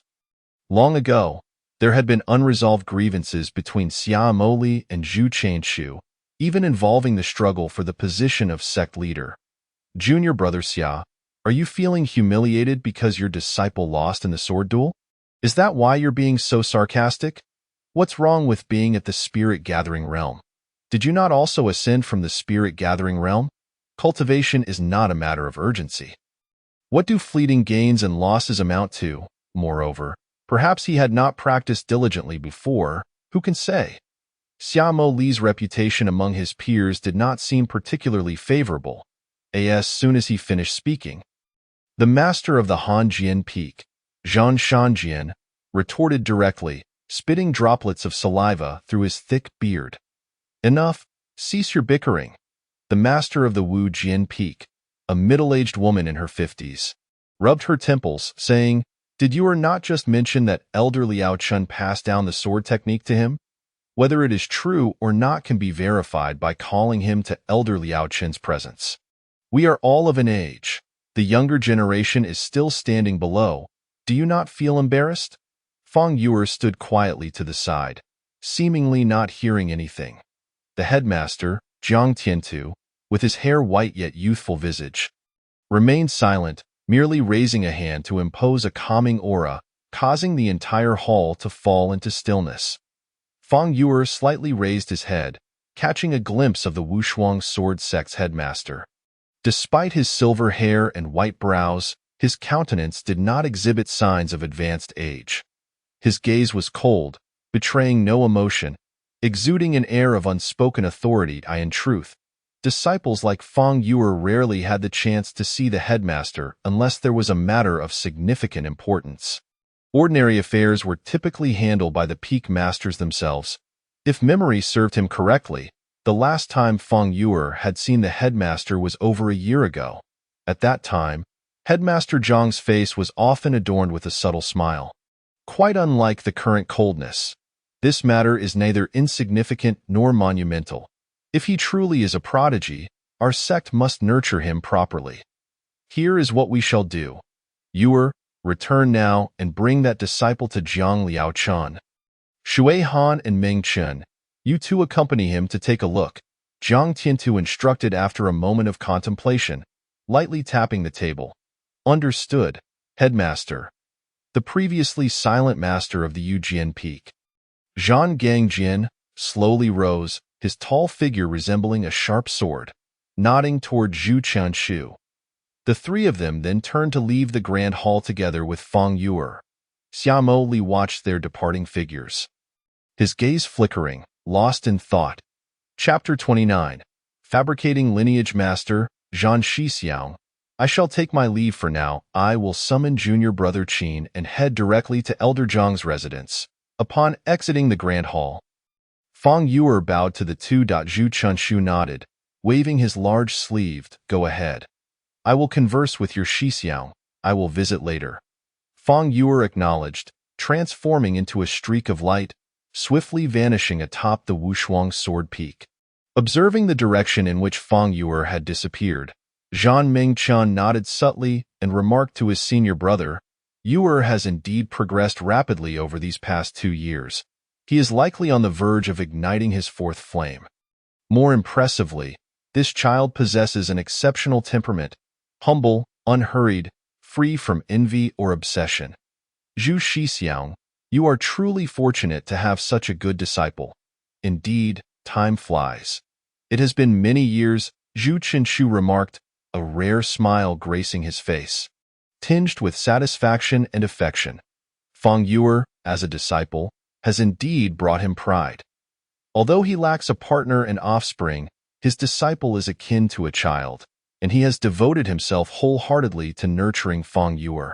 Xia Shidi has become increasingly indulgent with his disciples. If this continues, the disciples of the Yijian Peak will inevitably suffer great losses. Zhan Mengchen frowned.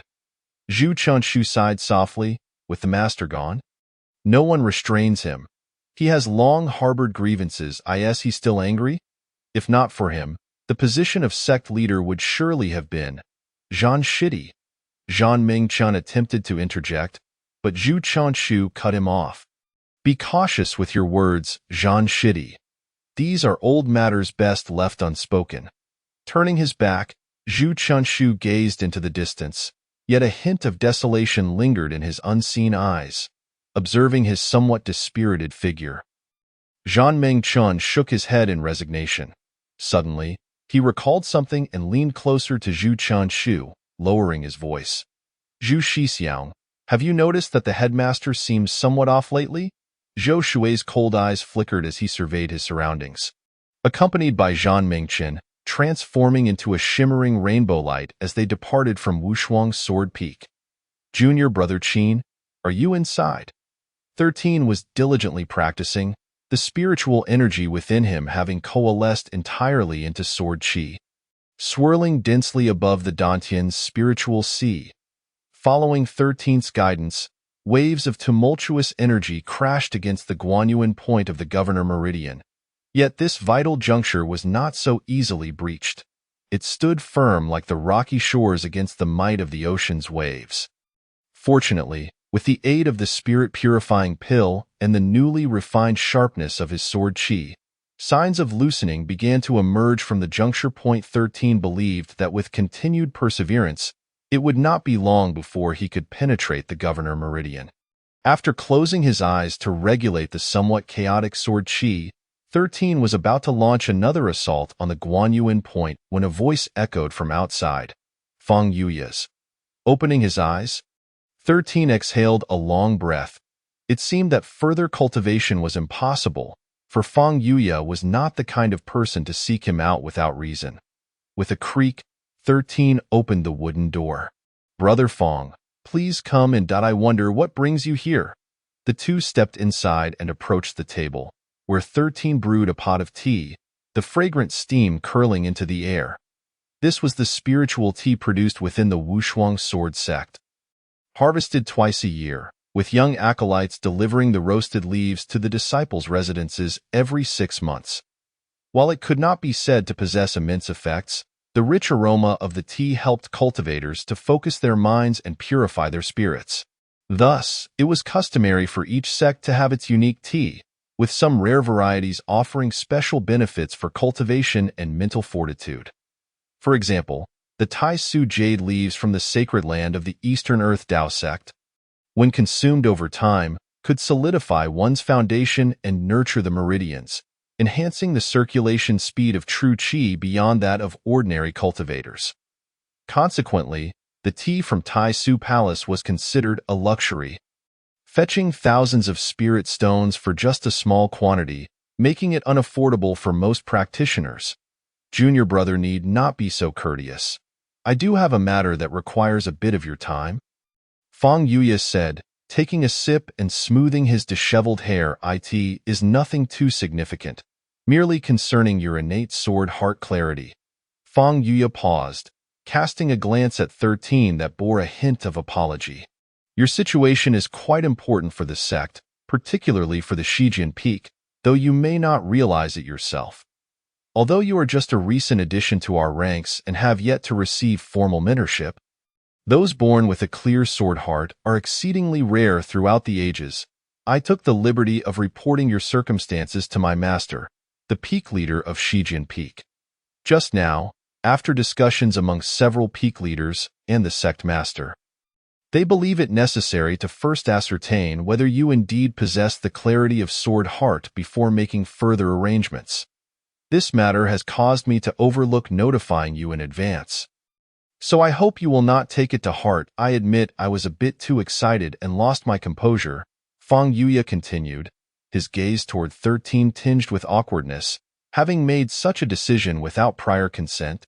Ah, so that is the case, 13 replied, a realization dawning upon him. Upon seeing Fang Yuya, he had an inkling of what was afoot, though he had not anticipated the news would spread so swiftly. Nevertheless, he had no intention of concealing anything. He was acutely aware that to gain greater resources within Wushuang's sword sect, he must reveal certain secrets, as such exposure was inevitable. Even if Fang Yuya had not disclosed his talents to the upper echelons of the sect, he would have eventually found an opportunity to showcase them himself, thus sparing him considerable effort. Brother Fang, you flatter me.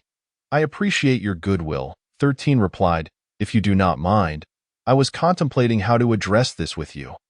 In retrospect, since the matter has already transcended boundaries, it is best to speak plainly. Fang Yuya smiled. If you have the time, shall we proceed to Elder Zhang's place? I believe my master and the peak leader of Yujin Peak have already arrived. Certainly, I am free. Thank you for leading the way, Brother Fang. 13 nodded. Fang Yuya acknowledged him and, together, they transformed into a beam of rainbow light, soaring toward the summit of Shijin Peak. By the way, Brother Fang, I have a question. Amidst the turbulent winds of the clouds, 13 suddenly turned his gaze toward Fang Yuya. If the sect confirms that I truly possess a clear sword heart, what benefits might I receive? Fang Yuya was momentarily taken aback by the directness of the question.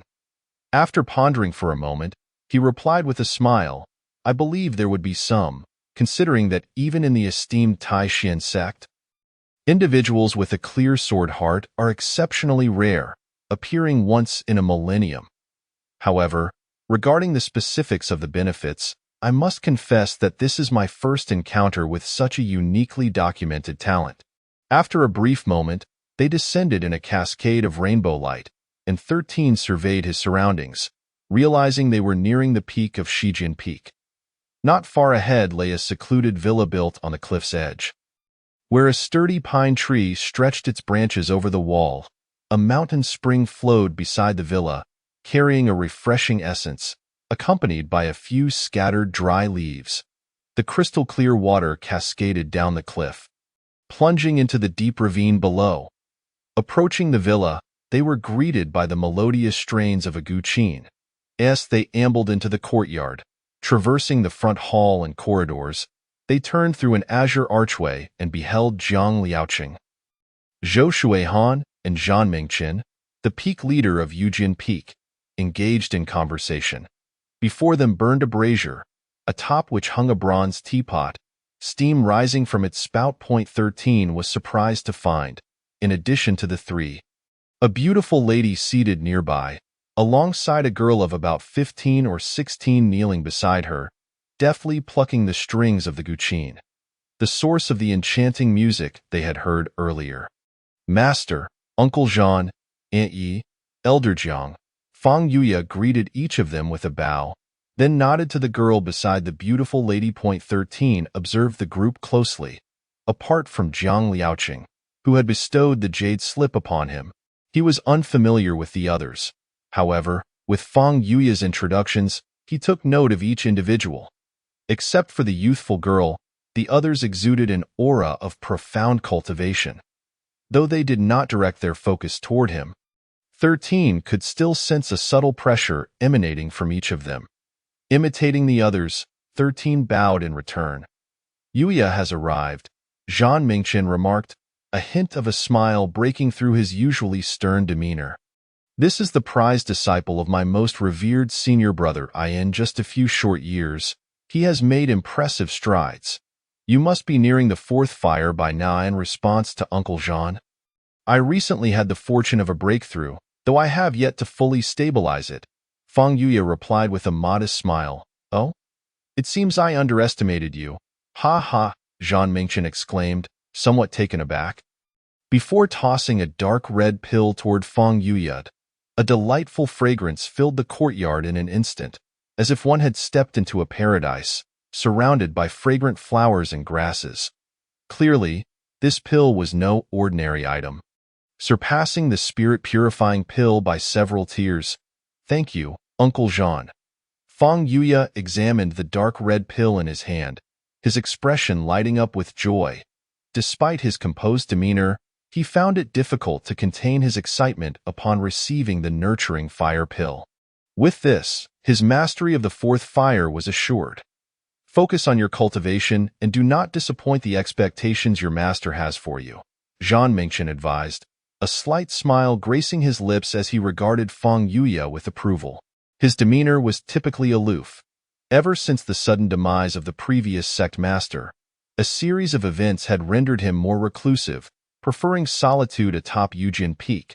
He had neither children nor direct apprentices, and in his heart, he regarded Feng Yuya as a half-disciple. Turning his gaze from Feng Yuya, Zhang Mingchen's attention fell upon the unassuming 13. With a lean frame and an ordinary appearance, 13 seemed devoid of any remarkable traits.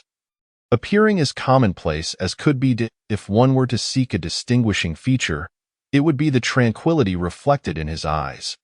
Unconsciously furrowing his brow, Zhang Mingchen recalled his own youth as a strikingly handsome figure within the Wushuang sword sect.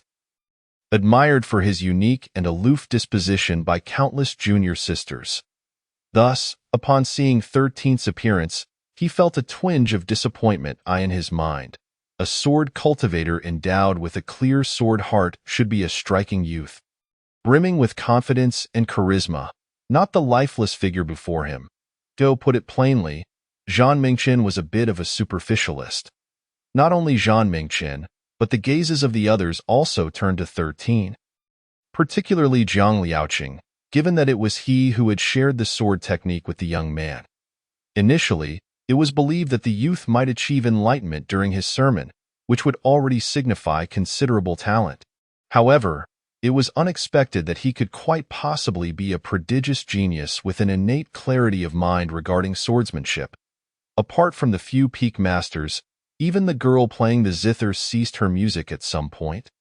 Her captivating eyes curiously observing the young man in an instant, Shersan felt a slight heaviness in his body. Although no additional pressure was exerted upon him by the onlookers, the formidable presence of several individuals inevitably imposed a subtle weight upon him. Nevertheless, despite the pressure, Shersan's expression remained unchanged.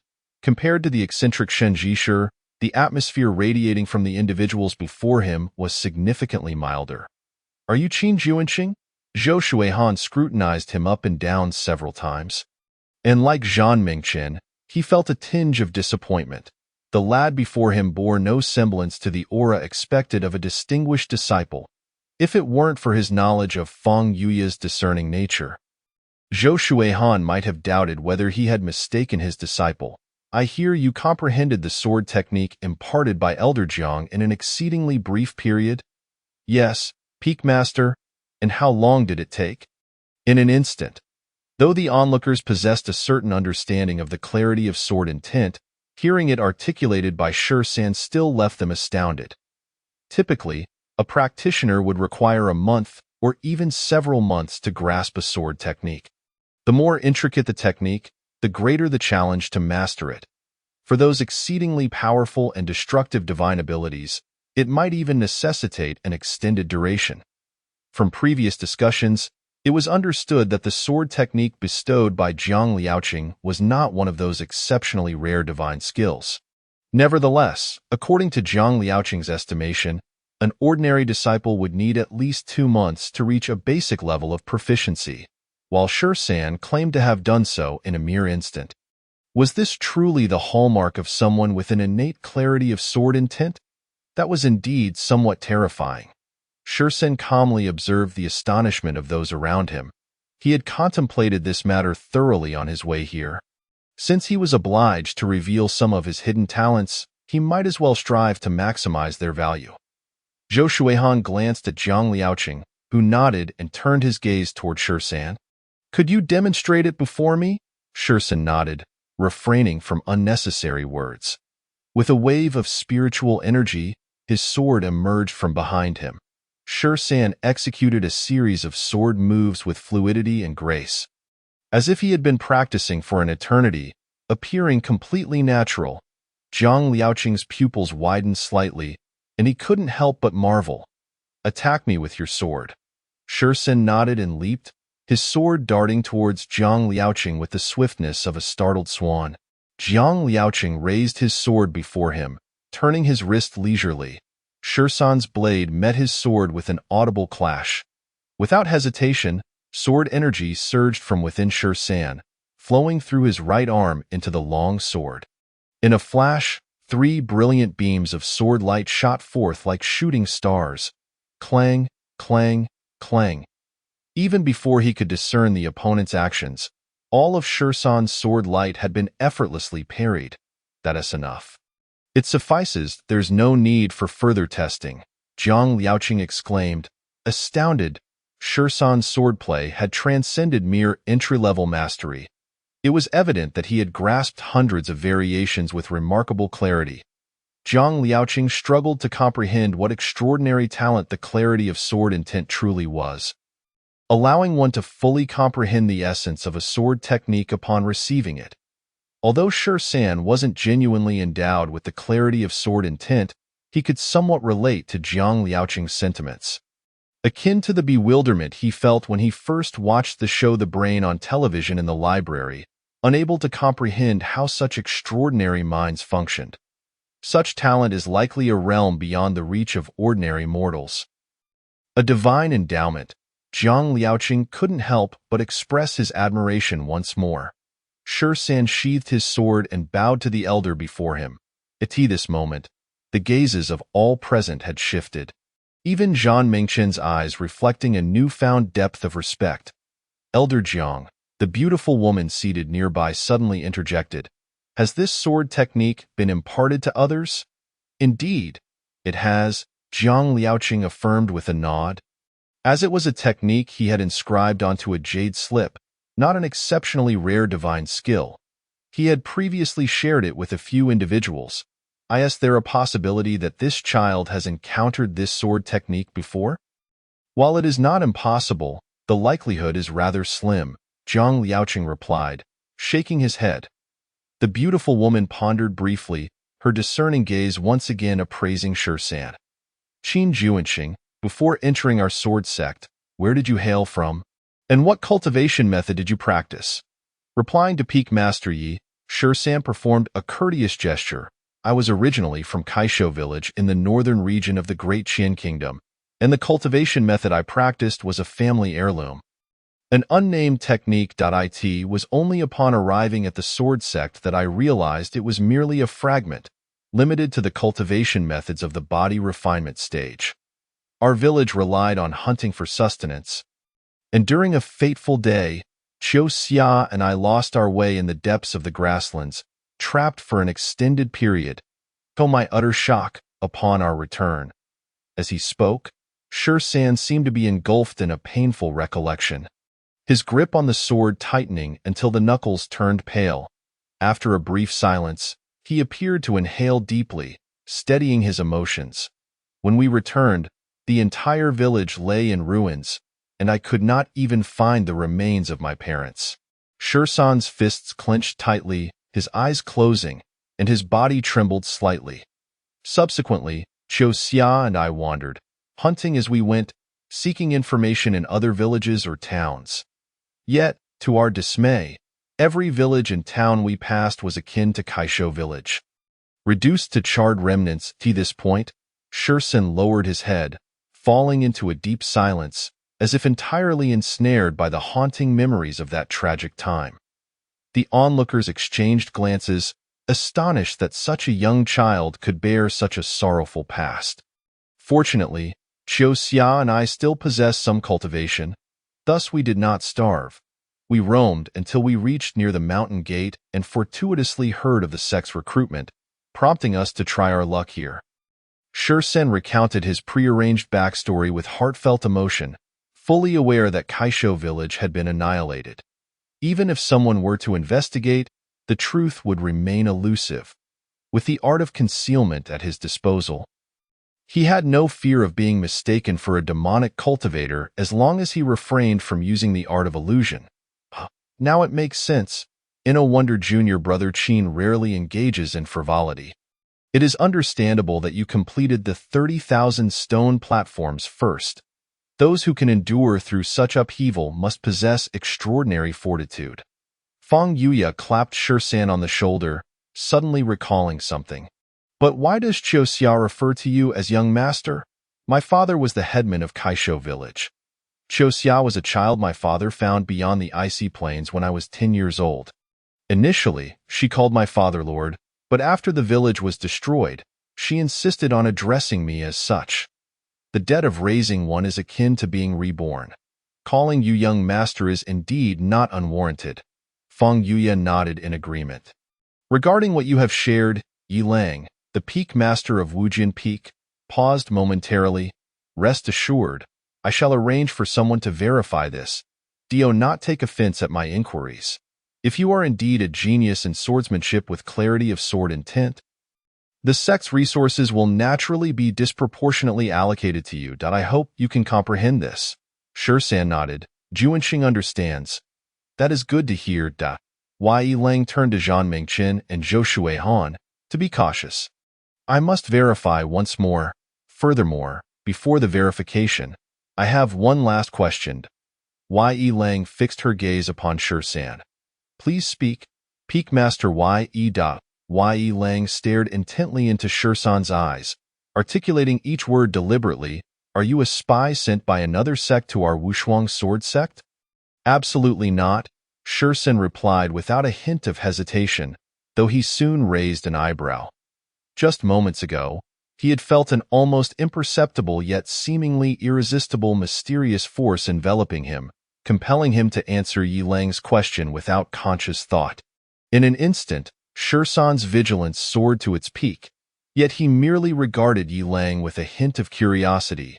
A moment passed before Yi Lang's expression gradually softened, her demeanor relaxing significantly, opening her palm. A jade token, approximately an inch long, split in the middle, revealing a character inscribed within. This is the true word jade token of the Confucian sect. It is the first time it has been used on another. Ensuring an absolutely truthful response. It is a secret technique of the Confucian sect, a law of the Dao. Do not take offense at my caution. The clarity of sword intent is perhaps inconsequential to the Taoist Confucian sect. Yet within the realm of the Xinmin, it is undeniably one of the most exceptional talents. Once your talent is confirmed, the sect's divine skills and secrets will be virtually laid bare for you.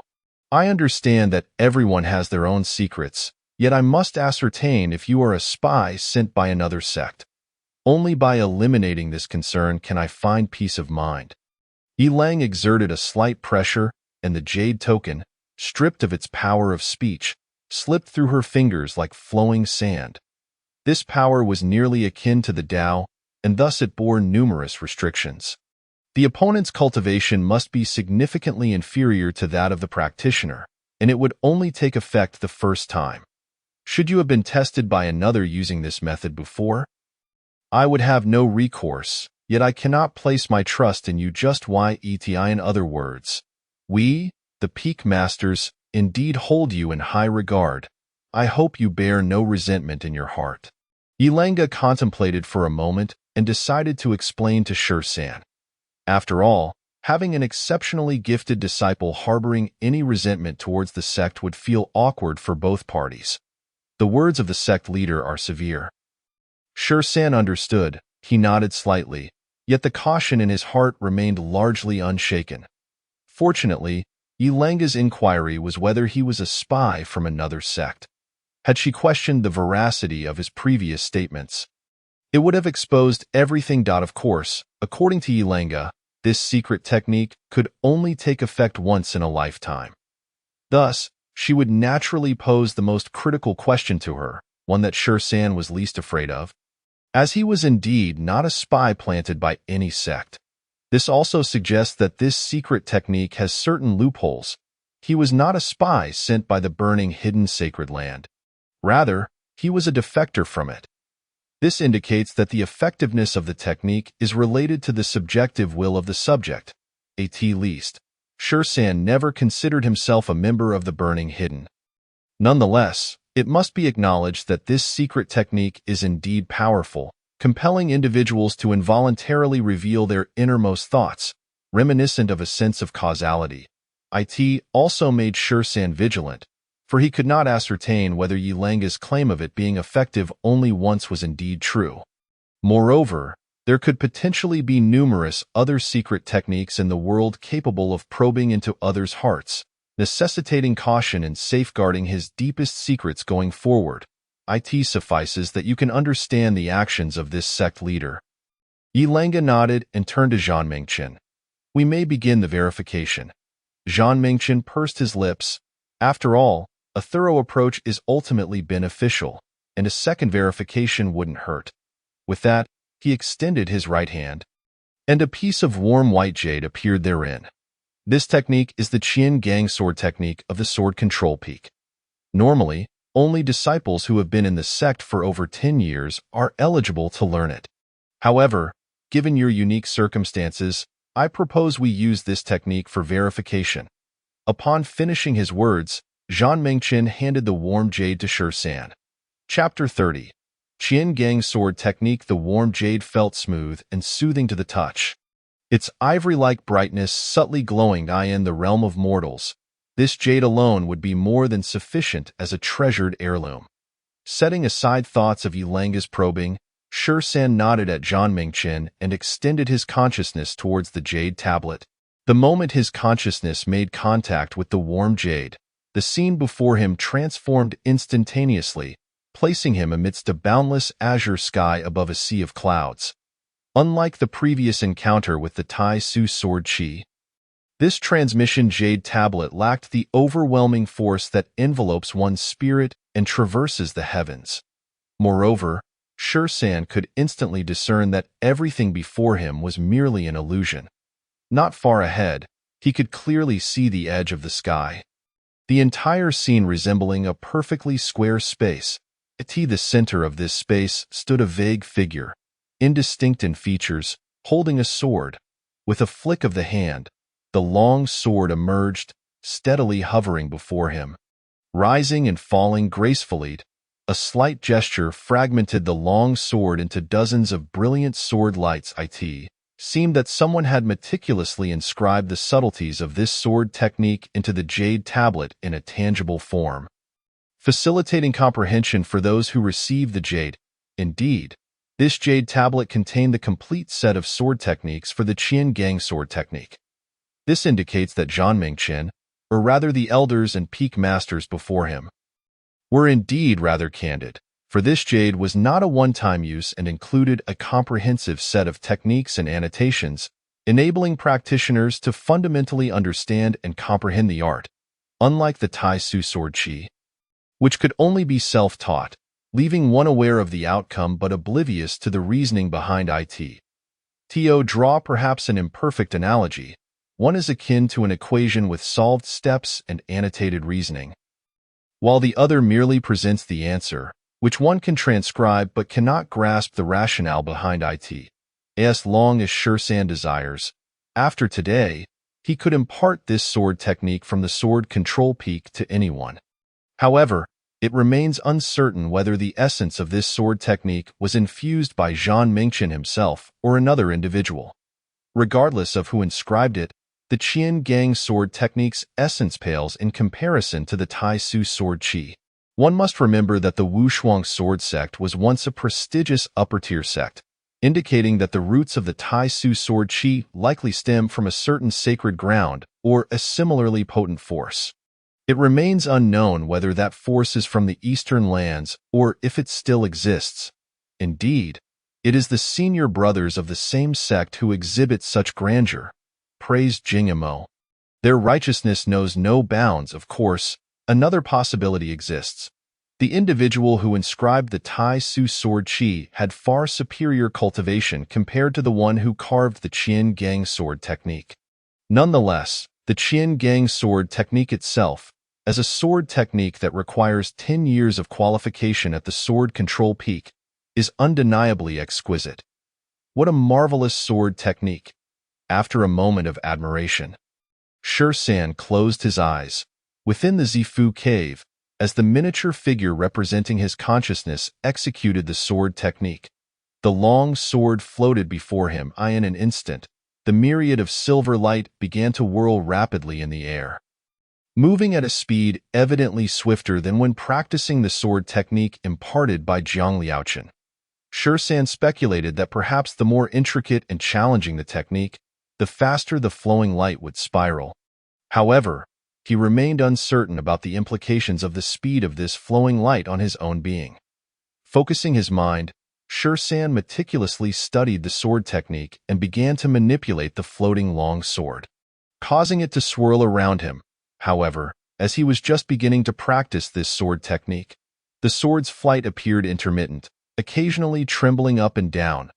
Nearby, everyone's gaze was fixed on Sher-san. It had been quite some time since Sher-san had last fought with the newly learned sword moves against Wei Chang'e. And now they would witness firsthand whether the innate talent of a person with a naturally enlightened sword heart is as formidable as recorded in the notes. In fact, throughout the history of the Wushuang sword sect, there had indeed been individuals with the talent of a clear sword heart, as the sect was once an upper-tier sect. However, the last disciple known to possess such talent was over 6,000 years ago. And presently, no one in the Wushuang sword sect has genuinely witnessed it. Within Sher-san's Zifu, the silver light continued to swirl, and at this moment, the long sword circling around him had already multiplied from 1 to 3. Among these 3 long swords, only one was a true sword. The other 2 were manifestations formed from the spiritual energy within him. This is another set of sword techniques inherent to this sword control technique, the splitting light and shadow sword. When cultivated to perfection, it can divide into a maximum of 81 spiritual swords, each of which can be controlled individually and can even be combined with other sword techniques to unleash the spiritual swords. It is one of the 3 great marvels of the Wushuang sword sect. Furthermore, unlike others, after practicing the Tai Su sword chi, Sher-san's spiritual energy had already condensed into sword energy. Therefore, the other 2 flying swords surrounding him emitted chilling light. Sharp and formidable, Sher-san executed the sword technique, and a strand of sword energy, refined from spiritual energy, surged forth through his consciousness, propelling the true sword in an instant. The sword shot forth like an arrow, splitting into 3 beams of sword light ahead, precisely the 3 size of life that Sher-san had acquired from Jiang Liaochen, which had previously shattered Wei Chang'e's sword moves. The other 2 beams of sword light followed closely, and after executing the star-plucking and moon-dropping technique, they erupted with a resounding explosion. After approximately 2 weeks of tedious practice, Sher-san nodded in satisfaction. With this sword technique, his combat flexibility would greatly increase. Regrettably, his repertoire of sword techniques and secret arts remains insufficient. If he could master a few more sword techniques, this sword control technique would offer even greater variability.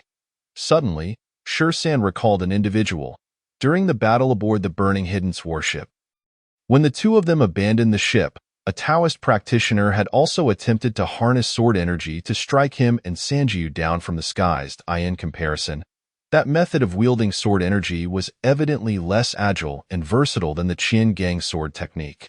In contrast, Sher-san felt increasingly satisfied with this secret technique and wasted no time continuing his focused cultivation.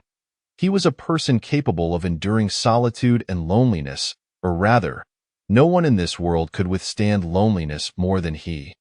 For Sher-san had no understanding of the fear and anxiety that accompany solitude. Upon opening his eyes, a flicker of silver light vanished in an instant. Sher-san let out a long breath. Although it was merely a brief moment for others, he had monotonously practiced for a full 3 months, only pausing when fatigue set in. Clearly, given the current intensity of his consciousness, 3 months had reached his limits. Perhaps the speed at which the silver light swirled represented the intensity of consciousness consumption? Sher-san speculated quietly. Beside him, the onlookers witnessed Sher-san closing his eyes, only to open them again in an instant, their expressions revealing astonishment mixed with a hint of skepticism. Evidently, Sher-san's performance appeared overly extravagant in their eyes. After all, how can the written records of the sword's essence, as inscribed in the notebook, compare to the visceral impact of witnessing it firsthand. As an ordinary cultivator, it is often challenging to comprehend the cultivation methods of the so-called prodigies. Much like the younger generation of the washing sword peak, who struggle to fathom why Wei Chang's prowess surpasses theirs by such a degree. Not to mention the tome that Shursan once perused within the Hall of Enlightenment, which chronicled various extraordinary talents and unique physiques. Many of the abilities documented therein are beyond the comprehension of the average person, exhibiting unfathomable mystical techniques. Observing Shursan's calm demeanor, Zhang Mingchen's lips twitched. And with a single utterance of "you," he suddenly found himself at a loss for further inquiry. "Junior brother Qin, have you really mastered the Qingyang sword control technique so swiftly as bestowed upon you by Uncle Zhang?" Fang Yuya's tone conveyed a hint of skepticism, for understanding the concept of the sword's clarity from written accounts is one thing, but witnessing its terrifying brilliance firsthand is another. Something like that? Shursan shrugged, choosing not to elaborate. After 3 months of dedicated practice, he could only manage to control one true sword alongside 8 sword chi manifestations simultaneously. This Qingyang sword control technique is one of the 3 supreme arts of our unmatched sword sect. Are you certain you have truly grasped it in the blink of an eye? Zhang Mingchen could not help but inquire again. Testing Shursan's talent with this technique was a decision he had made after careful consideration. If Shursan did not possess the legendary aptitude, even with the demonstrations contained within the jade slips, an ordinary person could not possibly master it in a short span of time. However, as this technique is accessible to those who have been in the sect for a decade, its confidentiality is not of the highest level. Using it as a means of evaluation appropriately reflects the sect's regard while not involving the most fundamental mystical arts.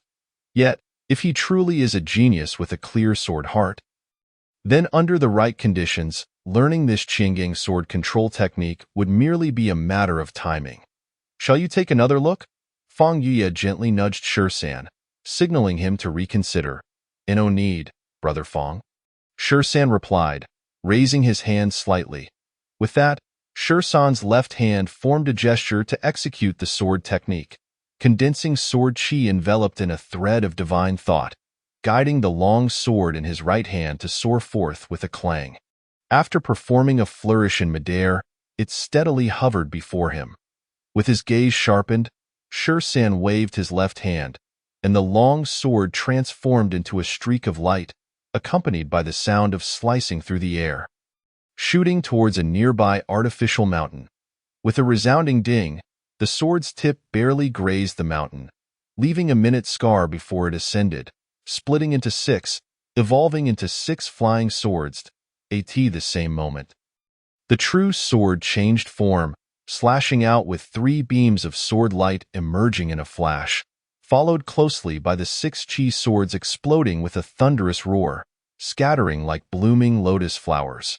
One blade of light pierced through the chaotic sword chi. With a clang, it returned securely to its sheath.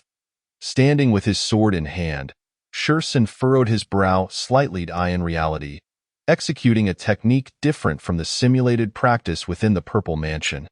With his current cultivation and mental strength, he could only differentiate 6 chi swords simultaneously. Beside him, Zhang Mingchen stared blankly at the sheathed long sword, seemingly still in shock. After a few moments, he turned to Zhou Shuihan. Brother, if I recall correctly, you also began practicing this sword technique during your pulse channeling stage, right? How long did it take you to reach his current level? Upon hearing his junior brother's sudden inquiry, Zhou Shuihan revealed a hint of embarrassment, his rarely seen face reddening. If memory serves, it took me about 4 to 5 months to split my sword into 6 chi swords. The vast disparity made Zhou Shuihan feel somewhat awkward, nearly revealing the truth. Zhang Mingchen nodded, his gaze somewhat dazed. I recall it took me nearly 2 months to manifest 6 chi swords, and by then, I was already at the spirit transformation stage. Even then, my master praised me as a once-in-a-century genius for mastering this secret technique. He glanced at Shursan, suddenly at a loss for words. Realizing he had just questioned someone about their mastery, Zhang Mingchen sighed deeply, shaking his head inwardly. Is this the terrifying nature of talent? With such an aptitude, one could entirely devote their time to cultivating sword techniques and not fear stagnation in their progress. Shursan's thoughts stirred. He hadn't anticipated that Zhang Mingchen had also taken 2 months to achieve 6 chi swords. If not for his insufficient cultivation and mental strength, he should now be able to control 8 chi swords simultaneously. Thus, even in the absence of those silvery flashes, it seems that his innate talent is commendable in its own right. Enough of your idle musings, you two, Yilanga remarked with a hint of amusement as she observed the pair. Though she too was astounded, despite not having practiced this secret technique herself, she understood how astonishing it was to produce 6 chi swords in the blink of an eye. The clarity of the sword heart is indeed one of the most coveted talents among sword cultivators. At her side, a young girl gazed intently at Shursan, her eyes shimmering with intrigue. I have already perceived your talent, and to speak candidly, it is even more formidable than I had anticipated. Perhaps due to my background in the mystic sect, my voice carries a hint of authority rather than the gentleness typical of women. Because of your exceptional talent, I shall personally dispatch someone to verify your origins. If all proves true, you will henceforth be a core disciple of the unmatched sword sect. Aside from the dance sword peak, which comprises entirely female disciples, and certain other special areas, you will have the freedom to traverse the entirety of the sect. Yilanga paused before continuing. Ordinary disciples, in their first year, can only study the foundational techniques and a set of introductory sword techniques. Each subsequent year, they may learn an additional technique, be it a sword technique, body technique, or other secret arts. As for you, aside from the sect's grand techniques, you may study 3 different techniques each year, as per your choice, including the 3 supreme secret techniques of our sword sect. The techniques you learn can be imparted to other disciples at your discretion. Even if one day you have the opportunity to pursue cultivation in a superior mystic sect, remember, you were once a core disciple of the unmatched sword sect. Unless granted permission by the sect, sharing the sword sect's secret techniques is strictly prohibited. Any breach of this rule will be treated as treason, punishable by death. When discussing the transmission of secret techniques, Yilanga's expression turned exceedingly serious. In truth, many disciples of the mystic sect had previously practiced in other sects, but due to personal opportunities or recommendations, they attained the chance to cultivate in a sacred ground. Yet, the various life and death techniques learned in their previous sects ultimately belonged to them.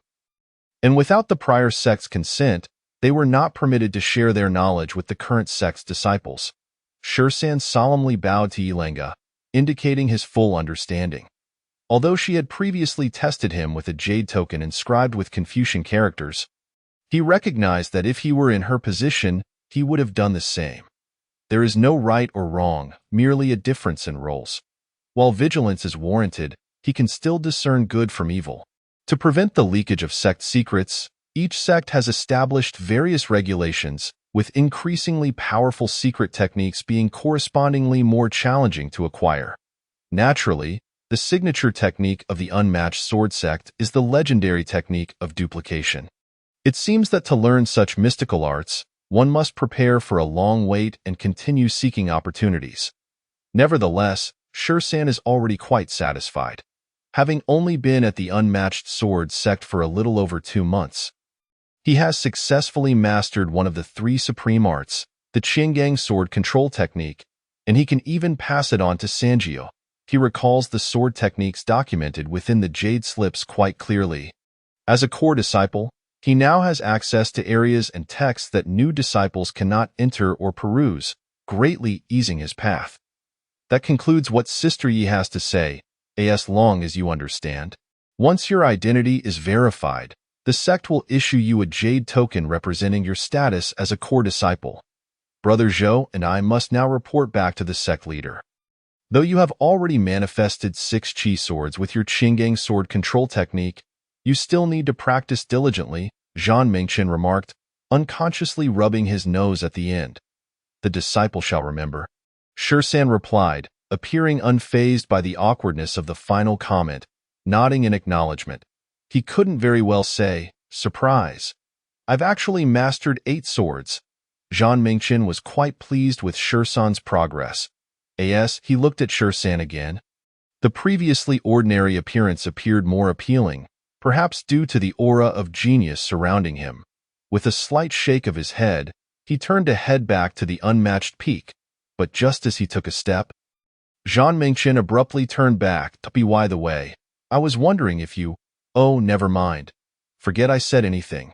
Shursan tilted his head in confusion as he regarded Zhang Mingchen. "This is for you. Since you will receive it once you become a core disciple, I might as well give it to you in advance." Zhang Mingchen tossed a silver ring to Shursan, a spatial ring from which all restrictions had been removed. It could be directly utilized with just a drop of your blood as the catalyst, and your mental intent as the medium. Without waiting for Shursan to respond, he, along with Zhou Shuihan and Yi Lang, took to the skies, vanishing in an instant, accompanied by the silent girl who had remained by Yi Lang's side. Shursan toyed with the ring in his hand for a moment, uncertain of its material, as he had never engaged in the art of crafting. Yet, this spatial ring was indeed a treasure, perfectly suiting his current needs. With it, traveling would become significantly more convenient. He summoned a strand of sword energy to pierce his finger, allowing a drop of blood to fall upon the ring, where it was immediately absorbed by some force, likely a formation within the ring. Subsequently, his mental intent surged into the ring, effortlessly establishing a connection. Inside, there was approximately 50 cubic units of space. Not too large, yet not too small, sufficient for storing various items. Once all was completed, Shursan glanced at Feng Yuya, who had yet to depart, and rose to bow in farewell to Jiang Lichen. His purpose for this journey had been achieved. He merely awaited Yi Lang to send someone to verify the fabricated identity he had created. After all, Feng Yin had left no survivors, and it was likely that nothing could be uncovered beyond a pile of ruins. Jiang Lichen smiled and waved to the two, never having anticipated that by casually bestowing a sword technique, he would unearth such a prodigious talent. It truly resonated with the saying that fate is inexplicable. With such innate ability and temperament, unpretentious and calm, he was undoubtedly a rare gem. Cultivation is a struggle against destiny, traversing through myriad tribulations of the mortal realm. Though you possess extraordinary talents, one must remain cautious during the path of cultivation. Go forth. You are the hope of the Xianmen. Should any issues arise in your practice, feel free to seek me out. Jiang Lichen's voice echoed from behind as Shursan paused to look back, nodding slightly in acknowledgement. In the interplay of light and shadow, the elder stood beside the table, his gaze warm and smiling, reminiscent of the gentle sun in winter, calming the long passage of time. Clear springs flowed gently, his hair swayed with the breeze, and wisps of smoke curled from the bronze teapot. He too had once lingered in the verdant years drenched by rain, soaring to the skies with his sword, full of vigor. Yet alas, the path of greatness is fickle, and time cuts like a knife. Chapter 31. Consuming an elixir of immortality and feeling refreshed, or beating a fatty to achieve eternal life. Zhan Shidi, were you perhaps contemplating taking on a disciple just now? Zhou Shuihan inquired, chuckling as they made their way back to the Wushuang Sword Peak. Zhang Mingchen nodded, gazing at the rolling sea of clouds, letting out a faint sigh. Such a gifted seedling was rare in the eastern lands. Unfortunately, those who know their own family affairs understand that he was not yet qualified to be his master. This child would inevitably depart, as the Wushuang sword sect could not accommodate him. Indeed, Zhou Shuihan stroked his graying beard. If this child does not meet an untimely end, he may one day rival the prodigies of the sacred lands. Who can truly predict the future? Over the years, while the Wushuang sword sect may not have retained its former glory, a starving camel is still larger than a horse. our sect's foundation remains substantial. Should that day ever arrive, I hope this child will remember the kindness of the Wushuang sword sect. Those sword hearts are rare. How many of the sacred land's prodigies lack talent? They would not stoop to begging our sect for talent. Regardless, the Wushuang sword sect shall always be his first home on the path of cultivation. Yi Lang, with a refreshing perspective, smiled brightly. Indeed, cultivation is akin to rowing against the current. If there truly exists a more promising future, can we possibly hinder the child? Should he one day reach the pinnacle, it would suffice that he emerged from the Wushuang sword sect. What? Qin Shidi is actually the legendary, one-in-a-million prodigy? Outside Shursan's wooden cabin, Zhang Fati stared wide-eyed, his eyes as round as copper bells. Hearing this news for the first time, Zhang Bai and others were equally flabbergasted. When he learned that Shursan had managed to master one of the sect's 3 supreme techniques, the Qian Gang sword technique, in just a breath's time, Zhang Fati dropped his jaw, saliva nearly dripping to the ground. Damn. How disgusting. Chen Jinhong observed the greasy Fati drooling, rolling his eyes in exasperation. Go be precise. It's not 1 in a million. It's more likely 1 in a billion. Yang Dianfeng smacked Zhang Fati on the back of his head. With your simple mind, you probably find it difficult to grasp the meaning of clear sword heart. Also, kindly shut your mouth. I implore you, speak properly in human terms. Don't resort to violence. I tell you, a clear sword heart is only slightly superior to my fat brother. Really, just a smidgen, Fati retorted, attempting to kick Yang Dianfeng, but missed, instead raising his right hand, pinching his thumb and forefinger together to demonstrate. This time, we've struck gold. My brother is actually a peerless genius. Ha ha ha. Zhang Fati, having finished belittling Yang Dianfeng, laughed heartily at the sky. Qin Shidi, no, Qin Laudi, my most beloved younger brother. From now on, you shall be my dear brother Zhang Yueban. I am your older brother. Cultivate diligently, and I shall rely on you to dominate the myriad realms in the future. Bullying men and women alike. Ha ha ha. Once you reach the spirit condensation realm, watch out, little fairies. Here comes Fat Brother. As if entranced by some fantastical vision, Fati danced about, gesturing wildly, his form jiggling, his expression exuding a level of sleaziness that was unbearable. How about we bury him alive right now? I'm afraid he might reveal his true form soon. Calling yourself an older brother? Why don't you say you're Qin Shidi's romantic brother? Chen Jinhong shot a disdainful glance at Zhang Fati. Indeed, one has never seen someone so shamelessly taking advantage of another while wearing a guise of victory.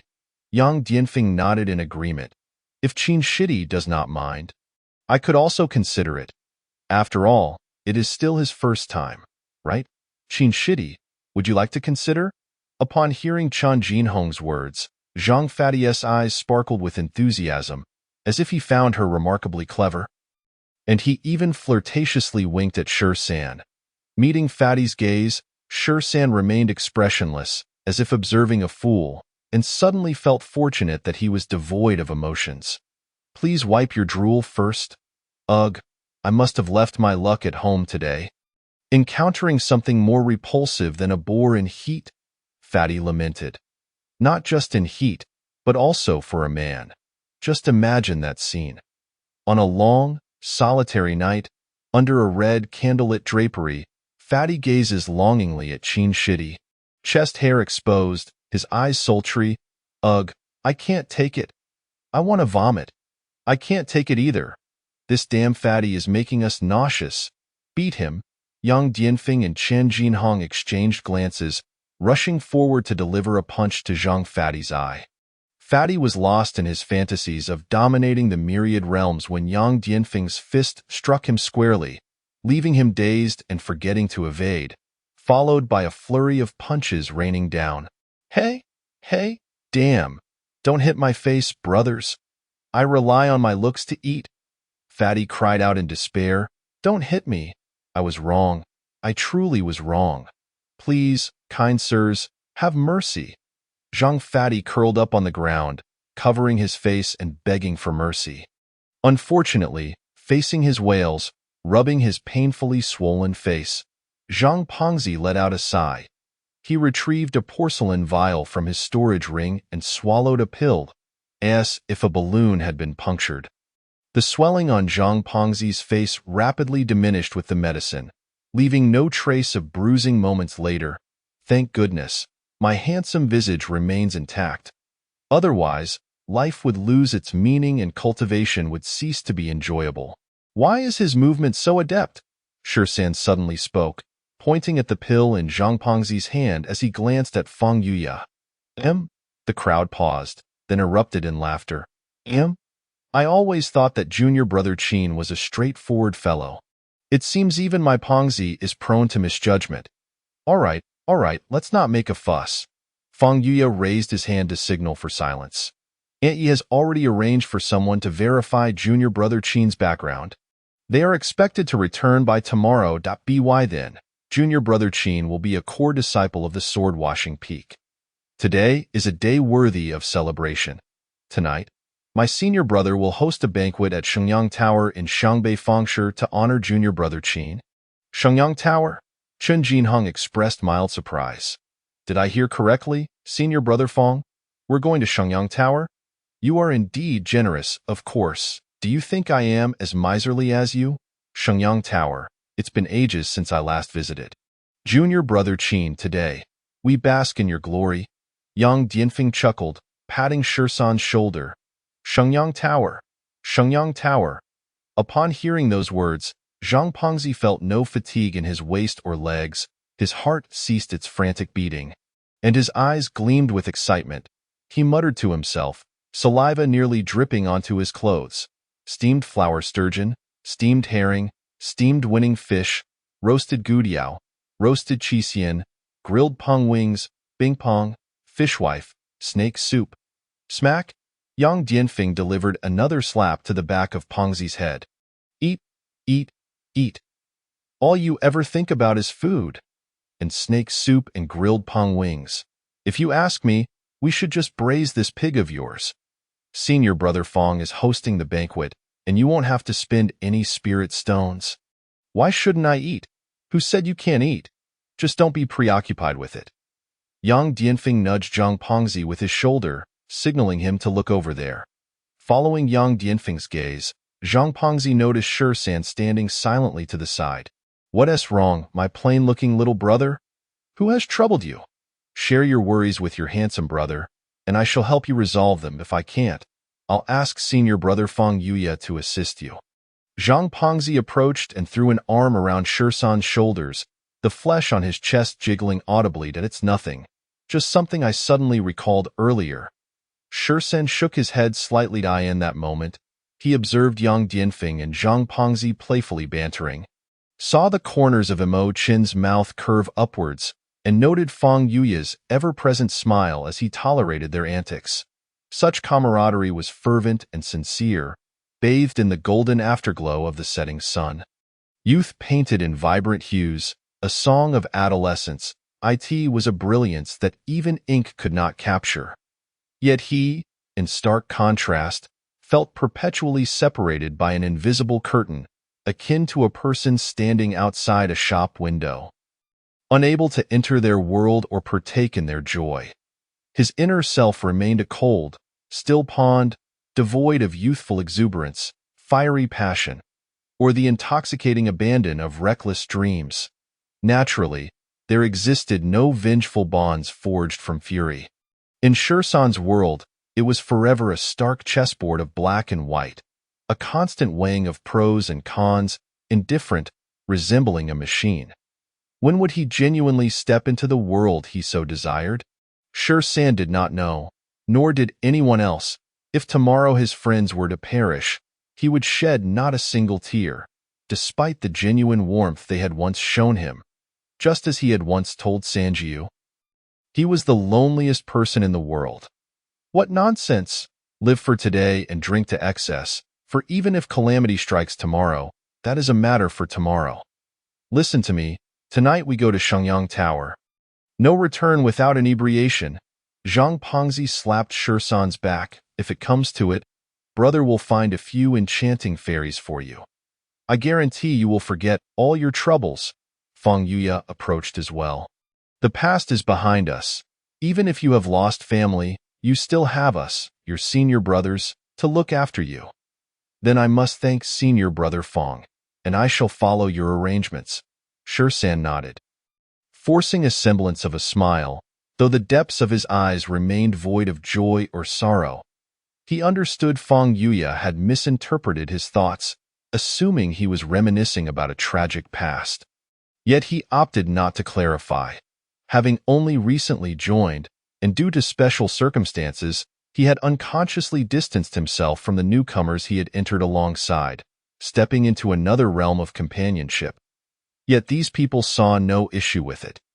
Though Shursan's cultivation was not high, those with a clear sword heart could save immense time mastering sword techniques, making it merely a matter of time before he caught up or even surpassed them. Indeed, that time might not be long, that's the spirit. The fat man slapped his thigh. Junior brother Qin, you should smile more. Although your looks may not rival mine in handsomeness, you shouldn't feel inferior just because you don't possess my charm. Look at Yang Dianfeng. He may not be handsome, yet he lives quite comfortably. Zhang Pongzi, do you want to get punched? Yang Dianfeng glared. What, can't I speak the truth? Zhang Pongzi scoffed. Damn it, I can't hold back any longer. Chen Jianxiang, Mo Chenshu, attack. No, I was wrong. I was just being cheeky. Ah, don't hit my face. If you all want to keep beating up Pongzi, then go ahead, but I must remind you, once the time is up, don't say I'm an ungrateful senior brother. Feng Yuya watched the three mercilessly thrashing the fat man with a calm demeanor. As soon as he finished speaking, the crowd immediately ceased their assault. Ah, refreshing. A dose of elixir leaves one invigorated, and a beating of the fat man grants one eternal youth. There will be more opportunities. Damn it. Zhang Pongzi, once again adorned with a swollen head, stood up. Casting a resentful glare at the crowd, he sighed silently, retrieved another pill, and skillfully swallowed it. All right, the pre-meal exercises are concluded. Let us set off. Yang Dianfeng laughed heartily, waving his hand. Wait. The fat man suddenly called out to the others. What? Were you dissatisfied with the previous intensity? Yang Dianfeng eyed him mischievously. Get lost. The fat man waved his hand dismissively. I was merely suggesting. Why not invite junior sister Qin's maid as well? Bring along junior sister Qin? I have my doubts about your intentions, young hero Zhang. Creak. Before Yang Dianfeng could finish, the small wooden door adjacent to Shursan's room swung open, and Sanjiu emerged. See, what did I tell you? Whatever you think will come to pass. Zhang Pongzi chuckled at Sanjiu, then suddenly paused. Shursan turned to glance at Sanjiu, raising an eyebrow and exchanging a knowing look. He was all too familiar with her aura. The moment Sanjiu appeared, he recognized she must have achieved a breakthrough.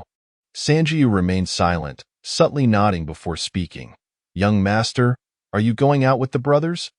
We plan to sell your young master to the drunken Red Tower. Do you wish to accompany us? The fat man poked his head out from behind Shursan. Junior sister Qin, don't listen to the fat man's nonsense. Feng Yuya pressed down on Zhang Pongzi's head, pushing him back. Junior brother Qin is likely to become a core disciple of our sect. I intended to take this opportunity for everyone to gather at Shenyang Tower, but it seems today brings double joy. Junior sister Qin has also broken through. Perfect timing, let us go together. Sanjiu did not respond but cast a glance at Shursan. After a moment of contemplation, Shursan nodded slightly. Since that is the case, I shall obediently follow. All right, everyone is here. Prepare to depart. Feng Yuya waved his long sleeve and prepared to conjure a rainbow light. Ah? It seems junior sister arrived at an inopportune moment. Suddenly, from behind the crowd, a melodious voice reminiscent of a golden oriole emerged. Shursan turned back, his gaze sharpening slightly. Chapter 32. Shenyang Tower in Xiangbei. Some say that among all creations, women are the most exquisite manifestations of the great Tao. Whether they are as vibrant as a flickering flame of youth, or graceful like a green lotus beneath the verdant leaves, or as radiant as the gardenias swaying in the mountain breeze. There are also those like the girl he had seen in distant writings, suffused with sorrow akin to lilacs. The last time he encountered this woman was not long ago at Elder Zhang's estate, where she sat beside Yilang, playing the qin. She resembled a tulip yet to bloom, exuding a hint of purity while igniting a peculiar desire within. Isn't this the Wangxian junior sister from Sword Dance Peak? What brings her here? Chen Jinheng inquired, perplexed. Well, it's not to seek you out, Zhang Pengzi retorted without a second thought.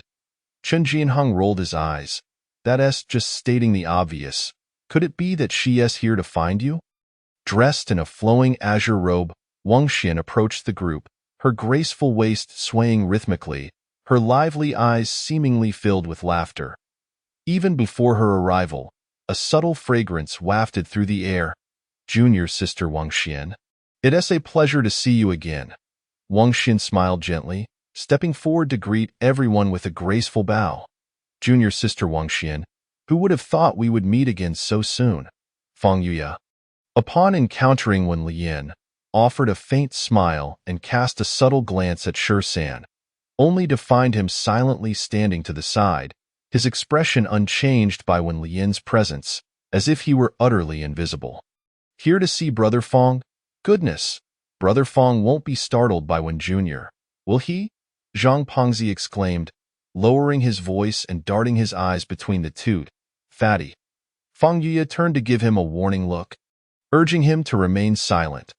While he himself was indifferent, Wen Lian was, after all, a young lady. Such gossip could tarnish her reputation. Moreover, Fang Yuya suspected that Wen Lian had come specifically to seek out Qin Juanxing, considering she had previously been at Jiang Lichen's courtyard. Brother Fang. Wen Lian chuckled lightly. The courtyard is behind us, yet my curiosity persists. I truly wish to make the acquaintance of junior brother Qin. After all, I have heard that those with a clear sword heart possess an untainted sword spirit, and their comprehension of the sword path far surpasses that of ordinary individuals. I had hoped to consult him on matters I find unclear. But it seems I have arrived at an inopportune time. When Lian's radiant smile swept over the crowd, her gaze lingering on Shi San for a moment, junior sister speaks nonsense. I was just preparing to celebrate with junior brother Qin.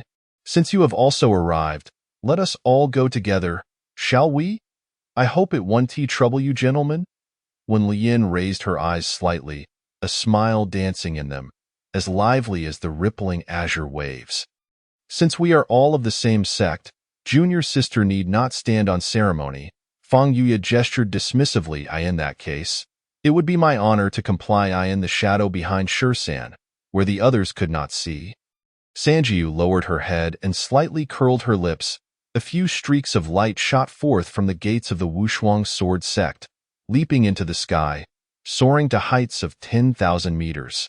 Today marked Shi San's first descent from the Wushuang sword sect since his arrival.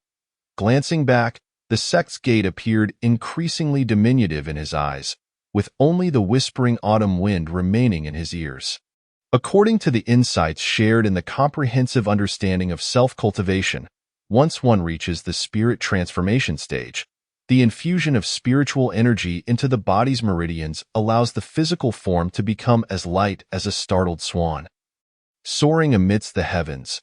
While Shi San had yet to attain the spirit transformation stage, he utilized the wondrous art of sword control, standing atop his sword and manipulating its technique, experiencing the exhilarating freedom of gliding through the skies for the first time.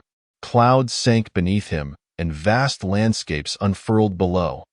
In a fleeting thought, he drifted through heaven and earth, an indescribable exhilaration enveloping him, feeling as if he were an ethereal being cast down from the celestial realms. Remarkably, though the speed of this sword control technique is somewhat slower than that of the rainbow escape technique and consumes greater energy, The spectacle it presents is undeniably graceful and impressive. Tomorrow, I shall also give it a try. If I could embrace a beautiful fairy in my arms, the thought alone is enough to stir excitement. The fatty glanced at Sher San, then at Sanjiu, who was tightly nestled against him, and couldn't help but exclaim that I recall that the Qinglian sword sect possesses a technique for sword light flight, as swift as a startled swan or a roaming dragon. Aside from the Dao source techniques, there should be few faster methods of evasion in the eastern lands. Regrettably, that is a secret transmission of the sacred grounds, and ordinary individuals cannot acquire it, Imo Chun remarked solemnly as he gazed at Sher San's figure. Dao source technique? Sher San turned his face, puzzled. What is the Dao source technique? Ah, the Dao source technique. You have been in the sect for a relatively short time, so it is understandable that you are unaware. Fang Yuya pondered for a moment before explaining. The Dao source technique is actually a collective term for 36 extraordinary techniques, and due to the passage of time, the creator of these techniques is no longer traceable. These 36 techniques are so profound, nearly akin to the Dao itself, that they have come to be known as the Dao source technique, signifying secret arts that approach the very essence of the great Dao. Among them is a technique called the Golden Light of Transformation, which is said to traverse millions of miles with a mere thought, more terrifying than the grand formations that traverse mountains and rivers with the resonance of the Tao. Whether this is true or not, we have yet to witness it with our own eyes. To traverse millions of miles with a single thought. That sounds rather exaggerated, Sher San remarked, while Sanjiu, nestled against him, could not help but exclaim in astonishment. Such is the rumor, yet the vast majority of Dao source techniques have long been lost, existing only in ancient texts. However, many of the secret techniques in the current sacred grounds are derived from fragmented remnants of the Dao source techniques. Even so, they remain extraordinarily formidable. For instance, the Qi Shao thunder summoning technique from the Taishu Palace originates from the Dao source's thunder arts, and it is said that mastering this technique allows one to disperse heavenly tribulations with a mere gesture. Additionally, the secret technique of the burning concealment from the demonic path is a fusion of the Dao source techniques of Qinku and stealth and shadowless presence. Although it does not possess the complete elusiveness of the Dao source techniques, it can still achieve silent, unseen killings. After Fang Yuya finished speaking, Sher San distinctly felt the figure in his embrace tense slightly. After all, no one here understood the terror and bloodshed of the burning concealment better than they did. The reason burning concealment was so powerful was that every survivor had climbed out of a heap of corpses. Reflecting on the past 2 years, from the moment he killed Lin Fei in the hidden chamber to emerging alive from the nameless canyon outside the Nine Nether Eye, the number of lives lost during this period likely exceeded that of all disciples from a large sect combined. Subsequently, Fang Yuya introduced several other secret techniques he was aware of, such as the dispersing Yuan Yang from the Wangshan Gorge, which could directly attack a cultivator's fate and seize their lifespan, a ruthless and unpredictable method.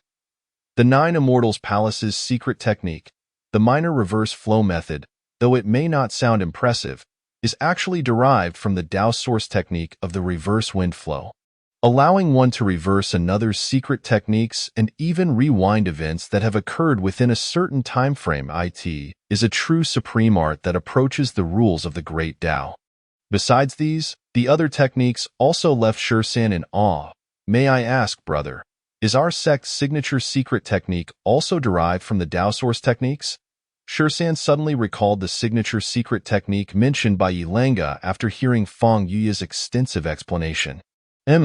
As for this, no, it is not. Fang Yuya shook his head, pondering slightly.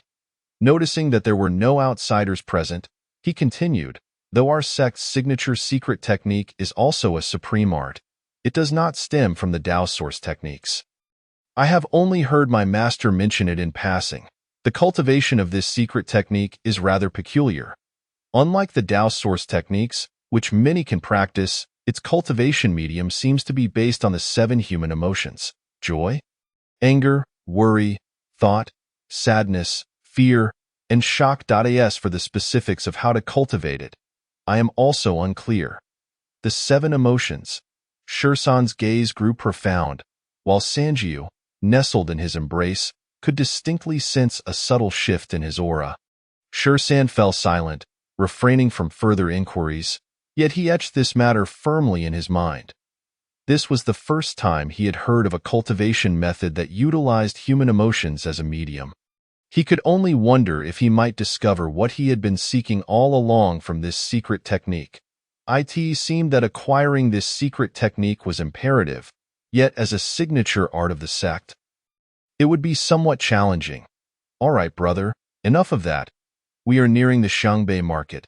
Just look at Fatty, he is about to drool a river. Once we arrive, be sure not to mention he is a disciple of my sword sect. We cannot afford to lose face. Just say he is a pig we raised in our sect, transformed into human form. Yang Dianfeng interjected, disdainfully pointing at Zhang Pengzi's drooling mouth. You are the pig transformed into human form. Your entire family has turned into pigs, Fatty retorted. I'm happy, you wouldn't understand. Eating is the greatest joy in life. And the beautiful fairy? Emo Chan interjected suddenly. Fatty stammered. Well, naturally, the beautiful fairy is also the first. They are both first, tied for first place. Haha, tied. Such virtue. Chen Jinhong scoffed. When Lien observed the awkward expression on Fatty's face and stifled a smile, then glanced at Shursan beside Fatty. Shursan stood next to Fang Yuya, his gaze serene, having not spared Wen Lien even a single glance since her arrival.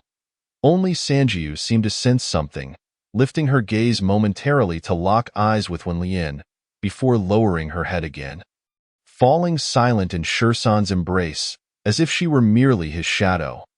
After Wen Lien surveyed the two a few times, she withdrew her gaze, her eyes sparkling, concealing her thoughts beneath the surface. An intriguing girl. She mused that we have arrived, Fang Yuya called softly, as several figures descended from the air. The Xiangbei market, located in the northern plains of the Daqian dynasty, was not far from the Wushuang sword sect. Even with Shursan flying using the sword control technique, it took him just over half an hour to reach. It was fortunate that Shursan had previously opened his meridians, allowing him to store spiritual energy in his dantian. And the quality of the condensed sword energy was quite high. Otherwise, he might not have managed to sustain himself until now. The Xiangbei market was renowned within a radius of several hundred miles. Though called a market, it had developed over the years into a sprawling city. Within the market, one could find individuals from all walks of life, not only cultivators from the Taoist, Confucian, and Buddhist sects, but also disciples of the demonic path and even members of the demon and alien races. However, those who dared to flaunt their presence in such a place were usually individuals of extraordinary cultivation. As he descended, Shursan gazed down upon the bustling market, reminiscent of the vibrant scenes described in historical texts about Chang'an's Western market. Bustling with the essence of human life. Let us go, let us go. I can hardly wait for the Shenyang Tower, Fatty exclaimed eagerly. Zhang Pengzi had just landed, his eyes gleaming with anticipation as he rubbed his hands together. Even Yang Dianfeng, Chan Jinhong, and even Emo Chen displayed a glimmer of eager expectation. What was it about the dishes at Shenyang Tower that held such irresistible allure? Shursan observed their expressions, rendered momentarily speechless. Most cultivators valued the tenets of simplicity and moderation, rarely allowing themselves to be swayed by the cravings of the palate. What enchanting power did the cuisine of Shenyang Tower possess to bewitch them so? You'll find out soon enough. Heh. Zhang Pengzi chuckled, patting Shursan on the shoulder. Shursan's indifferent gaze lingered on Zhang Pengzi, who had just wiped his mouth with his hand, now transferring the residue onto Shursan's shoulder. Had he known what disgust felt like, he might have dealt Zhang Pengzi a couple of punches. You'd be so enamored after just one meal that you'd wish to reside at Shenyang Tower. Zhang Pengzi continued, his thick skin unperturbed by Shursan's scrutiny, instead smiling mysteriously. Wen Lian, who had visited this place with her master years ago, confirmed, "The dishes at Shenyang Tower are indeed unparalleled." The young woman stepped forward. Offering a gentle smile to San, he glanced at the beautiful maiden before him, yet chose to remain silent, merely nodding slightly in acknowledgement. "See, even junior sister Wen Lian vouches for it. Hurry up, don't waste any more time here." Zhang Pengzi urged impatiently. Fang Yuya led the group toward the market square. "Junior brother Qin, junior sister Qin, since it's your first time in Xiangbei Market, allow me to give you a brief overview of what to expect here." Upon entering Xiangbei Market, San felt as if he had stepped into Panjiayuan on Earth, albeit populated predominantly by cultivators of varying levels, dressed in a kaleidoscope of styles, some even resembling partially transformed demon tribes. Only a handful of mortals could be seen, perhaps disciples of affluent families or those with their own connections. The streets were lined with shops, alongside numerous scattered cultivators displaying their wares, a veritable feast for the eyes with a chaotic array of goods. Some items were familiar to San from his readings, while many others were entirely unknown to him. The incessant calls of vendors filled the air, creating a bustling atmosphere throughout Xiangbei Market. There are just a few things to be cautious about. Otherwise, it's quite safe here. Xiangbei Market is the largest in the vicinity, and many sects have established outposts here. Should any urgent matters arise, you can seek assistance from the sect members. However, it's essential to remain vigilant, as this place is rife with all manner of creatures, both good and evil. A few months ago, a disciple from a major sect was embroiled in a dispute here and was ambushed shortly after leaving the market. San nodded in understanding. In the world of cultivators, greed and treachery were all too common. Just moments ago, he had witnessed a rogue cultivator passionately extolling the virtues of a stone whose nature he could not discern. In a world as vast as that of cultivators, no one could claim to know everything, and falling prey to deception was simply a matter of inadequate discernment. At last, they arrived, and my cravings are about to burst. Zhang Pengzi exclaimed, shaking Yang Dianfeng's arm excitedly as they stood before a towering 7-story building. "Let us go, let us go. If we don't enter soon, I might just lose my mind." Fang Yuya laughed heartily. San looked up at the crimson edifice adorned with golden edges, the entrance adorned with the elegantly inscribed characters for Shenyang Tower. Cultivators flowed in and out like a river. And even before stepping inside, an almost indescribable fragrance assaulted San's senses. "Young master, it truly smells divine," Sanjiu exclaimed, unable to suppress a swallow. "Let us go in and take a look," San replied, his countenance serene as he followed Fang Yuya inside Shenyang Tower. Chapter 33. Exquisite delicacies worth 70,000 coins. The sword Immortal Taibai once penned a poem. The wind blows the willow blossoms, filling the shop with fragrance. Wu Ji calls the guests to taste. There's also the fine wine from Lanling, rich and fragrant, served in jade bowls that shimmer with amber light. These verses traversed the river of time for millennia, flowing into a bustling metropolis of towering buildings. It became increasingly difficult to empathize with the poet's chivalrous spirit of yore. The exquisite delicacies of a bygone era, akin to the lost culinary masterpieces from Dream of the Red Chamber. Each dish akin to a finely crafted work of art. Upon entering Shenyang Tower, San discovered that within this already grand structure lay even more wonders. Beyond the elegant decor and exquisite murals of landscapes and culture, the interior clearly housed formations reminiscent of the Enlightenment Pavilion, weaving intricate patterns that stretched over 100 feet. The throngs of diners were numerous, and amidst them, one could spot not only humans but also demon and foreign races mingling together. The servers and attendants included not just graceful maidens but also beings of otherworldly origins. Fang Yuya led everyone up to the second floor, which, unlike the first, appeared more spacious yet was divided into individual private rooms.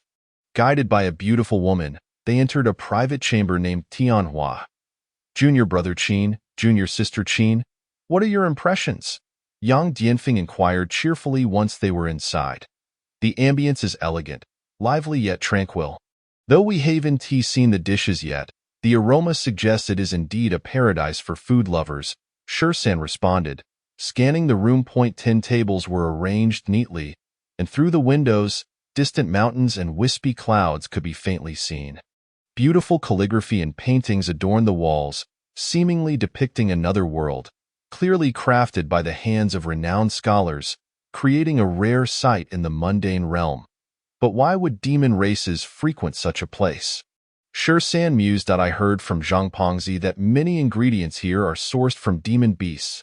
Ah, the presence of demons is quite normal, Zhang Pengzi replied, sipping on fragrant tea. You see, demon races enhance their strength not through cultivation like humans, but rather through their essence and flesh. It's common for them to consume other demon races to gain power. The reason Shenyang Tower's dishes are so revered, aside from their exceptional taste, is that the processed demon beast ingredients retain their vitality, which, when paired with other natural treasures, can elevate the consumer's cultivation, especially beneficial for demon races. Oh? It can actually enhance cultivation. Shursan raised an eyebrow. But upon reflection, it made sense. If the food were merely delicious, it wouldn't attract such a multitude of cultivators, especially those of high caliber. It was no wonder that even Mo Chun, typically reticent, harbored a yearning for Shenyang Tower. The proprietor behind Shenyang Tower was rumored to be a venerable figure of immense cultivation from a sacred land, who had once received favors from powerful demon beings, hence allowing their kind to enter. Furthermore, many demon beasts were employed within the tower. When the market first opened, some had attempted to disrupt Shenyang Tower under the pretense of exorcising evil, but after a single strike from a prominent scholar sect's master sent them flying. No one dared to challenge the establishment again. Fang Yuya explained with a smile. Originally, with Brother Fang's status as a direct disciple of the Jinshi Peak Master, he would have been qualified to ascend to the 3rd floor. However, the prices there are exorbitantly high. Even dining on the 2nd floor will likely cost Brother Fang a pretty penny. Ha ha. Zhang Pengzi savored his tea, grinning widely. Don't just stand there. This is the famous clear heart spirit dew tea from Shenyang Tower. Quickly, give it a taste. With that, he rose and poured a cup for Shursan. The tea slid down his throat. A wave of sweetness washed over him, leaving Shursan with a sensation of lightness. As if his entire being had been refreshed, his mind clearing remarkably. The lingering aroma of the tea enveloped him, refusing to dissipate. Indeed, this is fine tea. Naturally, this clear heart spirit dew tea is unique to Shenyang Tower, its effects rivaling that of the finest teas served to esteemed guests in sacred lands. It is said that if consumed daily, it can significantly enhance one's innate abilities over time. But few in the eastern lands can afford to drink it as freely as water, when Lian remarked, her fingers delicate as she took a small sip, praising the brew. Esteemed guests, your dishes have arrived. The door to the room gently swung open, revealing a procession of graceful maidens, each bearing a stunning platter. One by one, exquisite delicacies were placed upon the tables, filling the room with intoxicating aromas of wine and rich fragrances. It was a sensory delight surpassing even the finest lychees of the sun, evoking a lingering, unforgettable taste. Today marks a joyous occasion, as junior brother Qin has successfully passed the sect's assessment, soon to be confirmed as a core disciple of Jinshi Peak. We ought to celebrate heartily. Moreover, I noticed junior sister Qin has also fortuitously broken through her cultivation, truly a double blessing. I shall refrain from lengthy speeches. If there are shortcomings in my hospitality, I hope you'll forgive me. After the servers departed, Fang Yuya raised his cup and drank deeply, genuinely elated, for the sect had gained another exceptional disciple, one he had personally brought to Jinshi Peak. Thus, once Shursan's identity was confirmed, Fang Yuya, as the responsible party for recruiting disciples, would also be rewarded handsomely by the sect. He was inherently a magnanimous individual, and thus, the arrival of Shursen filled him with genuine joy. Eh? Why isn't junior brother Qin drinking? Zhang Pengzi, having downed the contents of his cup, was savoring the intoxicating aroma of the wine when he suddenly noticed that Shursan, seated across from him, had yet to take a sip. This Jia Xian Sangu is truly a remarkable elixir, brewed from countless heavenly materials and earthly treasures. Just one sip is equal to a full day of arduous cultivation. Do you know what Jia Xian Sangu is? Even the unparalleled Jia Xian wishes to indulge in it again. Don't you want to give it a try? Zhang Pengzi exclaimed in surprise, pouring himself another cup. Senior brother Fong. Shursan rose and bowed respectfully to Fong Yuya.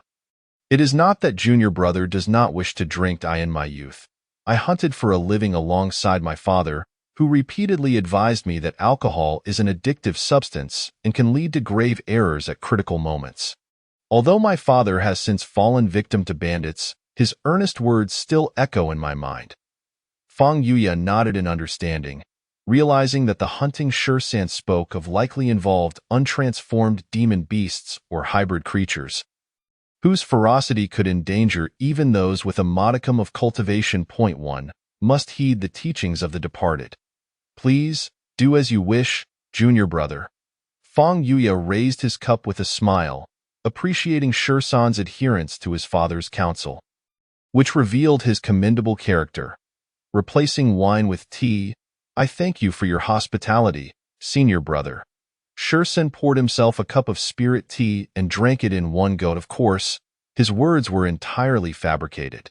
However, he indeed had no habit of drinking. The brutal trials he had endured had instilled in him a habit of remaining perpetually sober. Yet, he could not disappoint Fong Yuya's goodwill, and so he concocted a convenient excuse.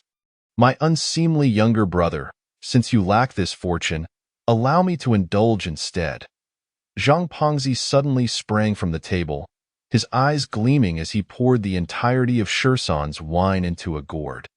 Since your young master does not drink, it stands to reason that junior sister Qin would not either. Now, if you remain silent, I shall assume your acquiescence. Let me handle this for you. With that, Zhang Pengzi proceeded to collect the wine before Sanjiu. Sanjiu gazed at the shameless figure before her, having never encountered such audacity. What utter shamelessness! How completely brazen! Yang Dianfeng and Chen Jinhong shot disdainful glances at Zhang Pengzi, yet couldn't help but covet the gourd he held. They exchanged knowing looks, each perceiving a hint of mischief in the other's eyes, and nodded slightly, sharing a moment of tacit understanding. Well then, since we've finished the wine, let us quickly indulge in the dishes. Fong Yuya rolled his eyes at Zhang Pengzi, secretly contemplating whether to bring him along on future outings, as he was utterly unpresentable upon hearing Fong Yuya's words. Everyone eagerly lifted the lid of the jade platter, and in an instant, the room was filled with an even richer fragrance. What on earth is this? The bones of a dragon.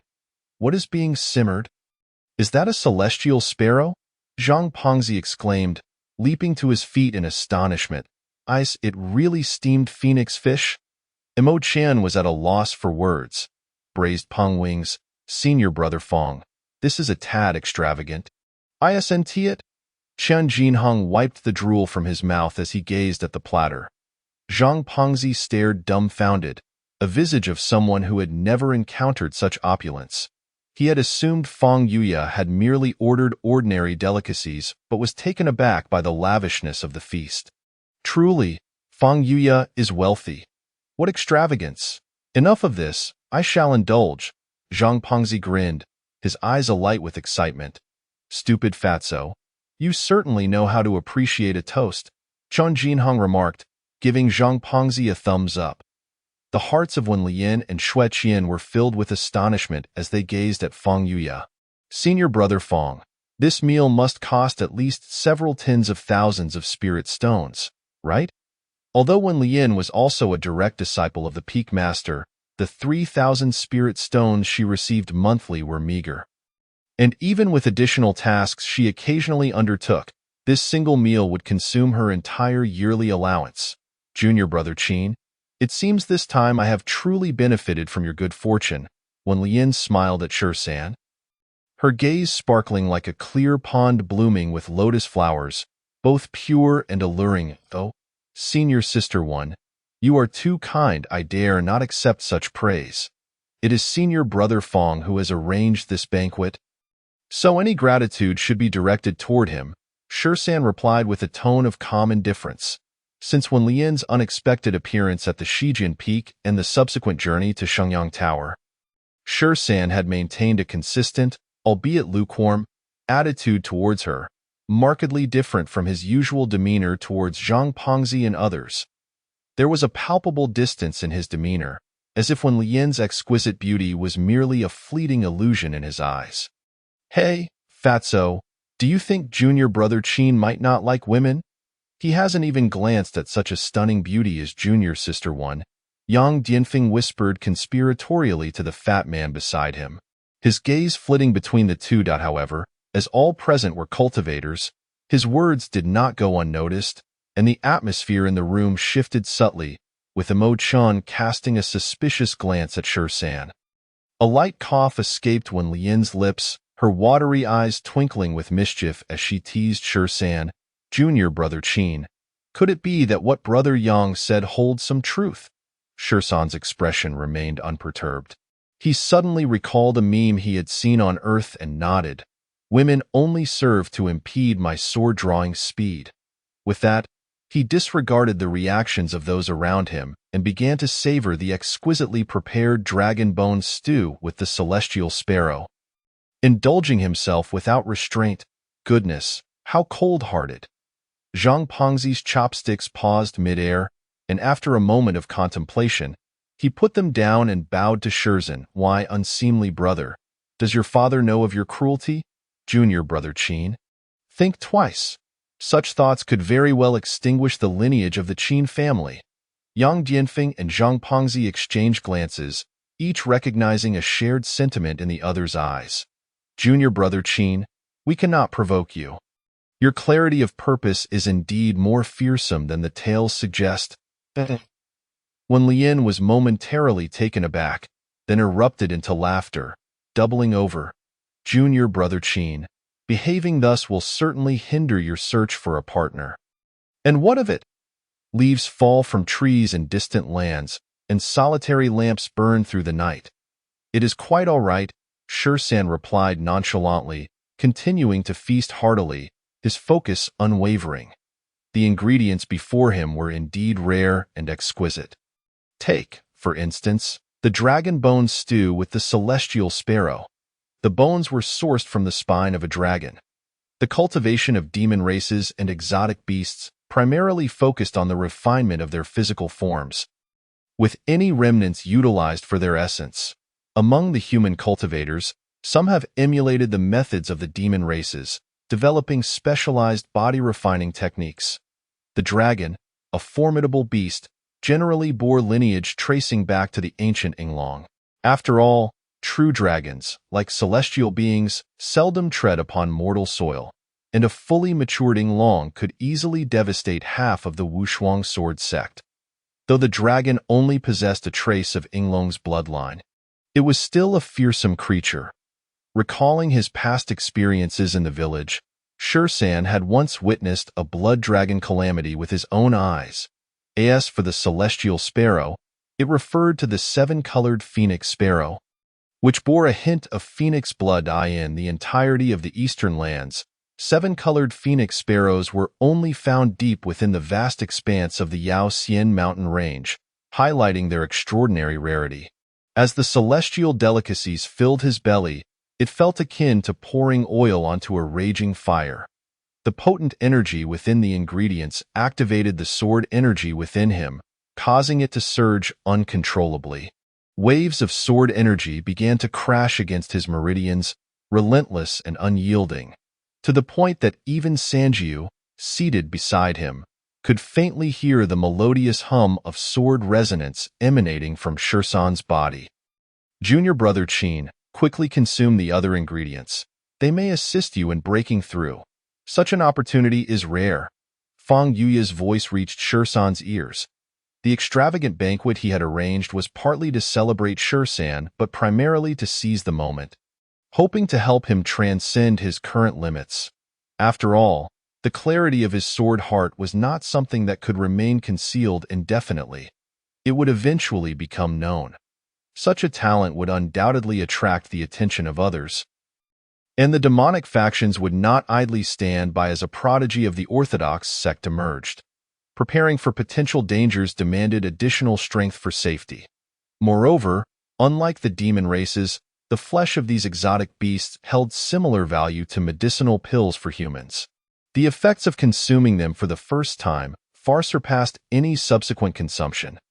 Thus, Fang Yuya had indeed made a significant investment, spending over 70,000 spirit stones to host this celebratory feast for Shursan.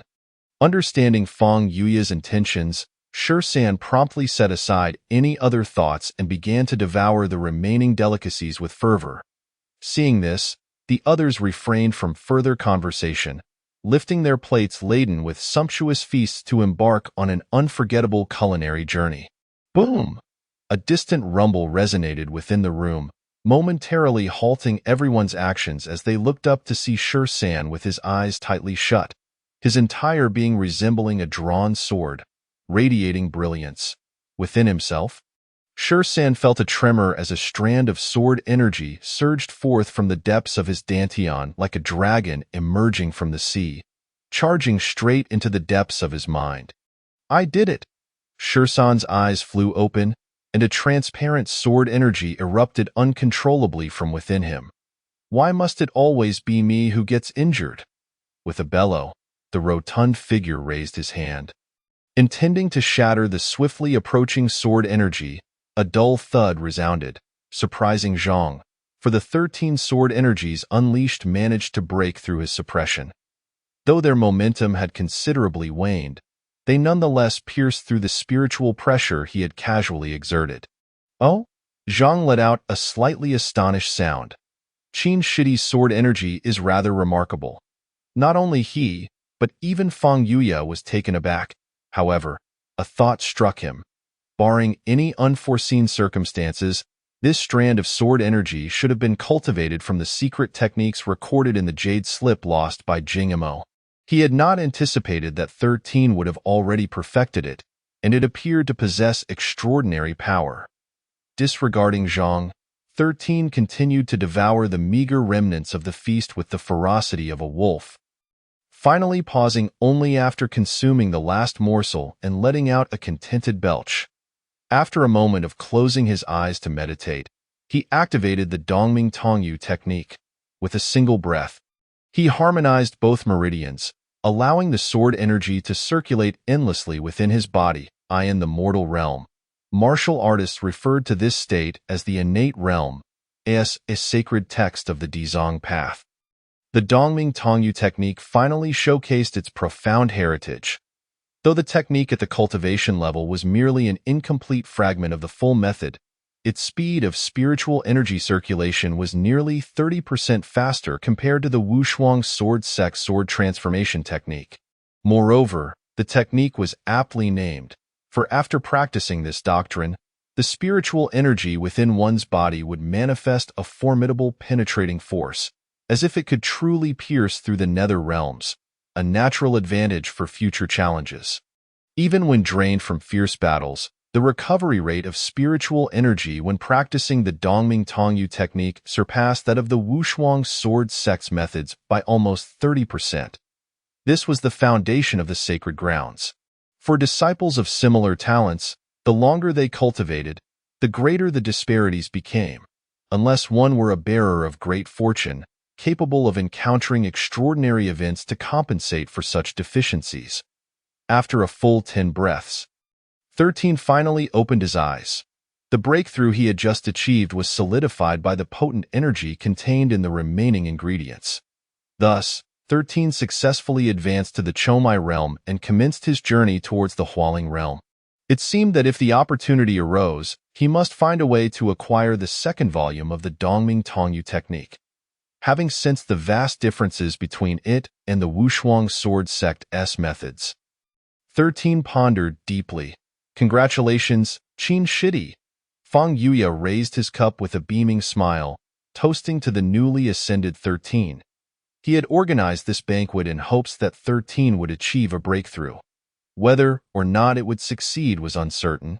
Yet, thankfully, it seemed the expenditure of several tens of thousands of spiritual stones had not been in vain. 13 rose and returned the toast with tea instead of wine. Brother Fang's kindness is etched deeply in my heart. After the toast, 13 bowed deeply to Fang Yuya, always mindful of the latter's friendship. He refrained from unnecessary words, knowing that should opportunities arise in the future, he would repay the kindness. We are all fellow disciples. There's no need for such formality, Qin Shidi. Fang Yuya waved his hand dismissively, though inwardly he felt a twinge of pain. 70,000 spiritual stones was no small sum for him at present, and he wondered how much the sect's rewards would compensate. However, witnessing a gifted junior ascend to the innate realm and grow rapidly was, from a broader perspective, a blessing for the Wushuang sword sect as well as for the Shijin Peak. Surely his master would also take delight in this news. If he was pleased, then surely it was a cause for celebration. After all, why should Fang Yuya feel shy? Yet, the rapid advancement of Qin Shidi truly stirred a hint of envy. Zhang, clutching a wing in one hand and a cup in the other, guzzled incessantly, his eyes bulging as he choked, still muttering to himself, boom. Just after 13 had stabilized his realm, another thunderous sound reverberated in the hall. 13 turned to see Sanjiu, enveloped in vitality, as the spiritual energy surged and roiled within her. Clearly, the earlier commotion had been caused by her breakthrough. Oh, I did not expect Qin Shimi's talent to be so exceptional. It seems this feast was indeed worth it, Fang Yuya exclaimed with delight. Glancing at Sanjiu, it seemed that his master would be even more pleased. If so, it was surely a reason for merriment. Zhang and the others also set aside their giant wings, directing their attention towards her. Why do I feel like this meal has suddenly lost its flavor? Zhang gazed vacantly at 13, muttering softly. He could accept 13's successive breakthroughs, for after all, he was a peerless genius with clarity of sword heart. A bit more talent was not beyond reason. But why was it that even the maid by his side could manage consecutive breakthroughs within a day? Looking at himself, after consuming a feast, he had not only failed to break through but felt no urge to even relieve himself. Let it out. If it's not tasty, spit it out. Yang Dianfeng rolled his eyes.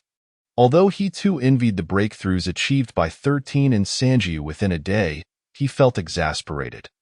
How can I let it out when there's no urge to begin with? Spitting it out is impossible. Whatever I, fat brother, have consumed is not meant to be expelled like that. If anything, it will have to come out the other way. With that, the rotund figure viciously tore a piece of meat and stuffed it into his mouth. Vulgar! Qin Jinhong scoffed. 13 observed Sanjiu, who was lost in thought, and contemplated her demonstrated talent. It seemed her aptitude for cultivation was not lacking. One could even say it was quite exceptional.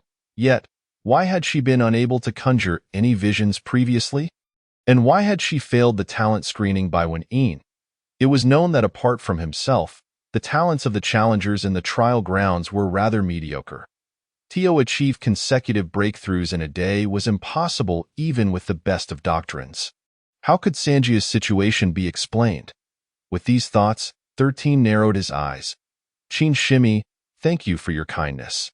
After a moment, Sanjiu quietly rose, a smile gracing her lips as she offered a graceful bow to Fang Yuya. No need to thank me, Shimi. Your breakthrough only attests to your exceptional talent. What I did was merely a small embellishment. Hey, Qin Shidi, how about we discuss something?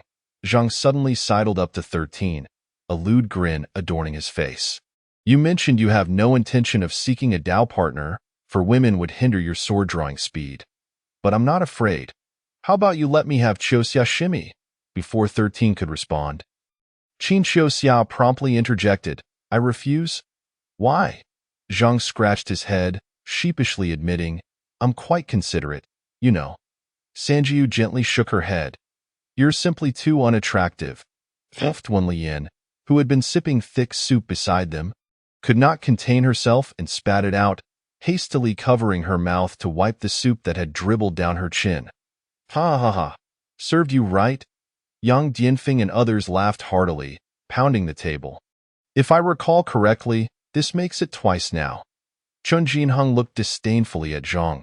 "Indeed, a second time. As the saying goes, a rabbit doesn't eat the grass by its burrow. Look at your meager prospects."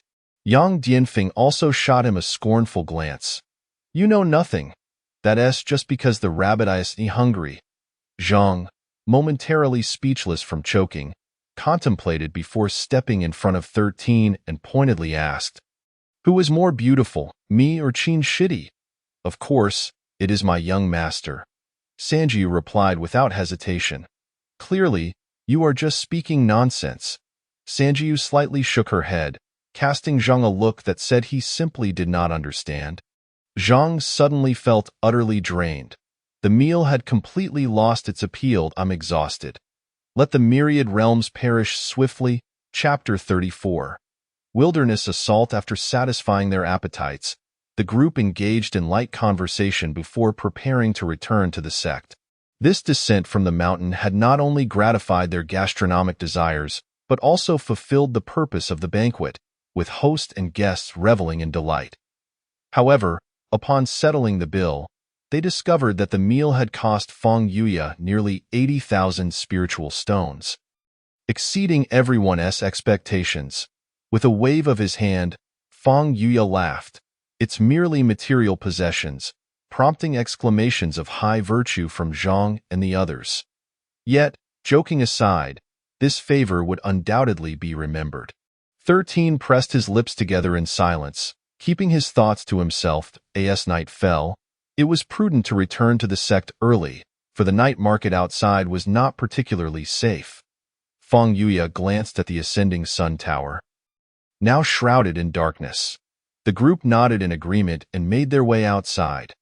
Perhaps due to their collective presence, Wen Lian found it difficult to approach 13 to foster a closer rapport. 13, in turn, did not initiate conversation, sensing that this woman was a source of trouble, far from simple. Although unaware of her ulterior motives, he preferred not to provoke potential complications and quietly followed behind the others.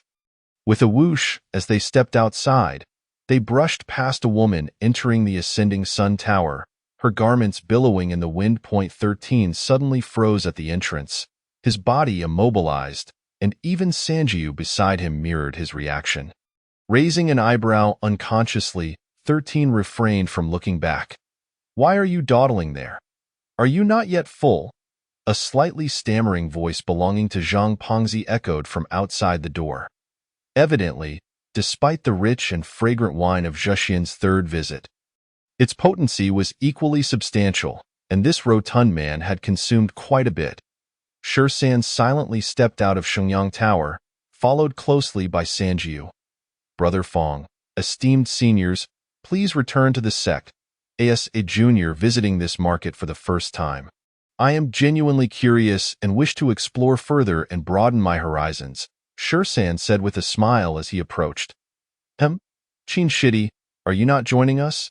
Feng Yuya expressed mild surprise. "On the way here, I encountered numerous peculiar items. You know, brother, many things are unfamiliar to me, so I wish to take this opportunity to wander about," Shisan explained. Gesturing towards the nearby stalls and shops, he added, "Thanks to your support, brother, my dual meridians are now open. Besides, cultivation is not something that yields immediate results, and it seems the verification of my status as a core disciple will take some time. Thus, it is prudent to seize this chance to learn more." After a brief moment of contemplation, Feng Yuya nodded. "Very well, just be careful. If you encounter any trouble, you may seek assistance at the sect's outpost at the end of this street." He understood that although Shisan was young and typically reserved, He was already a practitioner at the transformation spirit stage.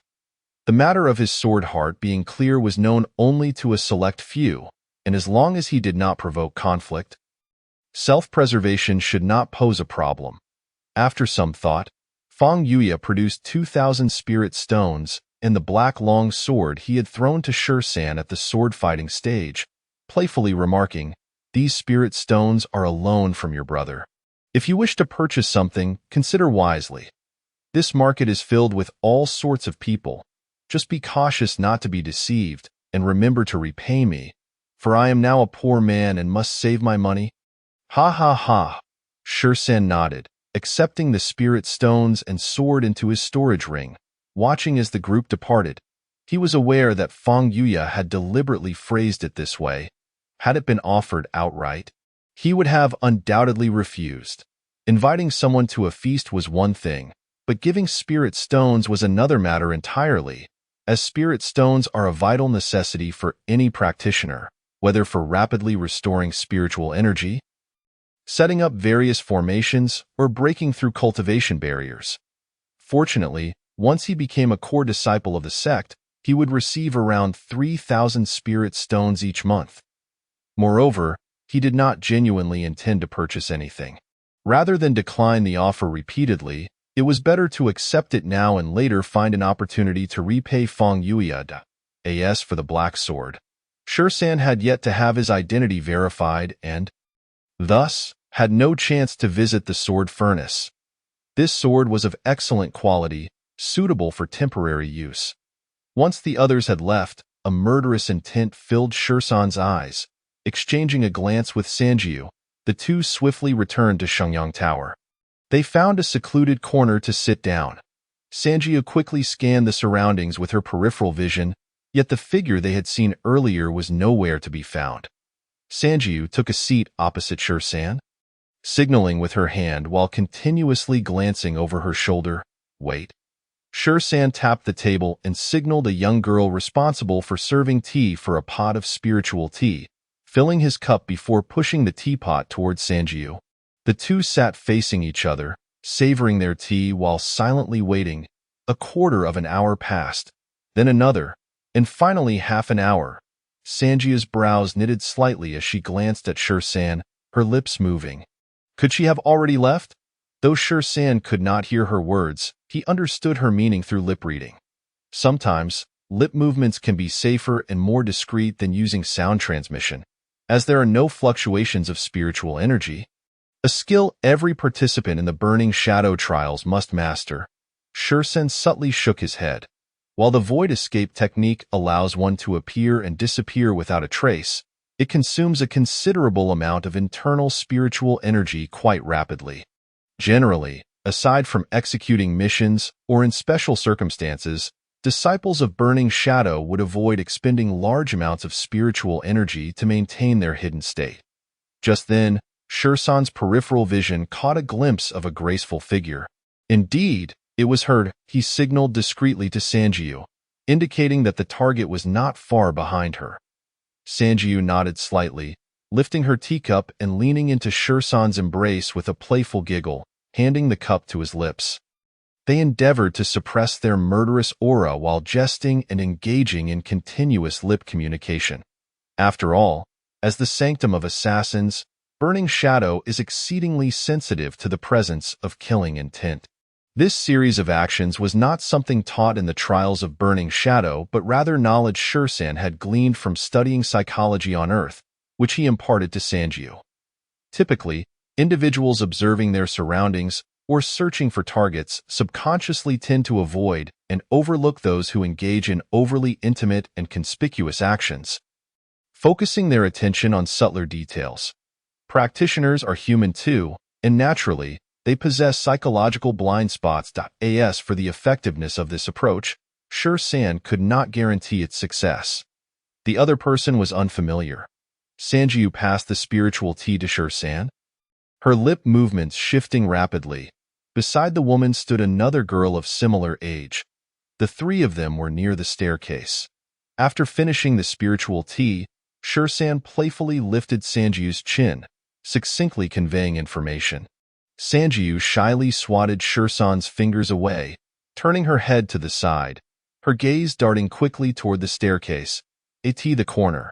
A young man clad in azure linen was discreetly observing the patrons on the first floor of Shengyang Tower. Perhaps Shursan's method was indeed effective, as the young man's gaze, after landing on Shursan and Sanjiu, quickly swept away. They waited a full quarter of an hour until the two young women exited Shengyang Tower, at which point the young man in linen slowly descended the stairs and left the establishment. Why would Gowen appear here? Watching the young man's retreating figure, Shursan pondered silently. Gowen was a formal disciple of the sanctum, and he could not be more familiar with the aura of the other two, who were evidently also from Burning Shadow. 3 Formal disciples of the sanctum would not randomly come to Shengyang Tower merely for a meal. Young master, there are 3 of them, and their cultivation levels exceed ours. Attempting to take action may prove challenging, Sanjiu said, looking somewhat troubled as she regarded Shursan. Initially, after brushing past Gowen, Shursan had signaled his intentions to Sanjiu. He aimed to ambush the girl. After all, as a formal disciple of the sanctum, Gowen might possess follow-up techniques for the insightful understanding or the complete secrets of the void escape technique. While he was uncertain of the probability, it was worth a try, as such opportunities were rare. They had limited recognition of formal disciples of Burning Shadow, and Gowen happened to be one of them, though he had not anticipated the presence of 2 additional complications. Let us follow and observe, but be cautious to conceal our aura. After a moment of contemplation, Shursan decided to take the risk and follow the vanishing figure. Even if he could not execute an ambush, he was curious about Gowen and her companion's intentions. The 2 trailed at a distance behind the young man in linen, following him out of the southern section of Xiangbei Market. Fortunately, the southern side of Xiangbei Market was mostly barren land, and further out lay a densely wooded hill. Upon seeing the man enter the thicket, Shursan urged Sanjiu forward, utilizing the night to blend into the void. Swiftly traversing the open space before taking cover at the foot of the mountain, in the distance, the young man suddenly halted mid-flight, furrowing his brow as he slowly turned around. You are quite exceptional to have followed me here. Nearly avoiding detection, the man grasped a slender bone-picking dagger, watching the direction of Xiangbei Market with an air of calm confidence. Sanjiu cast a puzzled glance at Shursan, who narrowed his eyes and slowly shook his head. After a moment, noticing no movement ahead, the man sneered, Are you waiting for me to invite you out? Do you truly think I am trying to deceive you? Very well. The man's expression turned cold as he lunged back towards his original path, instantly vanishing into the void. With little time for contemplation, Shursan grasped Sanjiu and followed suit, darting into the void toward the position where the man had just stood. Strange. Just a short distance from their previous hiding spot, the figure of the young man emerged from the void, the bone-picking dagger glinting coldly under the crimson moonlight. Earlier, he had vaguely sensed a surge of spiritual energy, perhaps a beast, but it was not like the man's gaze bore a hint of confusion. He trusted his judgment, but he could never fathom that those tailing him were also individuals emerging from Burning Shadow. The mountain in the dark of night was ominously foreboding, the autumn wind howling like a demon. Swirling with a carpet of withered branches and leaves, alone under the scarlet moonlight, the man stood with his bone-picking dagger, a solitary figure amidst the night breeze, resembling a ghostly specter. Suddenly, a loud crash resonated from afar, accompanied by the sounds of chaotic fighting and startled exclamations. The man's gaze sharpened, casting aside his earlier doubts as he sped toward the direction of the commotion.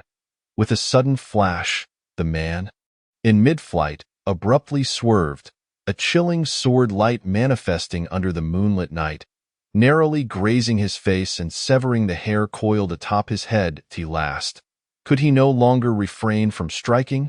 Ha ha! It is truly unexpected that she is yet another junior of the same lineage. The man licked his parched lips, surveying the girl before him from head to toe, akin to a hunter fixated on its prey.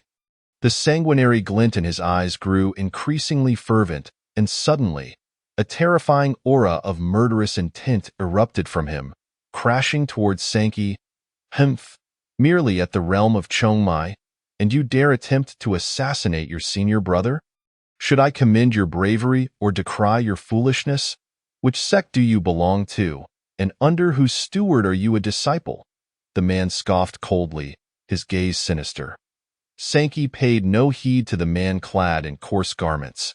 Realizing her initial strike had failed, she prepared to retreat into the void, not waste your efforts. The man's voice was devoid of warmth as he swung his blade, the sharp edge of his weapon unleashing a gruesome radiance. Forcibly drawing Sankey from the void, coughing, Sankey glanced at her severed long sword. Although she barely managed to fend off the horrifying blade's light, the palpable malice still left her grievously wounded, her internal organs violently convulsing as if dislocated. Your energy has already been locked onto by me. You cannot escape. Answer my questions honestly, and perhaps I shall grant you a swift end. Otherwise, you are surely aware of the methods I employ within the Holy Hall. And then you shall learn what it means to suffer a fate worse than death. The man advanced towards Sankey, his murderous intent intensifying with each step. Sankey regarded him coldly, remaining silent, stubborn as a mule. Very well, I shall first cripple you, and once I have dealt with matters at hand, I will have my fun with you. With that, the man's murderous intent flared as he stepped into the void. Reappearing directly before Sankey, I shall incapacitate you. Just as he prepared to strike her down, an overwhelming sense of crisis surged within him.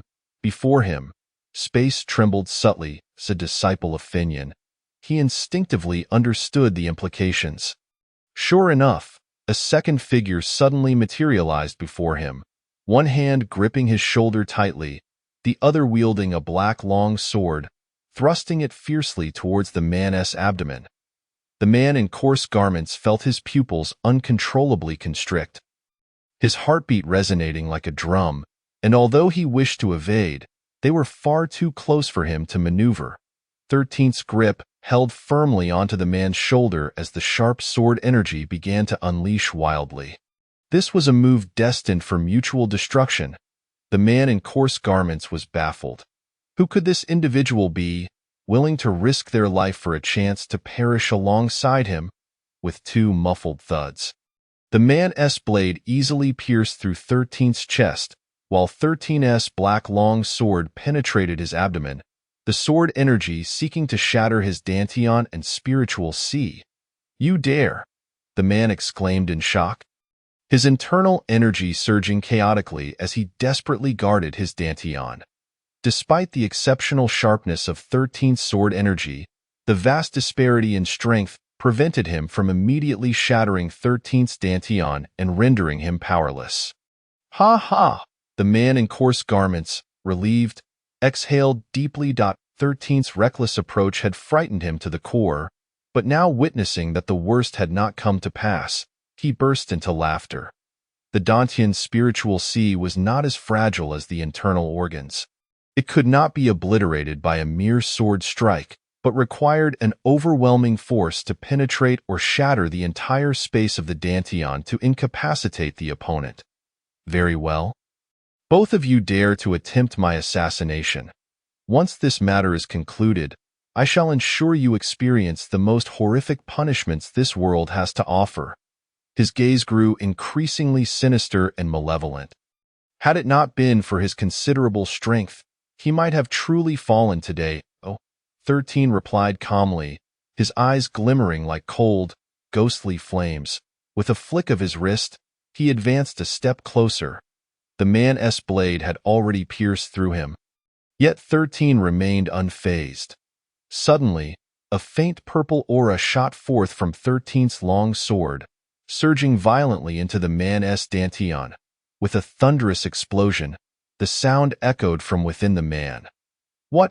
How is this possible? The purple energy surged into the man's dantian, erupting in an instant, unleashing an overwhelming aura that swept through his entire dantian, penetrating the spiritual sea that had long resisted destruction. Ah! The man could scarcely believe his own dantian had truly been breached.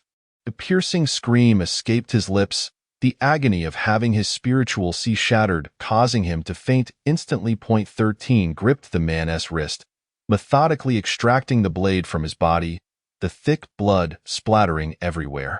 "We must leave. This place is no longer safe." Ignoring the ghastly wound on his chest, he sensed the silver light within his purple palace beginning to retrace back to his physical form. He tossed the unconscious man to Sankey, and with a flourish of his sword technique, he positioned the long sword before him. Together, they leapt into the air, vanishing into the heavy night as the sword light twirled around them. Chapter 35. Interrogation in the Finyan Sacred Grounds. Outside the imperial capital of the Dacian dynasty, over 30 miles away, lay an expansive private residence with 7 entrances, situated in a relatively secluded area. Rarely did anyone venture near, with only the occasional sight of servants dressed in livery moving in and out. Behind the residence stood a sizable hill dotted with peach trees. Each early spring, after a rain-soaked dawn, the mountainside would burst forth with peach blossoms greeting the morning sun, dew glistening on the petals. Even before one approached, a delightful fragrance wafted through the air. A narrow stream meandered through the peach grove, lending a sense of vitality and joy to the hillside, reminiscent of the hidden charm found in where do the peach blossoms drift as the waters flow. The Dacian dynasty, merely a dynasty-level realm, was populated predominantly by mortals. In years past, whenever the peach blossoms bloomed and peaches ripened, many leisurely souls would flock to this area, alleviating the burdens of impoverished families nearby. That night, a girl clad in black entered the residence. The servants responsible for its upkeep had been sent away by the steward in advance, leaving the entire house feeling somewhat desolate and eerie. The wind occasionally whispered through the hills behind, sending shivers down the spine of the timid. The girl moved lightly, making not a sound. Passing through a long corridor, she entered a study and pressed a concealed mechanism in a very discreet location.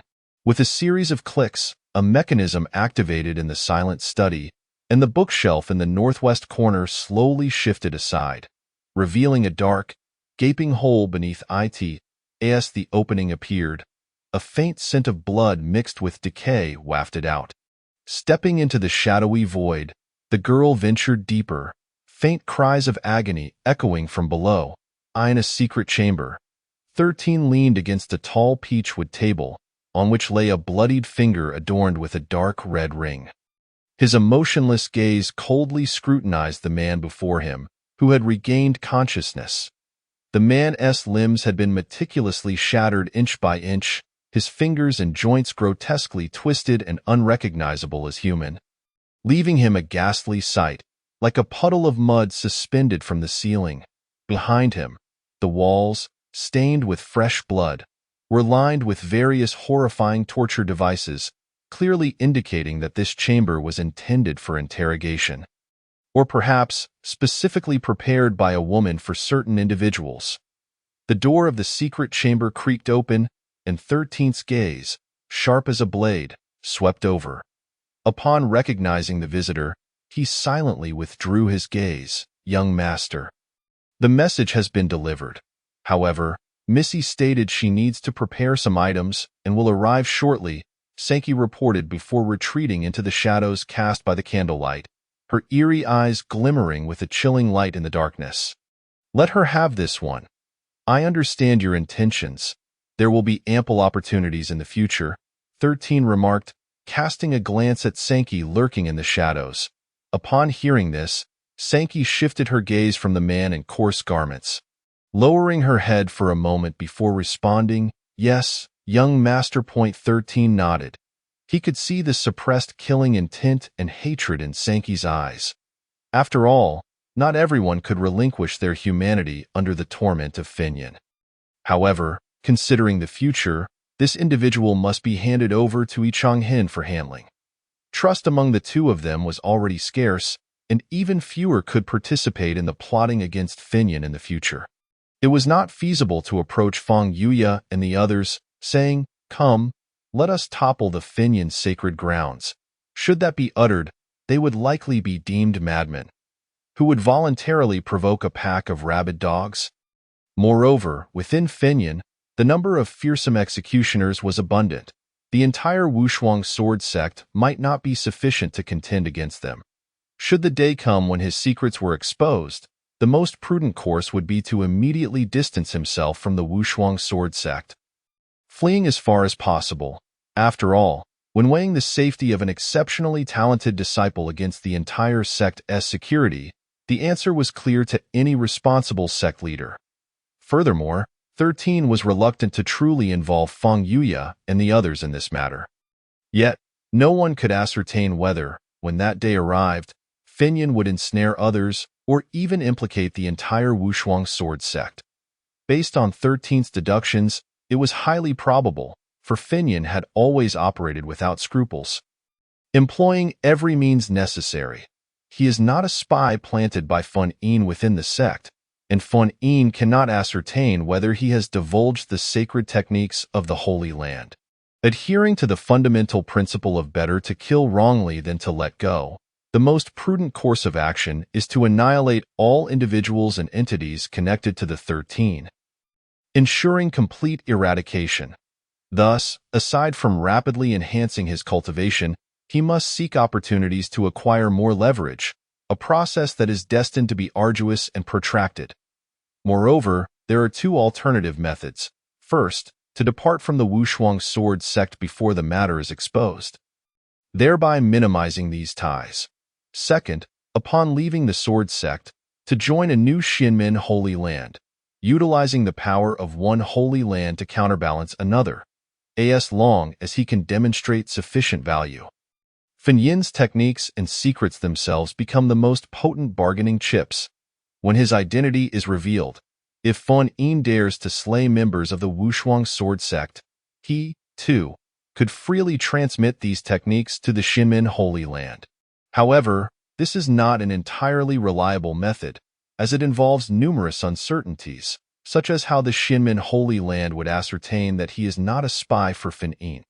Indeed, regardless of the world one inhabits, personal strength remains the sharpest of weapons. All balances and strategies, chips and gambits, are rendered trivial in the face of absolute power. If he could ascend to the pinnacle of combat prowess across 1,000 realms, then the threat posed by Fun Yin would naturally dissipate, and no matter how one articulates it, his cultivation remains too shallow. Were he to possess the strength of a Holy Land elder or the combat capability of a sect leader, he could contend with Fun Yin, and even if he were to lose, he would still be considered a half-member of Fun Yin's faction. Capturing him would not be so simple. Shaking off these chaotic thoughts, 13 turned back. His indifferent gaze fell once more upon the man in the tattered robe, as he toyed with a small brown pill in his hand, placing it before the man's eyes. This pill had been extracted from the man's mouth while he was unconscious, as a formal disciple of Fun Yin. The consequence of failing a mission and being captured is singular, death by poison, which serves to prevent the leakage of internal information. However, the suddenness of the situation had caused the man to faint from the excruciating pain when his dantian was shattered, thus sparing him from swallowing the poison. I ask, you answer. Cooperate with me, and I will grant you a swift end. Refuse, and you'll find dying to be a challenge. 13's tone was flat, akin to that of two long-separated acquaintances. The man tilted his head, a derisive smirk curling at the corner of his blood-soaked lips. Without warning, the man spat a mouthful of bloodied saliva at 13, followed by a fit of maniacal laughter, his expression twisted and deranged. Do you think I was raised in fear? Ha ha ha! The spittle landed on 13, who did not flinch but merely raised an eyebrow, casually crushing the brown pill in his hand. He glanced at the blood-stained marks trickling down his clothing, pursed his lips without comment, and sighed. Why bother? the man scoffed contemptuously, gazing at 13, disbelieving his words of offering a swift end as a disciple who had emerged from Fan Yin's killing hall. He had witnessed various forms of torture. Forgive me. I retract my previous statement. 13 ripped away a filthy strip of clothing. I know you have undergone specialized training within your sect, but that is of little consequence. Coincidentally, I am not in a hurry. We can take our time to converse. 13 approached the man, channeling his strength, and delivered a powerful punch to the man's eye socket. Although the man's cultivation had been rendered null, he had once been a formidable practitioner, and his physical form was still beyond the ordinary. 13 refrained from employing sword chi. This blow merely shattered one of the man's eyes, the sclera and iris protruding grotesquely from the force. Moving behind the man, 13 picked up a lamp and returned to face him. I shall inquire once more. What is your name? The man remained silent, as if mocking him without utterance. 13 remained unfazed. Glancing at the flickering flame, in truth, we are alike. Our hands stained with the blood of the innocent. I have long believed that individuals like us are destined for the depths of hell after death. Why not do this? Let us make a wish upon this candlelight, seeking redemption for your tainted soul. Perhaps those innocent souls you have slaughtered might grant you forgiveness. 13 gently patted the man's shattered shoulder. Speaking softly as an old friend might, he then placed the oil lamp beneath the man's protruding eye. The sizzling sound that followed resembled flesh sizzling on a hot iron plate, accompanied by the acrid scent of burning flesh. Ugh! Ah! In an instant, the man's suspended body began to convulse violently, his anguished screams echoing through the chamber for what felt like an eternity. After a full quarter of an hour, 13 finally withdrew the oil lamp, leaving the man's once protruding eye reduced to a shriveled mass, half of his face charred and blackened, the eye socket now an oozing hollow. How does it feel? Do you see the souls of those you have slain? Will they grant you mercy? The sensation of pain reaching its zenith, while simultaneously maintaining an unsettling clarity, drove him to the brink of madness, as if his skull were on the verge of bursting apart. Most terrifying of all was the realization that this torment could be inflicted upon him repeatedly, allowing him to oscillate between lucidity and insanity, from madness to disorientation, and from disorientation back to a renewed state of awareness. In a relentless cycle, clearly, if he chose silence, 13 could indeed ensure that he would never find release in death. If anything instills greater fear than death itself, it is the prospect of a life worse than death. Moreover, he was acutely aware that no one would come to rescue Fanin. His consciousness was bound by constraints imposed by the organization's higher-ups, and should anyone probe his soul, he would immediately be reduced to mere ashes. As for torture to extract confessions, Fanin thought, impossible, absolutely impossible. No one understands interrogation better than I do. My people may perish, but they will never betray. In truth, throughout all these years, under the bloody and brutal regime of brainwashing and training, there had been no reports of any formal disciple of Fanin being captured and revealing sect secrets. On one hand, capturing Fanin's formal disciples was exceedingly difficult. More often than not, the only outcome was a lifeless corpse. Generally speaking, whenever Fanin undertook actions against a specific faction or individual, dedicated personnel would be assigned to assess the opponent's capabilities, and only when there was a high degree of certainty would they proceed. After all, the training process was exceedingly harsh, with a notably high mortality rate, and each formal disciple represented the culmination of the sect's efforts, with an emphasis on psychological control. Should a mission fail, any participating disciple would resort to extreme measures such as poisoning or self-detonation.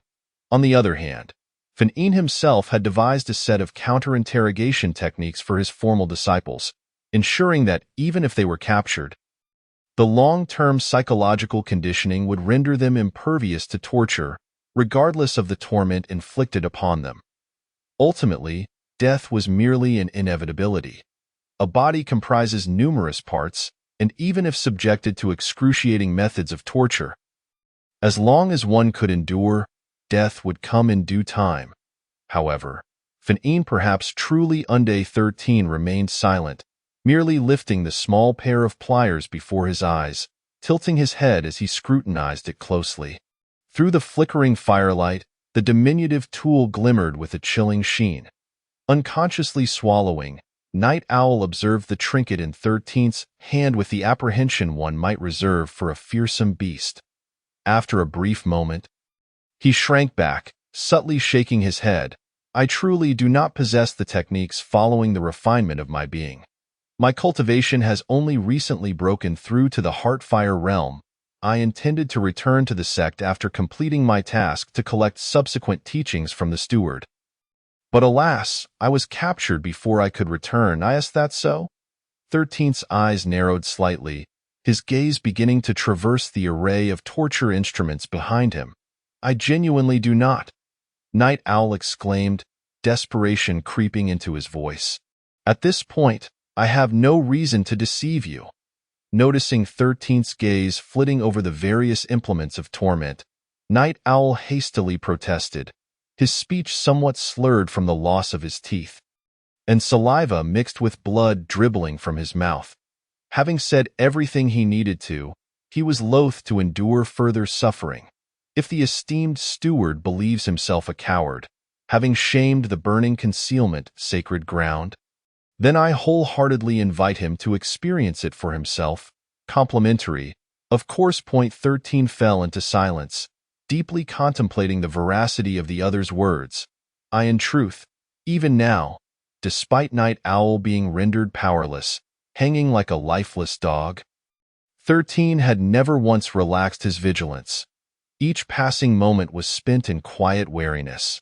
After all, the Purple Mansion could still harbor a modicum of spiritual energy, even if limbs were incapacitated and weapons confiscated. Who could ascertain whether the adversary had concealed a lethal trump card? Night Owl hailed from the burning concealment sacred ground, an establishment whose disciples were accustomed to a life of assassination. 13 had come to understand that his immortality stemmed solely from the overwhelming temporal force within the Purple Mansion, continuously rewinding time. Yet, what if an external force were to shatter his head or the Purple Mansion itself? Or what if he were cleaved into countless pieces? Could he still rewind? 13 dared not gamble on such uncertainties, but he lacked the skills for soul-searching or the ability to obliterate Night Owl's Purple Mansion. After all, confronting a fool would yield no valuable information. Moreover, who could say whether burning concealment had placed any prohibitions to thwart soul-searching? No one comprehends the darkness of the demonic path better than its own practitioners, especially when the leader is none other than burning concealment himself. From a different perspective, were 13 in the position of burning concealment, he would undoubtedly impose similar restrictions to safeguard the sect's secrets from soul-searching. You best not deceive me. Otherwise, you shall discover that the torments you have just endured are merely the tip of the iceberg. I possess myriad methods to ensure your continued existence, allowing you to experience different forms of pleasure daily. Nay, I truly do not have the subsequent techniques for the enlightenment of mysteries, Night Owl replied, his face a mask of bitterness. Then, as it stands, 13 leaned back against the table, fixing his gaze upon Night Owl. You shall surrender all the secret techniques you possess. Do not attempt to play tricks on me, nor scheme with your secret arts. Any techniques you provide will first be practiced by her. Should there be any hidden traps within, she will shield me from harm. If anything were to go awry with her, I assure you, you shall live a long life, every day filled with unforgettable experiences. 13 gestured toward the figure lurking in the shadows, indicating 39 with a smile. Upon hearing this, Night Owl fell into a long silence. It appears I was correct. You have indeed remained on guard against me. After a prolonged pause, Night Owl suddenly chuckled wryly. Disciples of burning concealment are not worth this level of caution. 13's gaze remained as tranquil as still waters. Thus, I was also correct in surmising that you harbor a hidden ace. And what of it? Whether I do or do not, it seems this time, I am truly destined for demise. Night Owl sighed, his expression gradually settling into an eerie calm, though his tormented visage bore an unsettling grotesqueness. You also have the option to continue living. 13 shrugged. Ha! Night Owl scoffed, his eyeless socket appearing grotesque and terrifying, tinged with a hint of mockery. Just moments ago, he had indeed contemplated how to deceive 13. Yet the excruciating torment he endured was undeniably genuine. In retrospect, the mere thought sent shivers down his spine. To live each day in such torment would truly be worse than death. In truth, I spoke one sincere word earlier, 13 said, pursing his lips. I am not fond of slaughter. Ha ha ha. Night Owl erupted into laughter, as if he had heard the most ludicrous statement in existence, his mirth laced with disdain and pity. A master of torment, skilled in brutal methods, inflicting suffering without a flicker of remorse, claims he does not relish killing. Are you truly any different from me? Night Owl mocked, baring his teeth. Indeed, I am, 13 asserted with conviction. Oh, pray tell. Night Owl's brow arched, his hollow eye socket and the other bloodshot eye locking onto 13 with chilling intensity. You kill merely to survive, while I kill to ensure my survival. Night Owl found himself momentarily speechless. For as disciples of burning concealment, their daily existence revolved around accepting tasks, killing, completing assignments to earn rewards from the sect, and growing stronger to eliminate even more formidable foes.